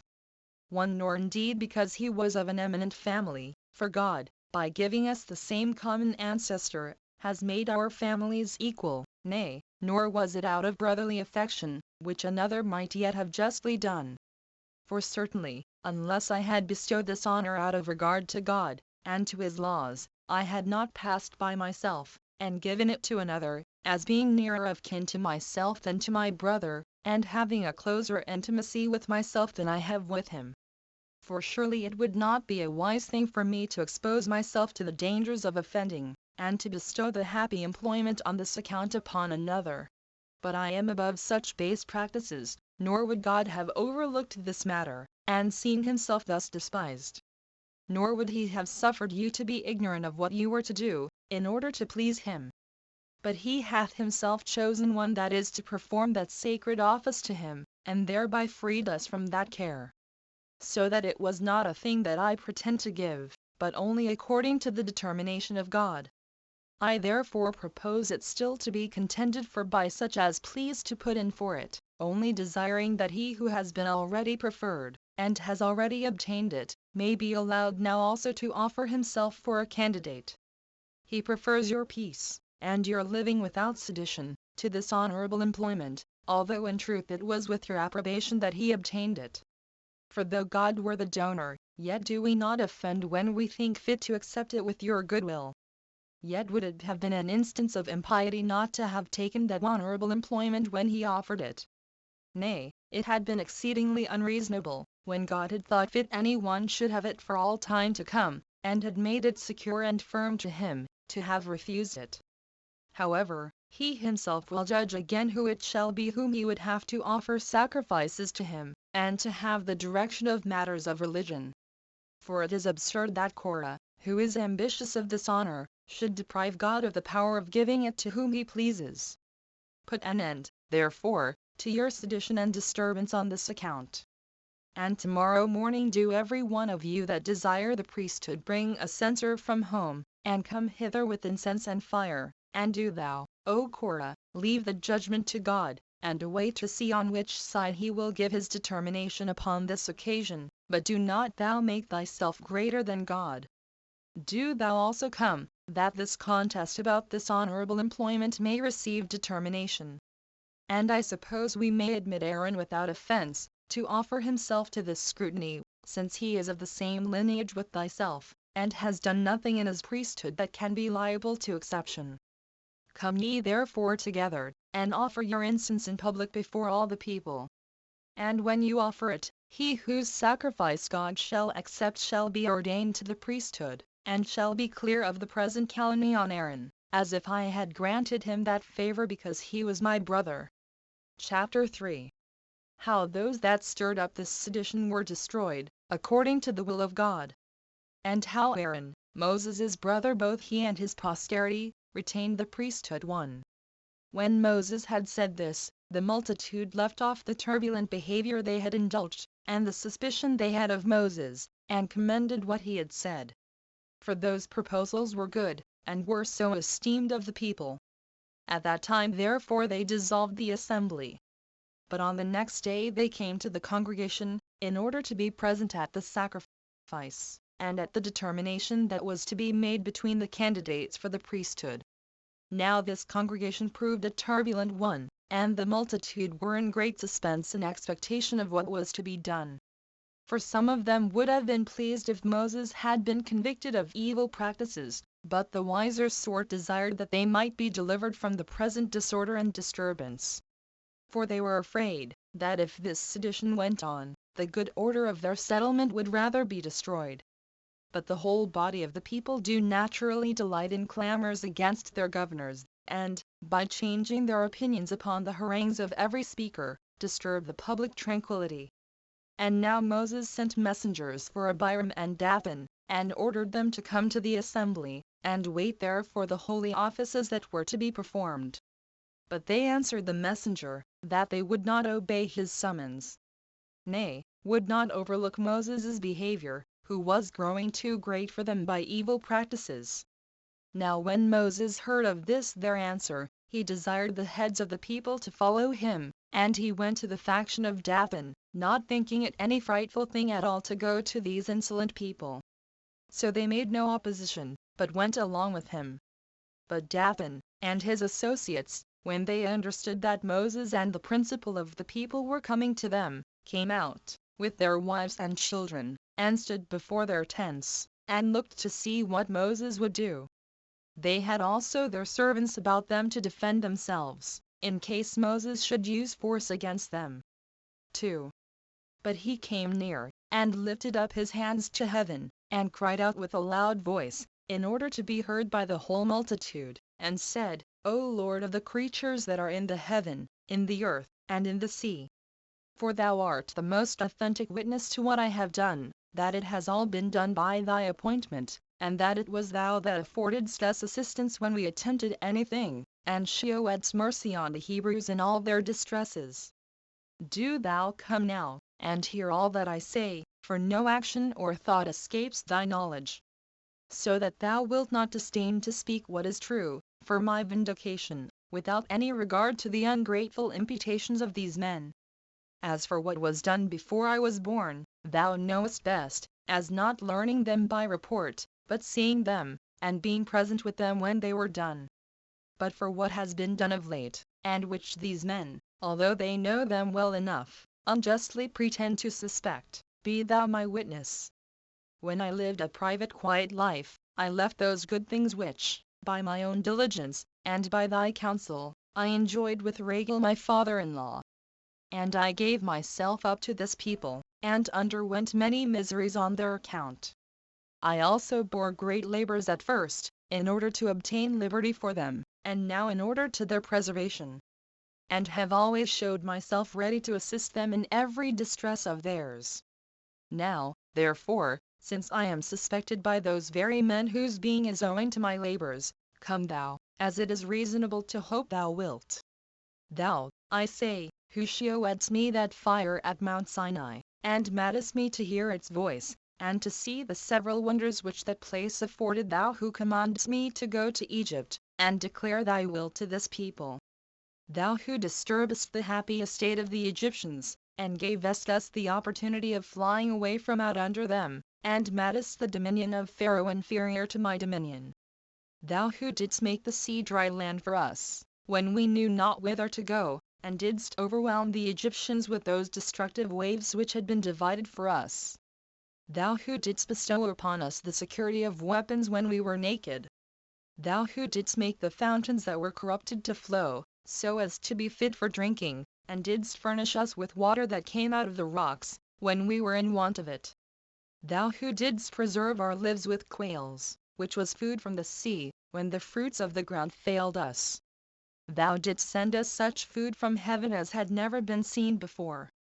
Thou who didst suggest to us the knowledge of thy laws, and appoint to us a form of government, thou, I say, O Lord of the whole world, and that as such a judge and a witness to me as cannot be bribed, and show how I never admitted of any gift against justice from any of the Hebrews, and have never condemned a man that ought to have been acquitted, on account of one that was rich, and have never attempted to hurt this commonwealth. I am now and am suspected of a thing the remotest from my intentions, as if I had given the priesthood to Aaron, not at thy command, but out own favor to him. Do thou at this time demonstrate that all things are administered by thy providence, and that nothing happens by chance, but is governed by thy will, and thereby attains its end, as also demonstrate that thou takest care that have done good to the Hebrews. Demonstrate this, I say, by the punishment of Abiram and Dathan, who condemned thee as an insensible being, and one overcome by my contrivances. This thou do by inflicting such an open punishment on these men who so madly fly in the face of thy glory, as will take them out of the world, not in an manner, but so that it may appear they do die after the manner of other men. Let that ground which they tread upon open about them and consume them, with their families and goods. This will be a demonstration of thy power to all, and this method of their sufferings will be an instruction of wisdom for those that entertain profane sentiments of thee. By this means I shall be a good servant, in the precepts thou hast given by me. But if the calumnies they have raised against me be true, mayst thou preserve these men from every evil accident, and bring all that destruction on me which I have imprecated upon them.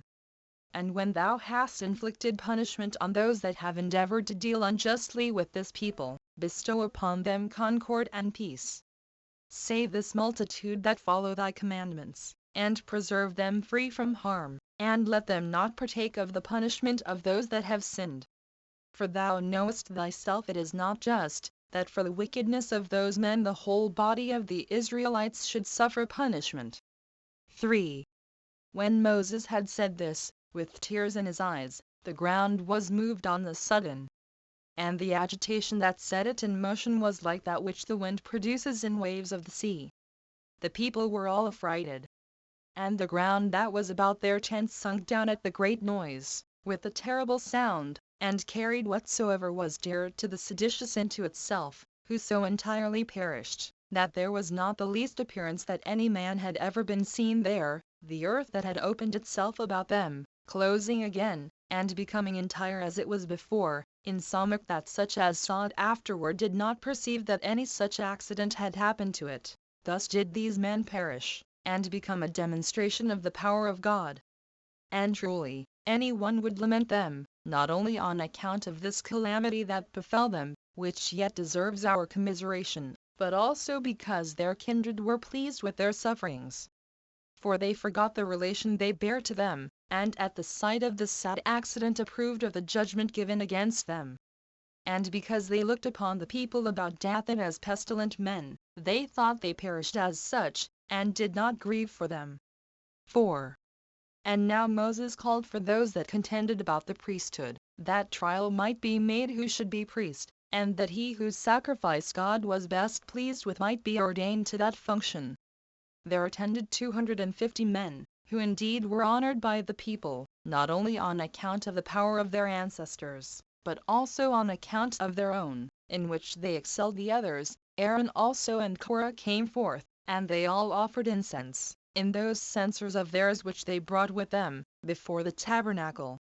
Hereupon so great a fire shone out as no one ever saw in any that is made by the hand of man, neither in those eruptions out of the earth that are caused by subterraneous burn rags, nor in such fires as arise of their own accord in the woods, when the agitation is caused by the trees rubbing one against another, but this fire was very bright, and had a terrible flame, such as is kindled at the command of God, by whose eruption on them, all the company, and Korah himself, were destroyed, too, and this so entirely, that their very bodies left no remains behind them. Aaron alone was preserved, and not at all hurt by the fire, because it was God that sent the fire to burn those only who ought to be burned. Hereupon Moses, after these men were destroyed, was desirous that the memory of this judgment might be delivered down to posterity, and that future ages might be acquainted with it. And so he commanded Eleazar, the son of Aaron, to put their censers near the brazen altar, that they might be a memorial to posterity of what these men suffered, for supposing that the power of God might be eluded. And thus Aaron was now no longer esteemed to have the priesthood by the favor of Moses, but by the public judgment of God. And thus he and his children peaceably enjoyed the honor afterward. Chapter 4. What happened to the Hebrews during 38 years in the wilderness 1. However, this sedition was so far from ceasing upon this destruction, that it grew much stronger, and became more intolerable. And the occasion of its growing worse was of that nature, as made it likely the calamity would never cease, but last for a long time. For the men, believing already that nothing is done without the providence of God, would have it that these things came thus to pass not without God's favor to Moses. They therefore laid the blame upon him that God was so angry, and that this happened not so much because of the wickedness of those that were punished, as because Moses procured the punishment. And that these men had been destroyed without any sin of theirs, only because they were zealous about the divine worship.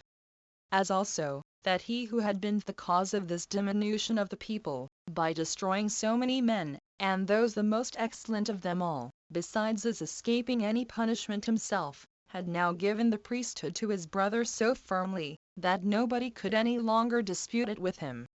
For no one else, to be sure, could now put in for it, since he must have seen those that first did so to have miserably perished. Nay, besides this, the kindred of those that were destroyed made great entreaties to the multitude to abate the arrogance of Moses, because it would be safest for them so to do. 2. Now Moses, upon his hearing for a good while that the people were tumultuous, was afraid that they would attempt some other innovation, and that some great and sad calamity would be the consequence.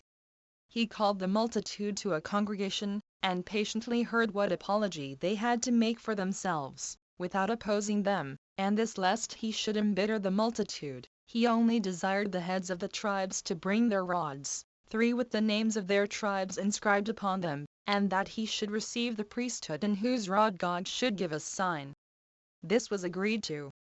So the rest brought their rods, as did Aaron also, who had written the tribe of Levi on his rod. These rods Moses laid up in the tabernacle of God. On the next day he brought out the rods, which were known from one another by those who brought them, they having distinctly noted them, as had the multitude also. And as to the rest, in the same form Moses had received them, in that they saw them still.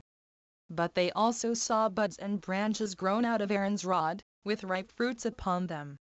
They were almonds, the rod having been cut out of that tree. The people were so amazed at this strange sight, that though Moses and Aaron were before under some degree of hatred, they now laid that hatred aside, and began to admire the judgment of God concerning them. So that hereafter they applauded what God had decreed, and permitted Aaron to enjoy the priesthood peaceably. And thus God ordained him priest 3 several times, and he retained that honor without further disturbance. And hereby the sedition of the Hebrews, which had been a great one, and had lasted a great while, was at last composed. 3. And now Moses, because the tribe of Levi was made free from war and warlike expeditions, and was set apart for the divine worship, lest they should want and seek after the necessaries of life, and so neglect the temple, commanded the Hebrews, according to the will of God, that when they should gain the possession of the land of Canaan, they should assign 48 good and fair cities to the Levites, and permit them to enjoy their suburbs, as far as the limit of 2,000 cubits would extend from the walls of the city. And besides this, he appointed that the people should pay the tithe of their annual fruits of the earth, both to the Levites and to the priests. And this is what that tribe receives of the multitude. But I think it necessary to set down what is paid by all, peculiarly to the priests. 4. Accordingly he commanded the Levites to yield up to the priests 13 of their 48 cities, and to set apart for them the 10th part of the tithes which they every year receive of the people. As also, that it was but just to offer to God the first fruits of the entire product of the ground, and that they should offer the firstborn of those 4-footed beasts that are appointed for sacrifices, if it be a male, to the priests, to be slain, that they and their entire families may eat them in the holy city. But that the owners of those firstborn which are not appointed for sacrifices in the laws of our country, should bring 1.5 shekels in their stead, but for the firstborn of a man, 5 shekels, that they should also have the first fruits out of the sharing of the sheep. And that when any baked bread corn, and made loaves of it, they should give somewhat of what they had baked to them. Moreover, when any have made a sacred vow, I mean those that are called Nazarites, that suffer their hair to grow long, and use no wine, when they consecrate their hair, and offer it for a sacrifice, they are to allot that hair for the priests to be thrown into the fire. Such also as dedicate themselves to God, as a korban, which denotes what the Greeks call a gift, when they are desirous of being freed from the administration, are to lay down money for the priests. 30 shekels if it be a woman, and 50 if it be a man. But if any be too poor to pay the appointed sum, it shall be lawful for the priests to determine that sum as they think fit.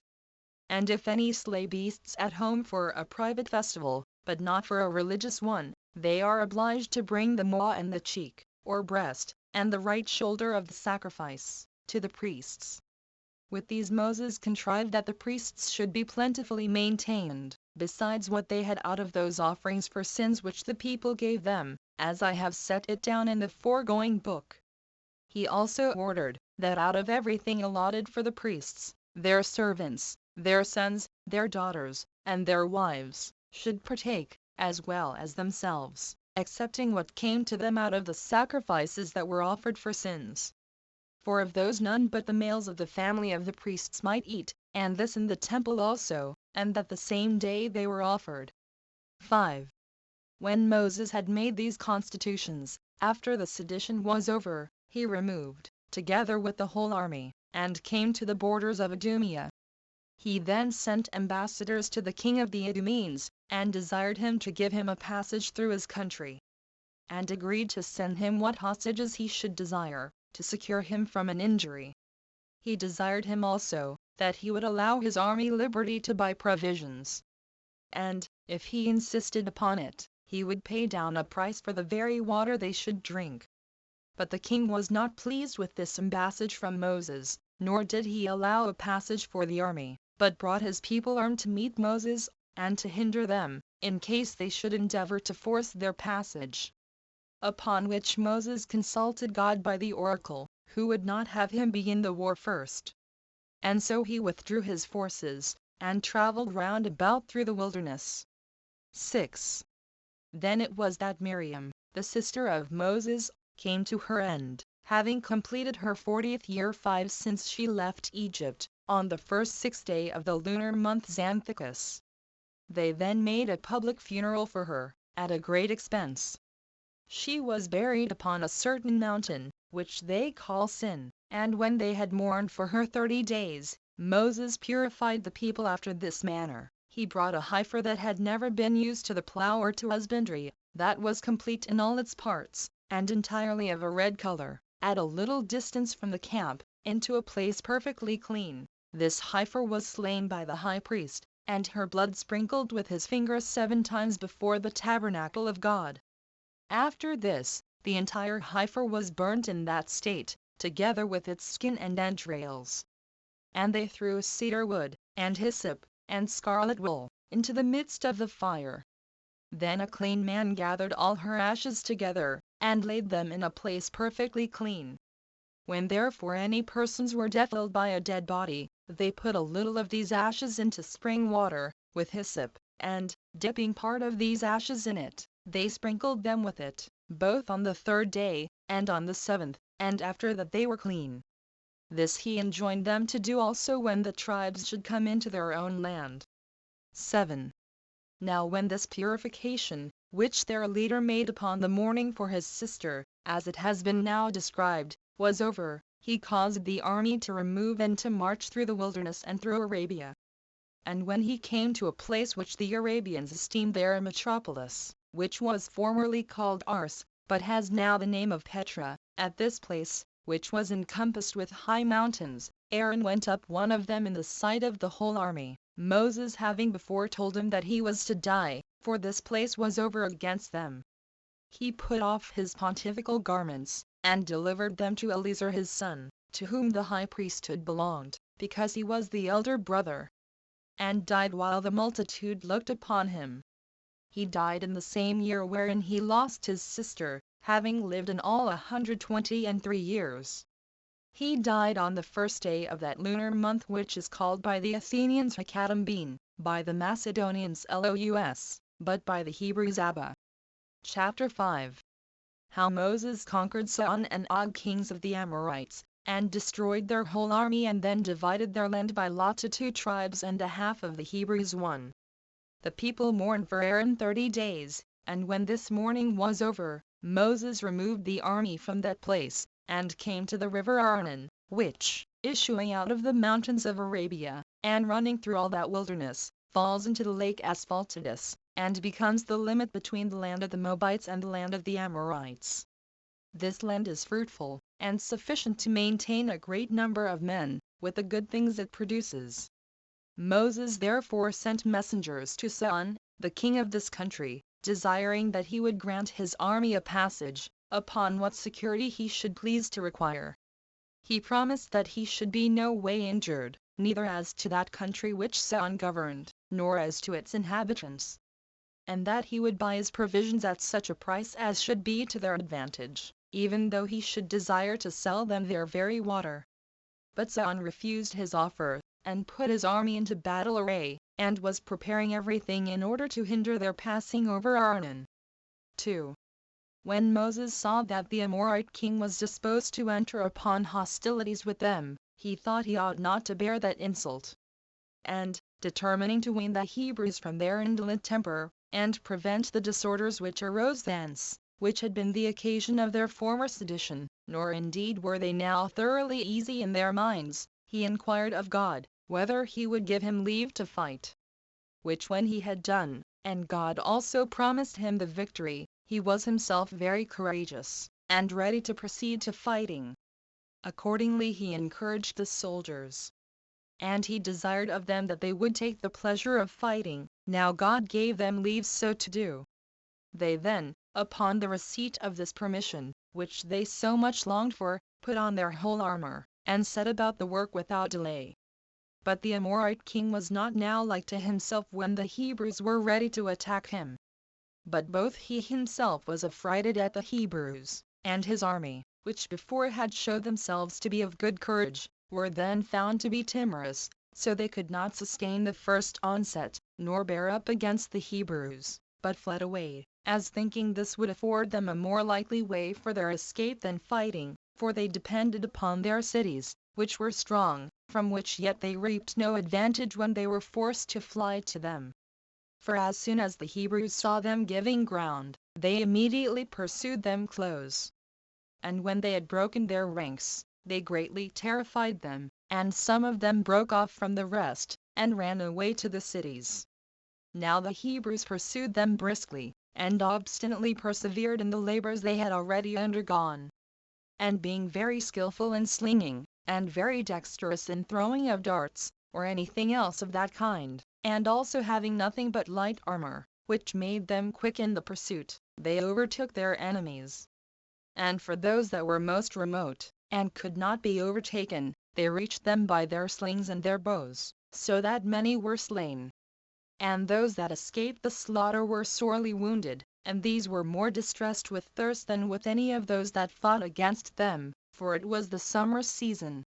And when the greatest number of them were brought down to the river out of a desire to drink, as also when others fled away by troops, the Hebrews came round them, and shot at them. So that, what with darts and what with arrows, they made a slaughter of them all. Sihon their king was also slain. So the Hebrews spoiled the dead bodies, and took their prey. The land also which they took was full of abundance of fruits, and the army went all over it without fear, and fed their cattle upon it. And they took the enemies prisoners, for they could no way put a stop to them, since all the fighting men were destroyed.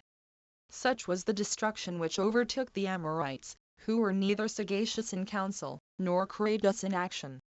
Hereupon the Hebrews took possession of their land, which is a country situate between 3 rivers, and naturally resembled an island, the river Arnon being its southern, the river Jabbok determining its northern side, which running into Jordan loses its own name, and takes the other, while Jordan itself runs along by it, on its western coast.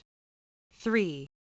When matters were come to this state, Og, the king of Gilead and Golanitis, fell upon the Israelites.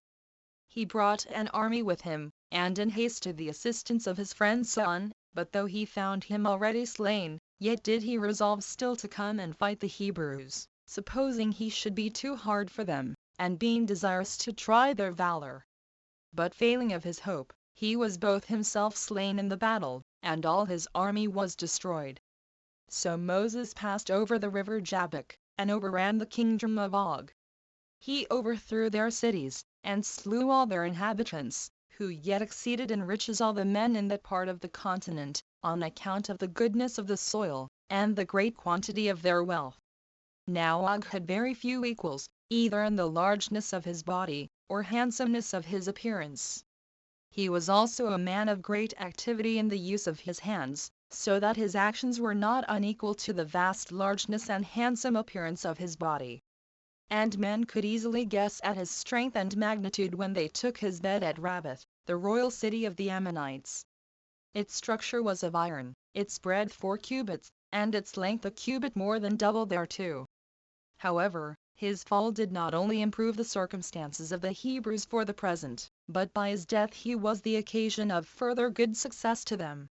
For they presently took those 60 cities, which were encompassed with excellent walls, and had been subject to him, and all got both in general and in particular a great prey.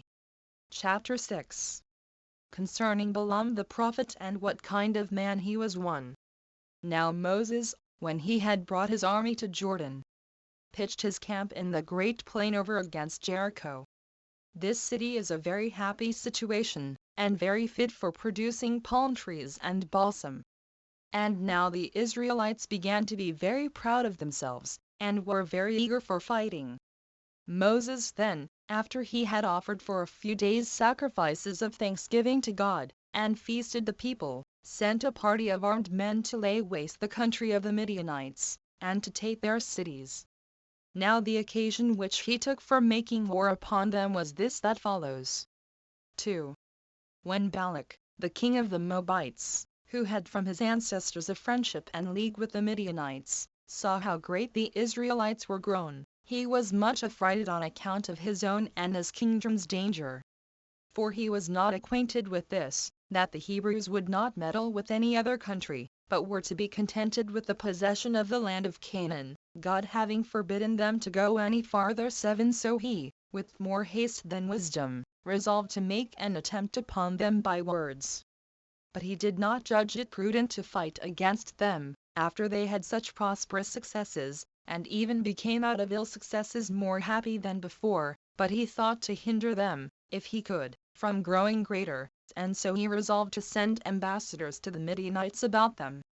Now these Midianites, knowing there was one Balaam, who lived by Euphrates, and was the greatest of the prophets at that time, and one that was in friendship with them, sent some of their honorable princes along with the ambassadors of Balak, to entreat the prophet to come to them, that he might imprecate curses to the destruction of the Israelites.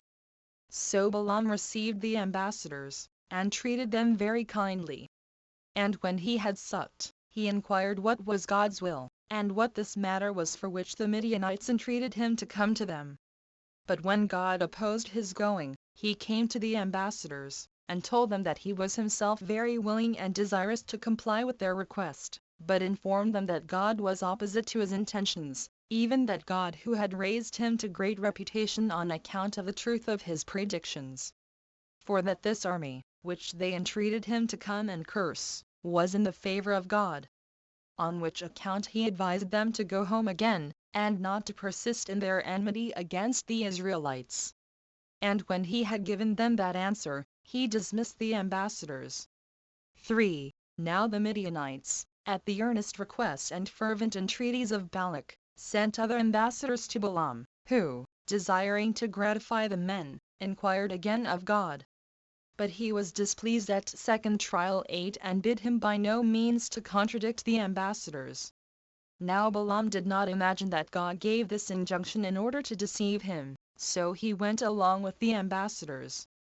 But when the divine angel met him in the way, when he was in a narrow passage, and hedged in with a wall on both sides, the ass on which Balaam rode understood that it was a divine spirit that met him, and thrust Balaam to one of the walls, without regard to the stripes which Balaam, when he was hurt by the wall, gave her.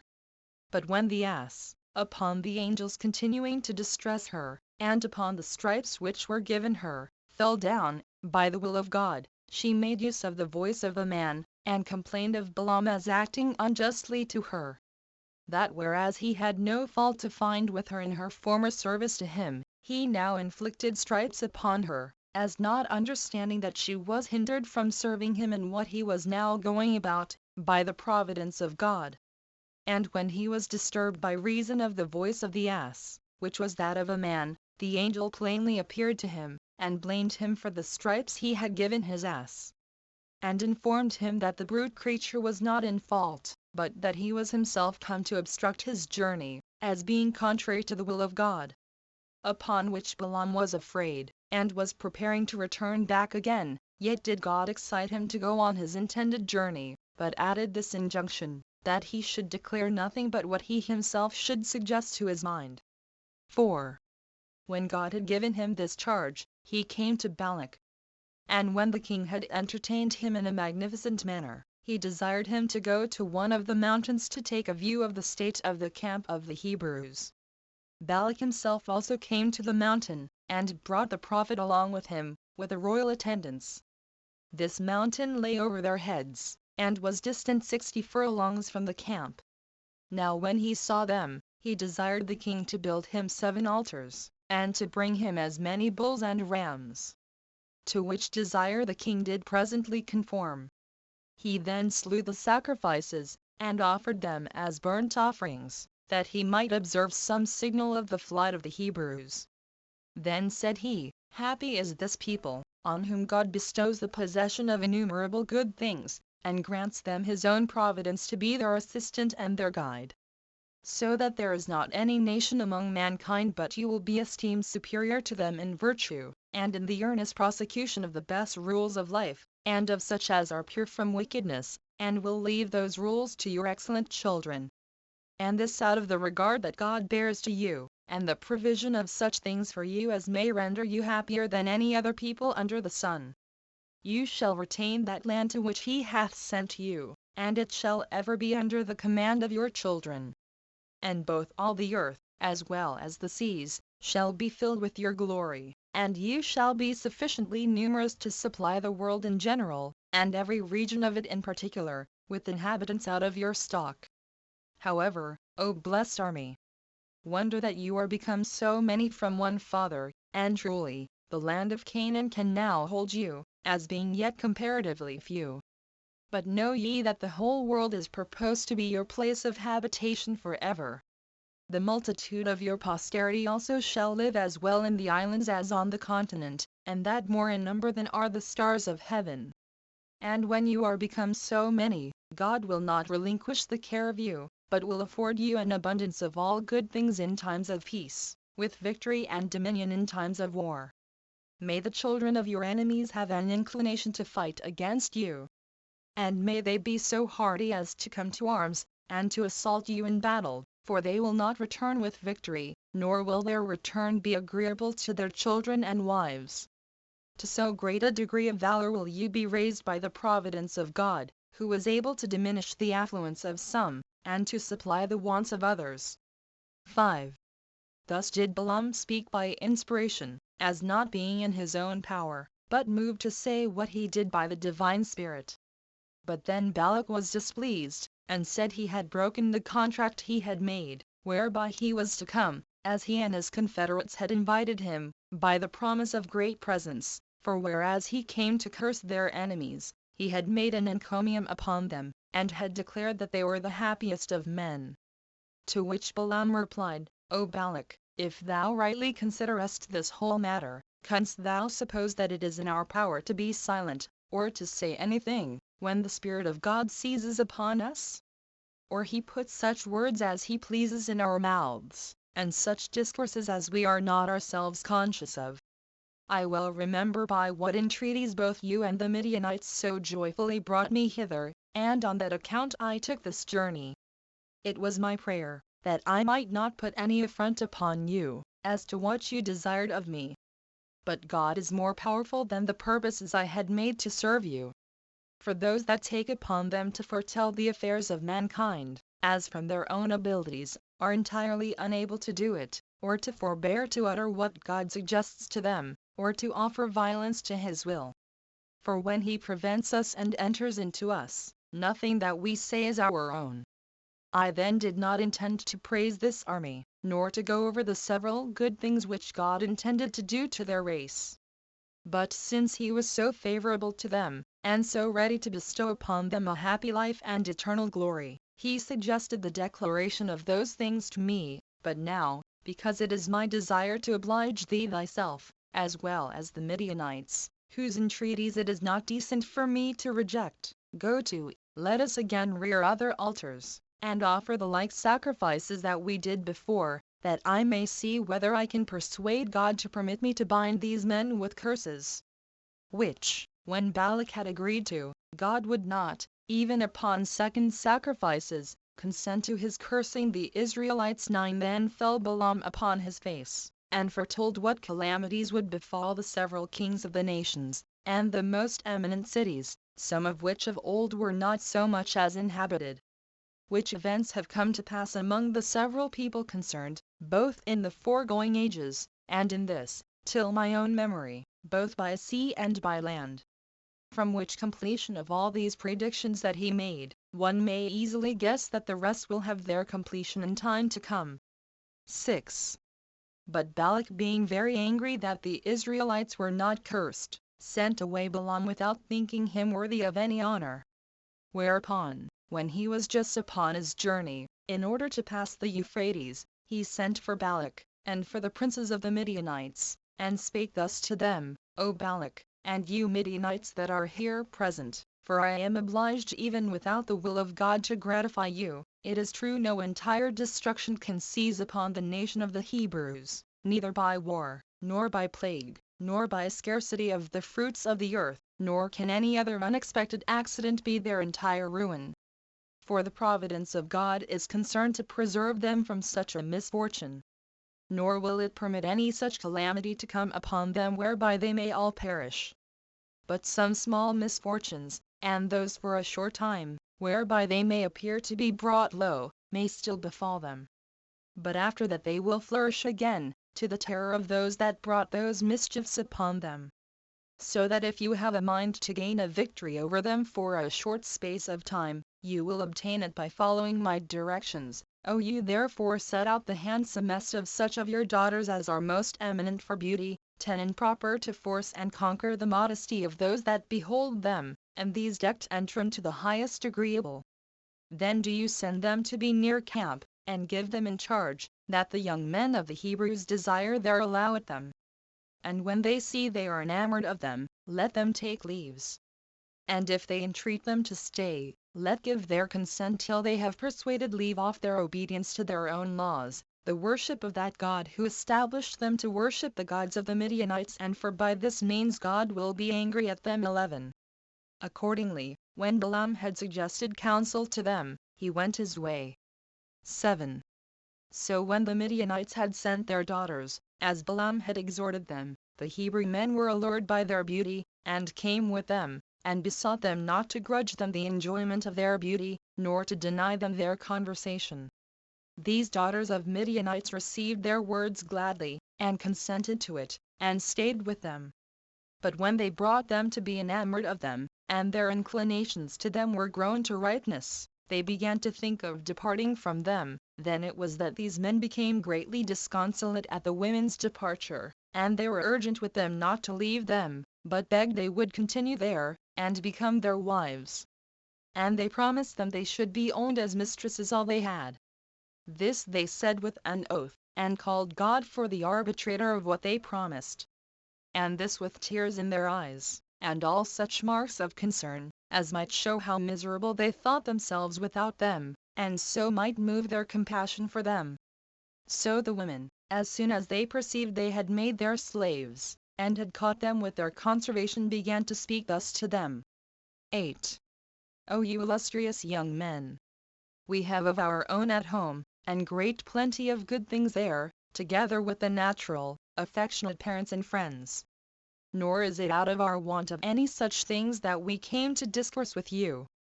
Nor did we admit of your invitation with design to prostitute the beauty of our bodies for gain.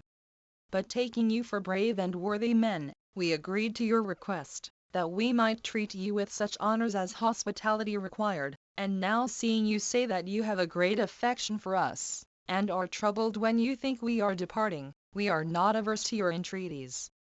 And if we may receive such assurance of your goodwill as we think can be alone sufficient, we will be glad to lead our lives with you as your wives. But we are afraid that you will in time be weary of our company, and will then abuse us, and send us back to our parents, after an ignominious manner. And they desired that they would excuse them in their guarding against that danger. But the young men professed they would give them any assurance they should desire. Nor did they at all contradict what they requested, so great was the passion they had for them. If then, said they, this be your resolution, since you make use of such customs and conduct of life as are entirely different from all other men, 12 insomuch that your kinds of food are peculiar to yourselves, and your kinds of drink not common to others, it will be absolutely necessary, if you would have us for your wives, that you do withal worship our gods. Nor can there be any other demonstration of the kindness which you say you already have, and promise to have hereafter to us, than this, that you worship the same gods that we do. For has anyone reason to complain, that now you are come into this country, you should worship the proper gods of the same country? Especially while our gods are common to all men, and yours such as belong to nobody else but yourselves. So they say they must either come into such methods of divine worship as all others came into, or else they must look out for another world, wherein they may live by themselves, according to their own laws. 9. Now the young men were induced by the fondness they had for these women to think they spake very well. So they gave themselves up to what they persuaded them, and transgressed their own laws, and supposing there were many gods, and resolving that they would sacrifice to them according to the laws of that country which ordained them, they both were delighted with their strange food, and went on to do everything that the women would have them do, though in contradiction to their own laws. So far indeed that this transgression was already gone through the whole army of the young men, and they fell into a sedition that was much worse than the former, and into danger of the entire abolition of their own institutions. For when once the youth had tasted of these strange customs, they went with insatiable inclinations into them. And even where some of the principal men were illustrious on account of the virtues of their fathers, they also were corrupted together with the rest. 10. Even Zimri, the head of the tribe of Simeon, accompanied with Cosbi, a Midianitish woman, who was the daughter of Sur, a man of authority in that country. And being desired by his wife to disregard the laws of Moses, and to follow those she was used to, he complied with her, and this both by sacrificing after a manner different from his own, and by taking a stranger to wife. When things were thus, Moses was afraid that matters should grow worse, and called the people to a congregation, but then accused nobody by name, as unwilling to drive those into despair who, by lying concealed, might come to repentance. But he said that they did not do what was either worthy of themselves, or of their fathers, by preferring pleasure to God, and to the living according to his will. That it was fit they should change their courses while their affairs were still in a good state, and think that to be true fortitude which offers not violence to their laws, but that which resists their lusts. And besides that, he said it was not a reasonable thing, when they had lived soberly in the wilderness, to act madly now when they were in prosperity. And that they ought not to lose, now they have abundance, what they had gained when they had little, and so did he endeavor, by saying this, to correct the young inert, and to bring them to repentance for what they had done. 11. But Zimri arose up after him, and said, Yes, indeed, Moses, thou art at liberty to make use of such laws as thou art so fond of, and hast, by accustoming thyself to them, made them firm. Otherwise, if things had not been thus, thou hadst often been punished before now, and hadst known that the Hebrews are not easily put upon. But thou shalt not have me one of thy followers in thy tyrannical commands, for thou dost nothing else hitherto, but, under pretense of laws, and of God, wickedly impose on us slavery, and gain dominion to thyself, while thou deprivest us of the sweetness of life, which consists in acting according to our own wills, and is the right of free men, and of those that have no lord over them. Nay, indeed, this man is harder upon the Hebrews than were the Egyptians themselves, as pretending to punish, according to his laws, every one's acting what is most agreeable to himself.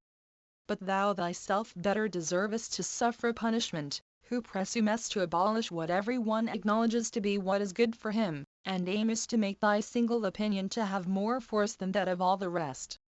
And what I now do, and think to be right, I shall not hereafter deny to be according to my own sentiments. I have married, as thou sayest rightly, a strange woman, and thou hearest what I do from myself as from one that is free, for truly I did not intend to conceal myself. I also own that I sacrifice to those gods to whom you do not think it fit to sacrifice. And I think it right to come at truth by inquiring of many people, and not like one that lives under tyranny, to suffer the whole hope of my life to depend upon one man. Nor shall any one find cause to rejoice who declares himself to have more authority over my actions than myself. 12. Now when Zimri had said these things, about what he and some others had wickedly done, the people held their peace, both out of fear of what might come upon them, and because they saw that their legislator was not willing to bring his insolence before the public any further, or openly to contend with him.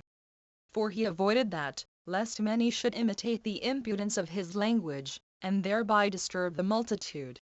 Upon this the assembly was dissolved. However, the mischievous attempt had proceeded further, if Zimri had not been first slain, which came to pass on the following occasion. Hineas, a man in other respects better than the rest of the young men, and also one that surpassed his contemporaries in the dignity of his father, for he was the son of Eleazar the high priest, and the grandson of Aaron Moses' brother, who was greatly troubled at what was done by Zimri. He resolved in earnest to inflict punishment on him, before his unworthy behavior should grow stronger by impunity, and in order to prevent this transgression from proceeding further, which would happen if the ringleaders were not punished.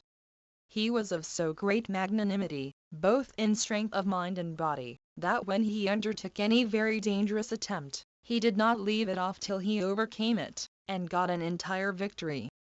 So he came into Zimri's tent, and slew him with his javelin, and with it he slew Cosbi also, upon which all those young men that had a regard to virtue, and aimed to do a glorious action, imitated Phinehas's boldness, and slew those that were found to be guilty of the same crime with Zimri.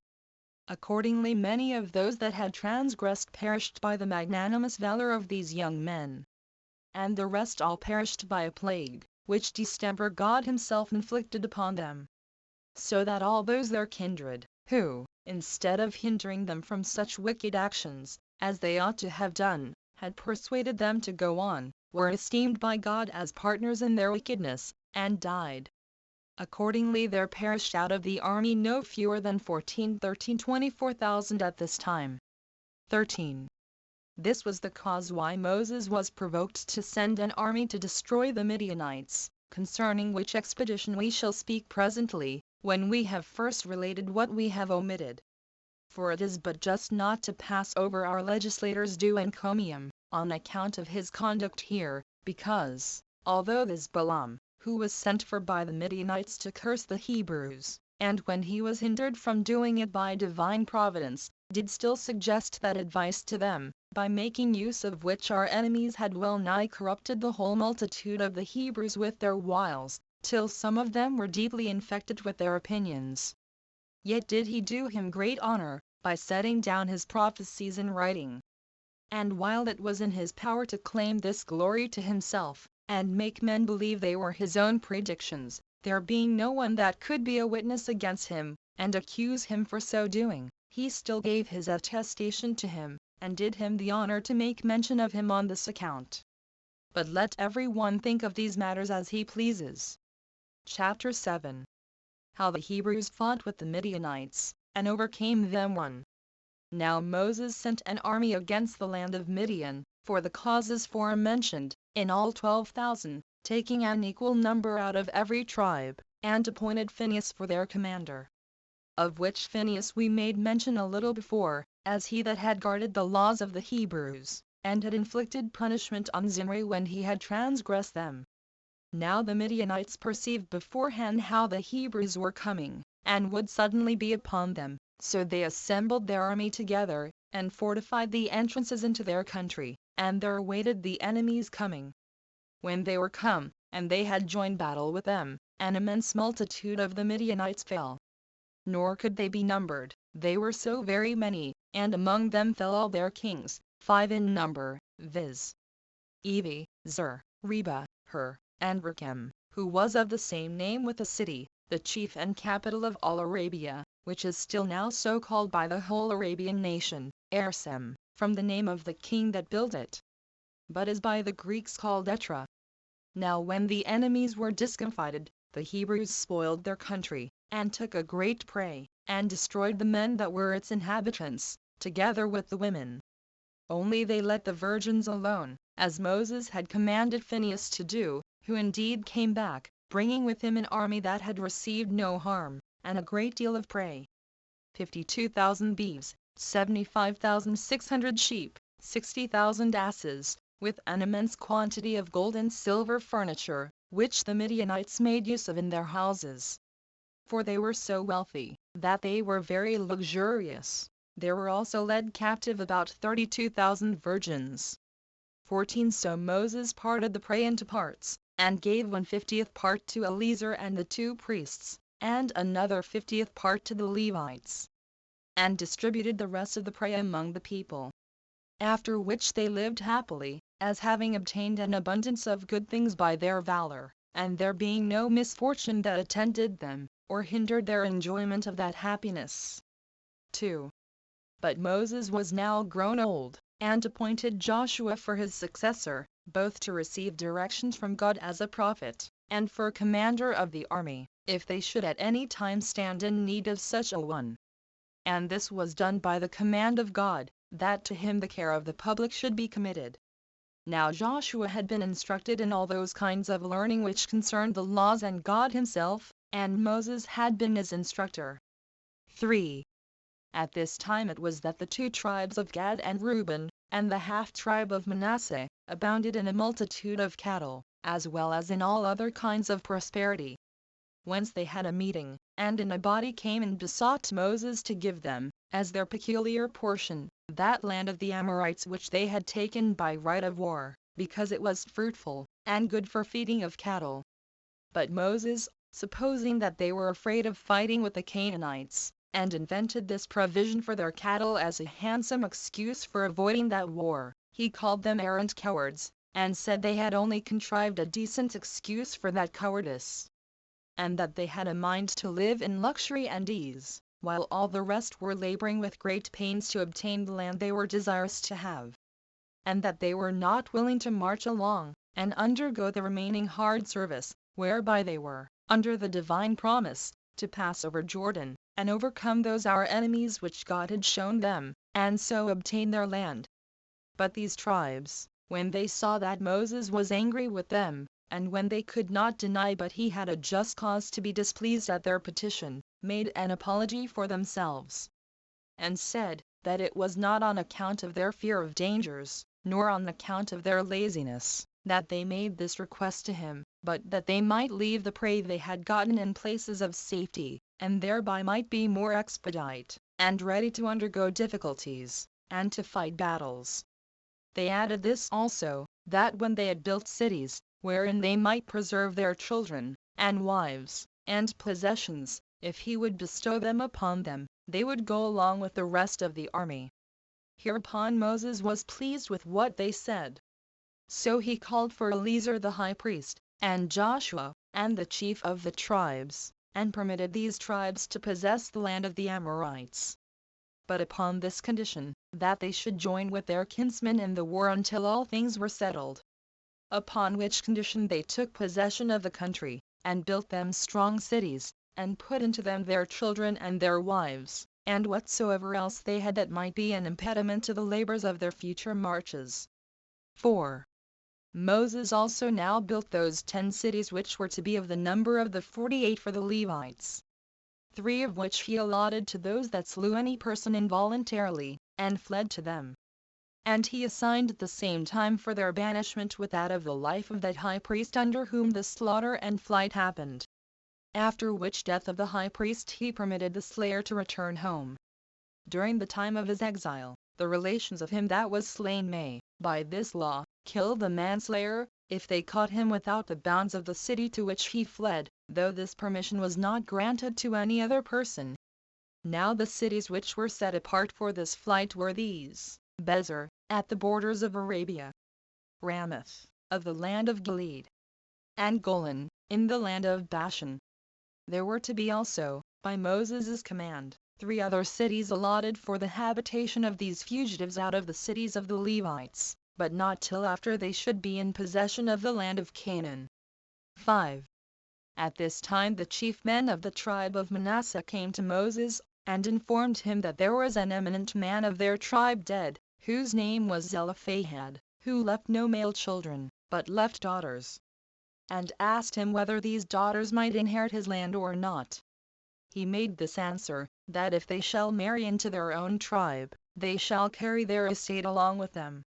But if they dispose of themselves in marriage to men of another tribe, they shall leave their inheritance in their father's tribe. And then it was that Moses ordained, that every one's inheritance should continue in his own tribe. Chapter 8. The polity settled by Moses, and how he disappeared from among mankind. 1.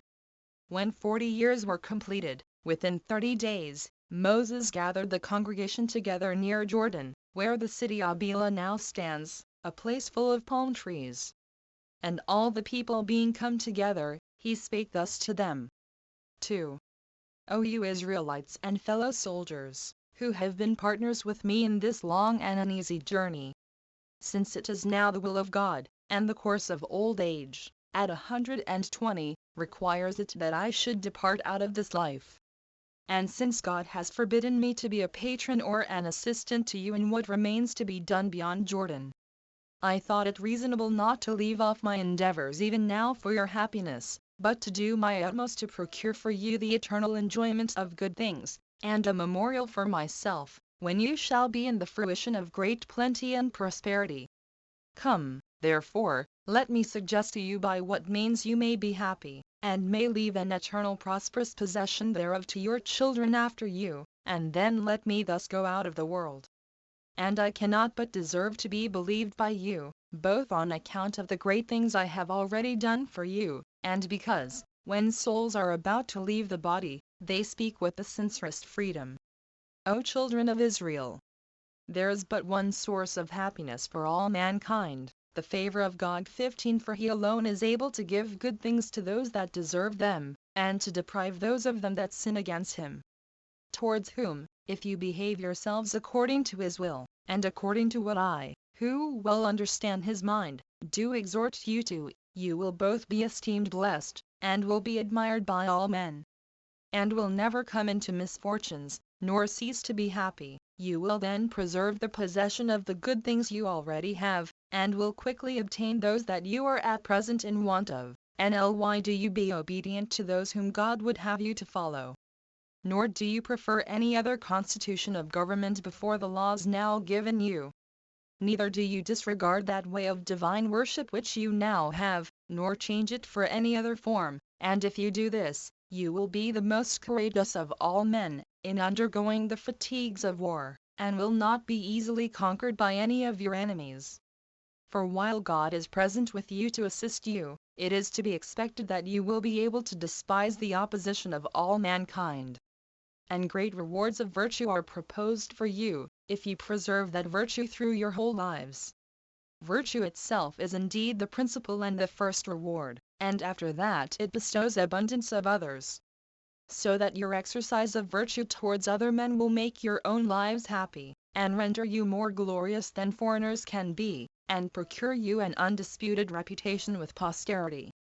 These blessings you will be able to obtain, in case you hearken to and observe those laws which, by divine revelation, I have ordained for you. That is, in case you withal meditate upon the wisdom that is in them. I am going from you myself, rejoicing in the good things you enjoy. And I recommend you to the wise conduct of your law, to the becoming order of your polity, and to the virtues of your commanders, who will take care of what is for your advantage. And that God, who has been till now your leader, and by whose good will I have myself been useful to you, will not put a period now to his providence over you, but as long as you desire to have him your protector in your pursuits after virtue, so long will you enjoy his care over you. Your high priest also Eleazar, as well as Joshua, with the Senate, and chief of your tribes, will go before you, and suggest the best advices to you. By following which advices you will continue to be happy. To whom do you give ear without reluctance, as sensible that all such as know well how to be governed, will also know how to govern, if they be promoted to that authority themselves. And do not you esteem liberty to consist in opposing such directions as your governors think fit to give you for your practice, as at present indeed you place your liberty in nothing else but abusing your benefactors. Which error if you can avoid for the time to come, your affairs will be in a better condition than they have hitherto been. Nor do you ever indulge such a degree of passion in these matters, as you have oftentimes done when you have been very angry at me. For you know that I have been oftener in danger of death from you than from our enemies. What I now put you in mind of, is not done in order to reproach you.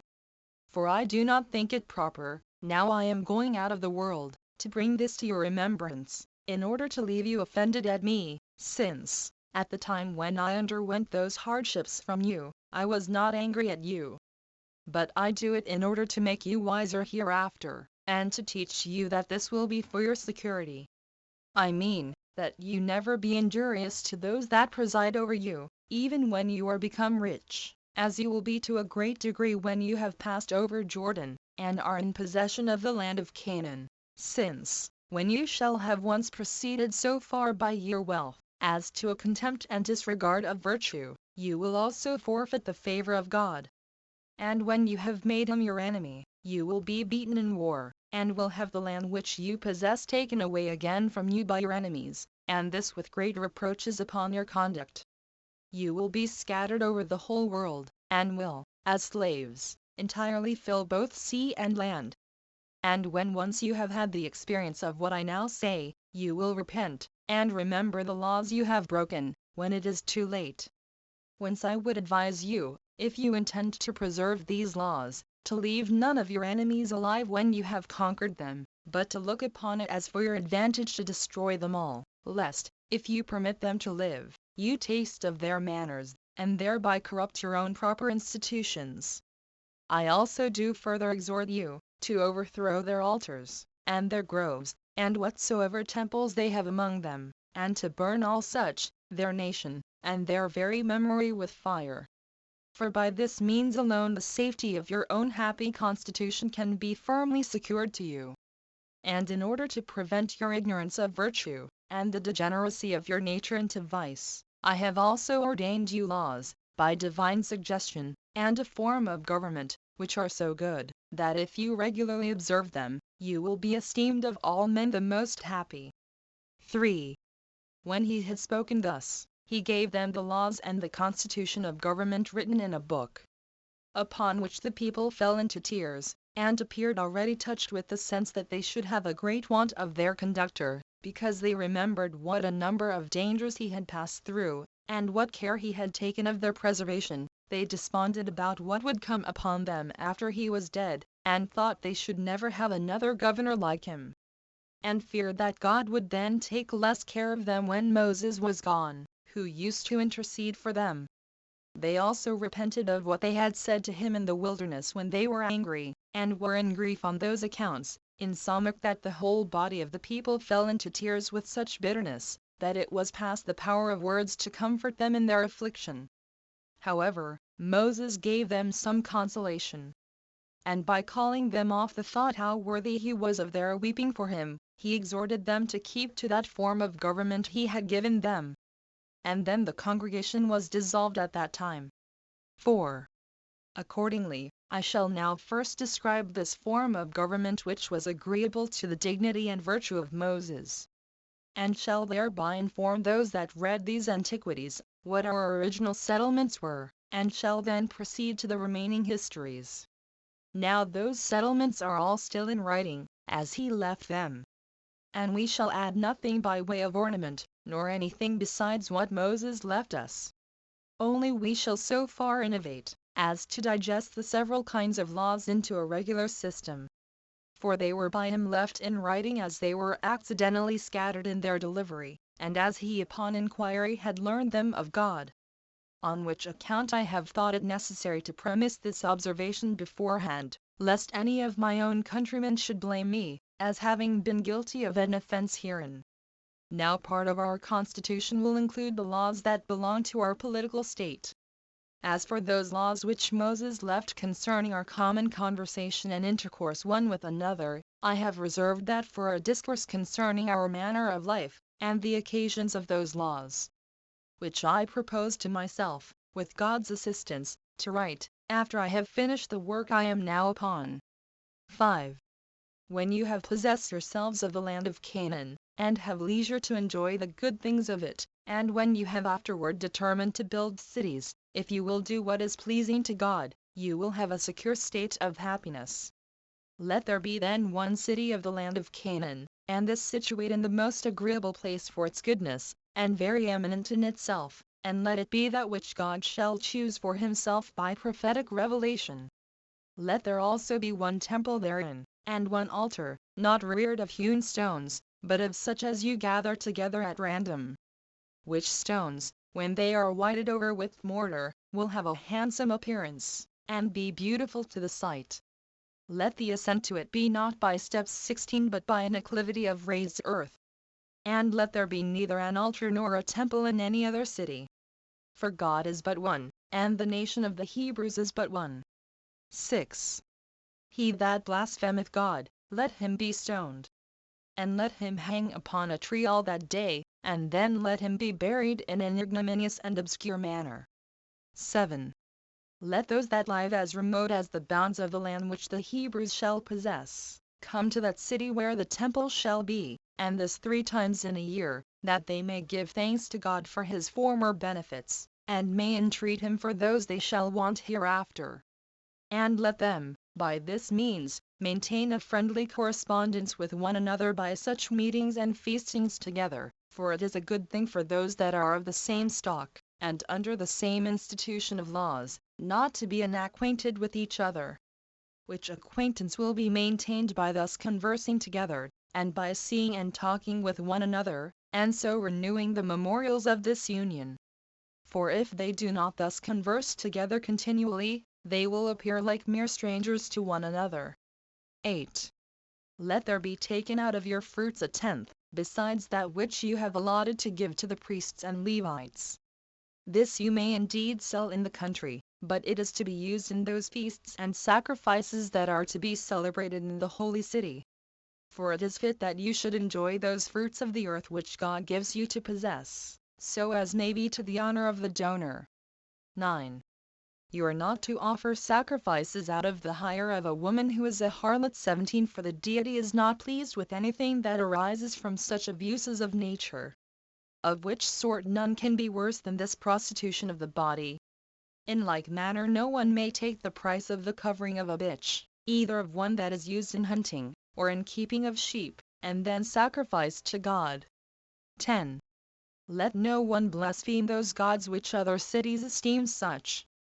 18. Nor may any one steal what belongs to strange temples, nor take away the gifts that are dedicated to any god.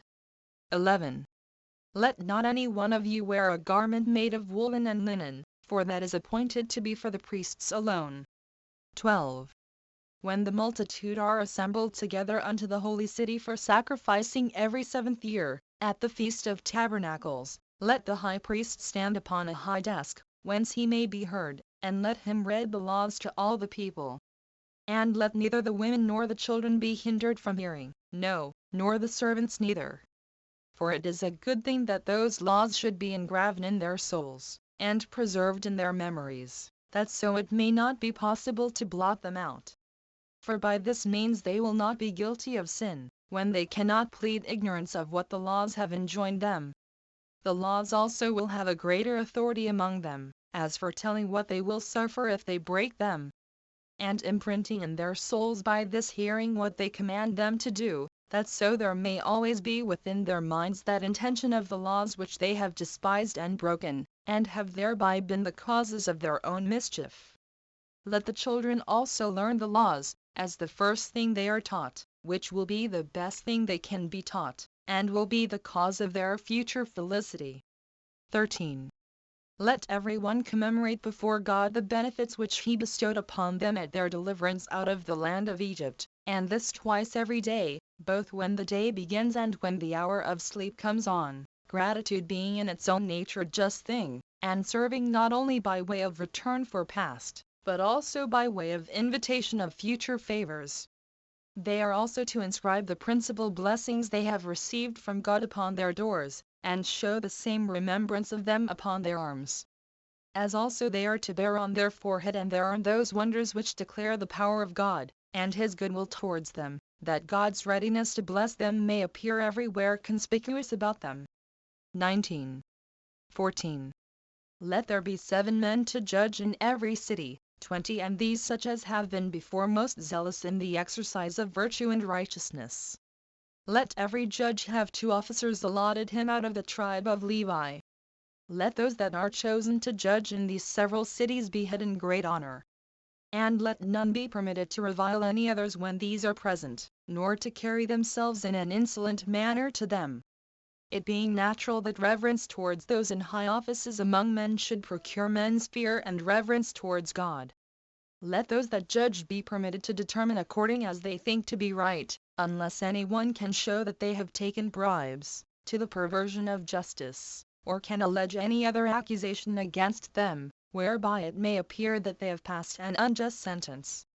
For it is not fit that causes should be openly determined out of regard to gain, or to the dignity of the suitors, but that the judges should esteem what is right before all other things, otherwise God will by that means be despised, and esteemed inferior to those, the dread of whose power has occasioned the unjust sentence. For justice is the power of God. He therefore that gratifies those in great dignity, supposes them more potent than God himself. But if these judges be unable to give a just sentence about the causes that come before them, which case is not unfrequent in human affairs, let them send the cause undetermined to the holy city, and there let the high priest, the prophet, and the Sanhedrim, determine as it shall seem good to them. 15. But let not a single witness be credited, but 3, or 2 at the least, and those such whose testimony is confirmed by their good lives. But let not the testimony of women be admitted, on account of the levity and boldness of their sex. 21. Nor let servants be admitted to give testimony, on account of the ignobility of their soul. Since it is probable that they may not speak truth, either out of hope of gain, or fear of punishment. But if any one be believed to have borne false witness, let him, when he is convicted, suffer all the very same punishments which he against whom he bore witness was to have suffered. 16. If a murder be committed in any place, and he that did it be not found, nor is there any suspicion upon one as if he had hated the man, and so had killed him, let there be a very diligent inquiry made after the man, and rewards proposed to any one who will discover him. But if still no information can be procured, let the magistrates and senate of those cities that lie near the place in which the murder was committed, assemble together, and measure the distance from the place where the dead body lies. Then let the magistrates of the nearest city thereto purchase a heifer, and bring it to a valley, and to a place therein where there is no land plowed or trees planted, and let them cut the sinews of the heifer. Then the priests and Levites, and the senate of that city, shall take water and wash their hands over the head of the heifer.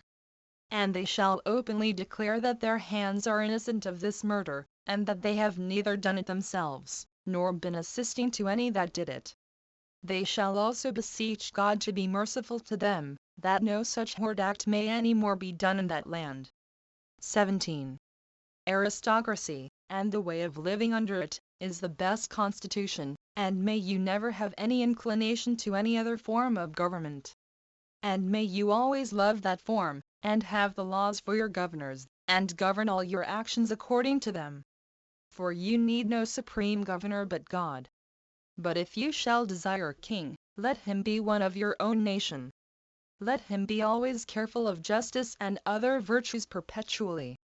Let him submit to the laws, and esteem God's commands to be his highest wisdom. But let him do nothing without the high priest and the votes of the senators. Let him not have a great number of wives, nor pursue after abundance of riches, nor a multitude of horses, whereby he may grow too proud to submit to the laws. And if he effect any such things, let him be restrained, lest he become so potent that his state be inconsistent with your welfare. 18. Let it not be esteemed lawful to remove boundaries, neither our own, nor of those with whom we are at peace. Have a care you do not take those landmarks away which are, as it were, a divine and unshaken limitation of rights made by God himself, to last forever. Since this going beyond limits, and gaining ground upon others, is the occasion of wars and seditions. For those that remove boundaries are not far off an attempt to subvert the laws. 19. He that plants a piece of land, the trees of which produce fruits before the 4th year, is not to bring thence any first fruits to God, nor is he to make use of that fruit himself, for it is not produced in its proper season. For when nature has a force put upon her at an unseasonable time, the fruit is not proper for God, nor for the master's use. But let the owner gather all that is grown on the 4th year, for then it is in its proper season. And let him that has gathered it carry it to the holy city, and spend that, together with the tithe of his other fruits, in feasting with his friends, with the orphans, and the widows. But on the 5th year the fruit is his own, and he may use it as he pleases. 20. You are not to sow with seed a piece of land which is planted with vines, for it is enough that it supply nourishment to that plant, and be not harassed by plowing also. You are to plow your land with oxen, and not to oblige other animals to come under the same yoke with them, but to till your land with those beasts that are of the same kind with each other.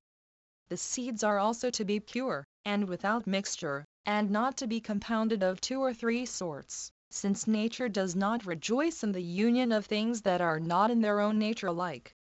Nor are you to permit beasts of different kinds to gender together, for there is reason to fear that this unnatural abuse may extend from beasts of different kinds to men, though it takes its first rise from evil practices about such smaller things. Nor is anything to be allowed, by imitation whereof any degree of subversion may creep into the constitution. Nor do the laws neglect small matters, but provide that even those may be managed after an unblameable manner. 21. Let not those that reap, and gather in the corn that is reaped, gather in the gleanings also. But let them rather leave some handfuls for those that are in want of the necessaries of life, that it may be a support and a supply to them, in order to their subsistence. In like manner when they gather their grapes, let them leave some smaller bunches for the poor, and let them pass over some of the fruits of the olive trees, when they gather them, and leave them to be partaken of by those that have none of their own. For the advantage arising from the exact collection of all, will not be so considerable to the owners as will arise from the gratitude of the poor. And God will provide that the land shall more willingly produce what shall be for the nourishment of its fruits, in case you do not merely take care of your own advantage, but have regard to the support of others also. Nor are you to muzzle the mouths of the oxen when they tread the ears of corn in the thrashing floor. For it is not just to restrain our fellow laboring animals, and those that work in order to its production, of this fruit of their labors. Nor are you to prohibit those that pass by at the time when your fruits are ripe to touch them, but to give them leave to fill themselves full of what you have. And this whether they be of your own country or strangers, being glad of the opportunity of giving them some part of your fruits when they are ripe. But let it not be esteemed lawful for them to carry any away. Nor let those that gather the grapes, and carry them to the winepresses, restrain those whom they meet from eating of them. For it is unjust, out of envy, to hinder those that desire it, to partake of the good things that come into the world according to God's will, and this while the season is at the height, and is hastening away as it pleases God. Nay, if some, out of bashfulness, are unwilling to touch these fruits, let them be encouraged to take of them, I mean, those that are Israelites, as if they were themselves the owners and lords, on account of the kindred there is between them. Nay, let them desire men that come from other countries, to partake of these tokens of friendship which God has given in their proper season. For that is not to be deemed as idly spent, which any one out of kindness communicates to another, since God bestows plenty of good things on men, not only for themselves to reap the advantage, but also to give to others in a way of generosity. And He is desirous, by this means, to make known to others His peculiar kindness to the people of Israel, and how freely He communicates happiness to them, while they abundantly communicate out of their great superfluities to even these foreigners also.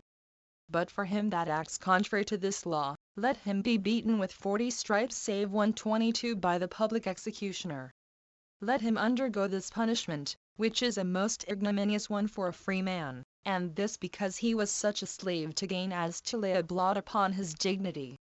For it is proper for you who have had the experience of the afflictions in Egypt, and of those in the wilderness, to make provision for those that are in the like circumstances.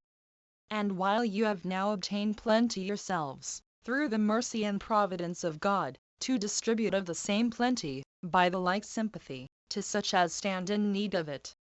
22. Besides those 2 tithes, which I have already said you are to pay every year, the one for the Levites, the other for the festivals, you are to bring every 3rd year a 3rd tithe to be distributed to those that want.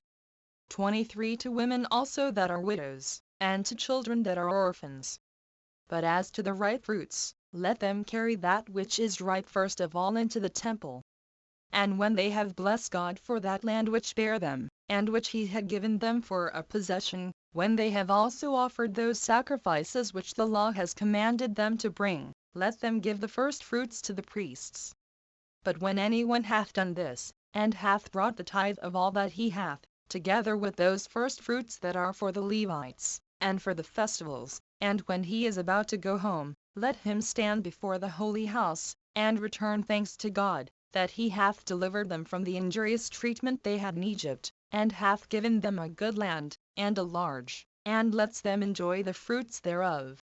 And when he hath openly testified that he hath fully paid the tithes and other dues according to the laws of Moses, let him entreat God that He will be ever merciful and gracious to him, and continue so to be to all the Hebrews, both by preserving the good things which He hath already given them, and by adding what it is still in His power to bestow upon them. 23.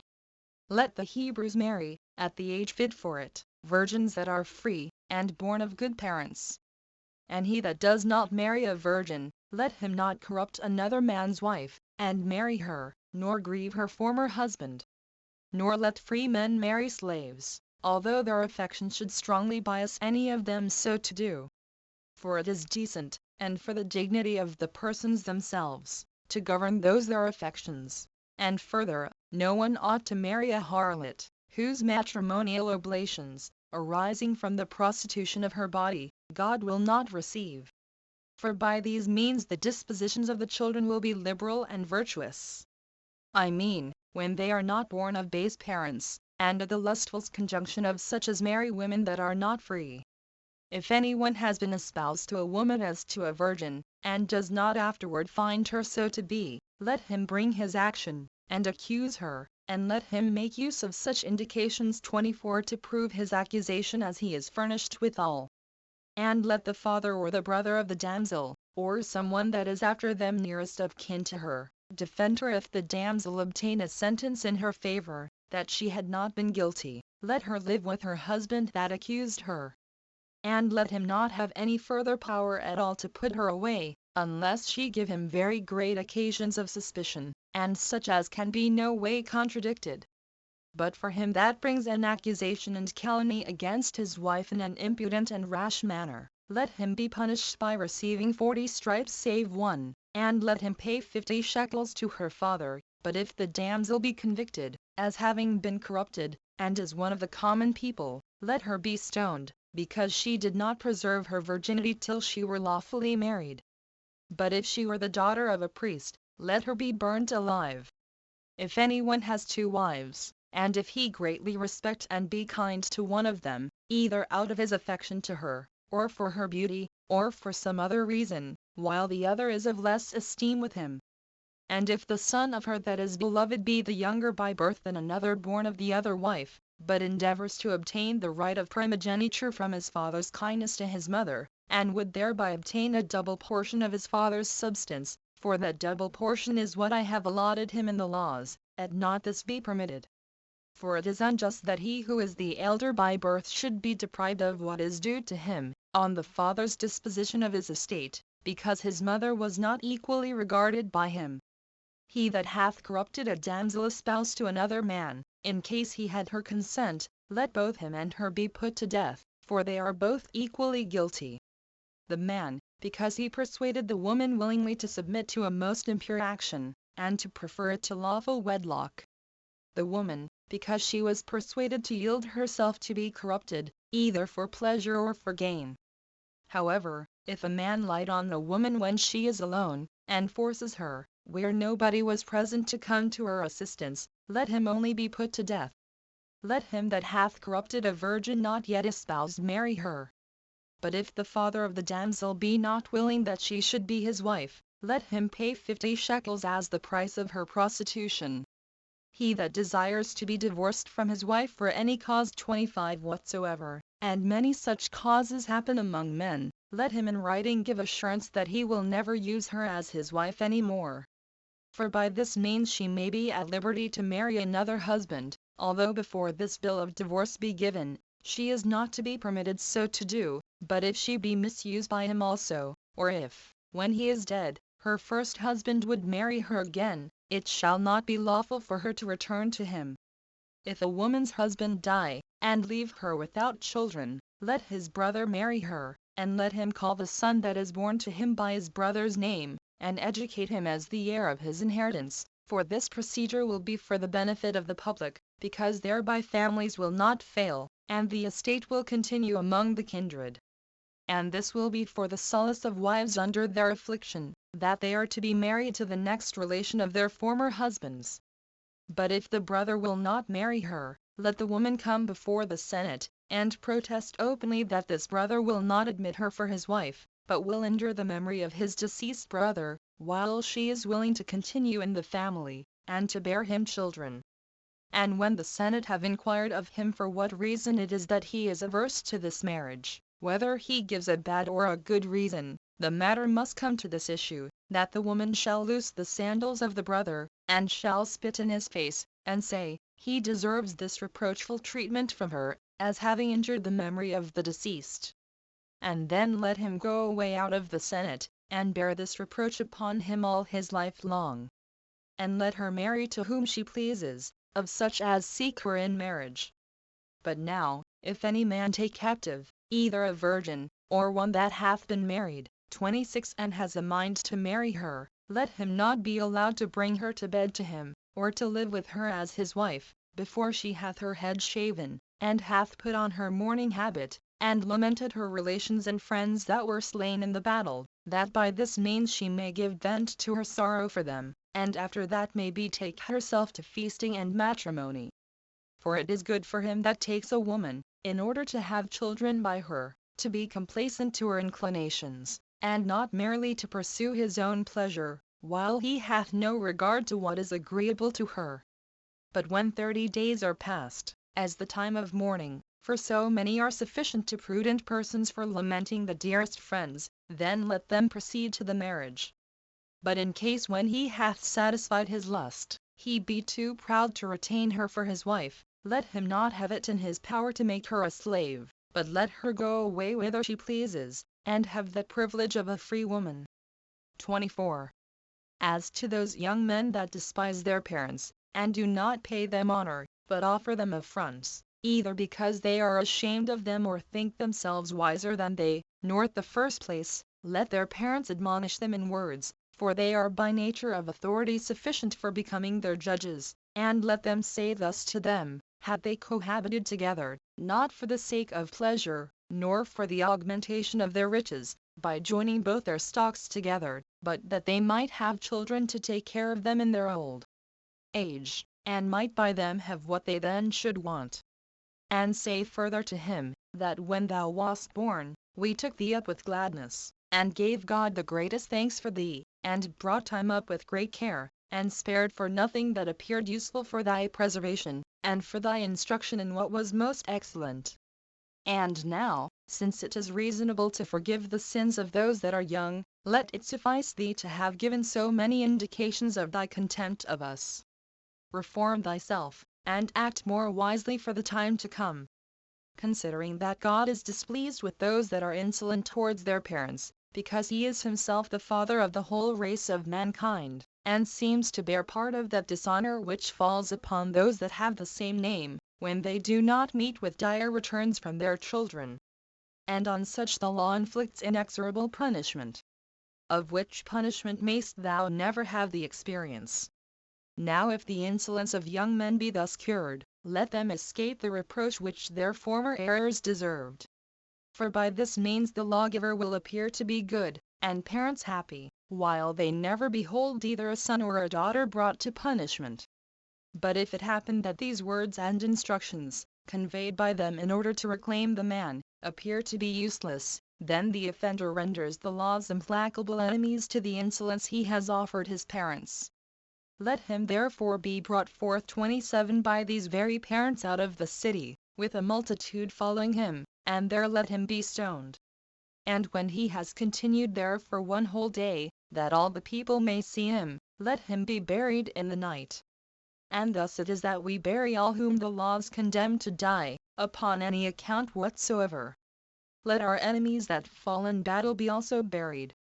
Nor let any one dead body lie above the ground, or suffer a punishment beyond what justice requires. 25. Let no one lend to any one of the Hebrews upon usury, neither usury of what is eaten or what is drunken, for it is not just to make advantage of the misfortunes of one of thy own countrymen. But when thou hast been assistant to his necessities, think it thy gain if thou obtainest their gratitude to thee, and with all that reward which will come to thee from God, for thy humanity towards him. 26.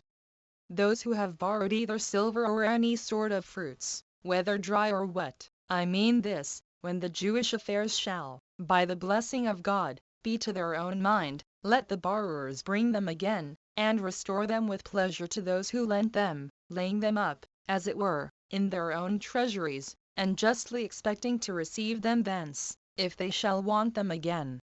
But if they be without shame, and do not restore it, let not the lender go to the borrower's house, and take a pledge himself, before judgment be given concerning it. But let him require the pledge, and let the debtor bring it of himself, without the least opposition to him that comes upon him under the protection of the law. And if he that gave the pledge be rich, let the creditor retain it till what he lent be paid him again. But if he be poor, let him that takes it return it before the going down of the sun, especially if the pledge be a garment, that the debtor may have it for a covering in his sleep, God himself naturally showing mercy to the poor. It is also not lawful to take a millstone, nor any utensil thereto belonging, for a pledge, that the debtor may not be deprived of instruments to get their food withal, and lest they be undone by their necessity. 27. Let death be the punishment for stealing a man. But he that hath purloined gold or silver, let him pay double. If any one kill a man that is stealing something out of his house, let him be esteemed guiltless, although the man were only breaking in at the wall.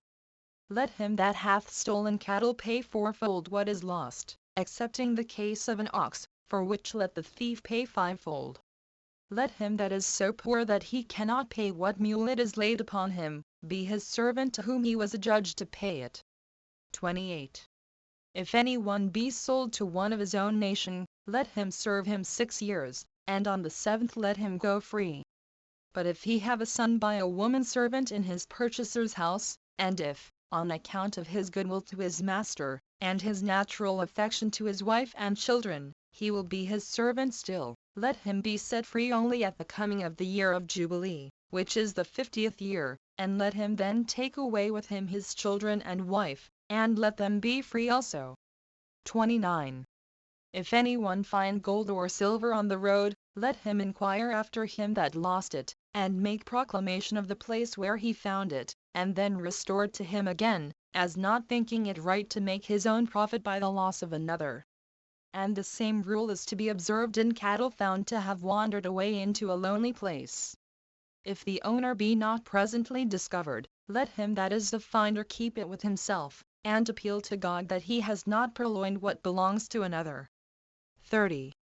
It is not lawful to pass by any beast that is in distress, when in a storm it is fallen down in the mire, but to endeavor to preserve it, as having a sympathy with it in its pain. 31. It is also a duty to show the roads to those who do not know them, and not to esteem it a matter for sport, when we hinder others' advantages, by setting them in a wrong way. 32. In like manner, let no one revile a person blind or dumb. 33. If men strive together, and there be no instrument of iron, let him that is smitten be avenged immediately, by inflicting the same punishment on him that smote him. But if when he is carried home he lie sick many days, and then die, let him that smote him not escape punishment. But if he that is smitten escape death, and yet be at great expense for his cure, the zimter shall pay for all that has been expended during the time of his sickness, and for all that he has paid the physician. He that kicks a woman with child, so that the woman miscarry, 28 let him pay a fine in money, as the judges shall determine, as having diminished the multitude by the destruction of what was in her womb. And let money also be given the woman's husband by him that kicked her. But if she die of the stroke, let him also be put to death, the law judging it equitable that life should go for life. 34.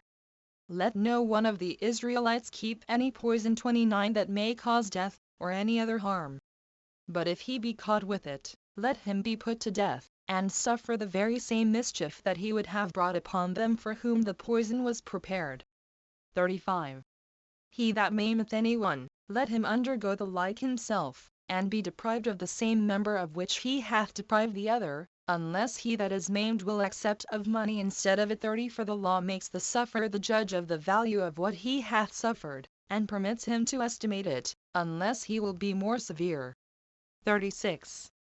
Let him that is the owner of an ox which pusheth with his horn, kill him, but if he pushes and gores any one in the thrashing floor, let him be put to death by stoning, and let him not be thought fit for food. But if his owner be convicted as having known what his nature was, and hath not kept him up, let him also be put to death, as being the occasion of the ox's having killed a man. But if the ox have killed a manservant, or a maidservant, let him be stoned. And let the owner of the ox pay 30 shekels 31 to the master of him that was slain. But if it be an ox that is thus smitten and killed, let both the oxen, that which smote the other and that which was killed, be sold, and let the owners of them divide their price between them. 37. Let those that dig a well or a pit be careful to lay planks over them, and so keep them shut up, not in order to hinder any persons from drawing water, but that there may be no danger of falling into them. But if anyone's beast fall into such a well or pit thus digged, and not shut up, and perish, let the owner pay its price to the owner of the beast. Let there be a battlement round the tops of your houses instead of a wall, that may prevent any persons from rolling down and perishing. 38. Let him that has received anything in trust for another, take care to keep it as a sacred and divine thing. And let no one invent any contrivance whereby to deprive him that hath entrusted it with him of the same, and this whether he be a man or a woman. No, not although he or she were to gain an immense sum of gold, and this where he cannot be convicted of it by any body. For it is fit that a man's own conscience, which knows what he hath, should in all cases oblige him to do well. Let this conscience be his witness, and make him always act so as may procure him commendation from others.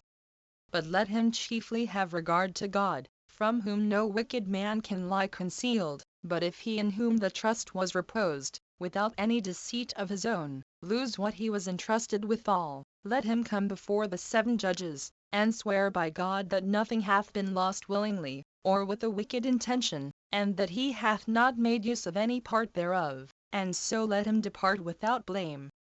But if he hath made use of the least part of what was committed to him, and it be lost, let him be condemned to repay all that he had received.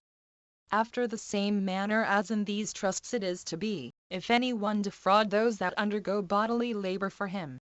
And let it be always remembered, that we are not to defraud a poor man of his wages, as being sensible that God has allotted these wages to him instead of land and other possessions. Nay, this payment is not at all to be delayed, but to be made that very day, since God is not willing to deprive the laborer of the immediate use of what he hath labored for. 39. You are not to punish children for the faults of their parents, but on account of their own virtue rather to vouchsafe them commiseration, because they were born of wicked parents, than hatred, because they were born of bad ones. Nor indeed ought we to impute the sin of children to their fathers, while young persons indulge themselves in many practices different from what they have been instructed in, and this by their proud refusal of such instruction. 40. Let those that have made themselves eunuchs be had in detestation. And do you avoid any conversation with them who have deprived themselves of their manhood, and of that fruit of generation which God has given to men for the increase of their kind. Let such be driven away, as if they had killed their children, since they beforehand have lost what should procure them. For evident it is, that while their soul is become effeminate, they have withal transfused that effeminacy to their body also. In like manner do you treat all that is of a monstrous nature when it is looked on.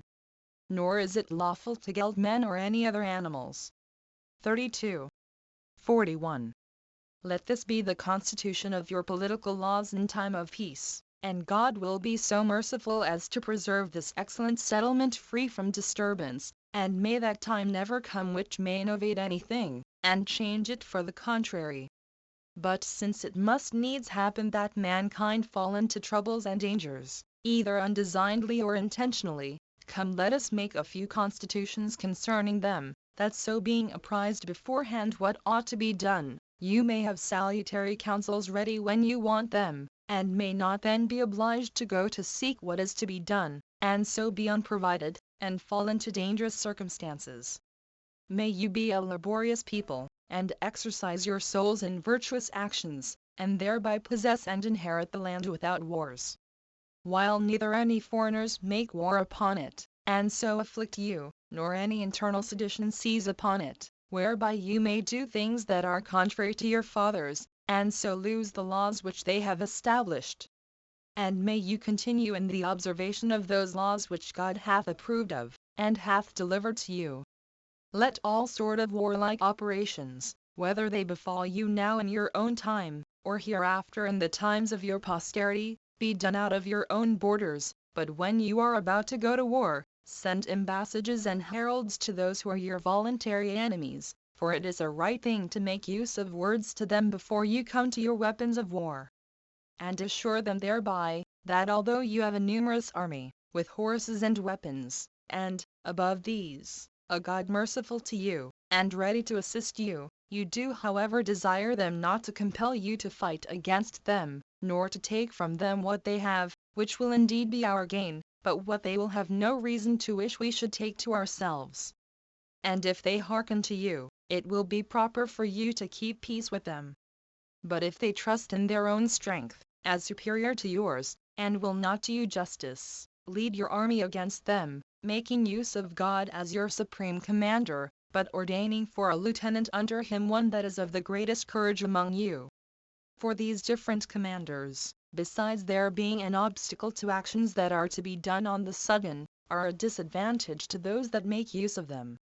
Lead an army pure, and of chosen men, composed of all such as have extraordinary strength of body and hardiness of soul. But do you send away the timorous part, lest they run away in the time of action, and so afford an advantage to your enemies. Do you also give leave to those that have lately built them houses, and have not yet lived in them a year's time. And to those that have planted them vineyards, and have not yet been partakers of their fruits, continue in their own country. As well as those also who have betrothed, or lately married them wives, lest they have such an affection for these things that they be too sparing of their lives, and, by reserving themselves for these enjoyments, they become voluntary cowards, on account of their wives. 42. When you have pitched your camp, take care that you do nothing that is cruel. And when you are engaged in a siege, and want timber for the making of warlike engines, do not you render the land naked by cutting down trees that bear fruit, but spare them, as considering that they were made for the benefit of men.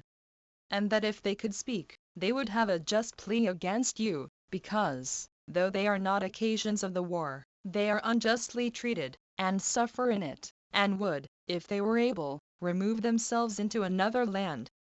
When you have beaten your enemies in battle, slay those that have fought against you, but preserve the others alive, that they may pay you tribute, excepting the nation of the Canaanites. For as to that people, you must entirely destroy them. 43. Take care, especially in your battles, that no woman use the habit of a man, nor man the garment of a woman. 44. This was the form of political government which was left us by Moses. Moreover, he had already delivered laws in writing 33 in the 40th year after they came out of Egypt, concerning which we will discourse in another book.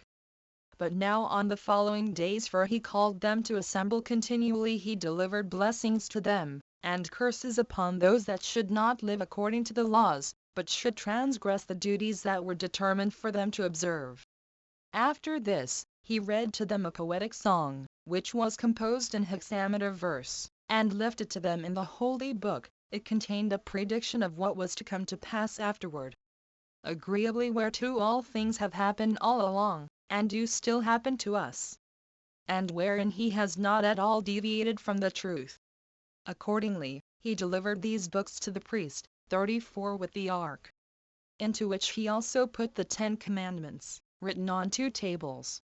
He delivered to them the tabernacle also, and exhorted the people, that when they had conquered the land, and were settled in it, they should not forget the injuries of the Amalekites, but make war against them, and inflict punishment upon them for what mischief they did them when they were in the wilderness.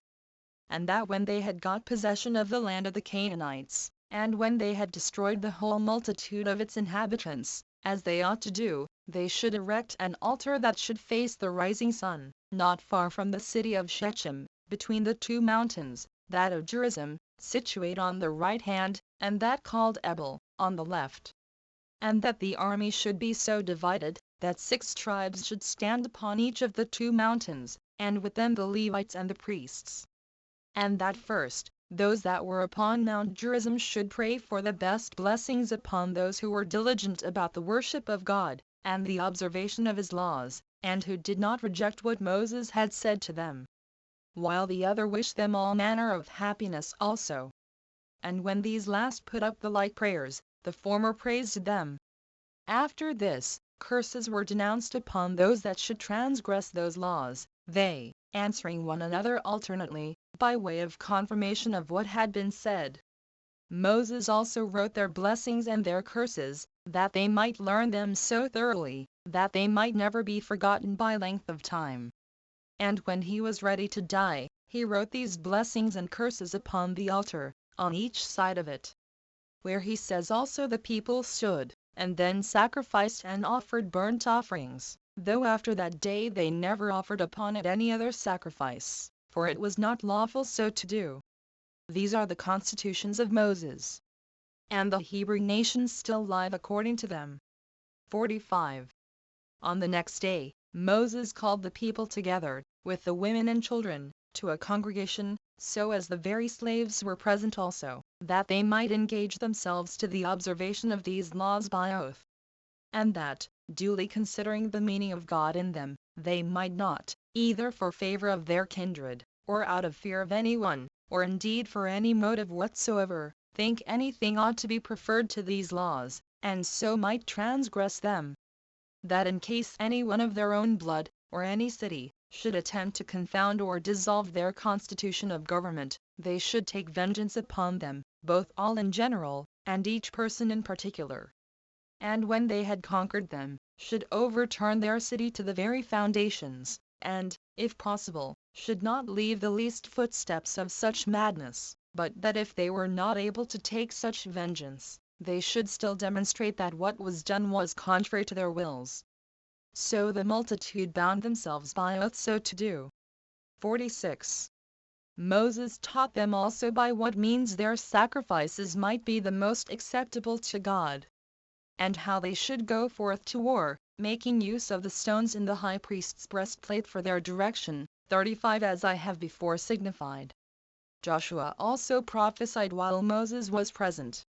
And when Moses had recapitulated whatsoever he had done for the preservation of the people, both in their wars and in peace, and had composed them a body of laws, and procured them an excellent form of government, he foretold, as God had declared to him, that if they transgress that institution for the worship of God, they should experience the following miseries: their land should be full of weapons of war from their enemies, and their cities should be overthrown, and their temples should be burnt, that they should be sold for slaves, to such men as would have no pity on them in their afflictions.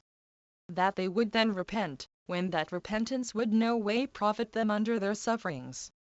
Yet, said he, will that God who founded your nation, restore your cities to your citizens, with their temple also. And you shall lose these advantages not once only, but often. 47.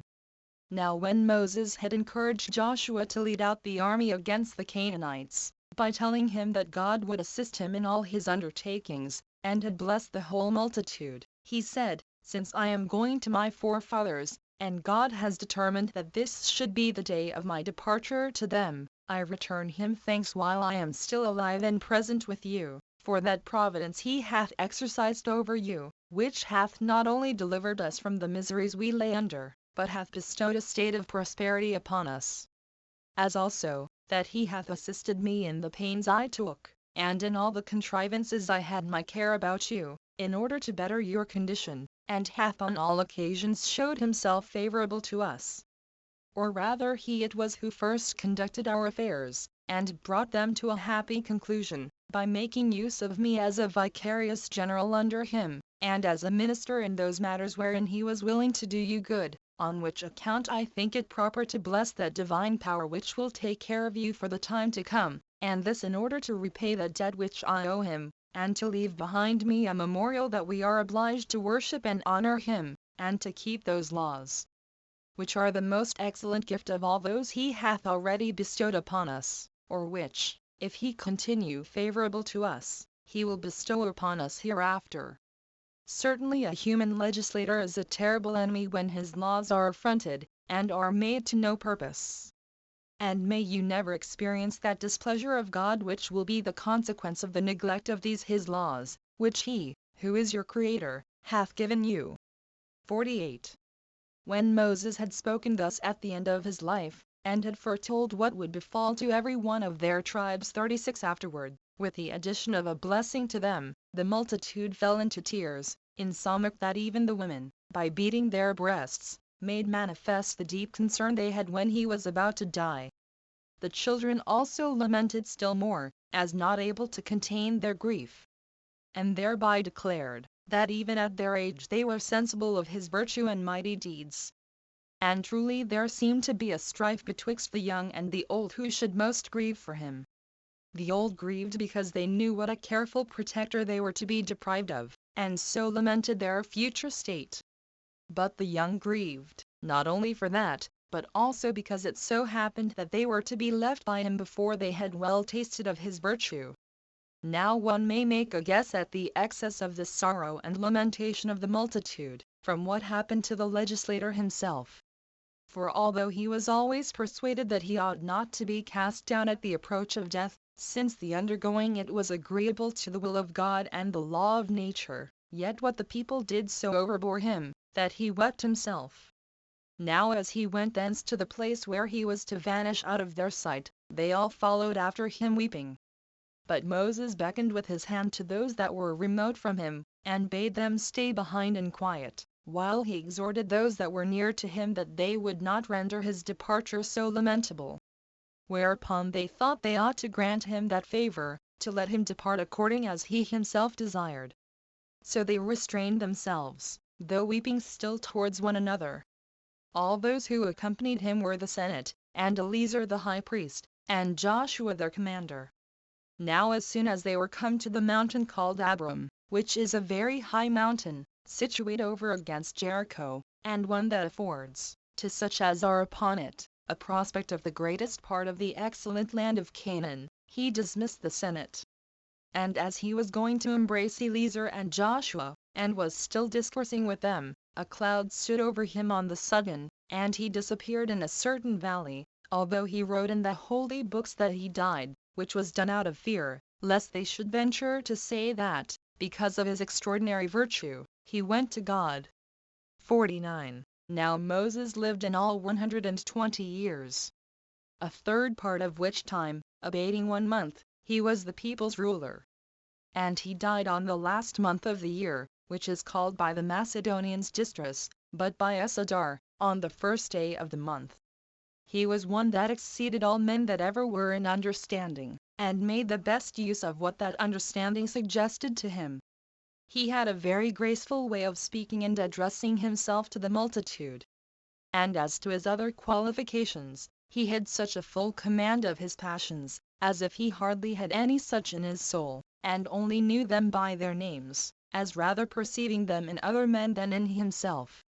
He was also such a general of an army as is seldom seen, as well as such a prophet as was never known, and this to such a degree, that whatsoever he pronounced, you would think you heard the voice of God himself. So the people mourned for him 30 days, nor did ever any grief so deeply affect the Hebrews as did this upon the death of Moses, nor were those that had experienced his conduct the only persons that desired him, but those also that perused the laws he left behind him had a strong desire after him, and by them gathered the extraordinary virtue he was master of. And this shall suffice for the declaration of the manner of the death of Moses. Footnotes. 1. Return Reland here takes notice, that although our Bibles say little or nothing of these riches of Korah, yet that both the Jews and Mohammedans, as well as Josephus, are full of it. 2. Return it appears here, and from the Samaritan Pentateuch, and, in effect, from the Psalmist, as also from the Apostolical Constitutions, from Clement's first epistle to the Corinthians, from Ignatius's epistle to the Magnesians, and from Eusebius, that Korah was not swallowed up with the Reubenites, but burned with the Levites of his own tribe. See Essay on the Old Testament, pages 64, 65. 3. Return concerning these 12 rods of the 12 tribes of Israel, see St. Clement's account, much larger than that in our Bibles, 1 Epist. Sect. 45. As is Josephus's present account in measure larger also. 4. Return Grotius, on Numbers 6-18, takes notice that the Greeks also, as well as the Jews, sometimes consecrated the hair of their heads to the gods. 5. Return Josephus here uses this phrase, when the 40th year was completed, for when it was begun. as does St. Luke when the day of Pentecost was completed, Acts 2:1.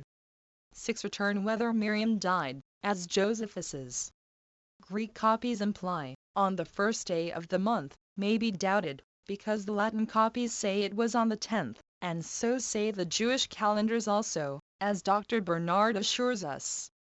It is said her sepulchre is still extant near Petra, the old capital city of Arabia Petraea, at this day, as also that of Aaron, not far off. 7. Return what Josephus here remarks is well worth our remark in this place also, viz. that the Israelites were never to meddle with the Moabites, or Ammonites, or any other people, but those belonging to the land of Canaan, and the countries of Sihon and Og beyond Jordan, as far as the desert and Euphrates, and that therefore no other people had reason to fear the conquests of the Israelites, but that those countries given them by God were their proper and peculiar portion among the nations, and that all who endeavored to dispossess them might ever be justly destroyed by them. 8. Return note that Josephus never supposes Balaam to be an idolater, nor to seek idolatrous enchantments, or to prophesy falsely, but to be no other than an ill-disposed prophet of the true God, and intimates that God's answer the second time, permitting him to go, was ironical, and on design, that he deceived, which sort of deception, by way of punishment for former crimes, Josephus never scruples to admit, as ever esteeming such wicked men justly and providentially deceived. But perhaps we had better keep here close to the text which says Numbers 23-20, 21, that God only permitted Balaam to go along with the ambassadors, in case they came and called him, or positively insisted on his going along with them, on any terms. Whereas Balaam seems out of impatience to have risen up in the morning, and saddled his ass, and rather to have called them, than stayed for their calling him, so zealous does he seem to have been for his reward of donation, his wages of unrighteousness. Numbers 23-7, 17, 18, 37. 2 Peter 2-15. Jude 5:11. Which reward or wages the truly religious prophets of God never required nor accepted, as our Josephus justly takes notice in the cases of Samuel, Antic. BVCH. 4 sect. 1, and Daniel, Antic. BXCH. 11 sect. 3. See also Genesis 14-22, 23. 2 Kings 5-15, 16, 26, 27. And Acts 8. 17-24. 9. Return whether Josephus had in his copy but 2 attempts of Balaam in all to curse Israel, or whether by this his twice offering sacrifice, he meant twice besides that first time already mentioned, which yet is not very probable, cannot now be certainly determined. In the meantime, all other copies have 3 such attempts of Balaam to curse them in the present history. 10. Return such a large and distinct account of this perversion of the Israelites by the Midianite women, of which our other copies give us but short intimations, Numbers 31-16, 2 Peter 2-15. Jude 11. Revelation 2-14, is preserved, as Reland informs us, in the Samaritan Chronicle, in Philo, and in other writings of the Jews, as well as here by Josephus. 11. Return this grand maxim, that God's people of Israel could never be hurt nor destroyed, but by drawing them to sin against God, appears to be true, by the entire history of the people, both in the Bible and in Josephus, and is often taken notice of in them both. See in particular a most remarkable Ammonite testimony to this purpose, Judith 5:5-21. 12. Return what Josephus here puts into the mouths of these Midianite women, who came to entice the Israelites to lewdness and idolatry, viz. that their worship of the God of Israel, in opposition to their idol gods, implied their living according to the holy laws which the true God had given them by Moses, in opposition to those impure laws which were observed under their false gods, well deserves our consideration, and gives us a substantial reason for the great concern that was ever shown under the law of Moses to preserve the Israelites from idolatry, and in the worship of the true God. It being of no less consequence than, whether God's people should be governed by the holy laws of the true God, or by the impure laws derived from demons, under the pagan idolatry. 13. Return the mistake in all Josephus's copies, Greek and Latin, which have here 14,000 instead of 24,000, is so flagrant, that our very learned editors, Bernard and Hudson, have put the latter number directly into the text. I choose rather to put it in brackets.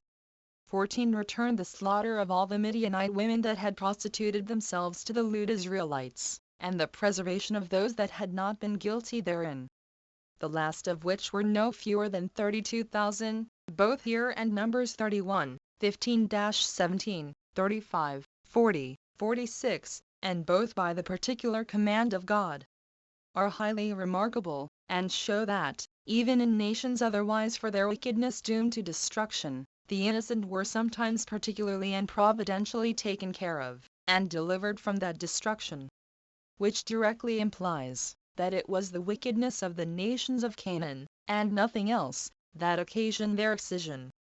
See Genesis 15. 16. 1 Samuel 15-18, 33. A post. Constit. B.V. ch. 12. Pages 402. In the first of which places, the reason of the delay of the punishment of the Amorites is given, because their iniquity was not yet full. In the secured, Saul is ordered to go and destroy the sinners, the Amalekites, plainly implying that they were therefore to be destroyed, because they were sinners, and not otherwise. In the third, the reason is given why King Agag was not to be spared, viz. Because of his former cruelty, as thy sword hath made the Hebrew women childless, so shall thy mother be made childless among women by the Hebrews. In the last place, the apostles, or their amanuensis Clement, gave this reason for the necessity of the coming of Christ, that men had formerly perverted both the positive law, and that of nature, and had cast out of their mind the memory of the flood, the burning of Sodom, the plagues of the Egyptians, and the slaughter of the inhabitants of Palestine, as signs of the most amazing impenitence and insensibility, under the punishments of horrid wickedness. 15. Return Josephus here, in this one sentence, sums up his notion of Moses' very long and very serious exhortations in the book of Deuteronomy. And his words are so true, and of such importance, that they deserve to be had in constant remembrance. 16. Return this law, both here and Exodus 20-25, 26, of not going up to God's altar by ladder steps, but on an acclivity, seems not to have belonged to the altar of the tabernacle, which was in all but 3 cubits high, Exodus 27-4, nor to that of Ezekiel, which was expressly to be gone up to by steps, ch. 43-17, but rather to occasional altars of any considerable altitude and largeness, as also probably to Solomon's altar, to which it is here applied by Josephus, as well as to that in Zorobabel's and Herod's temple, which were, I think, all 10 cubits high. See 2 Chronicles 4-1, and Antic. B.V. ch. 3 sect. 7. The reason why these temples, and these only, were to have this ascent on an acclivity, and not by steps, is obvious, that before the invention of stairs, such as we now use, decency could not be otherwise provided for in the loose garments which the priests wore, as the law required. See Lamy of the Tabernacle and Temple, pages 444. 17. Return the hire of public or secret harlots was given to Venus in Syria, as Lucian informs us, pages 878. And against some such vile practice of the old idolaters this law seems to have been made. 18. Return the apostolical constitutions, B.I.I. ch. 26 sect. 31. Expound this law of Moses, Exodus 22. 28. Thou shalt not revile or blaspheme the gods, or magistrates, which is a much more probable exposition than this of Josephus, of heathen Gillis, as here, and against Apion, B.E. ch. 3 sect. 31. What book of the law was thus publicly read? See the note on Antic. BXCH. 5 sect. 5, and 1 ESD 9, 8-55. 19 Return whether these phylacteries, and other Jewish memorials of the law here mentioned by Josephus, and by Muses, besides the fringes on the borders of their garments, Numbers 15-37, were literally meant by God, I much question. That they have been long observed by the Pharisees and rabbinical Jews is certain. However, the Carates, who receive not the unwritten traditions of the elders, but keep close to the written law, with Jerome and Grotius, think they were not literally to be understood. As Bernard and Relland here take notice. Nor indeed do I remember that, either in the ancienter books of the Old Testament, or in the books we call Apocrypha, there are any signs of such literal observations appearing among the Jews, though their real or mystical signification, that is the constant remembrance and observation of the laws of God by Moses, be frequently inculcated in all the sacred writings. 20 Return here, as well as elsewhere, sect. 38, of his life, sect. 14, and of the war, B.E. Ch. 20 sect. 5, are but 7 judges appointed for small cities, instead of 23 in the modern rabbins. Which modern rabbis are always but of very little authority in comparison of our Josephus. 21 Return I have never observed elsewhere, that in the Jewish government women were not admitted as legal witnesses in courts of justice. None of our copies of the Pentateuch say a word of it. It is very probable, however, that this was the exposition of the scribes and Pharisees, and the practice of the Jews in the days of Josephus. 22 Return this penalty of 40 stripes save one, here mentioned, and sect. 23, was 5 times inflicted on St. Paul himself by the Jews, 2 Corinthians 11-24. 23 Return Josephus's plain and express interpretation of this law of Moses, Deuteronomy 14-28, 29. 26-12, etc., that the Jews were bound every 3rd year to pay 3 tithes, that to the Levites, that for sacrifices at Jerusalem, and this for the indigent, the widow, and the orphans, is fully confirmed by the practice of good old Tobit, even when he was a captive in Assyria, against the opinions of the rabbins. Tobit 1, 6-8. 24 Return these tokens of virginity, as the Hebrew and Septuagint style them, Deuteronomy 22-15, 17, 20, seem to me very different from what our later interpreters suppose. They appear rather to have been such close linen garments as were never put off virgins, after a certain age, till they were married, but before witnesses, and which, while they were entire, were certain evidences of such virginity. See these, Antic. BVII. Ch. 8 sect. 1. 2 Samuel 13-18. Isaiah 6-1 Josephus here determines nothing what were these particular tokens of virginity or of corruption. Perhaps he thought he could not easily describe them to the heathens, without saying what they might have thought a breach of modesty. Which seeming breach of modesty laws cannot always wholly avoid. 25 Return these words of Josephus are very like those of the Pharisees to our Savior upon this very subject. Matthew 19-3, Is it lawful for a man to put away his wife for every cause? 26 Return here it is supposed that this captive's husband, if she were before a married woman, was dead before, or rather was slain in this very battle, otherwise it would have been adultery in him that married her. 27 Return see Herod the Great insisting on the execution of this law, with relation to 2 of his own sons, before the judges at Berytus, Antic. Bxvi. Ch. 11 sect. 2.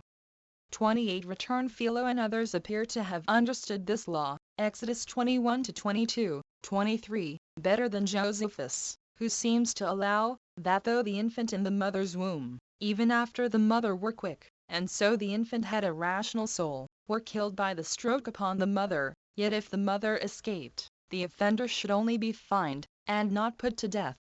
While the law seems rather to mean, that if the infant in that case be killed, though the mother escape, the offender must be put to death, and not only when the mother is killed, as Josephus understood it. It seems this was the exposition of the Pharisees in the days of Josephus.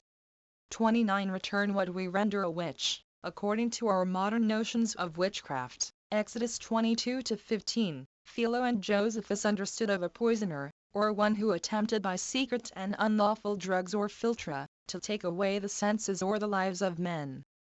30. Return this permission of redeeming this penalty with money is not in our copies. Exodus 21-24, 25.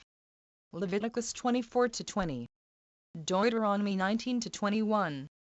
31. Return we may here note, that 30 shekels, the price our Savior was sold for by Judas to the Jews, Matthew 26-15, and 27.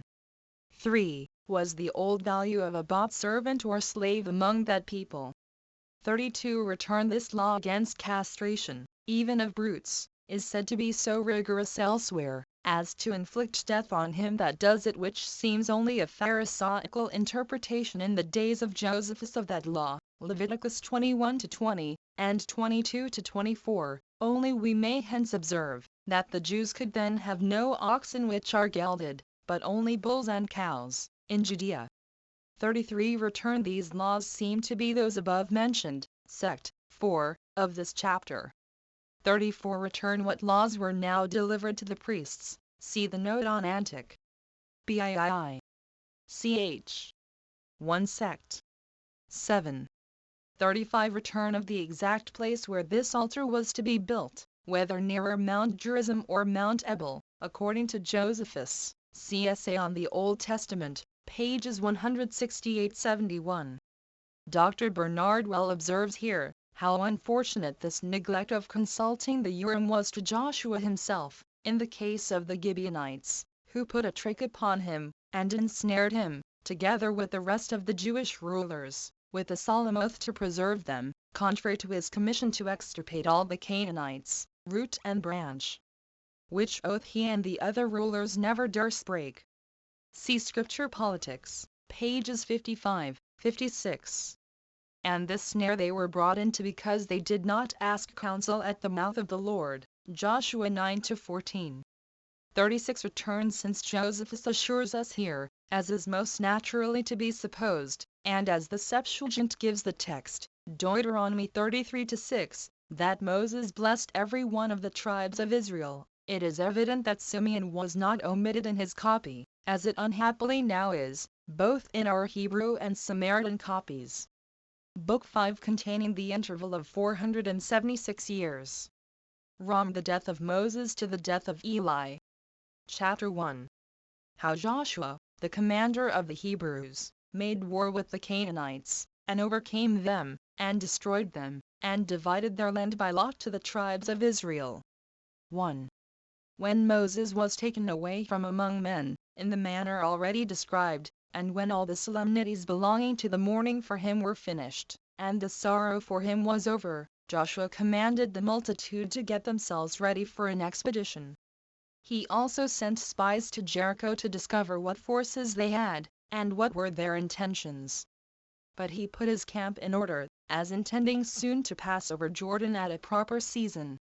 And calling to him the rulers of the tribe of Reuben, and the governors of the tribe of Gad, and the half-tribe of Manasseh, for half of this tribe had been permitted to have their habitation in the country of the Amorites, which was the 7th part of the land of Canaan. 1. He put them in mind what they had promised Moses. And he exhorted them that, for the sake of the care that Moses had taken of them who had never been weary of taking pains for them, no, not when he was dying, and for the sake of the public welfare, they would prepare themselves, and readily perform what they had promised. So he took 50,000 of them who followed him, and he marched from Abila to Jordan, 60 furlongs. 2. Now when he had pitched his camp, the spies came to him immediately, well acquainted with the whole state of the Canaanites. For at first, before they were at all discovered, they took a full view of the city of Jericho without disturbance, and saw which parts of the walls were strong, and which parts were otherwise, and indeed insecure, and which of the gates were so weak as might afford an entrance to their army.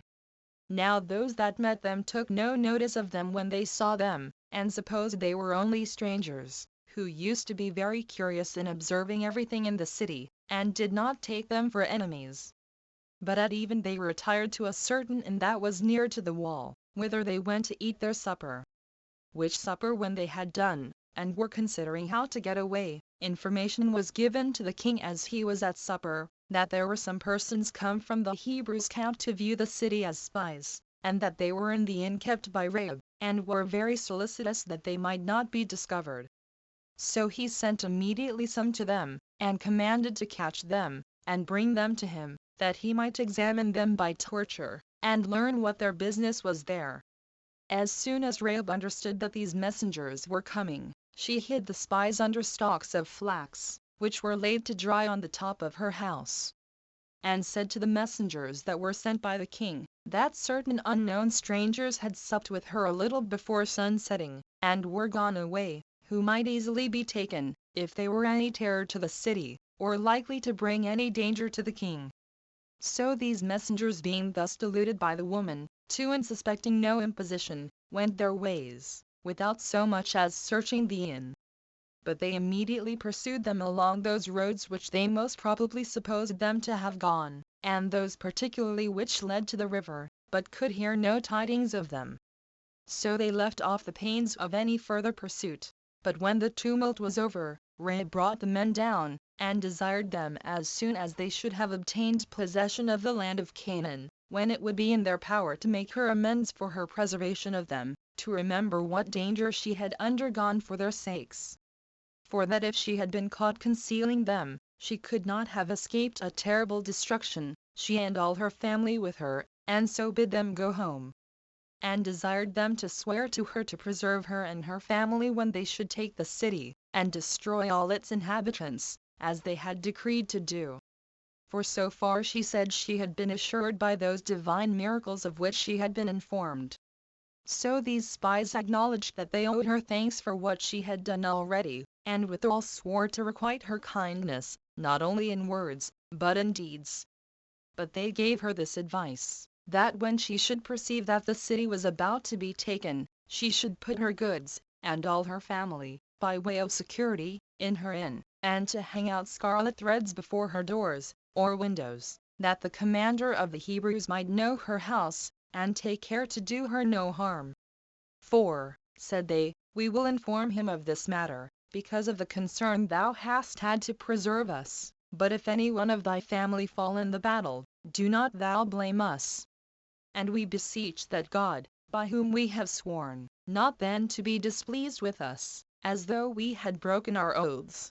So these men, when they had made this agreement, went away, letting themselves down by a rope from the wall, and escaped, and came and told their own people whatsoever they had done in their journey to this city. Joshua also told Eleazar the high priest, and the senate, what the spies had sworn to Rahab, who continued what had been sworn. 3. Now while Joshua, the commander, was in fear about their passing over Jordan, for the river ran with a strong current, and could not be passed over with bridges, for there never had been bridges laid over it hitherto. And while he suspected, that if he should attempt to make a bridge, that their enemies would not afford him time to perfect it, and for ferry boats they had none, God promised so to dispose of the river, that they might pass over it, and that by taking away the main part of its waters. So Joshua, after 2 days, caused the army and the whole multitude to pass over in the manner following. He priests went first of all, having the ark with them. Then went the Levites bearing the tabernacle and the vessels which belonged to the sacrifices. After which the entire multitude followed, according to their tribes, having their children and their wives in the midst of them, as being afraid for them, lest they should be borne away by the stream. But as soon as the priests had entered the river first, it appeared fordable, the depth of the water being restrained and the sand appearing at the bottom, because the current was neither so strong nor so swift as to carry it away by its force.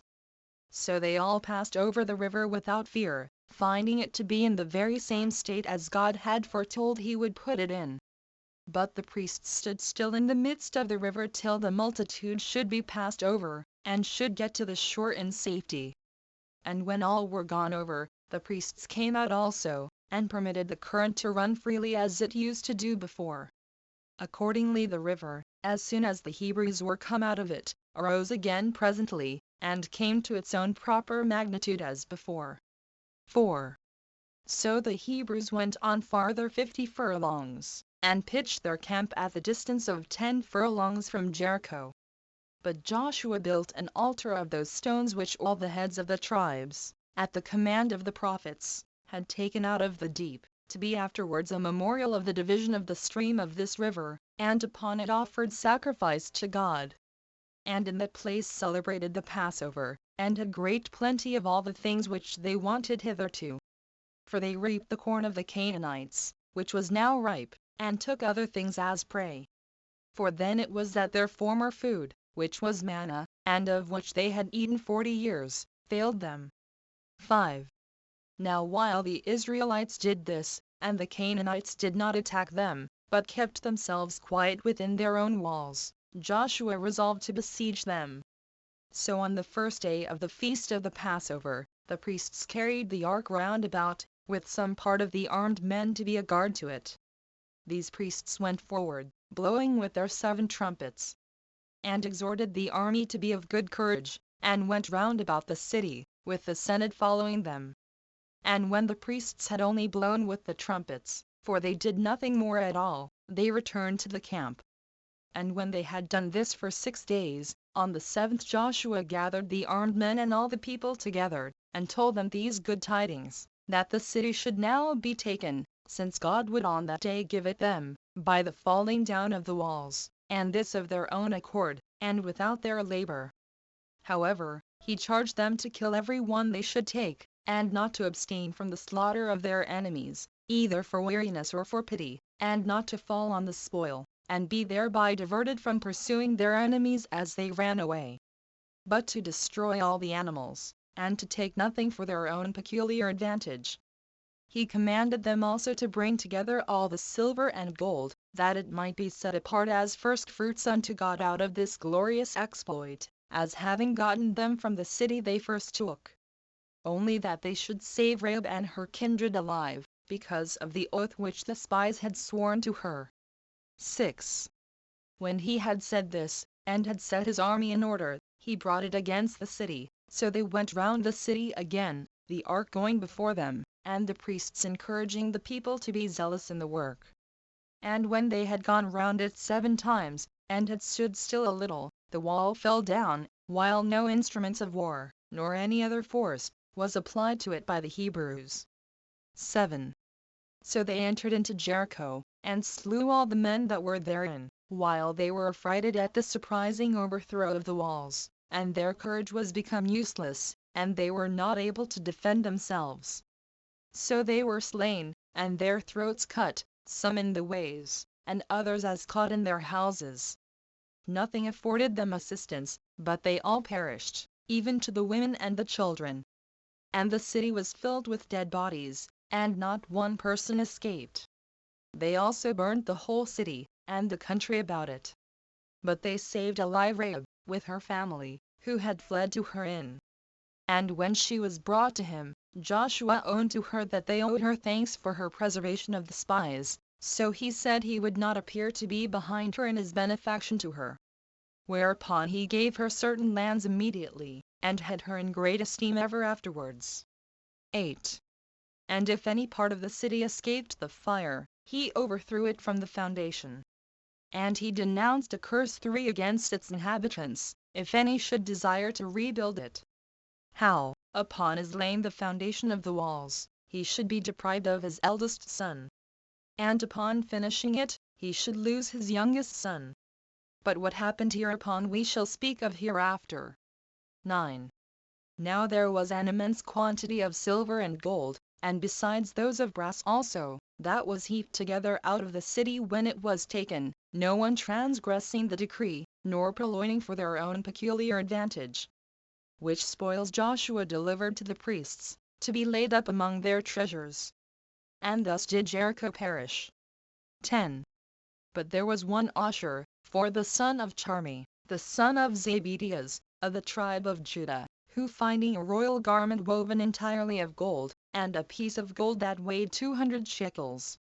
5. And thinking it a very hard case, that what spoils he, by running some hazard, had found, he must give away, and offer it to God, who stood in no need of it, while he that wanted it must go without it, ate a deep ditch in his own tent, and laid them up therein, as supposing he should not only be concealed from his fellow soldiers, but from God himself also. 11. Now the place where Joshua pitched his camp was called Gilgal, which denotes liberty. 6. For since now they had passed over Jordan, they looked on themselves as freed from the miseries which they had undergone from the Egyptians, and in the wilderness. 12. Now, a few days after the calamity that befell Jericho, Joshua sent 3,000 armed men to take Ai, a city situate above Jericho. But, upon the sight of the people of Ai, with them they were driven back, and lost 36 of their men. When this was told the Israelites, it made them very sad, and exceeding disconsolate, not so much because of the relation the men that were destroyed bare to them, though those that were destroyed were all good men, and deserved their esteem, as by the despair it occasioned. For while they believed that they were already, in effect, in possession of the land, and should bring back the army out of the battles without loss, as God had promised beforehand, they now saw unexpectedly their enemies bold with success. So they put sackcloth over their garments, and continued in tears and lamentation all the day, without the least inquiry after food, but laid what had happened greatly to heart. 13. When Joshua saw the army so much afflicted, and possessed with forebodings of evil as to their whole expedition, he used freedom with God, and said, We are not come thus far out of any rashness of our own, as though we thought ourselves able to subdue this land with our own weapons, but at the instigation of Moses thy servant for this purpose, because thou hast promised us, by many signs, that thou wouldst give us this land for a possession, and that thou wouldst make our army always superior in war to our enemies, and accordingly some success has already attended upon us agreeably to thy promises. But because we have now unexpectedly been foiled, and have lost some men out of our army, we are grieved at it, as fearing what thou hast promised us, and what Moses foretold us, cannot be depended on by us. And our future expectation troubles us the more, because we have met with such a disaster in this our first attempt. But do thou, O Lord, free us from these suspicions, for thou art able to find a cure for these disorders, by giving us victory, which will both take away the grief we are in at present, and prevent our distrust as to what is to come. 14. These intercessions Joshua put up to God, as he lay prostrate on his face, whereupon God answered him, that he should rise up, and purify his host from the pollution that had got into it. That things consecrated to me have been impudently stolen from me, and that this has been the occasion why this defeat had happened to them. And that when they should search out and punish the offender, he would ever take care they should have the victory over their enemies. This Joshua told the people. And calling for Eleazar the high priest, and the men in authority, he cast lots, tribe by tribe. And when the lot showed that this wicked action was done by one of the tribe of Judah, he then again proposed the lot to the several families thereto belonging. So the truth of this wicked action was found to belong to the family of Issachar. And when the inquiry was made man by man, they took Asher, who, upon God's reducing him to a terrible extremity, could not deny the fact, so he confessed the theft, and produced what he had taken in the midst of them, whereupon he was immediately put to death, and attained no more than to be buried in the night in a disgraceful manner, and such as was suitable to a condemned malefactor. 15.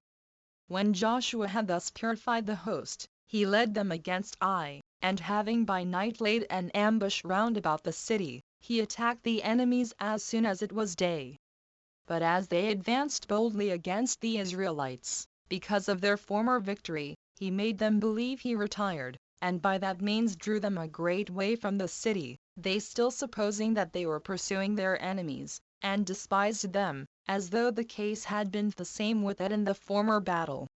After which Joshua ordered his forces to turn about, and placed them against their front. He then made the signals agreed upon to those that lay in ambush, and so excited them to fight. So they ran suddenly into the city, the inhabitants being upon the walls, nay, others of them being in perplexity, and coming to see those that were without the gates.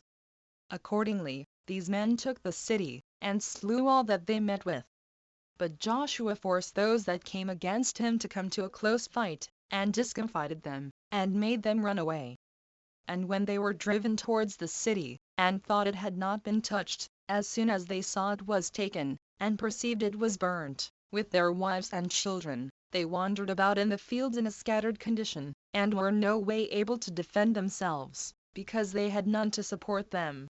Now when this calamity was come upon the men of Ai, there were a great number of children, and women, and servants, and an immense quantity of other furniture.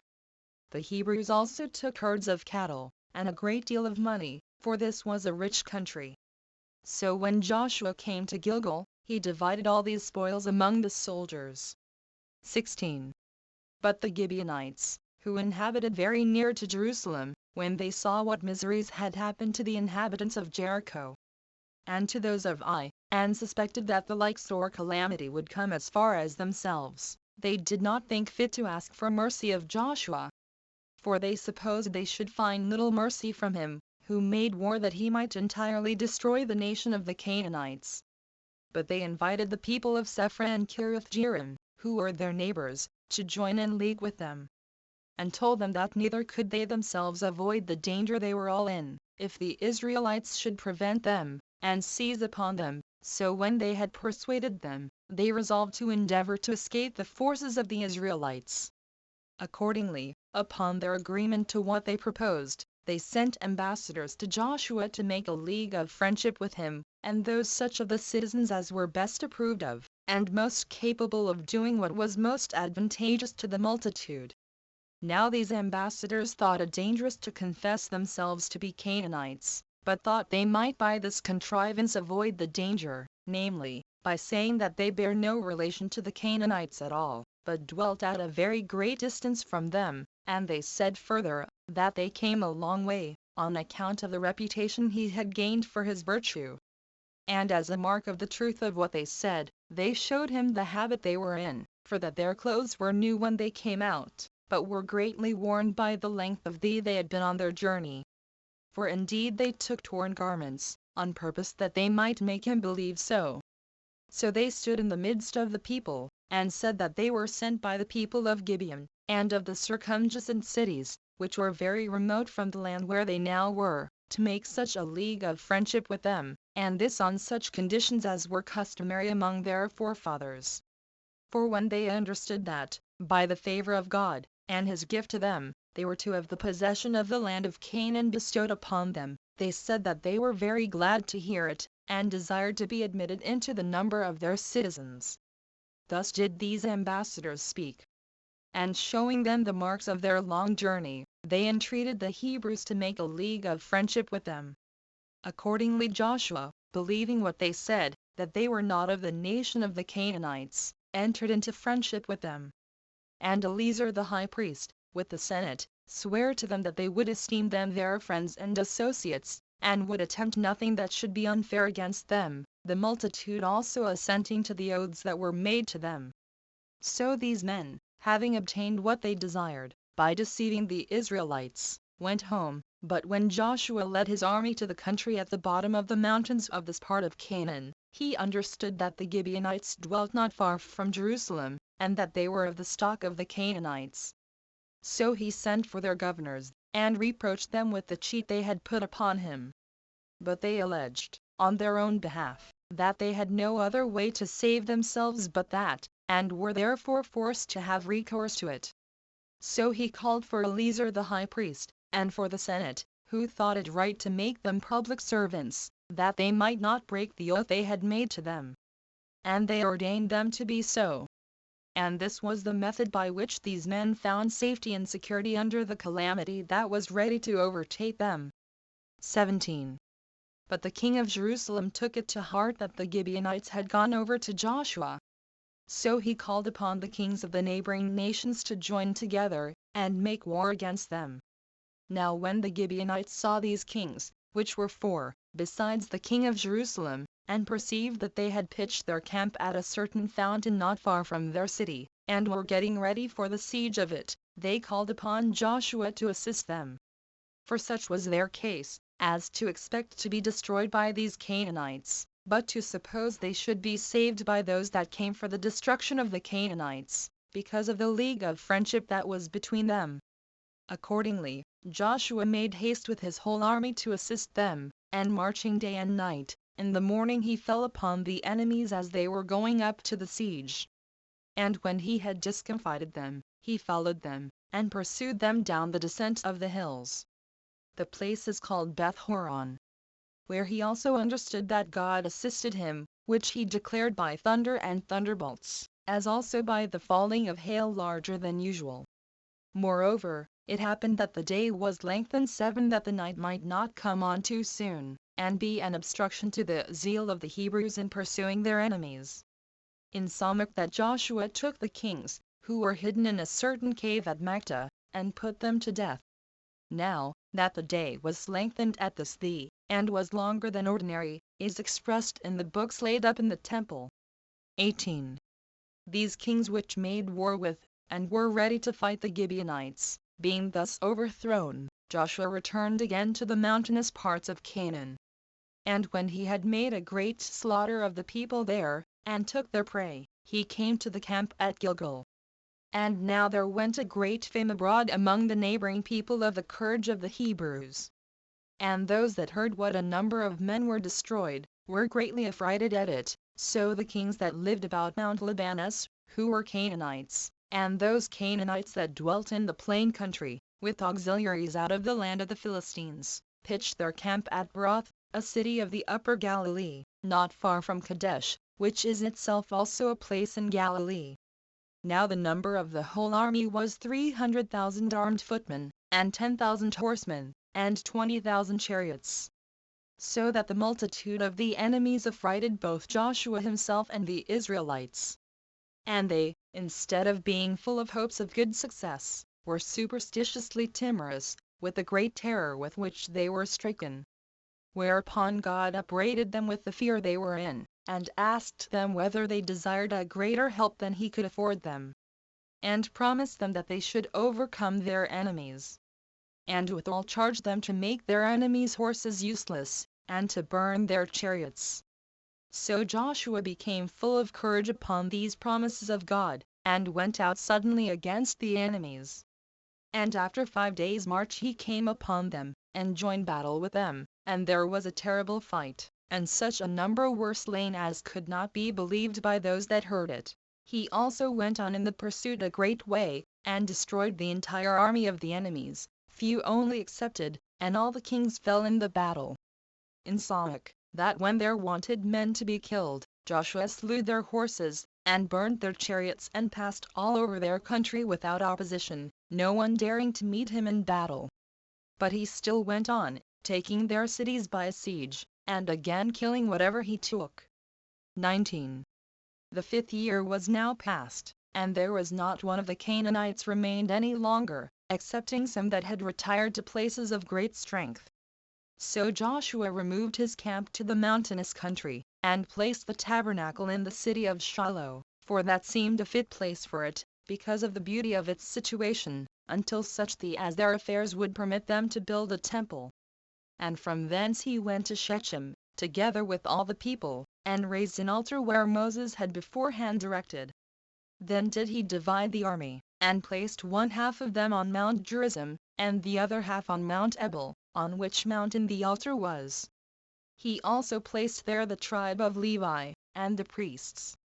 And when they had sacrificed, and denounced the blessings and the curses, and had left them engraven upon the altar, they returned to Shiloh. 20. And now Joshua was old, and saw that the cities of the Canaanites were not easily to be taken, not only because they were situated in such strong places, but because of the strength of the walls themselves, which being built round about, the natural strength of the places on which the cities stood, seemed capable of repelling their enemies from besieging them, and of making those enemies despair of taking them. For when the Canaanites had learned that the Israelites came out of Egypt in order to destroy them, they were busy all that time in making their cities strong. So he gathered the people together to a congregation at Shiloh. And when they, with great zeal and haste, were come thither, he observed to them what prosperous successes they had already had, and what glorious things had been done, and those such as were worthy of that God who enabled them to do those things, and worthy of the virtue of those laws which they followed. He took notice also, that 31 of those kings that ventured to give them battle were overcome, and every army, how great soever it were, that confided in their own power, and fought with them, was utterly destroyed.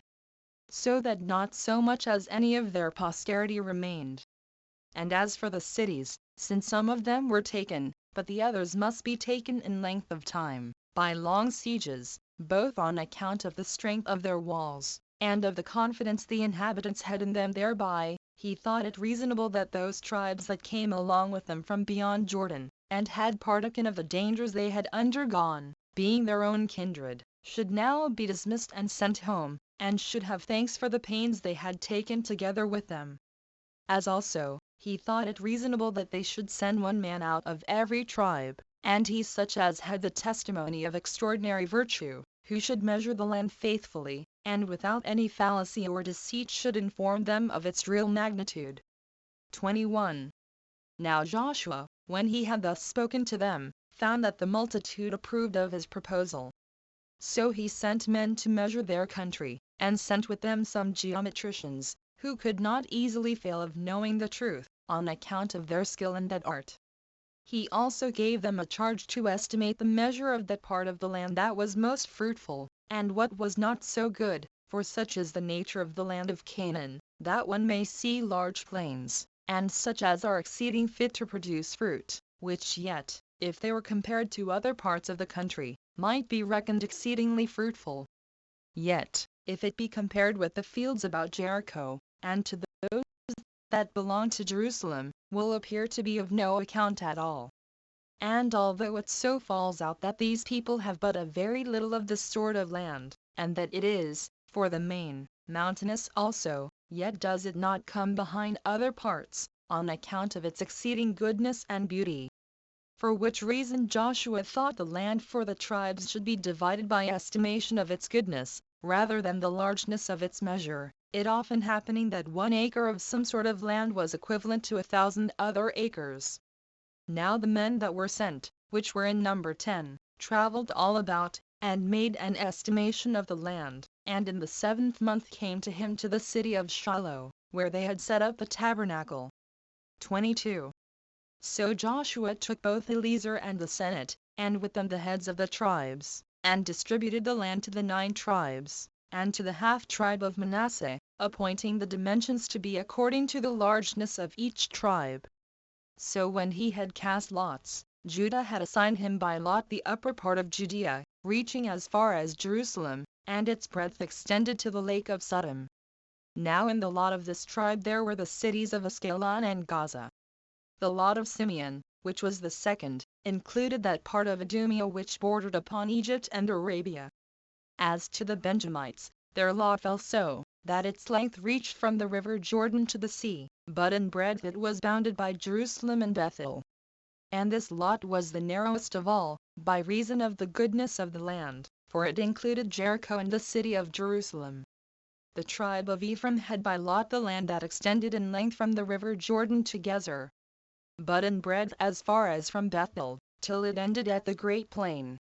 The half-tribe of Manasseh had the land from Jordan to the city of Dora, but its breadth was at Bethshem, which is now called Scythopolis. And after these was Issachar, which had its limits in length, Mount Carmel and the river, but its limit in breadth was Mount Tabor. The tribe of Zebulun's lot included the land which lay as far as the lake of Janesareth, and that which belonged to Carmel and the sea. The tribe of Aser had that part which was called the valley, for such it was, and all that part which lay over against Sidon. The city Ars belonged to their share, which is also named Antiquities. The Naphtalites received the eastern parts, as far as the city of Damascus and the upper Galilee, unto Mount Libanus, and the fountains of Jordan, which rise out of that mountains. That is, out of that part of it whose limits belong to the neighboring city of Ars.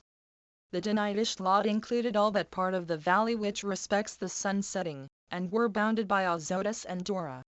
As also they had all Jamnia and Gath, from Ekron to that mountain where the tribe of Judah begins. 23. After this manner did Joshua divide the 6 nations that bear the name of the sons of Canaan, with their land, to be possessed by the 9 tribes and a half. For Moses had prevented him, and had already distributed the land of the Amorites, which itself was so called also from one of the sons of Canaan, to the 2 tribes and a half, as we have shown already. But the parts about Sidon, as also those that belonged to the Archites, and the Amathites, and the Aradians, were not yet regularly disposed of. 24. But now was Joshua hindered by his age from executing what he intended to do, as did those that succeeded him in the government, take little care of what was for the advantage of the public. So he gave it in charge to every tribe to leave no remainder of the race of the Canaanites in the land that had been divided to them by lot. That Moses had assured them beforehand, and they might rest fully satisfied about it, that their own security and their observation of their own laws dependeth wholly upon it. Moreover, he enjoined them to give 38 cities to the Levites, for they had already received 10 in the country of the Amorites. And 3 of these he assigned to those that fled from the manslayers, who were to inhabit there. For he was very solicitous that nothing should be neglected which Moses had ordained. These cities were, of the tribe of Judah, Hebron; of that of Ephraim, Shechem; and of that of Naphtali, Kadesh, which is a place of the upper Galilee. He also distributed among them the rest of the prey not yet distributed, which was very great, whereby they had an affluence of great riches, both all in general, and every one in particular. And this of gold and of vestments, and of other furniture, besides a multitude of cattle, whose number could not be told. 25. After this was over, he gathered the army together to a congregation, and spake thus to those tribes that had their settlement in the land of the Amorites beyond Jordan, or 50,000 of them had armed themselves, and had gone to the war along with them, since that God, who is the Father and Lord of the Hebrew nation, has now given us this land for a possession, and promised to preserve us in the enjoyment of it as our own forever. And since you have with alacrity offered yourselves to assist us when we wanted that assistance on all occasions, according to his command, it is but just, now all our difficulties are over, that you should be permitted to enjoy rest, and that we should trespass on your alacrity to help us no longer. That so, if we should again stand in need of it, we may readily have it on any future emergency, and not tire you out so much now as may make you slower in assisting us another time.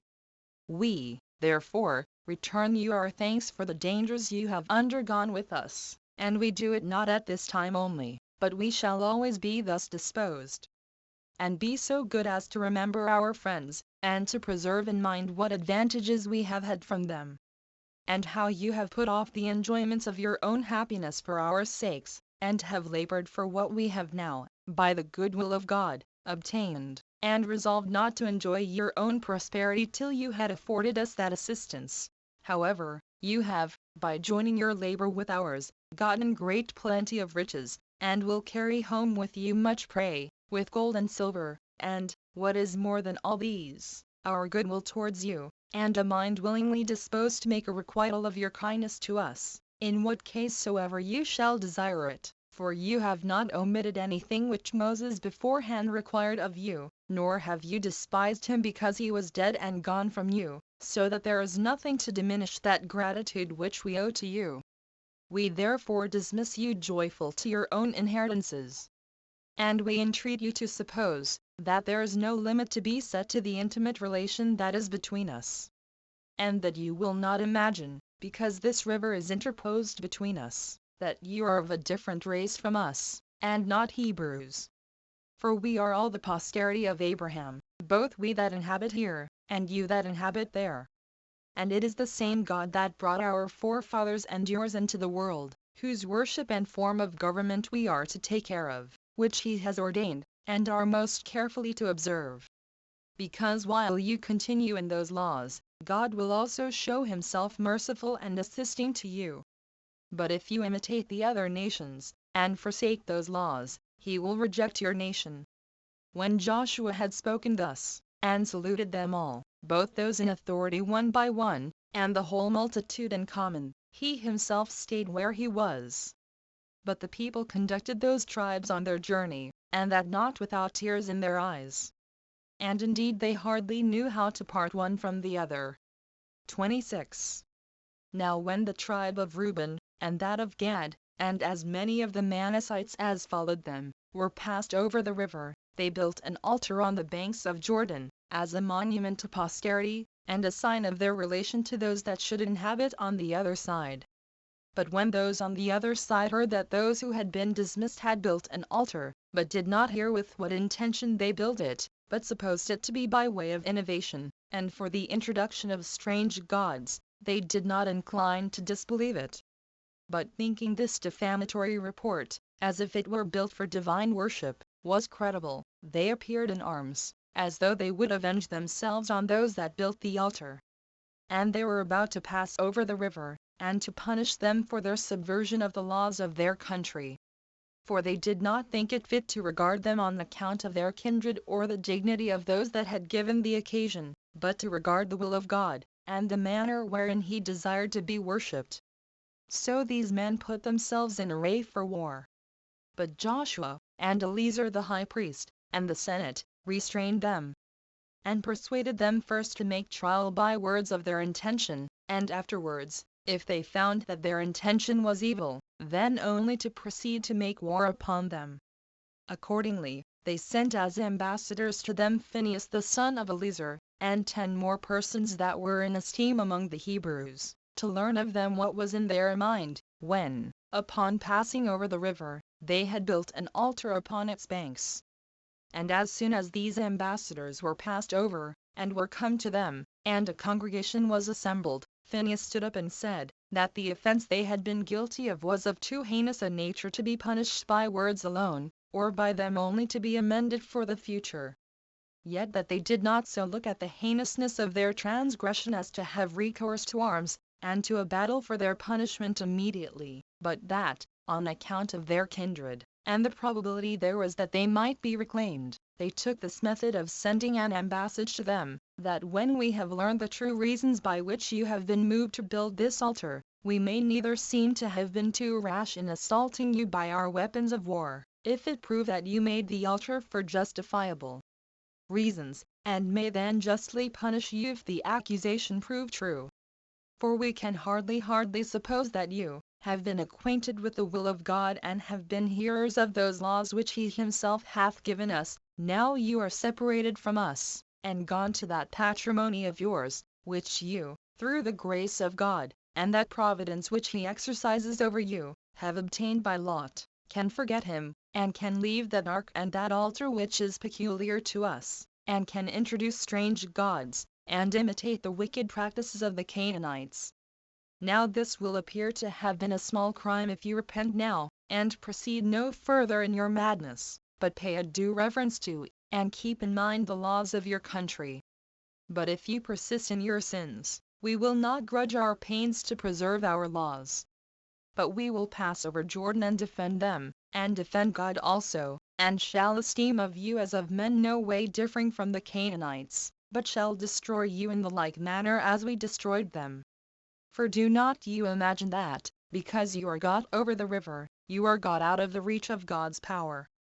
You are everywhere in places that belong to him, and impossible it is to overrun his power, and the punishment he will bring on men thereby. But if you think that your settlement here will be any obstruction to your conversion to what is good, nothing need hinder us from dividing the land anew, and leaving this old land to be for the feeding of sheep. But you will do well to return to your duty, and to leave off these new crimes. And we beseech you, by your children and wives, not to force us to punish you. Take therefore such measures in this assembly, as supposing that your own safety, and the safety of those that are dearest to you, is therein concerned, and believe that it is better for you to be conquered by words, than to continue in your purpose, and to experience deeds and war therefore. 27. When Phinehas had discoursed thus, the governors of the assembly, and the whole multitude, began to make an apology for themselves, concerning what they were accused of. And they said, that they neither would depart from the relation they bare to them, nor had they built the altar by way of innovation. That they owned one and the same common God with all the Hebrews, and that brazen altar which was before the tabernacle, on which they would offer their sacrifices. That as to the altar they had raised, on account of which they were thus suspected, it was not built for worship, but that it might be a sign and a monument of our relation to you forever, and a necessary caution to us to act wisely, and to continue in the laws of our country, but not a handle for transgressing them, as you suspect, and let God be our authentic witness, that this was the occasion of our building this altar, whence we beg you will have a better opinion of us, and do not impute such a thing to us as would render any of the posterity of Abraham well worthy of perdition, in case they attempt to bring in new rites, and such as are different from our usual practices. 28. When they had made this answer, and Phinehas had commended them for it, he came to Joshua, and explained before the people what answer they had received. Now Joshua was glad that he was under no necessity of setting them in array, or of leading them to shed blood, and make war against men of their own kindred. And accordingly he offered sacrifices of thanksgiving to God for the same. So Joshua after that dissolved this great assembly of the people, and sent them to their own inheritances, while he himself lived in Shechem. But in the 20th year after this, when he was very old, he sent for those of the greatest dignity in these several cities, with those in authority, and the Senate, and as many of the common people as could be present. And when they were come, he put them in mind of all the benefits God had bestowed on them, which could not but be a great many, since from a low estate they were advanced to so great a degree of glory and plenty. And exhorted them to take notice of the intentions of God, which had been so gracious towards them. And told them that the Deity would continue their friend by nothing else but their piety. And that it was proper for him, now that he was about to depart out of this life, to leave such an admonition to them. And he desired that they would keep in memory this his exhortation to them. 29. So Joshua, when he had thus discoursed to them, died, having lived 110 years. 40 of which he lived with Moses, in order to learn what might be for his advantage afterwards. He also became their commander after his death for 25 years. He was a man that wanted not wisdom nor eloquence to declare his intentions to the people, but very eminent on both accounts. He was of great courage and magnanimity in action and in dangers, and very sagacious in procuring the peace of the people, and of great virtue at all proper seasons. He was buried in the city of Timnab, of the tribe of Ephraim. 9 About the same time died Eleazar the high priest, leaving the high priesthood to his son Phinehas. His monument also, and sepulchre, are in the city of Gabbatha. Chapter 2.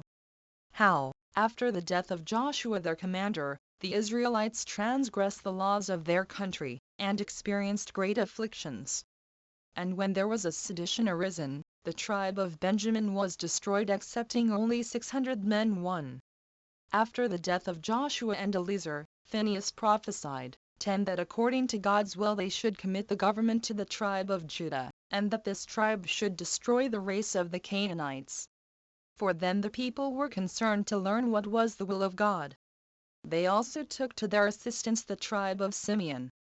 But upon this condition, that when those that had been tributary to the tribe of Judah should be slain, they should do the like for the tribe of Simeon. 2.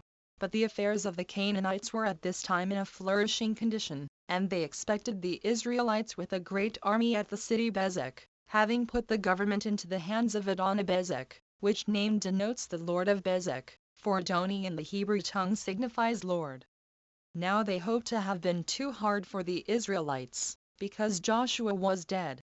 But when the Israelites had joined battle with them, I mean the two tribes before mentioned, they fought gloriously, and slew above 10,000 of them, and put the rest to flight.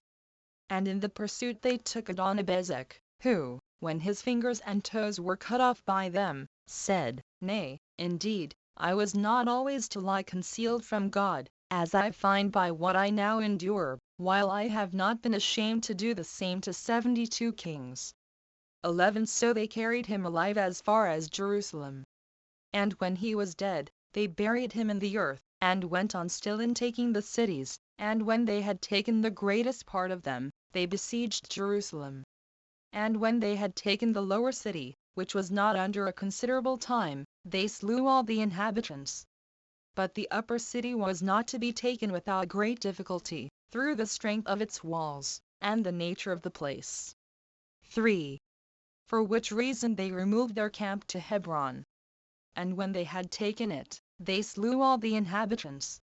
There were till then left the race of giants, who had bodies so large, and countenances so entirely different from other men, that they were surprising to the sight, and terrible to the hearing. The bones of these men are still shown to this very day, unlike to any credible relations of other men. Now they gave this city to the Levites as an extraordinary reward, with the suburbs of 2,000 cities. But the land thereto belonging they gave as a free gift to Caleb, according to the injunctions of Moses. This Caleb was one of the spies which Moses sent into the land of Canaan. They also gave land for habitation to the posterity of Jethro, the Midianite, who was the father-in-law to Moses. For they had left their own country, and followed them, and accompanied them in the wilderness. 4. Now the tribes of Judah and Simeon took the cities which were in the mountainous part of Canaan, as also Askelon and Ashdod, of those that lay near the sea. But Gaza and Ekron escaped them, for they, lying in a flat country, and having a great number of chariots, sorely galled those that attacked them.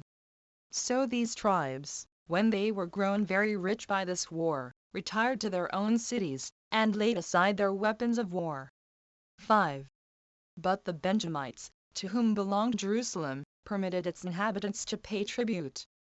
So they all left off, the one to kill, and the other to expose themselves to danger, and had time to cultivate the ground.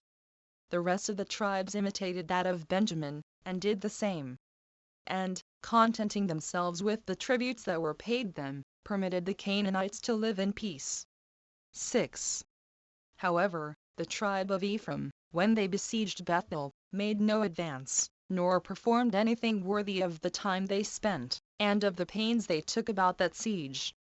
Yet did they persist in it, still sitting down before the city, though they endured great trouble thereby. But, after some time, they caught one of the citizens that came to them to get necessaries, and they gave him some assurances that, if he would deliver up the city to them, they would preserve him and his kindred. So he aware that, upon those terms, he would put the city into their hands. Accordingly, he that thus betrayed the city was preserved with his family. And the Israelites slew all the inhabitants, and retained the city for themselves. 7. After this, the Israelites grew effeminate as to fighting any more against their enemies, but applied themselves to the cultivation of the land, which producing them great plenty and riches, they neglected the regular disposition of their settlement, and indulged themselves in luxury and pleasures. Nor were they any longer careful to hear the laws that belonged to their political government, whereupon God was provoked to anger, and put them in mind, first, how, contrary to his directions, they had spared the Canaanites. And, after that, how those Canaanites, as opportunity served, used them very barbarously. But the Israelites, though they were in heaviness at these admonitions from God, yet were they still very unwilling to go to war. And since they got large tributes from the Canaanites, and were indisposed for taking pains by their luxury, they suffered their aristocracy to be corrupted also, and did not ordain themselves a senate, nor any other such magistrates as their laws had formerly required, but they were very much given to cultivating their fields, in order to get wealth. Which great indolence of theirs brought a terrible sedition upon them, and they proceeded so far as to fight one against another, from the following occasion. 8. There was a Levite 12, a man of a vulgar family, that belonged to the tribe of Ephraim, and dwelt therein. This man married a wife from Bethlehem, which is a place belonging to the tribe of Judah. Now he was very fond of his wife, and overcome with her beauty. But he was unhappy in this, that he did not meet with the like return of affection from her, for she was averse to him, which did more inflame his passion for her, so that they quarrelled one with another perpetually. And at last the woman was so disgusted at these quarrels, that she left her husband, and went to her parents in the 4th month. The husband being very uneasy at this her departure, and that out of his fondness for her, came to his father and mother-in-law, and made up their quarrels, and was reconciled to her, and lived with them there 4 days, as being kindly treated by her parents. On the 5th day he resolved to go home, and went away in the evening. For his wife's parents were loath to part with their daughter, and delayed the time till the day was gone. Now they had one servant that followed them, and an ass on which the woman rode. And when they were near Jerusalem, having gone already 30 furlongs, the servant advised them to take up their lodgings somewhere, lest some misfortune should befall them if they travelled in the night, especially since they were not far off enemies, that season often giving reason for suspicion of dangers from even such as are friends. But the husband was not pleased with this advice, nor was he willing to take up his lodging among strangers, for the city belonged to the Canaanites, but desired rather to go 20 furlongs farther, and so to take their lodgings in some Israelite city. Accordingly, he obtained his purpose, and came to Gibeah, a city of the tribe of Benjamin, when it was just dark. And while no one that lived in the marketplace invited him to lodge with him, there came an old man out of the field, one that was indeed of the tribe of Ephraim, but resided in Gibeah, and met him, and asked him who he was, and for what reason he came thither so late, and why he was looking out for provisions for supper when it was dark. To which he replied, that he was a Levite, and was bringing his wife from her parents, and was going home. But he told him his habitation